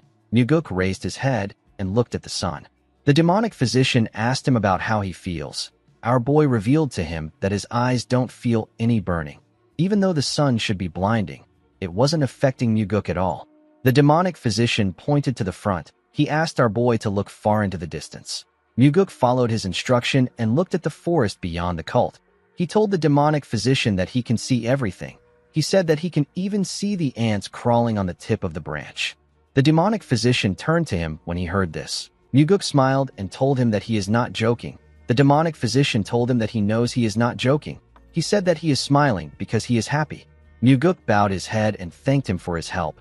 The demonic physician said that the procedure was a complete success. He told our boy that his eyes have been reborn, since the demonic physician used a secret technique that can only be performed once in a lifetime on him. Muguk promised him that he will repay his favor by keeping his word. The demonic physician thanked him for this. He told our boy that he will tell him who to kill when he becomes the cult leader. Our boy smiled when he heard this. He received the eye-enhancing surgery to erase traces of the blood eye purification water, but he never imagined that the effect would be this incredible. Muguk realized that the situation with blood eye purification water and the eye-enhancing surgery have been connected. He believed that the Sky Heaven cult and his eyes have been intertwined by fate. He thanked the Sky Heaven cult leader for making him go this far. In the next scene, we see Leon swinging her sword. She was practicing the soaring sword art. Each sword swing was clean and elegant. She was fast and precise. While she was training, someone interrupted her and suggested that they play together. The person turned out to be Muguk. Leon told her lord that she needs to practice this technique 20 more times. Muguk asked her to tell him which martial arts requires someone to train 20 times a day. Leon revealed to him that she actually trains 60 times per day. She said that this 20 sets is just for this evening. Muguk told her that she is following a path to illness. The woman said that she is already sick. She said that she is suffering from a condition where she can't sleep unless she trains. Our boy asked her to skip today's training. He told her that she will sleep well if she drinks with him. The woman told him that she will follow him once she is done with this training. Muguk asked her about how many more times she has to practice. Leon told him that she has to practice 8 more times. She told him that it will be longer if he keeps interrupting her. Muguk smiled when he heard this. He watched her thrust her sword really fast. He told her that she didn't rotate her waist properly. He said that the left side is empty. He asked her to make her swings faster this time. Leon perfectly executed the order and made her swings faster. Muguk smiled when he saw this. He moved to the side and sat down. He decided to train the heavenly demon defense art, since he had nothing else to say. The martial art our boy trained the most while planning to deal with the soul-absorbing supreme demon was the heavenly demon defense art. The more Muguk mastered it, the more he could feel its depth. The martial art resonated with him on the deepest level. It was to the point where he felt like he was mastering a living, breathing martial art. Muguk got lost in the martial art and focused all his attention on the circulation of his energy. A while later, we see our boy open his eyes. He saw Leon standing next to him. He asked her if she is done. The woman told him that she has completed 20 sets. Muguk stood up and asked her to get a drink with him. He told her that he is starving. Leon told him that this is natural. She revealed to him that he has not eaten in 3 days. Muguk was shocked to hear this. He asked her if she is sure. Leon revealed to him that he has been circulating his energy for 3 days. Our boy couldn't believe what he was hearing. His bodyguard told him that he came to see her 3 days ago. She explained to him that he entered a state of deep meditation and she didn't want to disturb him. Muguk couldn't understand what was happening. He didn't feel like an hour had even passed. He couldn't believe that he fell so deep into a transcendent trance. He didn't even remember anything about the training. He took a deep breath and gently released his energy. A large amount of energy flowed out of him. Muguk was happy to see this. He noticed that his energy flow has become smoother and more precise than before. Upon seeing the look on her master's face, Leon was able to deduce that her master's strength has improved. Muguk told her that it has improved to the point where he would gladly buy her a fancy meal. Leon congratulated her master. Muguk told her that it is all thanks to her. Leon did not expect to hear this. She asked her lord about what he means. Muguk explained to her that he wouldn't have sat down and entered a trance state if she hadn't insisted on completing her training to the end. Leon smiled and told Muguk that he is right. She asked him to buy her some food. Our boy told her that he will buy her whatever she wants. As they walked out of the training ground, Muguk said that she must have been starving too. Leon laughed and told him that it would have been impossible for her not to eat for 3 days. Immediately she said this. She heard her stomach rumble. she realized that she has digested the lunch she ate. Muguk knew that Leon wouldn't have just eaten on her own while he was cultivating. He knew that she would have also stopped training for 3 days in order not to disturb his trance. Our boy smiled and called the woman a sweet idiot. Leon told him that she would have hidden the fact that she ate if she was a real idiot. She said that she told him in order to show him that she is a loyal subordinate. She smiled and said that she saw it as a golden opportunity to score points with him. Muguk smiled when he heard this. He told his bodyguard that she is a real fox. Leon said that she still has many tails that she hasn't shown him. She gently laughed after saying this. Muguk was happy to see her laughing. In the next scene, we are taken to the Heavenly Demon Pavilion. We see a huge man with beards in the throne room. This man is the Sky Heaven cult leader. His name is Nung Paso. He bowed his head and said that he pays his respect to the leader of the divine cult and the supreme ruler of the Murim. He thanked the Heavenly Demon for his invitation. The Heavenly Demon welcomed him to the cult. He asked him about how many years it has been since they saw each other. Paso said that it has been 10 years. The Heavenly Demon asked him about how he has been. Paso told him that he has been well. He thanked him for his concern. The Heavenly Demon turned to the man next to the Sky Heaven cult leader. He thanked the man for traveling such a long distance. The monk with a golden yellow skin said that it was a pleasant journey to meet an old friend. This monk is the demonic Buddha. His name is Geo Rabin. The Heavenly Demon knew that the demonic Buddha wasn't being truthful. He turned to Paso and told him that it is late. He believed that the cult leader must be tired from his journey. He suggested that they call it a day and meet again tomorrow. The cult leader bowed his head and said that he will take his leave. When Paso and Rabin got outside, Rabin said that the Heavenly Demon was cold. He said that the Heavenly Demon should have offered him a cup of tea, even if he is a new supreme from the outer Murim. Paso said that it is already late. Rabin told him that the Heavenly Demon should treat him well because it is late. The cult leader didn't seem to care about this. He asked his friend to stop trying to stir things up. He said that he is not trying to get close to the Heavenly Demon. He begged him to stop. The demonic Buddha told him that this is about his pride and honor. Paso walked forward and asked him to show him the corpse. The demonic Buddha suggested that he takes a look at it tomorrow. He said that he can rest well and see it in the morning. The cult leader said that they can sleep when they are dead. Rabin let out a sigh when he heard this. He didn't understand why everyone around him was so stubborn. He asked the cult leader to follow him. In the next scene, we see Daryong telling Muguk that the Sky Heaven cult leader has arrived. He revealed to him that the cult leader brought the 10 great demons of his cult and 100 elite blood core representing his cult. Muguk was not surprised to hear this. The Sky Heaven cult leader is known as the absolute ruler of the outer Murim. He possesses the heaven-destroying demonic art. It is the strongest outer Murim martial art. There was once a time when the blood cult could rival the heavenly demon divine cult in power. However, ever since they joined the Sky Heaven cult, their power has declined significantly, and they can no longer compare to the heavenly demon divine cult. Daryong revealed to his lord that the Sky Heaven cult leader paid his respects to the heavenly demon and went straight to examine the corpse of the soul-absorbing supreme demon. The scene shifts, and we are taken to the tomb of the soul-absorbing supreme demon. We see Paso place his hand on the corpse. Rabin asked him about how things are. The cult leader revealed to him that the 8 energy meridians are damaged, and the heart is heavily damaged. He said that this happened due to repeated use of soul arts. Rabin asked him if he is saying that Yeso died from energy deviation. Paso said that this is the final cause of death. He revealed to him that the soul-absorbing supreme demon died while fighting someone in the space he created himself. The demonic Buddha asked him if he is saying that he was killed by someone. The cult leader told him that he is certain that someone killed him. He said that what bothers him is the fact that Yeso died despite using soul arts. Rabin asked his friend to tell him who can infiltrate the West Illusion Fort, assassinate the soul-absorbing supreme demon, and then escape. Paso found it odd that his friend was guessing. He raised one finger to signify that the heavenly demon can do it. When Rabin saw his finger, he knew that he was talking about the heavenly demon.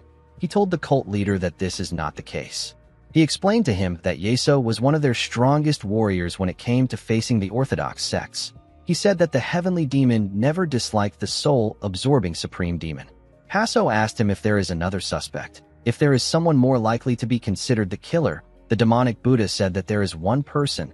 Paso asked him to tell him who it is. The demonic Buddha said that the heavenly demon's son is a much better suspect. The Sky Heaven cult leader was surprised to hear this. He realized that the Demon Supremes suspected Muguk from the start. His friend never mentioned anything about our boy on their way there. He did not expect him to drag him into this dangerous situation. He told the demonic Buddha that they can start questioning Muguk tomorrow. The next day, we see Muguk bow his head to greet the new Supreme of the Outer Murim. The cult leader told our boy that it has been a while. He said that he was just a child the last time he saw him. Our boy told him that he heard about his arrival. He asked him about why he is there when he is so busy. Paso told him that his reputation has reached their cult too. Muguk said that he doesn't deserve such fame. The cult leader called him a humble person. Our boy placed some tea on the table and sat down with the cult leader. Paso told him that his father is saddened by the death of the soul-absorbing supreme demon. Muguk said that his father cherished Yeso. With a serious tone in his voice, the cult leader said that he wants to know who killed him. Muguk acted surprised when he heard this. He asked Paso if he's saying that Yeso was murdered. He said that he heard that the soul-absorbing supreme demon died from energy deviation. The moment he heard this, the soul-absorbing supreme demon released his energy from his eyes. Muguk saw the red energy line that was flowing from the cult leader's eyes. Before, he would have just been able to sense it, but now he can actually see it. The cult leader carefully moved his energy around Muguk. He used it to check his upper and lower body parts. When he moved his energy close to our boy's eyes, nothing happened. Muguk realized that Paso was trying to confirm whether he used the blood eye purification water in his eyes. Unfortunately for Paso, he couldn't sense anything because of the power of the eye-enhancing surgery. Upon seeing that he couldn't get anything, the cult leader stood up. He said that he will be taking his leave. Muguk asked him to stay a bit longer. Paso told him that he has seen his face. He said that he can't hold down a busy person. Muguk smiled and put his hand together. He thanked the cult leader for visiting him. He asked him to come again. Paso did not expect to hear this. He asked our boy if he is thankful for simply seeing his face after so long. Our boy assured the man that he feels thankful towards him. He was thankful because he gained this new ability because of him. Paso turned around and walked towards the door. Muguk watched him as he walked forward. Even before his regression, the Sky Heaven cult leader has never held back in giving Muguk things that he wanted. He didn't give Muguk things because he wanted to, but somehow fate always made our boy receive things from him. Because of this, Muguk couldn't dislike the cult leader. When the cult leader stepped out of the Nirvana Pavilion, he saw the demonic Buddha waiting for him. Rabin asked him about how things are. The cult leader revealed to him that Muguk has no connection to the soul art. He said that one needs to master a top-tier Buddhist or Taoist martial art, or something of equal level, to overpower someone within a space created by soul art. He told Rabin that he didn't sense any traces of such techniques. With a surprised look on his face, Rabin asked the cult leader if he is saying that Muguk is not the killer. Paso said that this is correct. With a serious look on his face, the demonic Buddha asked him if he is certain. The cult leader asked him to tell him why he made him come to the cult if he doesn't trust him. The demonic Buddha realized that he messed up. He told the cult leader that it is a really important matter. He said that he was just trying to double-check. He asked him not to be offended. Paso said that he is sure of it. Rabin asked him to follow him. He said that they need to summon the other demon supremes to discuss everything in front of them. The cult leader said that he is not going. He asked Rabin to tell them what he said. He said that it is the same message. The demonic Buddha asked him if he is certain that this is okay. Paso asked him to tell him why it wouldn't be okay to do this. Rabin decided not to argue. He said that he will meet the other demon supremes. The cult leader watched his friend as he walked down the stairs. After the demonic Buddha left, Paso turned around. He took a look at the Nirvana Pavilion building. With a serious look on his face, the cult leader wondered about how Muguk killed the soul-absorbing supreme demon. In the next scene, we see the Blood Heaven's sword demon talking to Muguk at night. Kiampa told him that they have now shaken off the suspicion of killing the soul-absorbing supreme demon. He carefully looked at our boy. He asked him about how he was able to trick the Sky Heaven cult leader's eyes. Muguk told him that he isn't the killer. He reminded him that he drank with him all night long on the day Yeso died. Kiampa decided not to argue with him. He advised him not to get too relaxed. He said that there are some among the 7 demon supremes who do not believe Paso's words. He said that the demonic Buddha is the one who is most suspicious of him. The sword demon couldn't believe that the man was suspicious of his closest ally. Muguk called out to the sword demon. He asked him to tell him if he starts getting suspicious like the demonic Buddha. Kiampa did not expect to hear this. He asked Muguk about why he said this. Our boy explained to him that a day might come when they have to point their blades at each other's neck even though they are smiling together in good spirits. He said that such a day will be really painful. He asked the sword demon to tell him if he sees anything he dislikes or feels is wrong. He advised him not to bottle it up and let resentment build. He told Kiampa that he must have shown him that he can handle his shortcomings with a small amount of wisdom. He asked him to never assume that he knows how he will react. He told him that he can just speak his mind. Kiampa glared at Muguk. He asked him to tell him what he will do if the opposite happens. Our boy was surprised to hear the question. The sword demon asked him about what he will do if he finds him unbearable. He asked him about what will happen if he starts to think that he is unworthy for his new path in the demonic cult. He said that he might seem like an outdated, tedious old man the more he sees him. With a serious look on his face, Kiampa asked Muguk if he will remove him the day he loses all his charm to him. Muguk did not expect to hear this question. Kiampa looked him in the eye to see his response. Our boy never thought that the Blood Heaven sword demon would ask him if he will kill him too. He told Kiampa that his demonic path does not involve destroying in tables and killing his friends. The Blood Heaven sword demon asked him if he is his friend. Our boy moved close to him and told him that he is. Kiampa was shocked to hear this. Muguk told him that he will speak to him honestly if he ever experiences any issues with him. Kiampa asked him about what he means. Muguk explained to him that he will tell him what he wants to say without reading his mood and trying to be considerate about his feelings. He told Kiampa that he will tell him that he has become too stuck in his old ways and he has now become boring. He would ask him about what happened to his old charm. He will tell him to bring it back. The sword demon did not expect to hear this. Muguk told him that they will work together to figure out how to get along again. Kiampa asked him about what he will do if they can't find a way or if he cannot change. Muguk smiled when he heard this. He told the man that it can't be helped if he cannot change. He said that they will simply have to carry on by living off the good memories of the past. He told him that they will have to fight if he doesn't make an effort to change. He said that a good brawl always helps to clear the air no matter who is right or wrong. Kiampa did not expect to hear this. He carefully looked into our boy's eyes. It was as if he was searching for something. Muguk didn't look away. He also looked the Blood Heaven sword demon in his eyes. Kiampa suddenly burst into laughter. He laughed out loud. Muguk didn't say anything. The old man stopped laughing and looked at the sky. He stood up and told Muguk that there is something he needs to correct from what he said earlier. Our boy asked him about what it is. Kiampa said that he was wrong when he said that his life has been filled with nothing but misfortune. After saying this, the sword demon walked forward.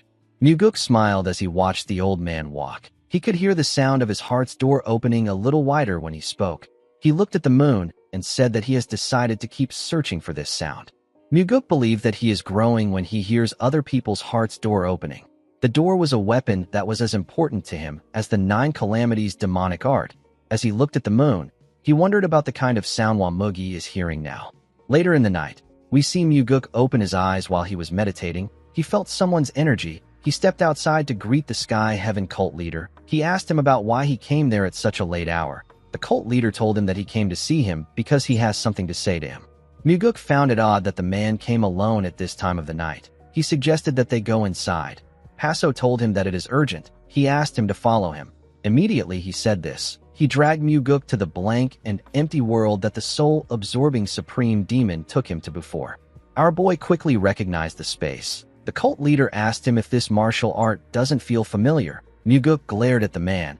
He told him that this is his first time encountering such a martial art. Paso asked him if he is serious. He asked him if he didn't see this space when he fought with the soul-absorbing supreme demon. He accused him of killing Yeso in this world. Muguk told him that he doesn't know what he is talking about. Paso told him that the cult believes that the soul-absorbing supreme demon died from energy deviation, but he cannot be fooled. He said that Yeso's death looks like it was caused by energy deviation because he died in the realm where the soul-absorbing art was cast. Muguk asked him if he has any proof. Paso said that he doesn't. He revealed to him that he doesn't even know how he killed him.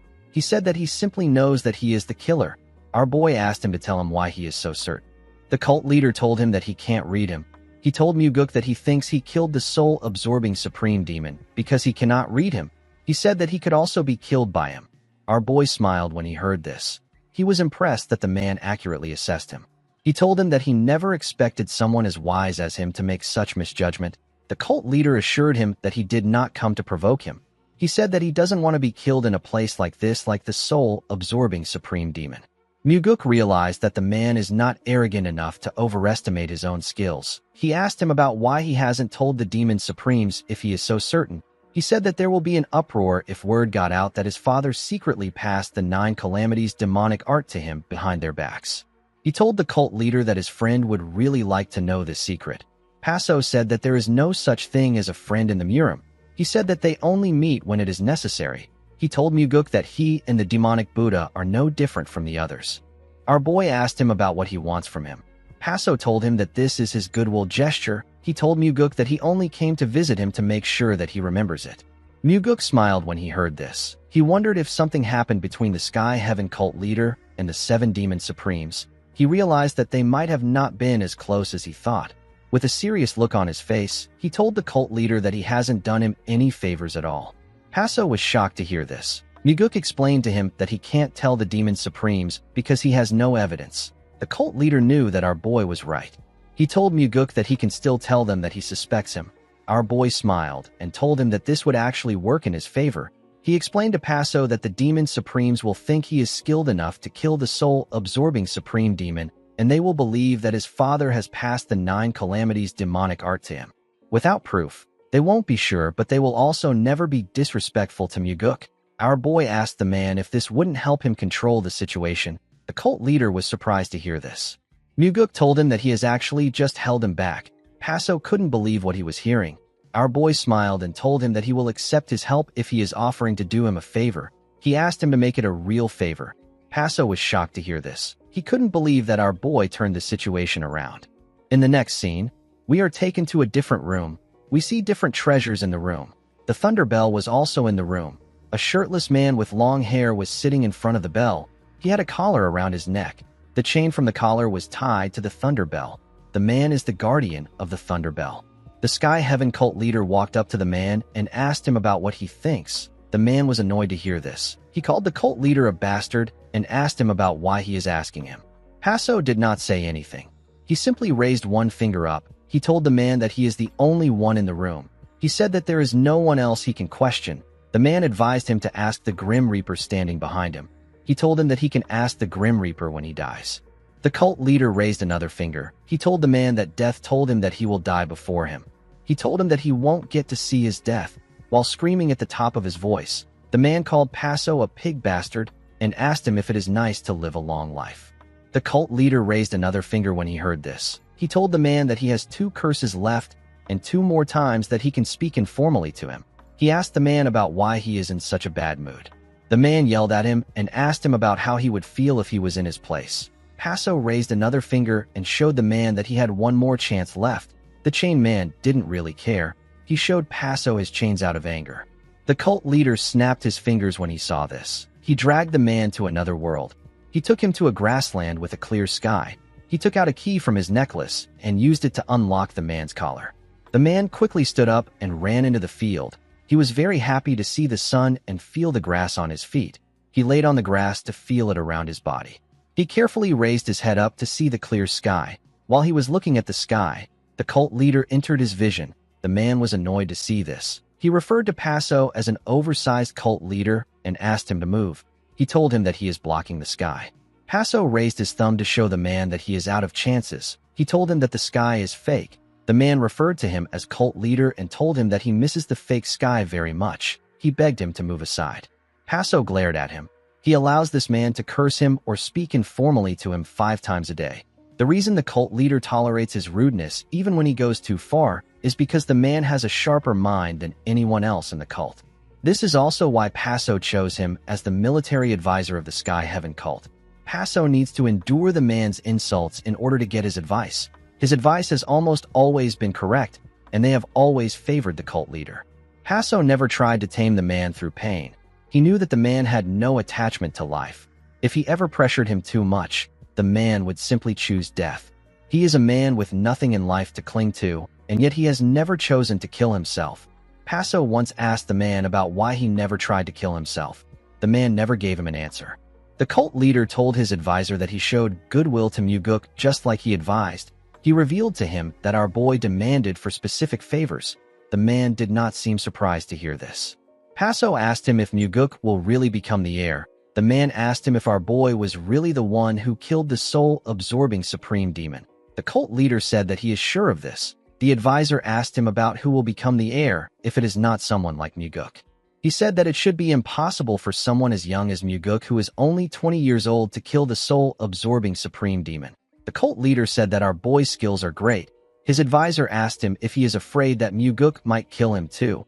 Paso smiled and said that he will be lying if he says that he is not afraid. He believed that a man who can kill a demon supreme can kill anyone at any time. His advisor said that they have another reason why they must restrain Muguk. The cult leader asked him about the reason. The man asked him if he believes that the heavenly demon doesn't know that his second son killed the soul-absorbing supreme demon.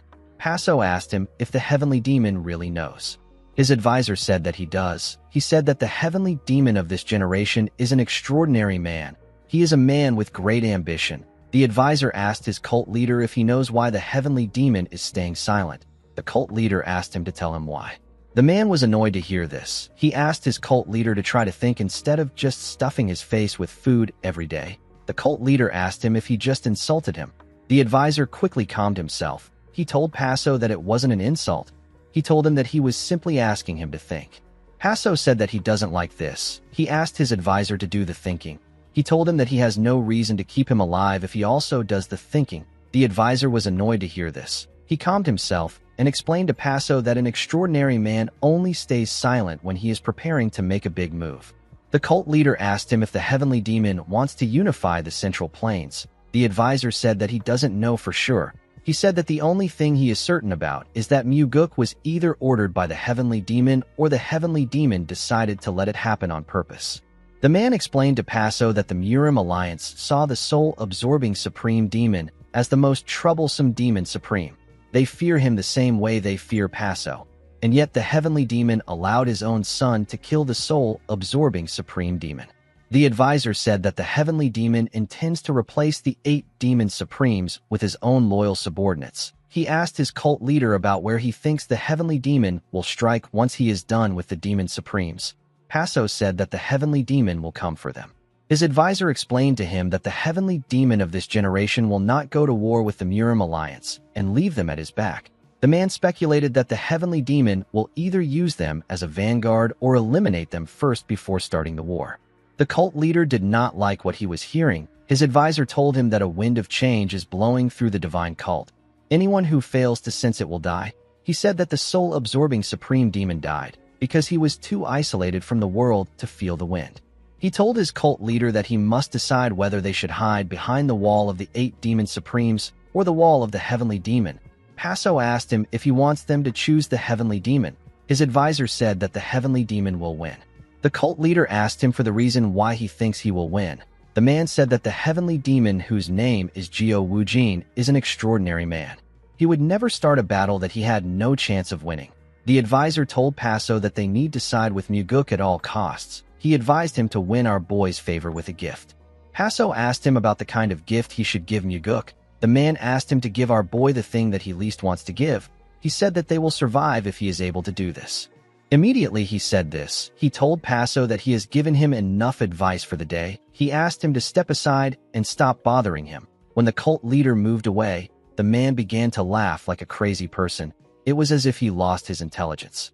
He looked at the blue sky with his face filled with happiness. While he was entranced by the sky, Paso snapped his fingers and told the man that this is enough.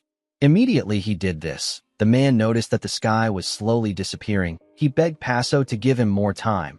Unfortunately for him, he got dragged back to reality. The advisor called the cult leader a bastard. He told him that he begged him for more time. The cult leader didn't listen to anything he said. He was thinking about the gift he wanted to give Muguk. In the next scene, we see our boy welcome the cult leader to his place. He asked him if he will come inside. The man said that he can't. He asked Muguk to take a walk with him. The scene shifts and we see the cult leader and Muguk in a desolate desert. There was a heavy wind blowing in the desert. The man told our boy that the place is rather desolate. He said that this is his hometown. Muguk told him that he likes the place because it is quiet. He asked him to invite him there one day. The cult leader told him that he will. He told Muguk that he thought about what he said after he returned. He told him that he is right. He said that he hasn't shown him any true goodwill at all. He put his hand into his clothes and brought out a book. He revealed to Muguk that the book contains a martial art that can create a separate space. He said that only those who have mastered the authentic demonic arts of the blood cult can use this martial art. The martial art is known as the space-time transference illusion art. Our boy carefully looked at the book. He did not expect the cult leader to show him the martial art. Paso revealed to him that he is the only one who can properly use this art now that the soul-absorbing supreme demon is dead. He explained to Muguk that this space can protect him in an urgent situation. The moment he steps into the space, his presence will be erased from the original world. Muguk looked around the desert. He knew that the cult leader was right. This martial art can be used at decisive moments as an evasive skill to escape danger. Our boy carefully looked at the cult leader. It was as if he was trying to understand his intentions. He recalled that he got the first material needed for the Great Regression technique, which is the thunder bell from Paso's cult, and he also got the blood eye purification water from his cult too. Now he is getting the space-time transference illusion art from him. Muguk wondered if he was destined to be deeply connected with the Sky Heaven cult leader. Paso didn't know why Muguk was staring at him. Our boy asked him about what he wants. The cult leader looked at the boulders and rocks in the desolate land. He watched the wind turn into a tornado and blow away the things around them. He told Muguk that he no longer wishes to breathe in this dust. Our boy realized that the man wanted to expand to the central plains. Paso told him that he will give him the space-time transference illusion art if he assists him in taking the first step. Muguk told the man that he has no power over this matter. Paso told him that he knows. He said that only the heavenly demon can decide on this matter. Muguk said that the demon supremes also need to be involved. The cult leader told him that this is exactly why he intends on giving him the secret manual. Muguk asked him to tell him what he wants at the moment. Paso revealed to him that he is scheduled to have a meeting with the heavenly demon 2 days from now. He said that he plans to negotiate his cult's entry into the Central Plains. He raised the manual and asked Muguk to stand with him and help him persuade his father when the time comes. He told him that he will give him the manual as long as he gives him his word. He said that the outcome doesn't matter. Muguk did not expect to hear this. The man's condition was quite shocking. He knew that Paso was basically gifting him the manual. He told the cult leader that this method is wrong. He said that his father will never permit the Sky Heaven cult to enter the Central Plains no matter how much they try to persuade him. Paso asked him about what they can do. The Heavenly Demon Divine cult does not intend to destroy or eliminate the Sky Heaven cult. It doesn't make sense that they would allow such an existence to remain, an existence that could turn into their enemy at any time behind their backs. The Divine cult understood that they needed to keep their friends close and their enemies closer. They believed that it was better to keep the Sky Heaven cult close at hand and under watch. Muguk wondered about how he should answer the cult leader. Paso stretched out his hand and offered him the manual. He asked him if he can get an answer with it. Muguk accepted it and told him that it will be enough to get an answer. He knew that the cult leader was determined to win his favor. He asked the man about what he will do if he just takes the manual and doesn't provide a proper solution. Paso told him that he will become the cult leader with the worst relationship with his cult and the 8 demon supremes. He said that even the position of the heavenly demon would become out of reach for him. Muguk smiled when he heard this. He revealed to the man that he must intervene in the succession dispute of the West Illusion Fort if he wants to enter the Central Plains. Paso did not expect to hear this. Our boy explained to him that the disciples of the soul-absorbing supreme demon have not perfectly inherited his legacy, so they will need his help. He advised him to choose a successor who wholeheartedly believes in him and is willing to learn martial arts. He explained to him that he will be able to take the first step into the Central Plains if he can become the master of the next soul-absorbing supreme demon. In the next scene, we are taken to the room filled with treasures. We see the cult leader let out a sigh as he sat down. He said that he feels utterly exhausted when something that belongs to him gets taken away. He turned to his advisor and revealed to him that he gave Muguk the space-time transference illusion art as he instructed him to. He said that he is still not certain if he made the right choice. The man told him that he did well. Paso was shocked to hear this. His advisor would usually start cursing him around this time. He wondered why he said something so polite. The cult leader felt like he needed to be careful. He knew that the man would curse him at once on days like this. When this happens, he usually feels like killing him with one blow. He asked his advisor if he even knows the kind of proposal that Muguk made. The man said that our boy must have asked him to intervene in the West Illusion Fort succession dispute. Paso was surprised to see that he knew.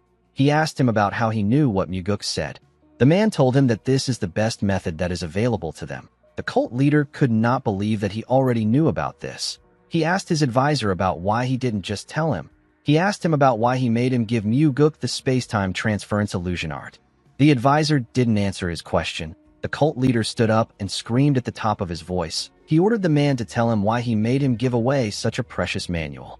The advisor turned to him and asked him to tell him what he will do if he doesn't give him an answer. Passo reminded him that he is the cult leader. He asked him if he is ready to die today. The man explained to him that what they are buying isn't Muguk's solution. What they bought is an opportunity.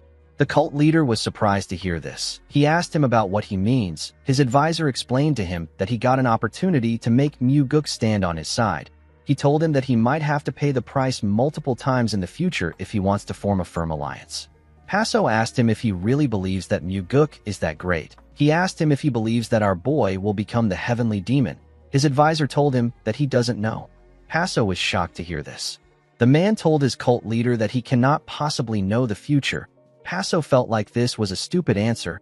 His advisor asked him about why he is worried when he has already given Muguk the manual.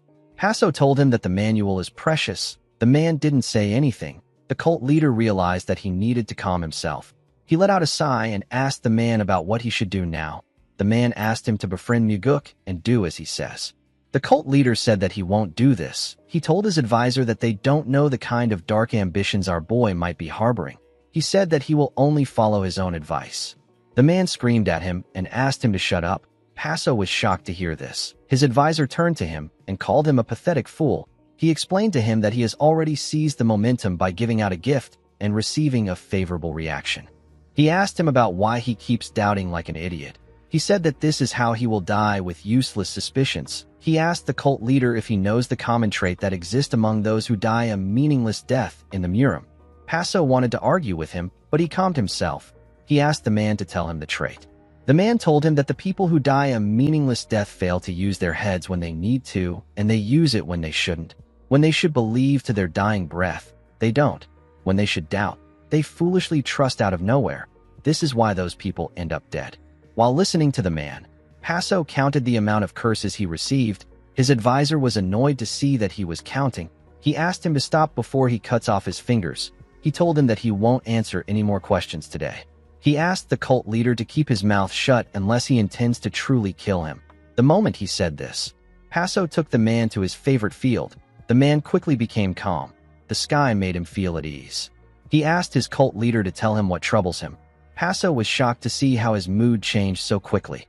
In the next scene, we see Muguk in his training room. He closed his eyes and gathered an eerie energy around him. He focused on this energy. He began to sweat heavily as he pushed his body. Although it was tough for him, Muguk still continued releasing the energy. He grit his teeth to endure the pain he was feeling. His body released more sweat. After a while, the energy began to spread around the room. The world around Muguk slowly began to get distorted. He opened his eyes and stood up to see what he had done. He created the blank and empty world that the soul-absorbing supreme demon and the sky heaven cult leader use. Muguk was happy with his success. It took him 4 hours to deploy the space-time transference illusion art. He remembered that the sky heaven cult leader said that even a talented person needs to practice for several days before being able to use the art. Muguk managed to create a space in a much shorter time. He clenched his fist and told himself that he needs to keep shortening the time until he can wield it as freely as the soul-absorbing supreme demon or the sky heaven cult leader. He looked around his empty world and saw that there was nothing there. He recalled that the soul-absorbing supreme demon was able to create a cliff and Passo created a wasteland. Muguk smiled and told himself that he will also create a space of his own one day. The scene shifts and we are taken to Passo's room. We see the demonic Buddha in the room with him. Rabin was staring at the chained advisor. He carefully moved close to him. Passo noticed this. He saw Rabin wave his hand in front of his advisor. Before the demonic Buddha could touch the man, Passo called out to him. He asked him about why he is there at such a late hour. Rabin put his hand down and turned to the cult leader. He told him that he heard that he met Muguk. Passo said that he wanted to meet our boy because he might become the heavenly demon one day. With a confident smile on his face, Rabin said that the first young master will become the heavenly demon. The cult leader told him that things are not looking that way. Rabin asked him about what he means. Paso told him that our boy has risen to the seat of the Nirvana Pavilion Master. He said that anyone can tell that the heavenly demon is training Muguk to be his successor. Rabin smiled and told his friend that he has stayed in the frontier for so long that his insight has become dull. He said that he doesn't see the situation like that. He said that Muguk was granted another position since his elder brother is going to be the heavenly demon. He told Paso that the heavenly demon is trying to tell Muguk that he should be satisfied with the position. The cult leader told him that he might be correct. He said that he feels bad that he won't be able to meet the first young master after traveling a long way to the Central Plains. He asked his friend about why he supports the first young master so strongly. Rabin said that it is because he is the one who will become the successor. Paso asked him about why he is so sure. The demonic Buddha told him that it is just his intuition. Paso glared at his friend. He knew that he was not the kind of person who would make important decisions based on intuition. This means that the demonic Buddha doesn't want to tell him what he knows about the first young master, even though he calls him his friend. Rabin asked the cult leader not to do anything rash. He told him that there are several eyes watching him here. Paso told his friend that he doesn't understand what he means. The demonic Buddha asked him about why he hasn't left the cult yet. Paso asked him if he is telling him to scram now that their business is finished. Rabin assured him that he didn't mean this. He explained to him that a visitor needs to quietly leave when he is done visiting someone instead of defecating in the master's bedroom. Paso laughed and told his friend that he is being mistaken for the person who caused the mess. Rabin told Paso that he will advise him as a friend. He asked the cult leader to not stir up unnecessary trouble and simply return to the Sky Heaven cult. Paso did not expect to hear this. He and Rabin had always maintained courtesy and pretended to be friends. He never expected the demonic Buddha to bluntly ask him to leave. With a serious look on his face, Paso asked the demonic Buddha if he is someone who must come when called and go when dismissed. Rabin was not moved by the look on his friend's face. He asked him if this is not how their situation is. He and the cult leader looked deep into each other's eyes. It seemed like none of them wanted to back down. Rabin suddenly laughed and told Paso that he is joking. He asked him if he has to take offense to every joke. He told Paso that he has lost his sense of humor because he has stayed in the frontier for too long. With a smile on his face, Rabin asked Paso to stay and enjoy himself. He told him that they can play together for a lifetime. Paso decided to join the demonic Buddha's act. He smiled and told him that he is correct. He said that the desolate sandstorm of the frontier can make people desolate. Rabin suggested that they get a drink somewhere with a better atmosphere. Paso accepted his suggestion. After Rabin left the room, Paso asked his advisor about what he thinks. The man said that Rabin is anxious. He said that the demonic Buddha must have noticed that they plan to ally themselves with Muguk.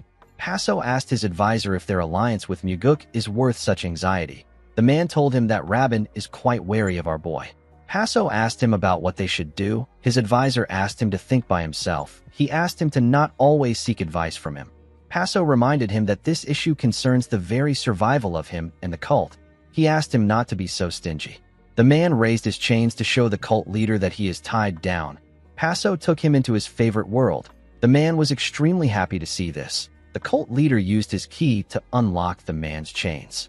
He asked him about why he likes this place so much. The advisor's mood turned sour when he heard this. He asked his cult leader if he wants to try being shackled all day. He told him that they can switch roles. Paso declined the offer. The advisor told him that the demonic Buddha will do anything to drag him back. He said that Rabin will probably use the heavenly demon as leverage. Paso asked him about what he can do. He said that this is their chance to establish a foothold in the Central Plains. The man asked him to meet Muguk and to ask him about how they can stay there. He assured him that Muguk will provide a way. Paso asked him if he doesn't already know a way. The man said that this is not important. He told his cult leader that he must present a gift to Muguk before he gets the method from him. The cult leader asked him if he needs to cling to Muguk so desperately. The man asked him if there is anyone else he can cling to. Paso was surprised to hear this. He knew that his advisor was correct. The heavenly demon despises him, and the first young master is supported by the demonic Buddha and the other demon supremes. Only the Blood Heaven's sword demon openly allied with Muguk. The rest were either neutral or they supported the first young master. The advisor told Paso that he can hide in the frontier if he doesn't wish to rely on Muguk, and he can come here when summoned and leave when dismissed. He told the cult leader that he can live a life of comfort this way. Paso asked him not to provoke his pride with his words. The man explained to him that the way to win this fight is simply to choose wisely and believe until the end. He asked his cult leader if this method isn't simple. He said that it is so simple that it is hard to practice. He told Paso that losers never realize that victory depends only on following this principle.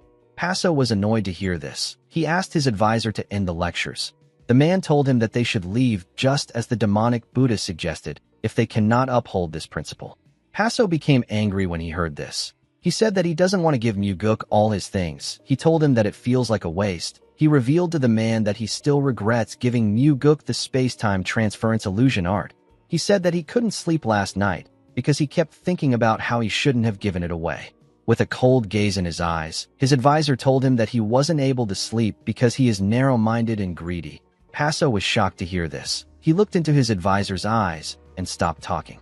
The man was frustrating him too much. Paso wondered why he had to suffer such rebukes from his advisor. His advisor's words hurt more than Rabin's words did. Yet, Paso felt a strange sense of relief. The cult leader had hidden his nature better than anyone else for so many years. His advisor was the only person who saw him exactly as he is. Paso wondered if this was why he felt an odd sense of kinship from the man. He told his advisor that he can't just give all his treasures away. The man asked him to believe if he is chosen. He asked the cult leader to give it all out. Paso was annoyed to hear this. He said that his treasures are all precious. He didn't want to give Muguk anything. The advisor asked him to return to the cult and sit in front of the divine relic, wipe the dust off, and fiddle with some paper. He told him that this is what suits him best as the cult leader. Paso said that he will definitely establish the cult's headquarters in the Central Plains. He said that he will accomplish what his predecessors failed to achieve with his own hands. The advisor stared at him. He told Paso that this probably won't happen. The cult leader was annoyed to hear this. He thought the man would curse him like he usually does. The scene shifts, and we are taken to the demonic village. We see the owner of the tavern welcome Muguk to his establishment.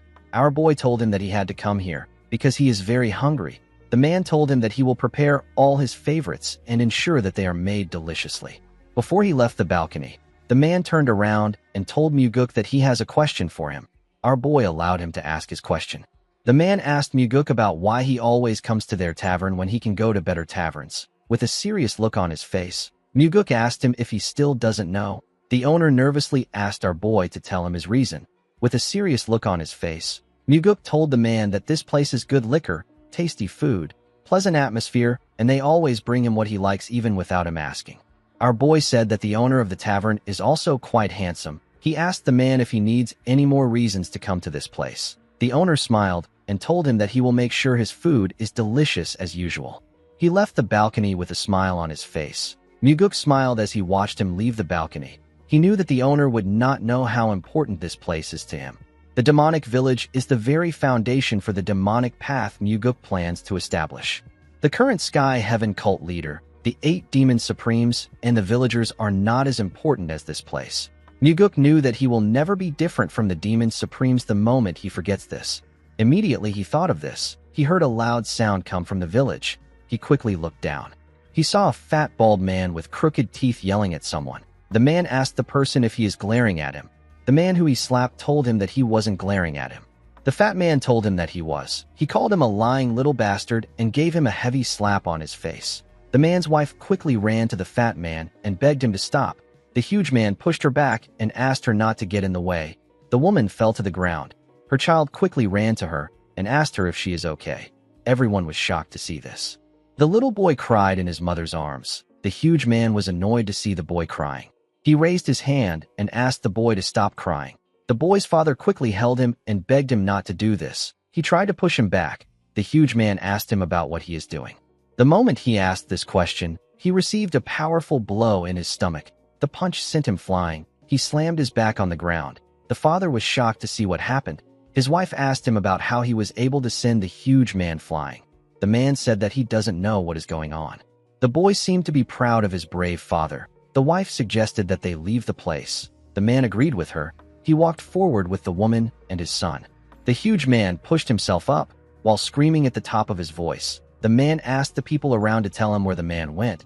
He said that he will find him and kill the woman and her child. He grabbed someone and asked him if he knows who the man from earlier is. The person didn't know what to say. Someone asked the huge man if there is really a need to go this far. The man raised his head up and said that he wants to know who said that. Muguk raised his hand to show himself. He asked the man if he is really doing all this just because he locked eyes with the man. He couldn't believe that the man hit the father in front of his child. The man referred to Muguk as Brat and asked him to tell him why he butt in. Muguk was the one who sent the man flying earlier. If he had pushed the man directly, then the child would have had to live with the memory of watching his father and mother get beaten. Our boy wanted the child to remember his father as a brave person. He asked the man if he really plans on killing an entire family over a single strike. He asked him if he really needs to escalate things to this point. The fat idiot referred to Muguk as bastard and asked him to come down. He told him that he will die in place of the family. Muguk stood up and said that he planned on coming down already. He jumped down from the balcony. The moment he landed on the ground, the man thrust his fist at him. The man was moving slow in Muguk's eyes. He easily moved to the side and grabbed the man's hand. He twisted his arm and broke it. The man screamed out in pain. Tears poured out of his eyes. Muguk told him that this wasn't an issue that should have gone this far. While the man was screaming in pain, Muguk told him that locking eyes with a person isn't a reason to strike them. He said that taking one hit isn't a reason to slaughter a family, and drinking too much isn't a reason to lose one's humanity. He asked the man to tell him why the situation had to get to this point. The man was annoyed to hear Muguk's question. He took out a dagger and swung it at him with his other hand. Our boy easily dodged the attack. He moved below the man and hit his stomach. The attack sent the idiot flying. The man was able to regain his balance. Before he could do anything, a large amount of blood gushed out of his mouth. Everyone was shocked to see what Muguk did. The investigators of the Nirvana Pavilion arrived to the scene when the man fell to his knees. They quickly recognized their pavilion master. They asked him about what happened. Muguk ordered them to take the man to the Nirvana Pavilion and uncover every single crime he has committed until now.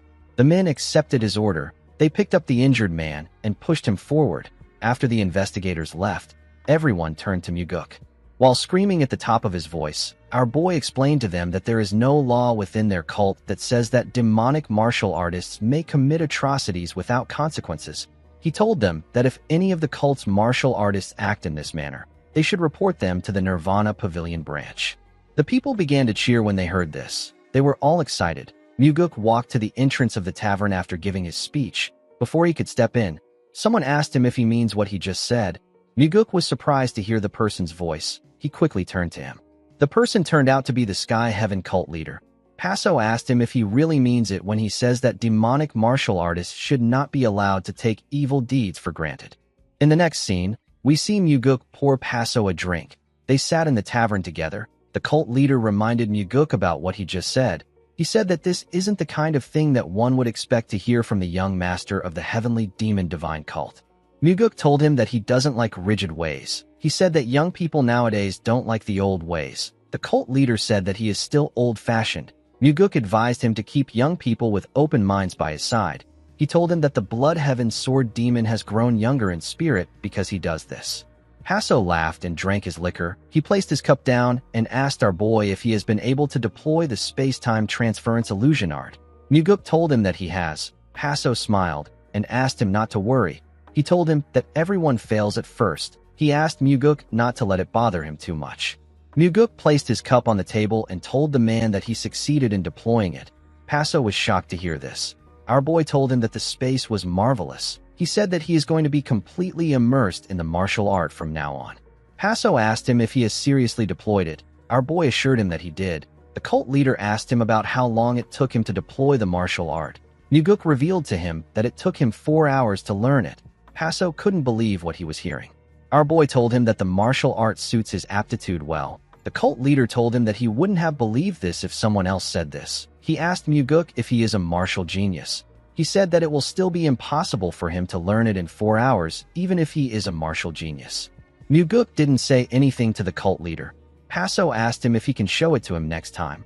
Our boy told him that he will. Paso thanked him and poured himself some liquor. He quickly drank the wine. Muguk asked the cult leader to tell him why he came to see him today. Paso revealed to him that he has something he needs his help with. Our boy asked him to tell him. The cult leader revealed to him that the demonic Buddha is trying to send him away. Muguk asked the man to tell him why Rabin is trying to do this. The cult leader told him that it is because of him. He explained to Muguk that Rabin is wary that they might join hands together. Paso asked Muguk to give him a reason to stay. Although the cult leader explained the situation to him, our boy did not believe that this was the only reason why he came to see him. He asked Paso to tell him what he will give him if he helps him. Paso told Muguk that it is a bit stingy for him to say this between them.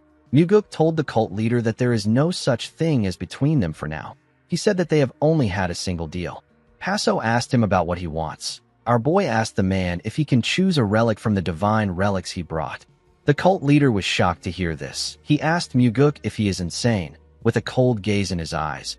Muguk told the cult leader that he is not as insane as him, who is recklessly trying to invade the Central Plains at a time when a demon supreme has just died and everything is in chaos. Paso became calm when he heard this.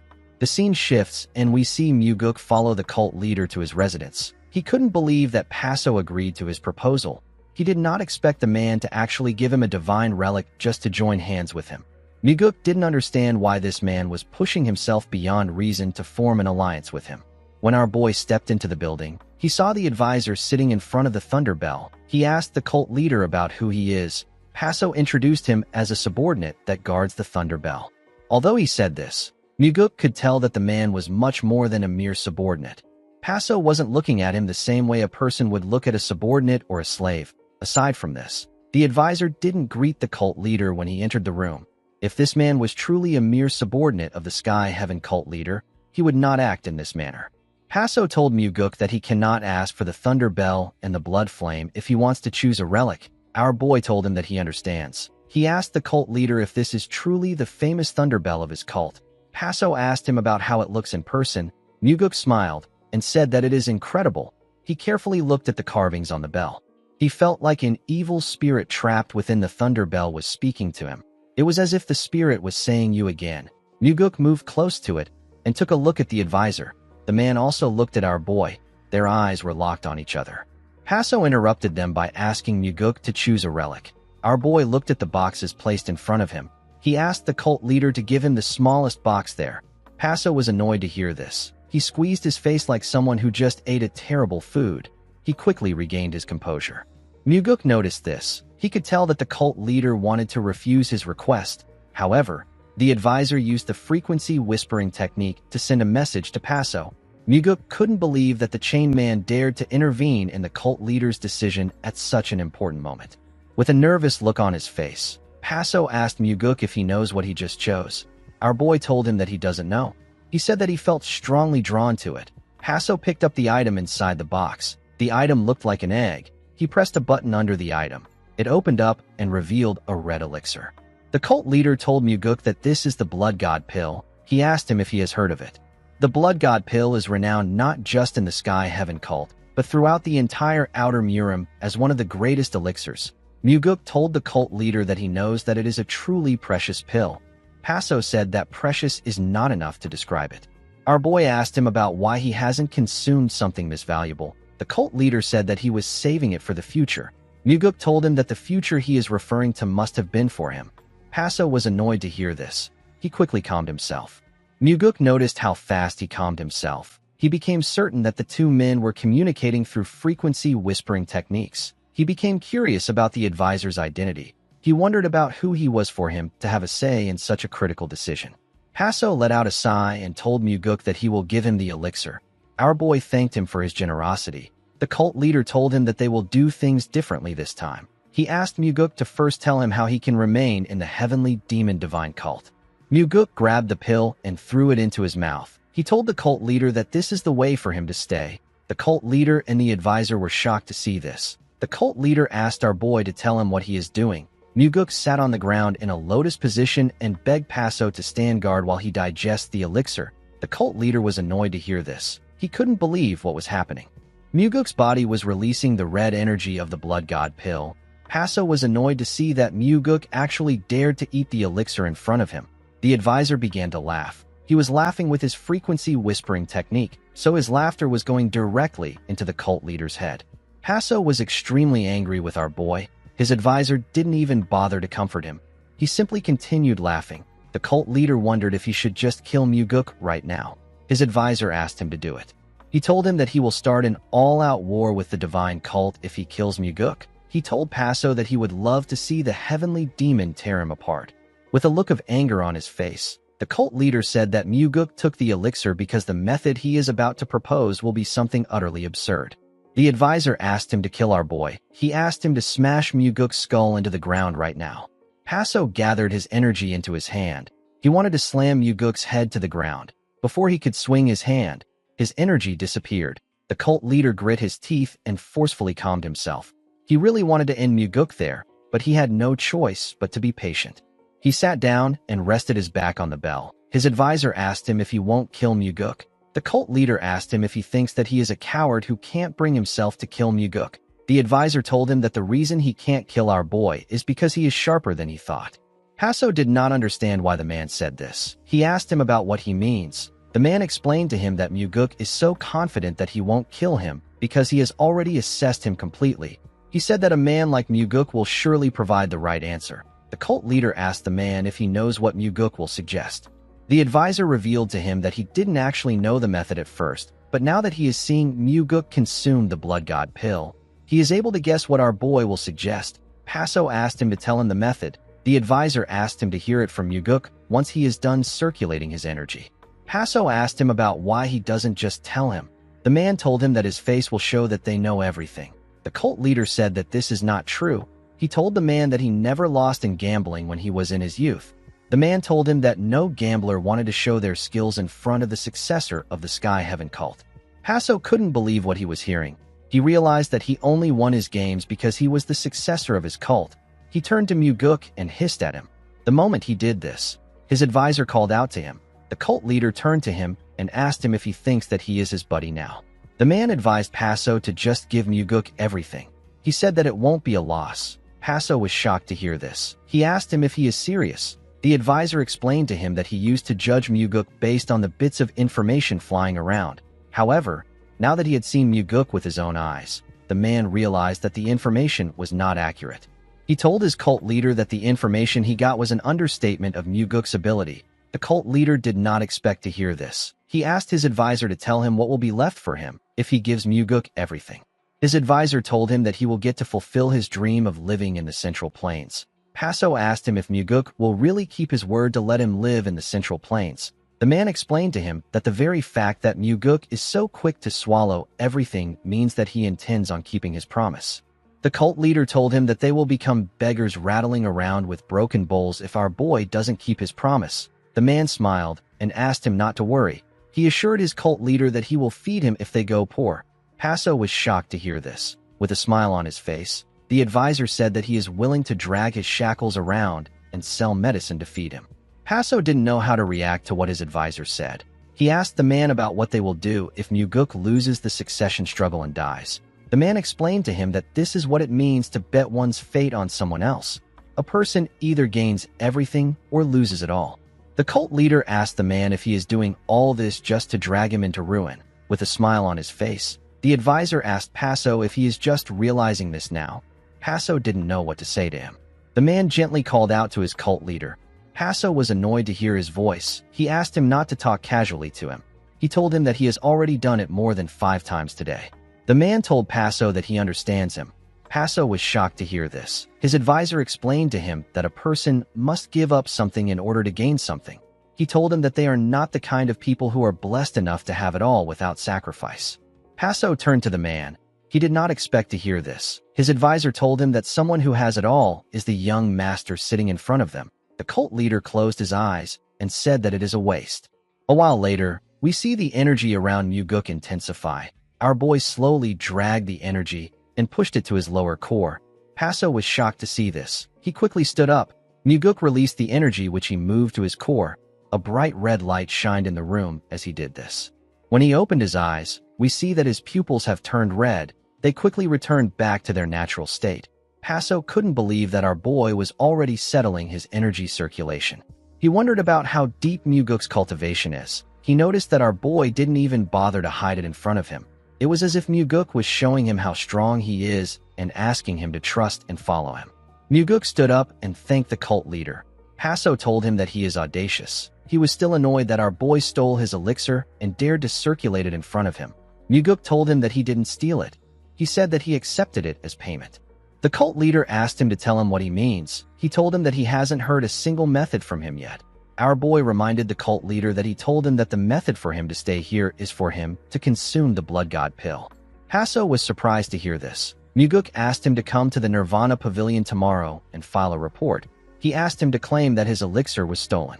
Until the elixir is found, the cult leader will have every reason to remain here. Muguk reminded the man that he is the master of the Nirvana Pavilion. He told him that he will conduct the investigation as thoroughly as possible until he achieves his goal. Our boy assured him that the date of his return will be decided by the two of them. After Muguk left, the cult leader asked his advisor if he knew about this method. The man told him that he only realized it after Muguk swallowed the blood god pill. Paso took out the elixir's container and asked the man if Muguk knew beforehand that this was the blood god pill. His advisor told him that our boy knew. He asked him if he thinks that Muguk picked it because the container looked pretty. The cult leader asked the man to tell him how Muguk knew. The advisor told him that he is giving Muguk gifts because he is this kind of person. Although he understood his advisor, the cult leader said that the blood god pill was far too precious. The advisor was annoyed to hear this. He told the cult leader that they did not give Muguk the gift because he offered them a solution. Paso told the man that they will both die if he gives away all his treasures like this and things don't work out. With a smile on his face, the man reminded Paso that he already promised to kill him before he dies. The cult leader lost his mind when he heard this. He screamed at the top of his voice and asked his advisor to shut up. In the next scene, we are taken to the Heavenly Demon Pavilion. We see Muguk walking towards his father's palace. He knew that his father must already be aware of everything that has been happening. However, it is still a different thing if he decides to talk to his father about it. The moment he thought of this, someone used the frequency whispering technique to ask him to go to the training hall. Muguk instantly recognized the person's voice. The person turned out to be his father's personal bodyguard. The man's name is Y. Muguk stopped walking and told the man that it has been a while since he heard from him. He remembered how he used to hold Y's hand while walking through the streets of the demonic village when he was little. He remembered begging Y to buy him food from the street stalls. Muguk registered these memories as the good memories he gained in his childhood. He asked the man to visit him when he is free. He told him that he wants to treat him to a meal. Y accepted his offer. After hearing that the man accepted his offer, Muguk walked towards the training hall. When he stepped inside, he looked around. He quickly sensed something dangerous. He instantly raised his head to see the energy that gathered above him. He saw the heavenly demon thrust his sword at him with a large amount of energy. Muguk was shocked to see his father's sword coming at him. He knew that he will die if he tries to dodge the attack. He quickly drew his sword and used it to push his father's sword away. He got pushed back when his sword touched his father's own. Unfortunately for him, his father wasn't ready to end the fight. The heavenly demon gathered his energy and focused it on his legs. Muguk was shocked to see this. The heavenly demon used the death step of the fourth stride of the wind god. He thrust his sword at Muguk at a crazy speed. The blade could no longer be seen. It was only its afterimage that Muguk saw. Our boy dodged his father's attacks with the flicker step of the fourth stride of the wind god. He was able to avoid every single attack that was thrown at him, but he was getting pushed back. The heavenly demon did not have an issue watching his son struggle. A while later, we see the heavenly demon put his sword away. He told his son that his skills have improved. Muguk told his father that this is expected. He said that he practices martial arts more than anyone in the cult. He quickly realized that he was wrong. He told his father that Leon trains more than him. He said that he is the second most hardworking person in the cult. The heavenly demon let out a sigh and told his son that he should consider himself the third most hardworking person. Muguk did not expect to hear this. He gently smiled. He was happy to see how hard his father was working. He hoped that his father would master his techniques well. As they walked out of the training hall, the heavenly demon asked his son to tell him why he came to see him. Muguk informed him that the Sky Heaven cult leader wants to join hands with him. He told him that the cult leader has split away from the Demon Supremes. The heavenly demon was not surprised to hear this. He told his son that the Demon Supremes were arrogant for dragging Paso there. He said that the Demon Supremes should have gone to the Sky Heaven cult leader if they wanted to resolve the issue, and if they intended to bring him there, they should have gone to meet him together. Muguk said that the Demon Supremes have greatly offended the cult leader's pride. The heavenly demon told his son that the small things a person treats as nothing often become the greatest problems. He said that this matter is clearly the Demon Supreme's fault. Muguk knew that his father didn't like this situation. He could understand his father's torment. He knew that his father would have set the Demon Supremes to fight the Sky Heaven cult leader for sport and wipe out the disloyal subordinates if he had his way. However, if their main forces fell, the Murim Alliance would surely intervene. Due to this, the Demon Supremes are a necessary evil to the Heavenly Demon. Muguk asked his father if he knows why the Sky Heaven cult leader came to see him instead of the cult leader himself. His father explained to him that Paso is intimidated by him. He told Muguk that Paso sees him as someone who will be easy to use. Our boy decided to play dumb and question his father. He asked the Heavenly Demon to tell him what Paso would need to use him for. The Heavenly Demon turned to his son and asked him to direct his question to his strategist. Muguk told his father that he doesn't have a strategist. The Heavenly Demon told him that he needs to get one.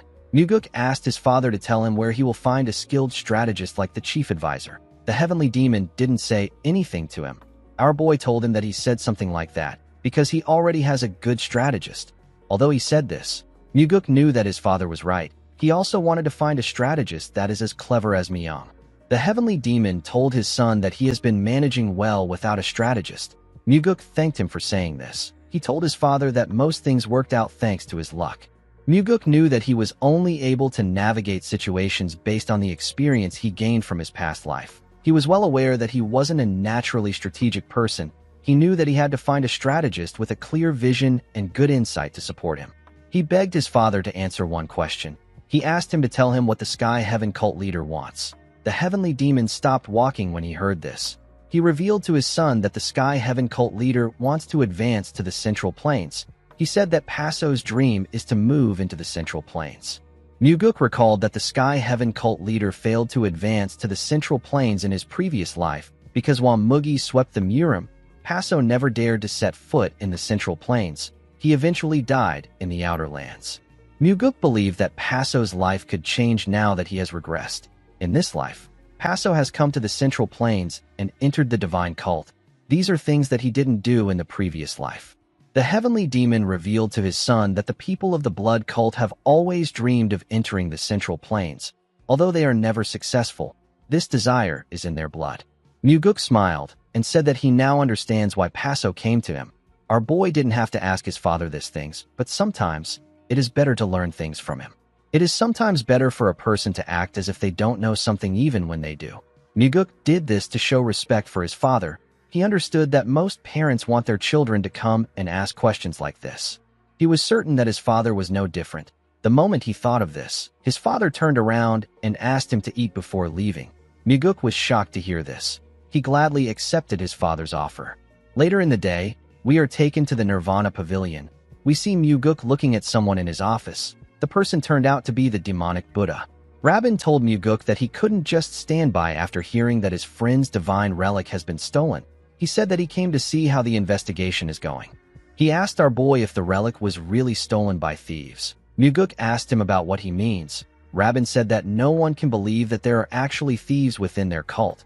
Muguk asked him if it makes sense that Paso would stage this incident by himself. The demonic Buddha glared at our boy. He said that their cult's reputation will be greatly damaged if there are truly thieves among them.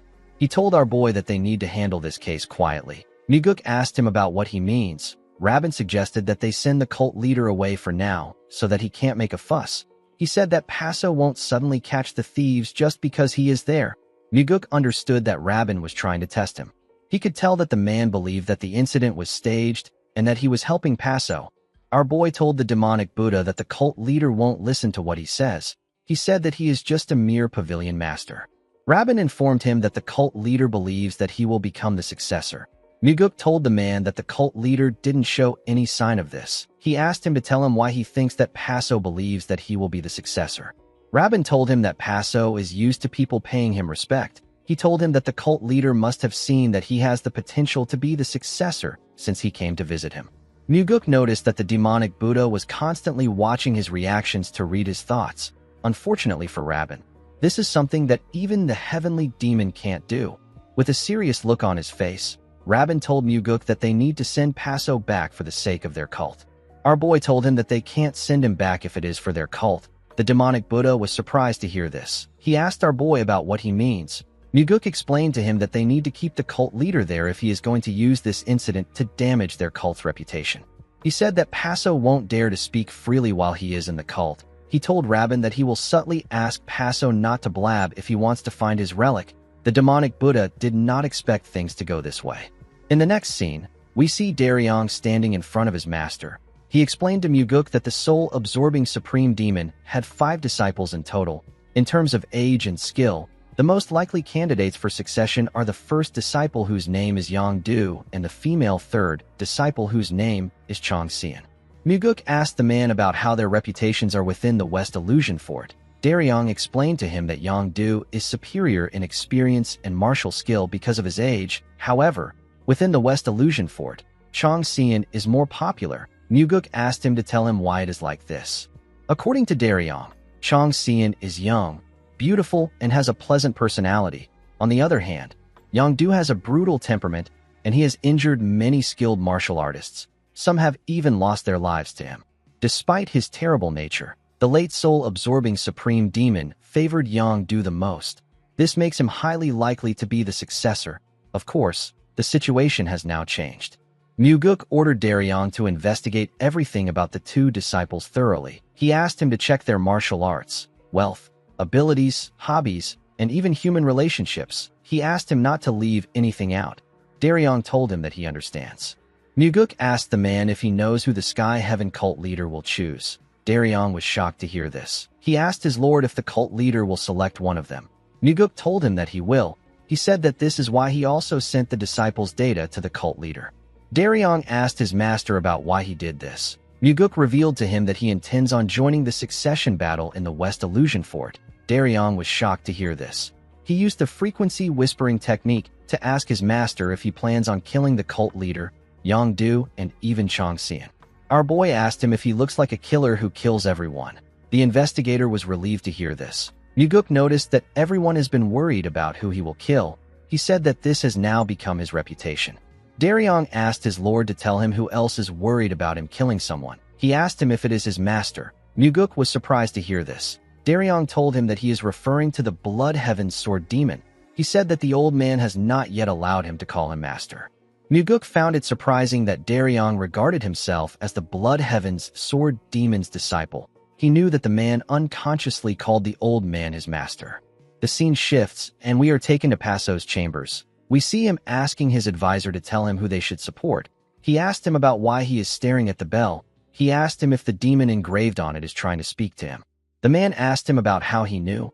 Paso asked him about why he is so serious. The man told him that the demon sometimes talks to him. The cult leader turned to the bell and asked his advisor about what the demon says.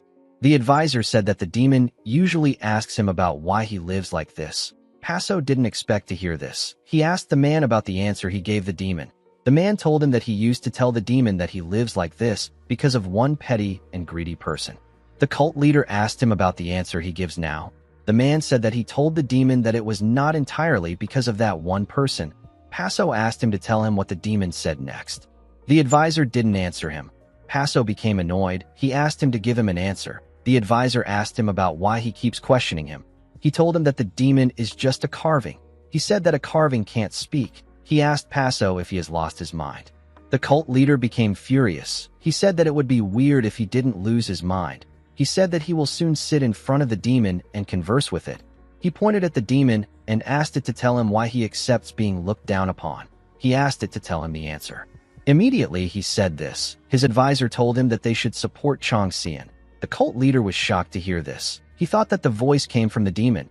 He asked his advisor to give him some warning before doing something like that. He cleared his throat and asked the man to tell him why he chose Chongxian. He said that Yongdu seems like the obvious choice. The advisor asked him to pick Yongdu if he wants to. Paso was surprised to hear this. He became nervous. He moved close to the man and asked him to tell him why he chose Chongxian. His advisor asked him to follow his conscience and pick Yongdu. He told him that a cult leader isn't someone who always follows what others say. Paso became annoyed when he heard this. He cleared his throat and said that he will choose Chongxian. The man turned to him and opened his mouth. Paso wanted to hear what he had to say. Unfortunately for him, the man turned away and let out a sigh. Paso asked him about how they can make the woman his disciple. The advisor said that he doesn't know. The cult leader asked him about why he doesn't know. The man asked him if it wouldn't be strange for him to know this while he is chained up like this. Paso told him that he is correct. He carefully looked at the man. He knew that he couldn't tell the man that he would release his shackles no matter how much they talk. This was an absolute taboo for him. If he ever removed the shackles, his advisor would leave. He knew that no one would willingly stay in a place like this. He asked his advisor if he should go find Chang Xian and ask her to be his disciple. He said that it might be too overbearing for him to ask her directly. He said that he will tell the woman that he will allow her to become his disciple. He asked his advisor if this is fine. The man laughed and told him that it sounds convincing. Paso asked his advisor about what he should do. The man asked him to consider it from the woman's perspective. He asked him if she will accept an offer from a strange old outsider who tells her to become his disciple. The cult leader knew that he was right. He said that she will reject this offer. The advisor told him that the others will also reject his offer. He explained to him that it can't be done casually. Paso was shocked to hear this. He asked the man if he is saying that he has to pay a price. He said that he will be Chang Xian's master and he will teach her martial arts. He believed that the woman was the one who should be paying him. The man told him that the price is paid by the one who desires it more. While yelling at the top of his voice, Paso said that he is tired of this. He told the man that he shouldn't always have to be the one giving. He said that he is someone who prefers to be receiving. He said that the woman should be the one to bring sacred treasures to fill his vault, and she should be kneeling all day in the courtyard to get a chance to see him. His advisor gently smiled and told him that the price to be paid will go to Muguk. The cult leader became angrier when he heard this. The man told him that Muguk will desire one of his treasures. He told him that our boy had his eyes on certain things the last time he observed this place. Paso clenched his fist out of anger. His advisor told him that Muguk will bring a solution again. The cult leader grit his teeth out of anger. He didn't like hearing Muguk's name. The man told him that it will always be Muguk that will help them out. The next day, we see Muguk reading a book. The book contained the data gathered on Yongdu and Chang Xian. Daryong revealed to him that he discovered something strange while he was investigating Chang Xian. Our boy asked him to tell him what it is. The man said that Chang Xian met Sa Wuzhong several times. Muguk did not expect to hear this. Daryong said that there was no obvious connection between them. He told his lord that he simply wanted him to know about it. In Muguk's past life, Wuzhong tried to kill the Flower Sword Supreme with the soul-absorbing arts, but he ended up dying instead. At that time, no one knew whose soul-absorbing art was used. Muguk realized that it was Chang Xian's soul-absorbing art. He slammed his hand on his table and said that Chang Xian and Wuzhong are dating.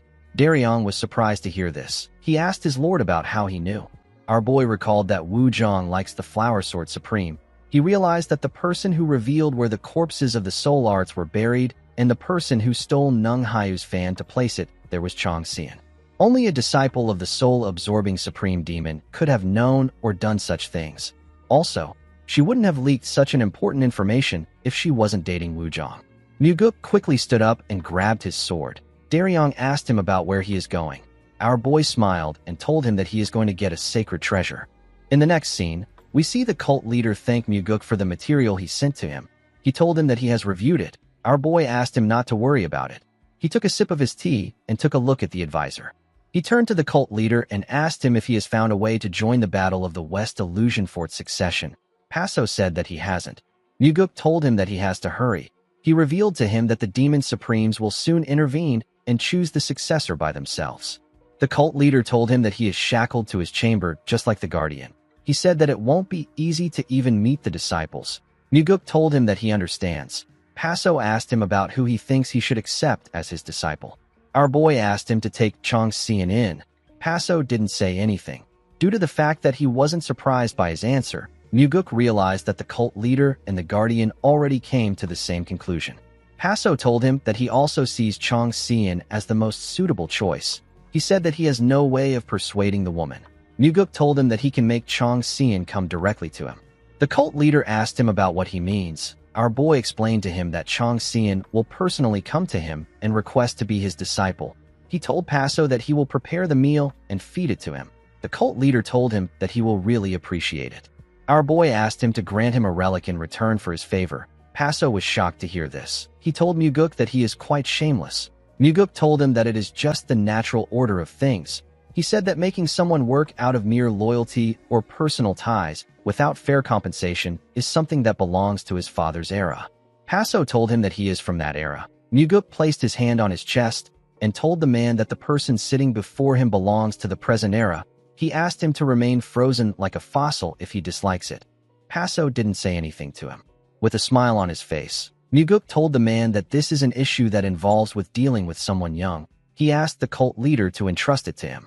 He assured him that he will bring results that are worth more than the relic. Paso glared at Muguk. He told him that he will accept his proposal.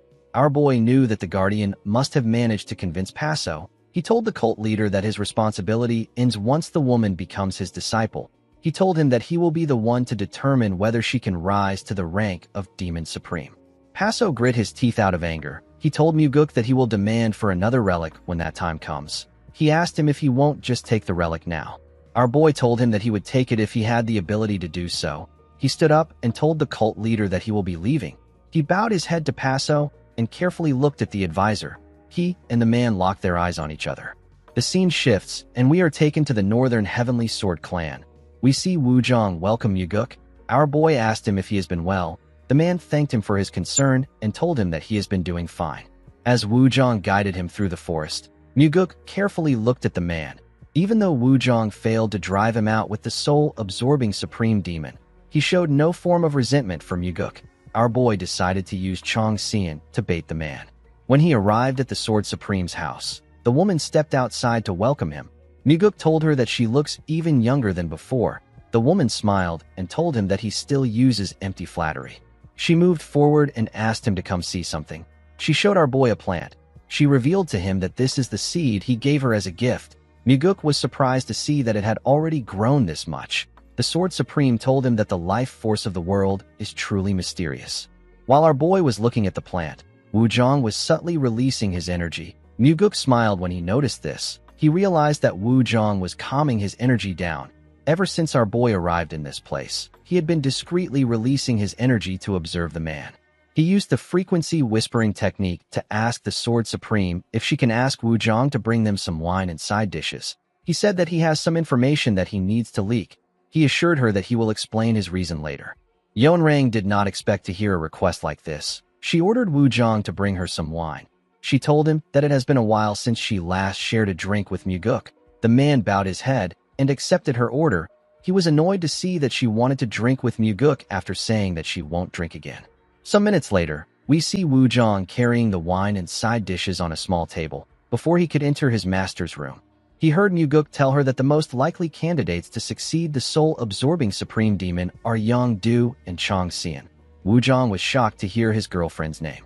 The Sword Supreme told Muguk that Yongdu is the stronger contender. Our boy told her that she is correct. He told her that Chong Xian still has options. Yonrang asked him to tell her the options she has. Muguk explained to her that the martial arts of the Sky Heaven cult leader and the soul-absorbing supreme demon share the same origin. He said that Chong Xian can win if she can learn from the Sky Heaven cult leader, who is currently staying at the cult. Yonrang asked him if the Sky Heaven cult leader will accept her as his disciple. Muguk assured her that Paso will accept the woman. He reminded her that the Sky Heaven cult has always sought to establish a foothold in the Central Plains. If he takes Chong Xian as his disciple, he will have a legitimate reason to stay in the Central Plains. Yonrang finally understood the situation. Muguk told her that Yongdu will inevitably take the position of the soul-absorbing supreme demon if Chong Xian doesn't become Paso's disciple. Immediately he said this. Wuzhong stepped into the room. He placed the small table in front of them. After doing this, he bowed his head and left the room. Upon seeing that the man was no longer in the premises, the Sword Supreme asked Muguk to tell her why he brought the topic up. Our boy asked her if she knows that Wuzhong is in a relationship with Chong Xian. Yonrang was surprised to hear this. She told our boy that she had no idea. Muguk explained to her that Wuzhong is an ambitious man. He told her that he is the type of person who might try to manipulate her from behind the scenes. The Sword Supreme gently smiled and said that she had her suspicions about him. Muguk told her that he kept a close eye on Wuzhong to ensure that no harm comes her way. He said that he discovered his relationship while watching him. He said that he found a use for the information, and that is why he made the request. Yonrang thanked Muguk for sharing this information with her. Our boy told her that he should be the one thanking her. He advised her to stay cautious and to keep treating matters related to Wuzhong as she normally would. The Sword Supreme told him that she will take his advice. In order to thank her for her help, Muguk decided to repay her with something that she desires. He told the Sword Supreme that they need to cross swords soon. Yeonrang told him that she looks forward to it. In the next scene, we see a beautiful busted woman in a short dress come out of a forest. She asked someone to tell her about why he came there. She told the man that it is unusual for him to be the one asking to meet first. This beautiful woman is Chong Xian. The person she was talking to was Wuzhong. With a smile on his face, Wuzhong told the girl that he simply missed her so much. He quickly gave her a hug. Some minutes later, we see Chong Xian and Wuzhong resting on a huge tree. Wuzhong wrapped his hand around his girlfriend and asked her if she has been busy lately. The woman revealed to him that there are people advising her to become a demon supreme. Wuzhong asked her about what she thinks about it. Chong Xian said that no one would dislike becoming a demon supreme. She said that she is simply not good enough to defeat her senior brother. Wuzhong told her that she must become a demon supreme. Chong Xian was surprised to hear this. She moved away from Wuzhong and asked him about why she needs to become one. Wuzhong explained to her that her senior brother won't let her live if he becomes the demon supreme. He told her that she already joined the dueling platform where life and death decide the outcome the moment she was mentioned as a candidate for the next demon supreme. Chong Xian believed that her boyfriend was right. She told him that her senior brother is stronger than her. She said that it is impossible for her to defeat him. Wuzhong told her that there is still a way for her. Chong Xian asked him to tell her the way. The man revealed to her that it concerns the Sky Heaven cult leader. He reminded her that the cult leader is in their cult. He told her that she will be able to defeat her senior brother if she receives his martial teachings. Chong Xian did not expect to hear this. She didn't seem very interested in this idea. Wuzhong wanted the woman to rise to the position of a demon supreme. He knew that this was the only way he could control the great power of the soul-absorbing supreme demon from behind the scenes.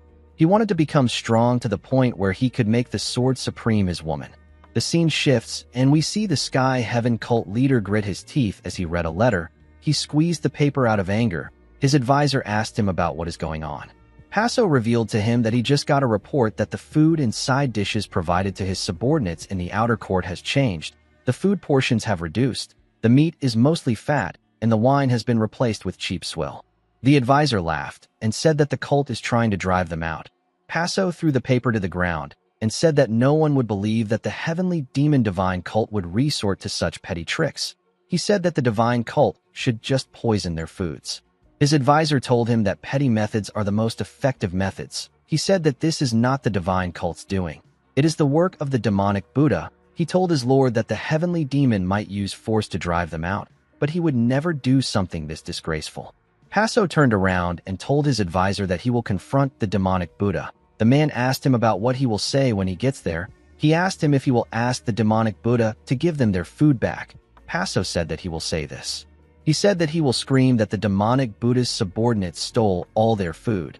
He said that he will roll around the floor of the heavenly demon hall and cry that he has never seen such cheap behavior.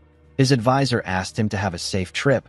Passo became nervous when he heard this. He knew that this man would never agree with him so easily. He placed his hand on his waist and wondered about what Muguk was doing.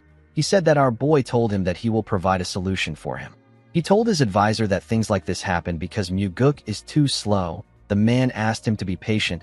He explained to Passo that those who truly respect him will remain loyal even if they starve, and those who hate him will continue to hate him even if they feast on 3 banquets a day. The advisor asked the cult leader not to worry. Passo told the man that the world doesn't work as neatly as he thinks. He said that those who respect him will still grumble and ask about how he could let them starve when they respect him so much, while those who despise him will sneer and say that a pathetic man got what he deserves. This will allow them to sow discord among the martial artists. The man advised his cult leader to only keep those who can endure this chaos. The cult leader grit his teeth out of anger when he heard this. Before he could say anything, someone outside called out to him. Passo cleared his throat and asked the person about what is going on. The man entered the room and bowed his head to his cult leader. He informed him that a woman named Chong Xian has come to see him. Passo was surprised to hear this. He turned to his advisor and glared at him. The man gently smiled when he heard what the attendant said. Chong Xian went into the room and bowed her head to Passo. She introduced herself to him. Passo told her that he has heard of her. He said that people say that she is the greatest necromancer in the West Illusion Fort. The woman apologized to him and told him that this is a generous description of her. Paso asked her not to apologize. He told her that he is glad she came to him.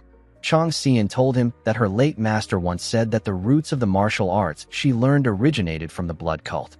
Paso told her that she is correct. He said that he and her late master could be considered as fellow disciples. He asked the woman about why she came to him. Chang Xian put herself together and bowed her head to the cult leader. She begged him to take her as his disciple. Paso was shocked to hear this. He quickly turned to his advisor and used his frequency whispering technique to tell him that Muguk is insane. The man told him that this is the reason they need Muguk on their side to the very end.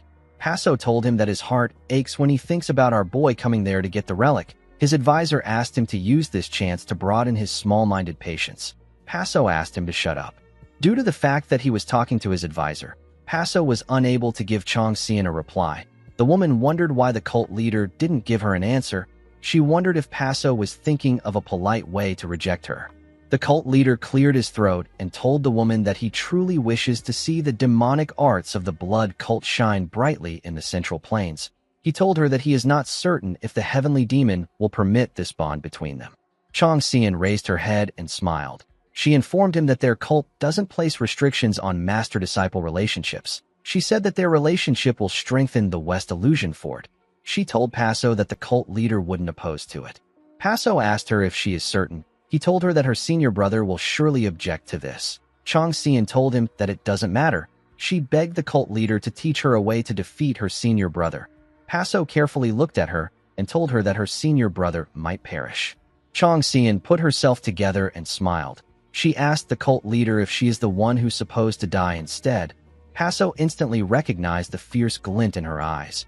It is a madness only found in the truly ruthless. He smiled and said that it might be worth it to look after the next soul-absorbing supreme demon. After they were done talking, Chang Xian left his place. Paso moved close to his advisor and told him that the woman has more backbone than he expected. The advisor agreed with him. The cult leader said that the woman is worth taking under his wing. Paso didn't intend on taking her as his disciple at first, but now that he has seen her, he is tempted by her subtle malicious ambition. He realized that he might be a man who is inevitably drawn to wickedness. His advisor asked him to be careful. He told him that he saw a hunger in Chang Xian's eyes that could devour even her own master. Paso smiled and said that this is what makes her good. The advisor did not expect to hear this. He took a look at his lord and smiled. He looked away as he smiled. The cult leader didn't know why he did this. He told the man that he seems to be in a good mood these days. The advisor was surprised to hear this. He asked the cult leader if he is serious. Paso told him that he is. He reminded the man that he hasn't cursed in a while. The advisor turned to him and asked him if he wants him to start cursing again to make him feel better. While screaming at the top of his voice, the cult leader told his advisor that he is fine like this. The advisor did not expect the cult leader to act like this. Paso cleared his throat and said that the heavenly demon has been awfully quiet lately. The advisor said that the heavenly demon will stay this way. Paso asked him about why he thinks this. The man explained to him that Muguk must have already met his father and settled things with him. Paso asked him if he really thinks that Muguk went this far. The man told him that he does. He said that success and failure often comes down to one's meticulousness. The cult leader asked the man about why he is so favorable towards Muguk. He reminded him that he praised our boy highly. He asked him if Muguk paid him off. The man took a look at Paso when he heard this. The cult leader asked him to give him an answer. The advisor suggested that they leave this place and return to their cult if he doesn't like Muguk. He told him that there will be no one to praise Muguk if they go somewhere without him. Paso didn't know what to say. His advisor reminded him that he is not a man blessed with much fortune. The cult leader was annoyed to hear this. He asked the man to stop bringing this topic up. He asked him about why he keeps calling him an unlucky man. His advisor explained to him that he keeps walking down the path of misfortune, so he needs to point it out to him. The cult leader became angrier when he heard this. He asked his advisor if he never stops talking. Immediately he said this. Someone outside called out to him and told him that he has a report. Paso cleared his throat and asked the man to tell him what happened.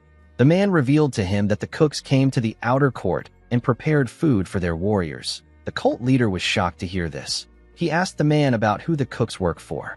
The man revealed to him that the cooks were sent by Muguk. He said that the cooks prepared the finest dishes with top-grade ingredients and left when they were done. The cult leader couldn't believe what he was hearing. He now understood what his advisor meant when he said that the difference lies in a person's meticulousness.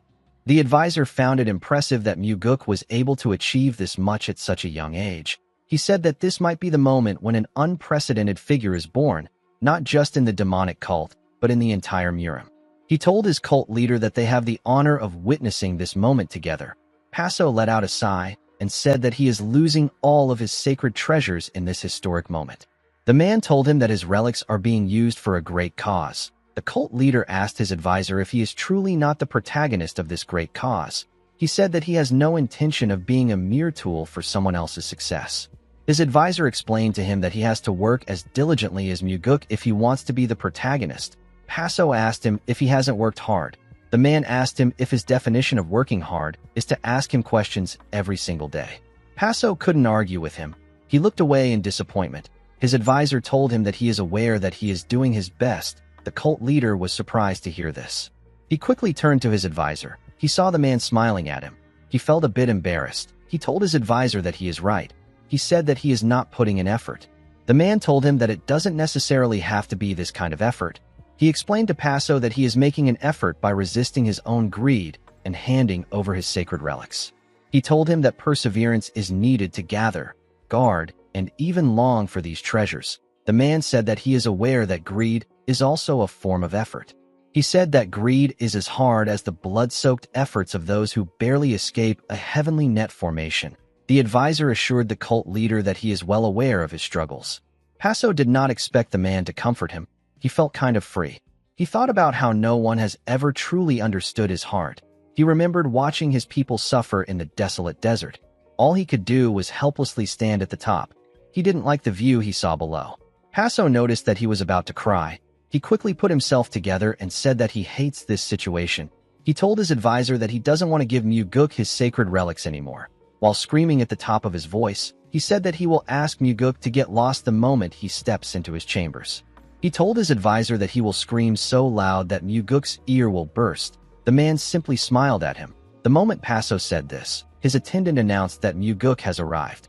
The cult leader quickly became calm. His advisor laughed out loud when he heard what the attendant said. The cult leader grit his teeth out of anger. He couldn't believe that Muguk showed up at this time. The advisor covered his ears and asked Paso to start screaming. The cult leader felt embarrassed when he heard this. Some minutes later, we see Muguk pointing at the treasure he wanted. He pointed at a fabric. The cult leader glared at him and asked him if he even knows what he is looking at. Of course, Muguk knew what it was, but he told the cult leader that he doesn't know what it is. He said that he chose it because it looked mysterious. Paso grit his teeth out of anger. He calmed himself and revealed to Muguk that this is the supreme heavenly silk. He explained to him that it is a legendary treasure that is said to be uncuttable even by sword strikes. When layered, it can even block enhanced sword energy.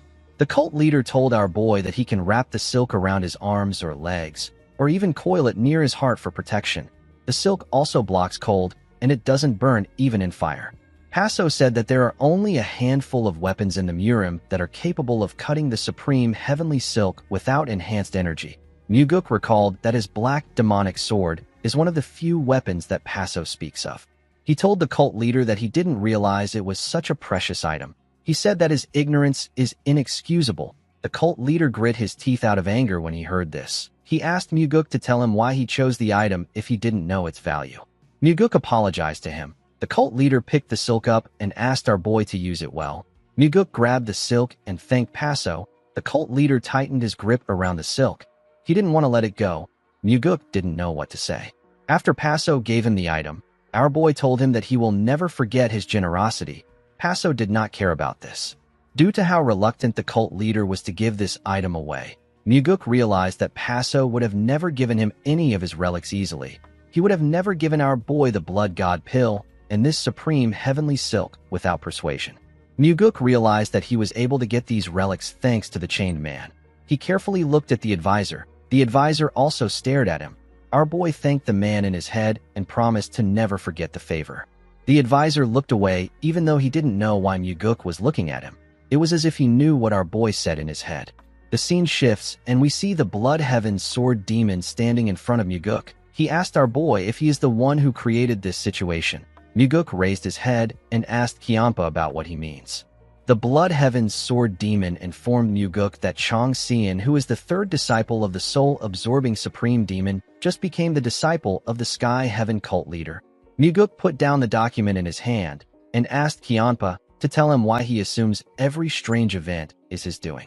The Blood Heaven's Sword Demon sat down and asked our boy if he is not the one who did this. Muguk told him that he was the one. Qianpa was shocked to hear this. He asked Muguk about the kind of conspiracy he is plotting with the Sky Heaven cult leader. Muguk told him that conspiracy is a harsh word. He said that he is simply helping the cult leader out. The Blood Heaven's Sword Demon asked him if he seriously intends on helping the Sky Heaven cult expand into the Central Plains. Muguk asked him if this is forbidden. Qianpa asked him if he knows what he is getting himself into. Our boy smiled and told Qianpa that he has him. He told the old man that he should be able to help him face the cult leader if he refuses to fight the Demon Supremes. Qianpa grit his teeth and advised Muguk not to underestimate Paso. He told him that Paso is still someone capable of leading the Outer Murim even if he got dragged into their territory. He said that the Central Plains will drown in blood if the Outer Murim begins to rampage. Muguk noticed that the Blood Heaven's Sword Demon didn't refuse the proposal he made earlier, yet he speaks as if Paso is terrifying. Muguk smiled and told Qianpa that he will remember his words. Qianpa let out a sigh. He asked Muguk about why he chose Chong Xian. Our boy told him that the girl was the easiest one to move. The Blood Heaven's Sword Demon asked him if he truly believes that Chong Xian can become a Demon Supreme. Muguk told him that the first disciple and Chong Xian are equally unqualified. It will take a long time before either of them could truly embody the image of a Demon Supreme. The Blood Heaven's Sword Demon agreed with Muguk. Our boy advised him to focus on training Daryong properly. Qianpa asked him to tell Daryong to stop dreaming. Our boy told him that he is the one who has the dreams. He said that Daryong would never have such dreams. Qianpa advised him to stop meddling in other people's affairs. He asked him to focus on his work. Immediately he said this. He noticed something on our boy's arm. He asked Muguk to tell him what is on his arm.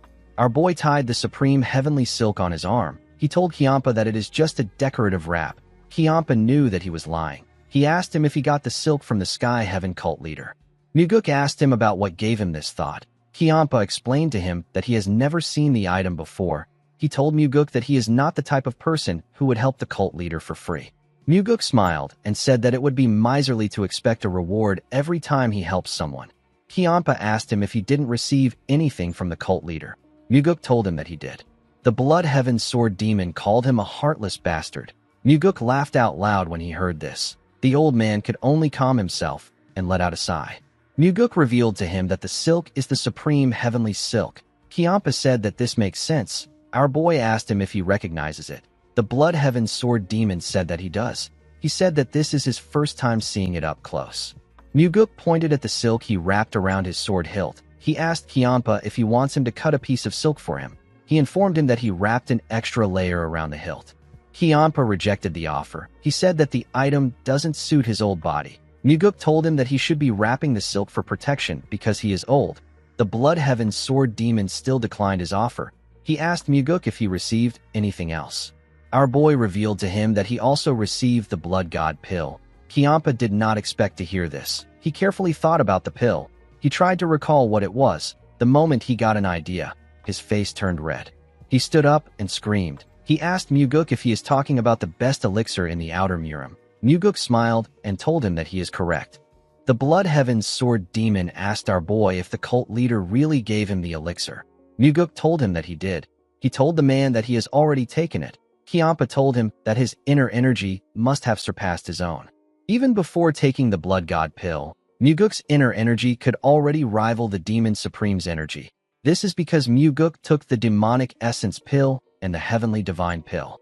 Now that our boy has consumed the Blood God pill, his inner energy has completely surpassed that of the Demon Supremes.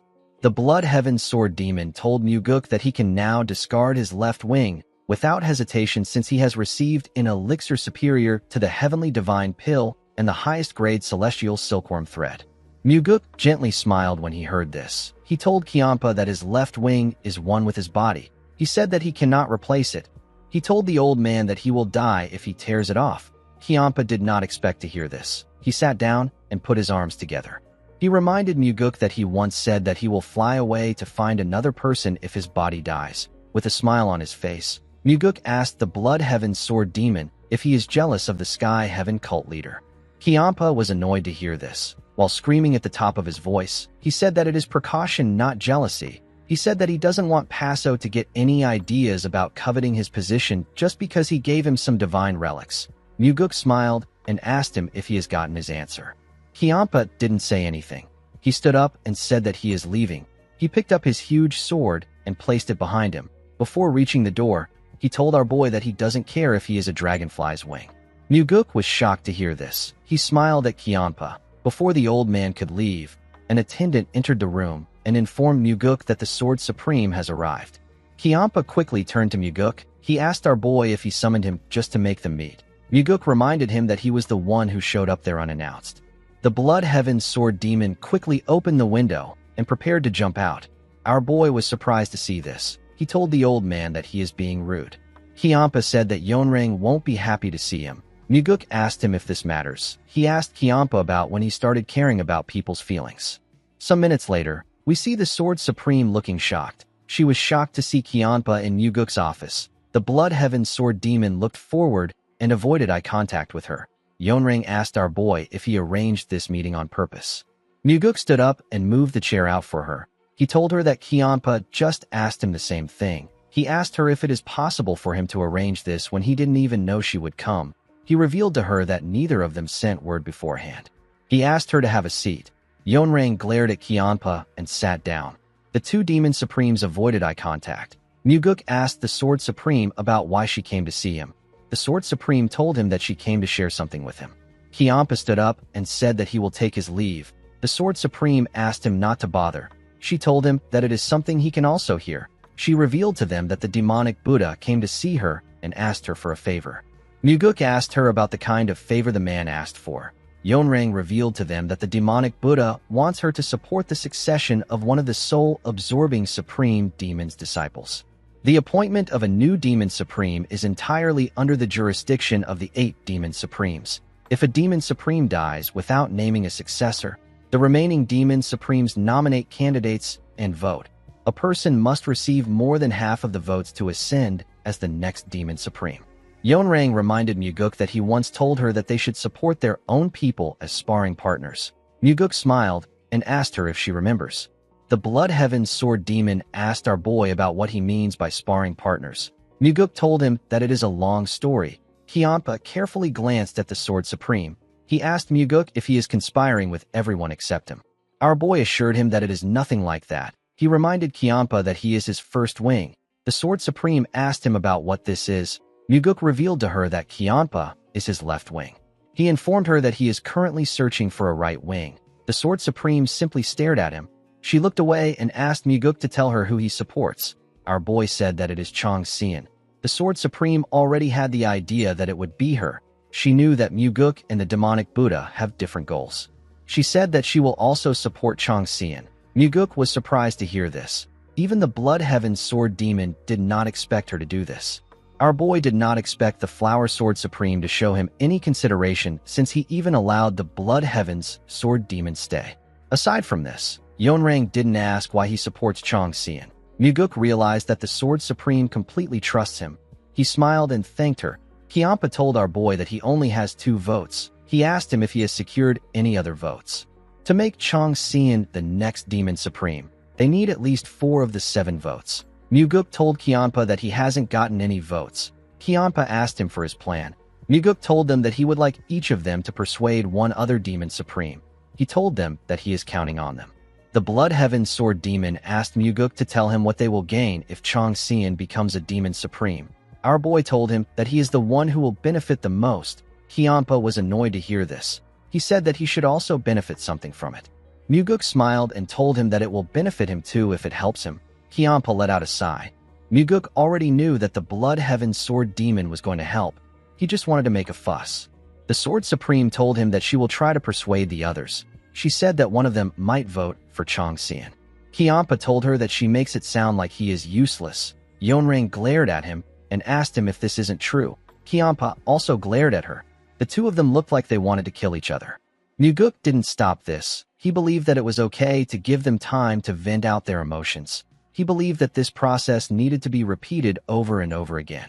He was certain that neither of them would ever kill the other. The Blood Heaven Sword Demon decided to stop glaring at the Sword Supreme. Yeonrang smiled when she saw him look away. Muguk thanked her for telling him about the demonic Buddha's request and for helping him to persuade the other demon supremes. He assured her that he will never forget this favor. Yeonrang found it odd that he called this a favor. She asked him not to be dramatic. She stood up and said that she is leaving. After she left the room, Kiampa also stood up and said that he is leaving. Muguk found it odd that the Blood Heaven Sword Demon didn't give him a serious reaction to the fact that he received sacred relics from the cult leader and got called a sparring partner by the Sword Supreme. Muguk called out to the Blood Heaven Sword Demon and told him that he is always going to be the highest priority. Kiampa stopped walking and turned to him. He told our boy that he is really good at talking. Muguk smiled when he heard this. Kiampa also smiled. He explained to him that even though the Sword Supreme left with confidence, it will still be difficult for her to persuade the Demon Supremes. He said that the demonic Buddha's side will also be making their moves. Muguk told him that this is the reason he needs his help. The old man asked him if he believes that someone who has been ostracized by the others can be of any help. He walked forward after saying this. Muguk smiled as he looked at the man's back. He knew that Kiampa was still the most dependable person he could trust. The scene shifts, and we see the Sky Heaven cult leader looking at something. He was looking at the place he kept his relics. He screamed and said that it is ugly. He said that the place was once a perfect beauty, but now it is missing 2 front teeth. His advisor said that the relics still have their fangs and molars. He said that they can bite off enemies or clench their teeth and steal their resolve. The cult leader turned to him and told him that he always seems delighted whenever a relic disappears. The man asked him about how he knew. He told Paso that he would have danced if he unlocked his shackles. Paso was annoyed to hear this. He let out a sigh and revealed to the man that he is actually afraid. His advisor asked him about what he is afraid of. Paso explained to him that he is scared that everything will turn out to be a meaningless dream. He said that he is afraid that he will wake up and find nothing left. He told his advisor that he will wonder about what made him give everything to Muguk.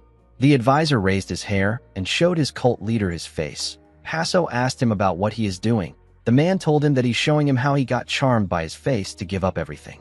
Paso didn't know what to say. He looked into the man's eyes. He could tell that he was serious. He called his advisor a crazy bastard. In the next scene, we see Paso asking his advisor to tell him how they are going to make Chong Xian into a demon supreme. The man explained to him that they need to convince the existing demon supremes one by one. He told him that they need to persuade, negotiate, and recruit the demon supremes. He said that they will need to use at least 2 divine relics. It might even be 3 relics if their luck is bad. Paso asked his advisor if he is telling him to just invest in Muguk. The man asked him about how long he plans on relying on Muguk. He told his cult leader that he needs to be a man and move forward by himself. He asked Paso if he wants him to teach him the approach that would win over the demon supremes. Paso was annoyed to hear this. He asked his advisor to stop mocking him. The man asked him to do nothing and just stay put. Paso asked him if this is how an advisor should talk. The man raised his shackles and asked the cult leader to tell him the kind of advisor that wears chains. Paso didn't know what to say. The man could tell that he was shocked. He told the cult leader that he is talking to him because he considers him as an advisor. He asked him to just stay still. He explained to him that doing nothing sometimes brings the best results. The cult leader didn't expect to hear this. He asked the man if he is serious. His advisor assured him that Muguk will come to see him. He said that our boy will demand divine relics in exchange for making Chong Xian a demon supreme. The cult leader asked his advisor if this is possible for even Muguk. The man told him that he needs to trust Muguk. He told him that they can't turn back now. The moment he said this, someone announced that the second young master has arrived. Paso couldn't believe that our boy came just like his advisor said. He said that Muguk has come to rob him again. His advisor told him that our boy appeared because they were talking and thinking about him. Paso screamed and asked him to shut up. He asked the man to stop talking like that. He reminded him that he is his master, not Muguk. The man asked Paso to tell him why he decided to become the front wave of the Yangtze River. Paso grit his teeth when he heard this. He laughed and told the man that it must be nice to be like him, since he is the wave that follows behind. In the next scene, we see Muguk congratulate Chong Xian on becoming the disciple of the Sky Heaven cult leader. The woman bowed her head and thanked him. She told him that her master is inside. Muguk informed her that he came to deliver some news to the cult leader. He told her that she also needs to hear the news. The woman accepted his offer. As she walked forward, Muguk carefully looked at her. He realized that this woman will never know that all this began from him leaking information to Wujong. When he entered the cult leader's chambers, he turned to the side to see the advisor. Paso walked towards him and asked him about what is happening. Muguk informed him that the demonic Buddha is moving. Paso asked him about what he means. Muguk explained to him that the demonic Buddha is persuading other demon supremes to make Yongdu the next soul-absorbing supreme demon. Paso grit his teeth out of anger when he heard this. He said that his so-called friend is much worse than he thought. Our boy turned to Chong Xian and said that it will be difficult for the woman to become a demon supreme now that the demonic Buddha is moving. Chong Xian was surprised to hear this. Paso asked our boy if there isn't a way to make Chong Xian a demon supreme. He reminded him that he is not allowed to move freely in the heavenly demon divine cult. Muguk told him that there is a way to achieve their goal, but it won't be easy. Paso asked him to tell him the way. Our boy explained to him that they have to move the other demon supremes themselves. He revealed to him that the Blood Heaven Sword Demon and the Flower Sword Supreme are already friendly to him. The cult leader said that he will meet the two demon supremes. Chong Xian begged our boy to help them. Muguk told them that things are not as easy as they sound. He said that they don't know what the demon supremes will demand in return. He told them that he will be deeply indebted to Yonrang and Qianpa if everything goes well. Paso told him that him and his disciple will be receiving his help. He assured him that they will never forget the favor. Muguk looked into Paso's eyes when he heard this. The cult leader didn't look away when he noticed this. Muguk let out a sigh and told Paso that he will do his best. The cult leader thanked him and asked him to wait there for a moment. He turned to Chong Xian and asked her to go train outside. The woman bowed her head and accepted his order. After she left, Paso asked Muguk to tell him what he wants this time. Muguk told him that he doesn't want anything this time. The cult leader was shocked to hear this. He said that the only thing more valuable than the divine relics is his life. Muguk smiled and said that he doesn't want anything. Paso couldn't believe what he was hearing. He asked him if he is serious. Our boy assured him that he is. The cult leader still wasn't convinced. He asked him if he is certain. Muguk smiled and told him that he will treat him to a drink when this whole thing is over. Paso didn't expect to hear this. Muguk reminded him that he has already given him 2 divine relics. He said that they need to share a drink whether they win or lose.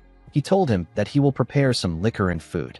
He put his hands together and told Paso that he will try his best to make sure that they share a victory toast. He said that he will take his leave now. Paso didn't know what to say. He didn't understand the situation. He watched Muguk walk forward. Our boy never offered to share a drink with the cult leader just for the sake of drinking. He did it because he wanted to drink in the same place where the shackled man was. The scene shifts and we see someone training. The person turned out to be Leon. The girl ran forward and swung her sword gracefully with her inner energy. Every twist and turn was good and precise. She pushed herself up to the ceiling and swung her sword at a crazy speed as she descended. She landed on the ground with a large amount of energy. The ground shattered and dust filled the room. Leon carefully breathed out. The moment she did this, she realized that she messed up. She saw that she damaged the ground again. While she was looking around, someone told her that her soaring sword art has advanced tremendously. The girl turned to the side to see her master. She smiled brightly when she heard Muguk call out her name. Muguk told her that she can leave any time in the future once she receives the sacred poison purification. Leon walked up to her master and asked him about why he would suddenly say this. Muguk wondered if this girl wears invisible shackles around her ankles too.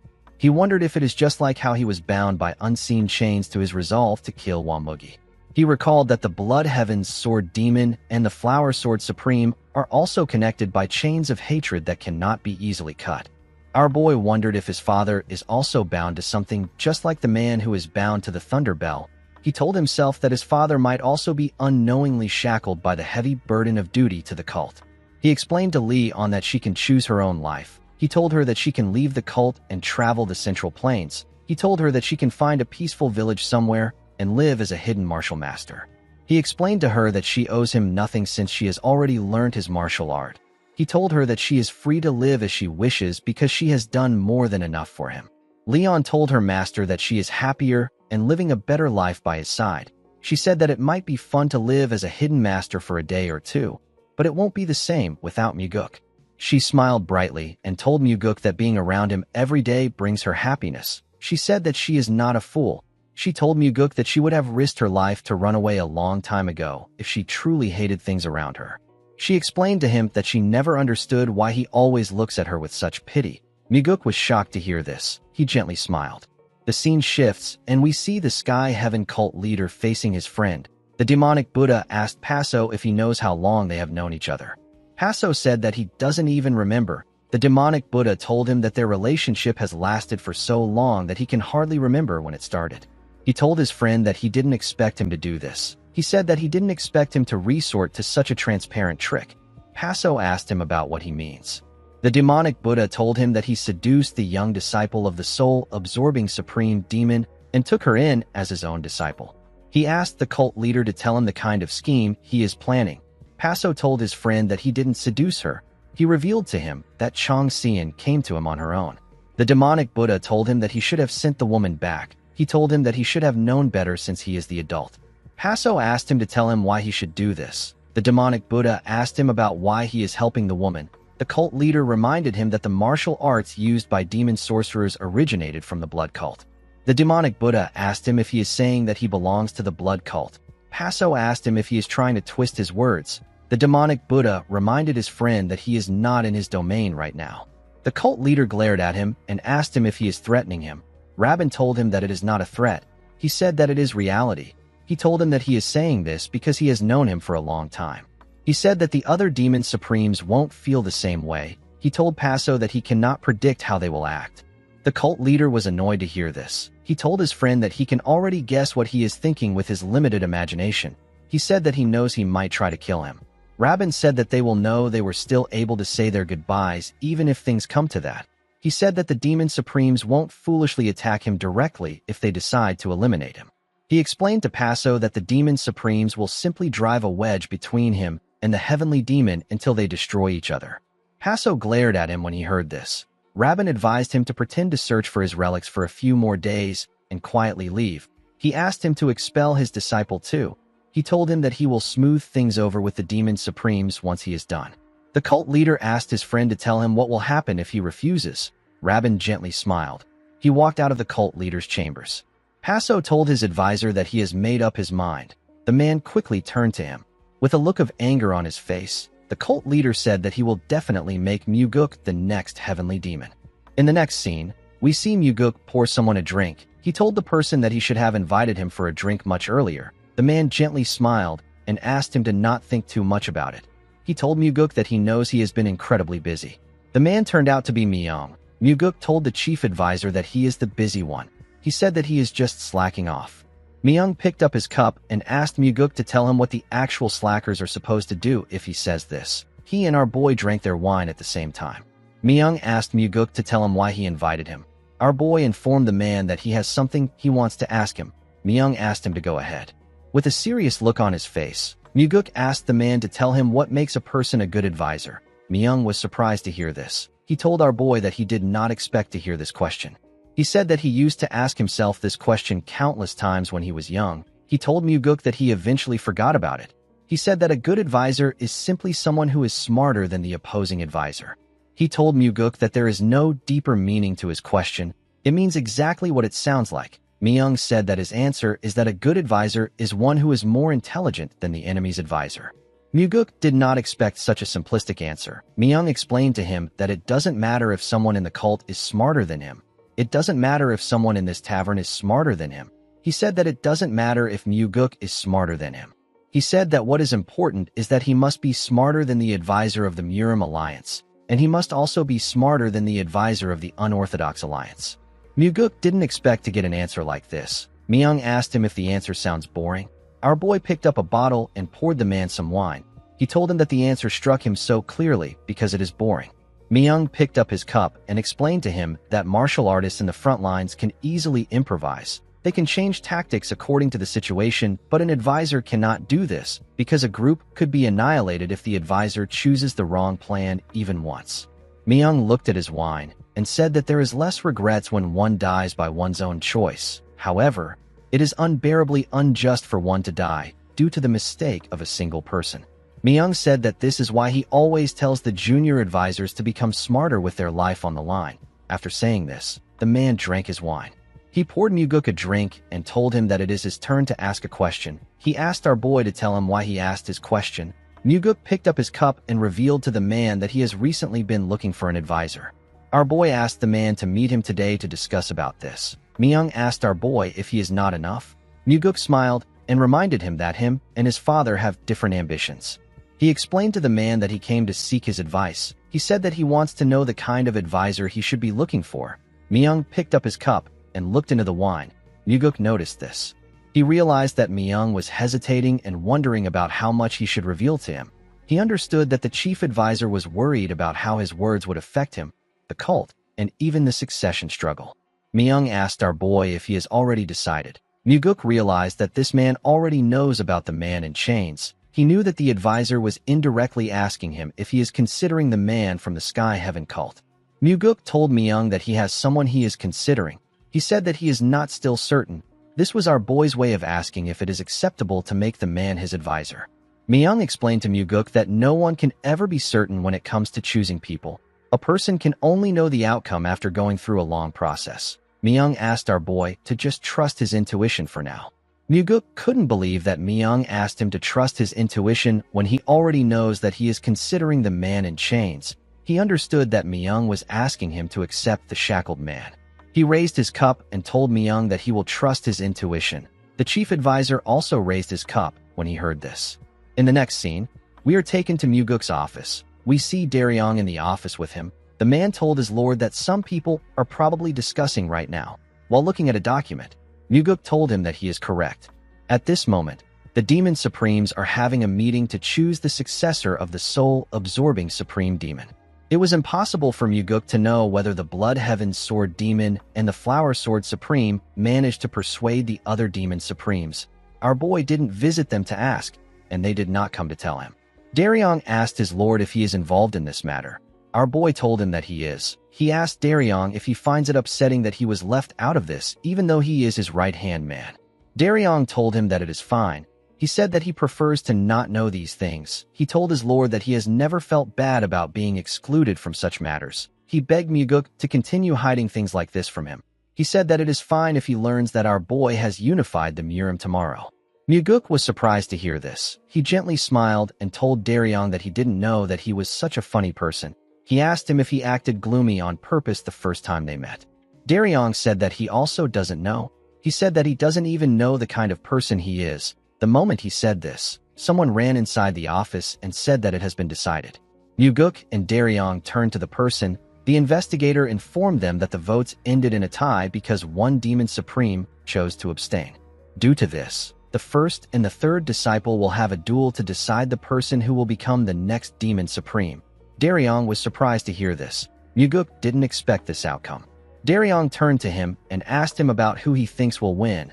Our boy asked him about why he wants to know. The investigator informed him that he wants to go to the marketplace and place a bet on the duel. He said that a poor man like him needs a chance to turn his life around. Myuguk smiled and asked him to bet everything on Chong Xian. Daryong asked him about why he chose the third disciple. Myuguk explained to him that he is not betting on the third disciple. He told the man that he is betting on the desperation of the Sky Heaven cult leader. Immediately he heard this. Daryong turned around. Our boy asked him about where he is going. Daryong said that he is going to mortgage his house. Before leaving the room, he turned around and asked Myuguk if he isn't going to stop him. Our boy told him that he isn't actually going to gamble. Daryong smiled nervously and asked him about how he knows this. Our boy explained to him that people who gamble chase instant fortune. However, he is not the kind of person who has any intention of changing his life through such means. Daryong smiled brightly and told his lord that he got him. He said that he will take his leave. After he left, Myuguk told himself that he would have never made it this far without the help of the Blood Heaven Sword Demon and the Sky Heaven cult leader. He was quite grateful for their help. In the next scene, we see a large amount of martial artists gathered outside. Hyampa sat in a pavilion with other Demon Supremes. Yeonrang also sat down with some Demon Supremes. The faces of the Demon Supremes weren't shown. The officials of the Divine Cult all sat in different pavilions. The pavilions were built around a stage. Even Myuguk and the Sky Heaven cult leader were present at the dueling arena. The duel was between the first disciple and third disciple of the soul-absorbing supreme demon. Yangdu called Chong Xian a despicable coward. He told her that she is stupid for trying to replace their master. Chong Xian told her senior that it is blasphemous to bring up their master's name to justify himself. She asked him if he doesn't realize this. Yangdu raised his hand fan and asked his junior to shut up. He created several huge hands behind him and used them to attack Chong Xian. The woman raised her fan and released some huge, evil-looking spirits. The spirits charged at the huge hands. Yangdu and Chong Xian tried to push each other back with their attacks. Yangdu quickly noticed that he needed to use another attack to take out Chong Xian. He grit his teeth and raised his head. He manifested a ridiculously huge monster made out of hands. The martial artists watching the fight became scared when they saw the monster. They couldn't believe their eyes. Muguk nervously looked at the monster. He now understood why the Orthodox sects consider the soul-absorbing supreme demon to be the most troublesome demon supreme. Just by looking at the fight, Muguk tell that he wouldn't be able to figure out a way to counter their attacks. Yangdu's huge monster began to crush Chong Xian's spirits. When Chong Xian saw that she was about to lose, she made her evil spirit bigger and gave it a bigger head and mouth.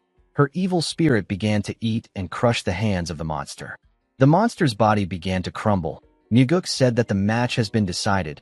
Paso didn't seem surprised with the result. Immediately our boy spoke. The creations of the two disciples disappeared.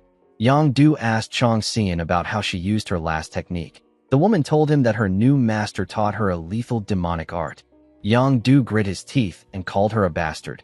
He told her that he has always known the kind of trash she was since when they were kids. Chong Xian smiled and told her senior that he must understand that she will become a far superior soul-absorbing supreme demon than their late master ever was. She screamed and said that the West Illusion Fort will be the greatest among the 8 demon branches. Immediately she said this. Yangdu spat out a large amount of blood. Blood poured out from his ears and eyes. He fell to the ground. The martial artists there were shocked to see how Chong Xian won. They all began to cheer for Chong Xian. The woman moved closer to the pavilion and bowed her head. She introduced herself to them. The Blood Heaven's sword demon got up. He hit his sword on the ground and announced that the new master of the West Illusion Fort has been born. All the martial artists cheered harder when they heard the announcement. Chong Xian did not expect this. She turned to her new master and bowed her head to him. Paso gently smiled when he saw this. Chong Xian turned to Muguk and smiled at him. She looked at someone else in the pavilion. The person turned out to be Wu Zhong. The woman walked past him and didn't greet him. Wu Zhong was shocked to see this. He couldn't believe that she actually ignored his gaze. The scene shifts, and we are taken to the cult leader's chambers. We see Paso welcome our boy with a smile. Muguk brought someone there with him. He introduced the man to Paso as the innkeeper of the pleasure in which he previously visited. He said that he brought the man there because he didn't want them to get cooled food that is brought from afar. He told Paso that he wants the man to personally prepare a warm meal for them. The innkeeper bowed his head and told Paso that he will put his soul into his cooking. Muguk asked him to cook normally. He told the man that he doesn't want to eat his soul. After the innkeeper left, Muguk congratulated the cult leader on taking a demon supreme as his disciple. Paso told our boy that none of this would have happened if he didn't receive his help. Muguk told him that everything ended well because he taught her well. The cult leader said that they can just call it a shared victory. Muguk and Paso smiled at each other. A while later, the two men were served several dishes. As Muguk poured Paso a drink, he asked him if he has met with his father. The cult leader said that he plans to see the heavenly demon soon. Muguk advised the cult leader to emphasize that he will raise Chong Xian into a soul-absorbing supreme demon that is stronger than the previous one. He told Paso that this will be the most important topic to his father. The cult leader drank his wine and thanked Muguk for telling him this. Our boy asked him not to worry about it. He placed his cup down and turned to the chain man. He asked Paso if he can offer a drink to his subordinate. The cult leader was shocked to hear this. He quickly put himself together and asked Muguk about why he wants to do this. Our boy said that there is no particular reason. He said that he has seen the man several times whenever he comes to greet him. He told Paso that he just wanted to offer the man a drink on this pleasant day. The cult leader revealed to him that the man is not able to drink alcohol. The moment he said this, the man accepted Muguk's offer. Paso quickly turned to him. He couldn't believe what he was hearing. Muguk noticed that Paso was startled. For someone like Paso to fail to hide his expression like this, Muguk deduced that the chained man must have never truly accepted alcohol from him. He stood up with the bottle and told the man that he will pour him a cup. He walked up to him and gave him a cup. He carefully poured the man some liquor. He made sure to fill the cup up. The man drank the liquor and stretched out his hand. He wanted to pour Muguk a cup. He filled our boy's cup up. Muguk also drank the liquor. The two men stared at each other. While they were looking at each other, Paso asked Muguk if he knows what the man's specialty is. He said that the man has a dog's nose. He told our boy that the man can smell the scent of those who come to steal the divine relics with terrifying accuracy. He asked our boy if he doesn't think that the shackle looks like a dog's collar. He laughed out loud when he said this. Muguk immediately knew that Paso was trying to insult the shackled man. Unfortunately for Paso, the man didn't refute the remark. He deliberately didn't give him the opportunity to correct his slip-up. Muguk believed that Paso gave him a gift that he created with his careless tongue. The cult leader seemed quite embarrassed about what he said. Muguk walked up to him and offered him a drink. Paso nervously drank the liquor. He was staring at his advisor. Muguk noticed this. He realized that the cult leader cannot hide or control his emotions when it comes to matters involving the shackled man. It was just like how the Blood Heaven's sword demon loses his composure when it comes to matters that involve the Sword Supreme. After Muguk left, Paso moved close to his advisor and asked him to forgive him for what he said earlier. He told the man that he is really trying to apologize. Guys, we have come to the end of our video. If you guys want more of this recap, let me know in the comments section. Don't forget to like and smash that subscribe button for more recaps. See you guys later.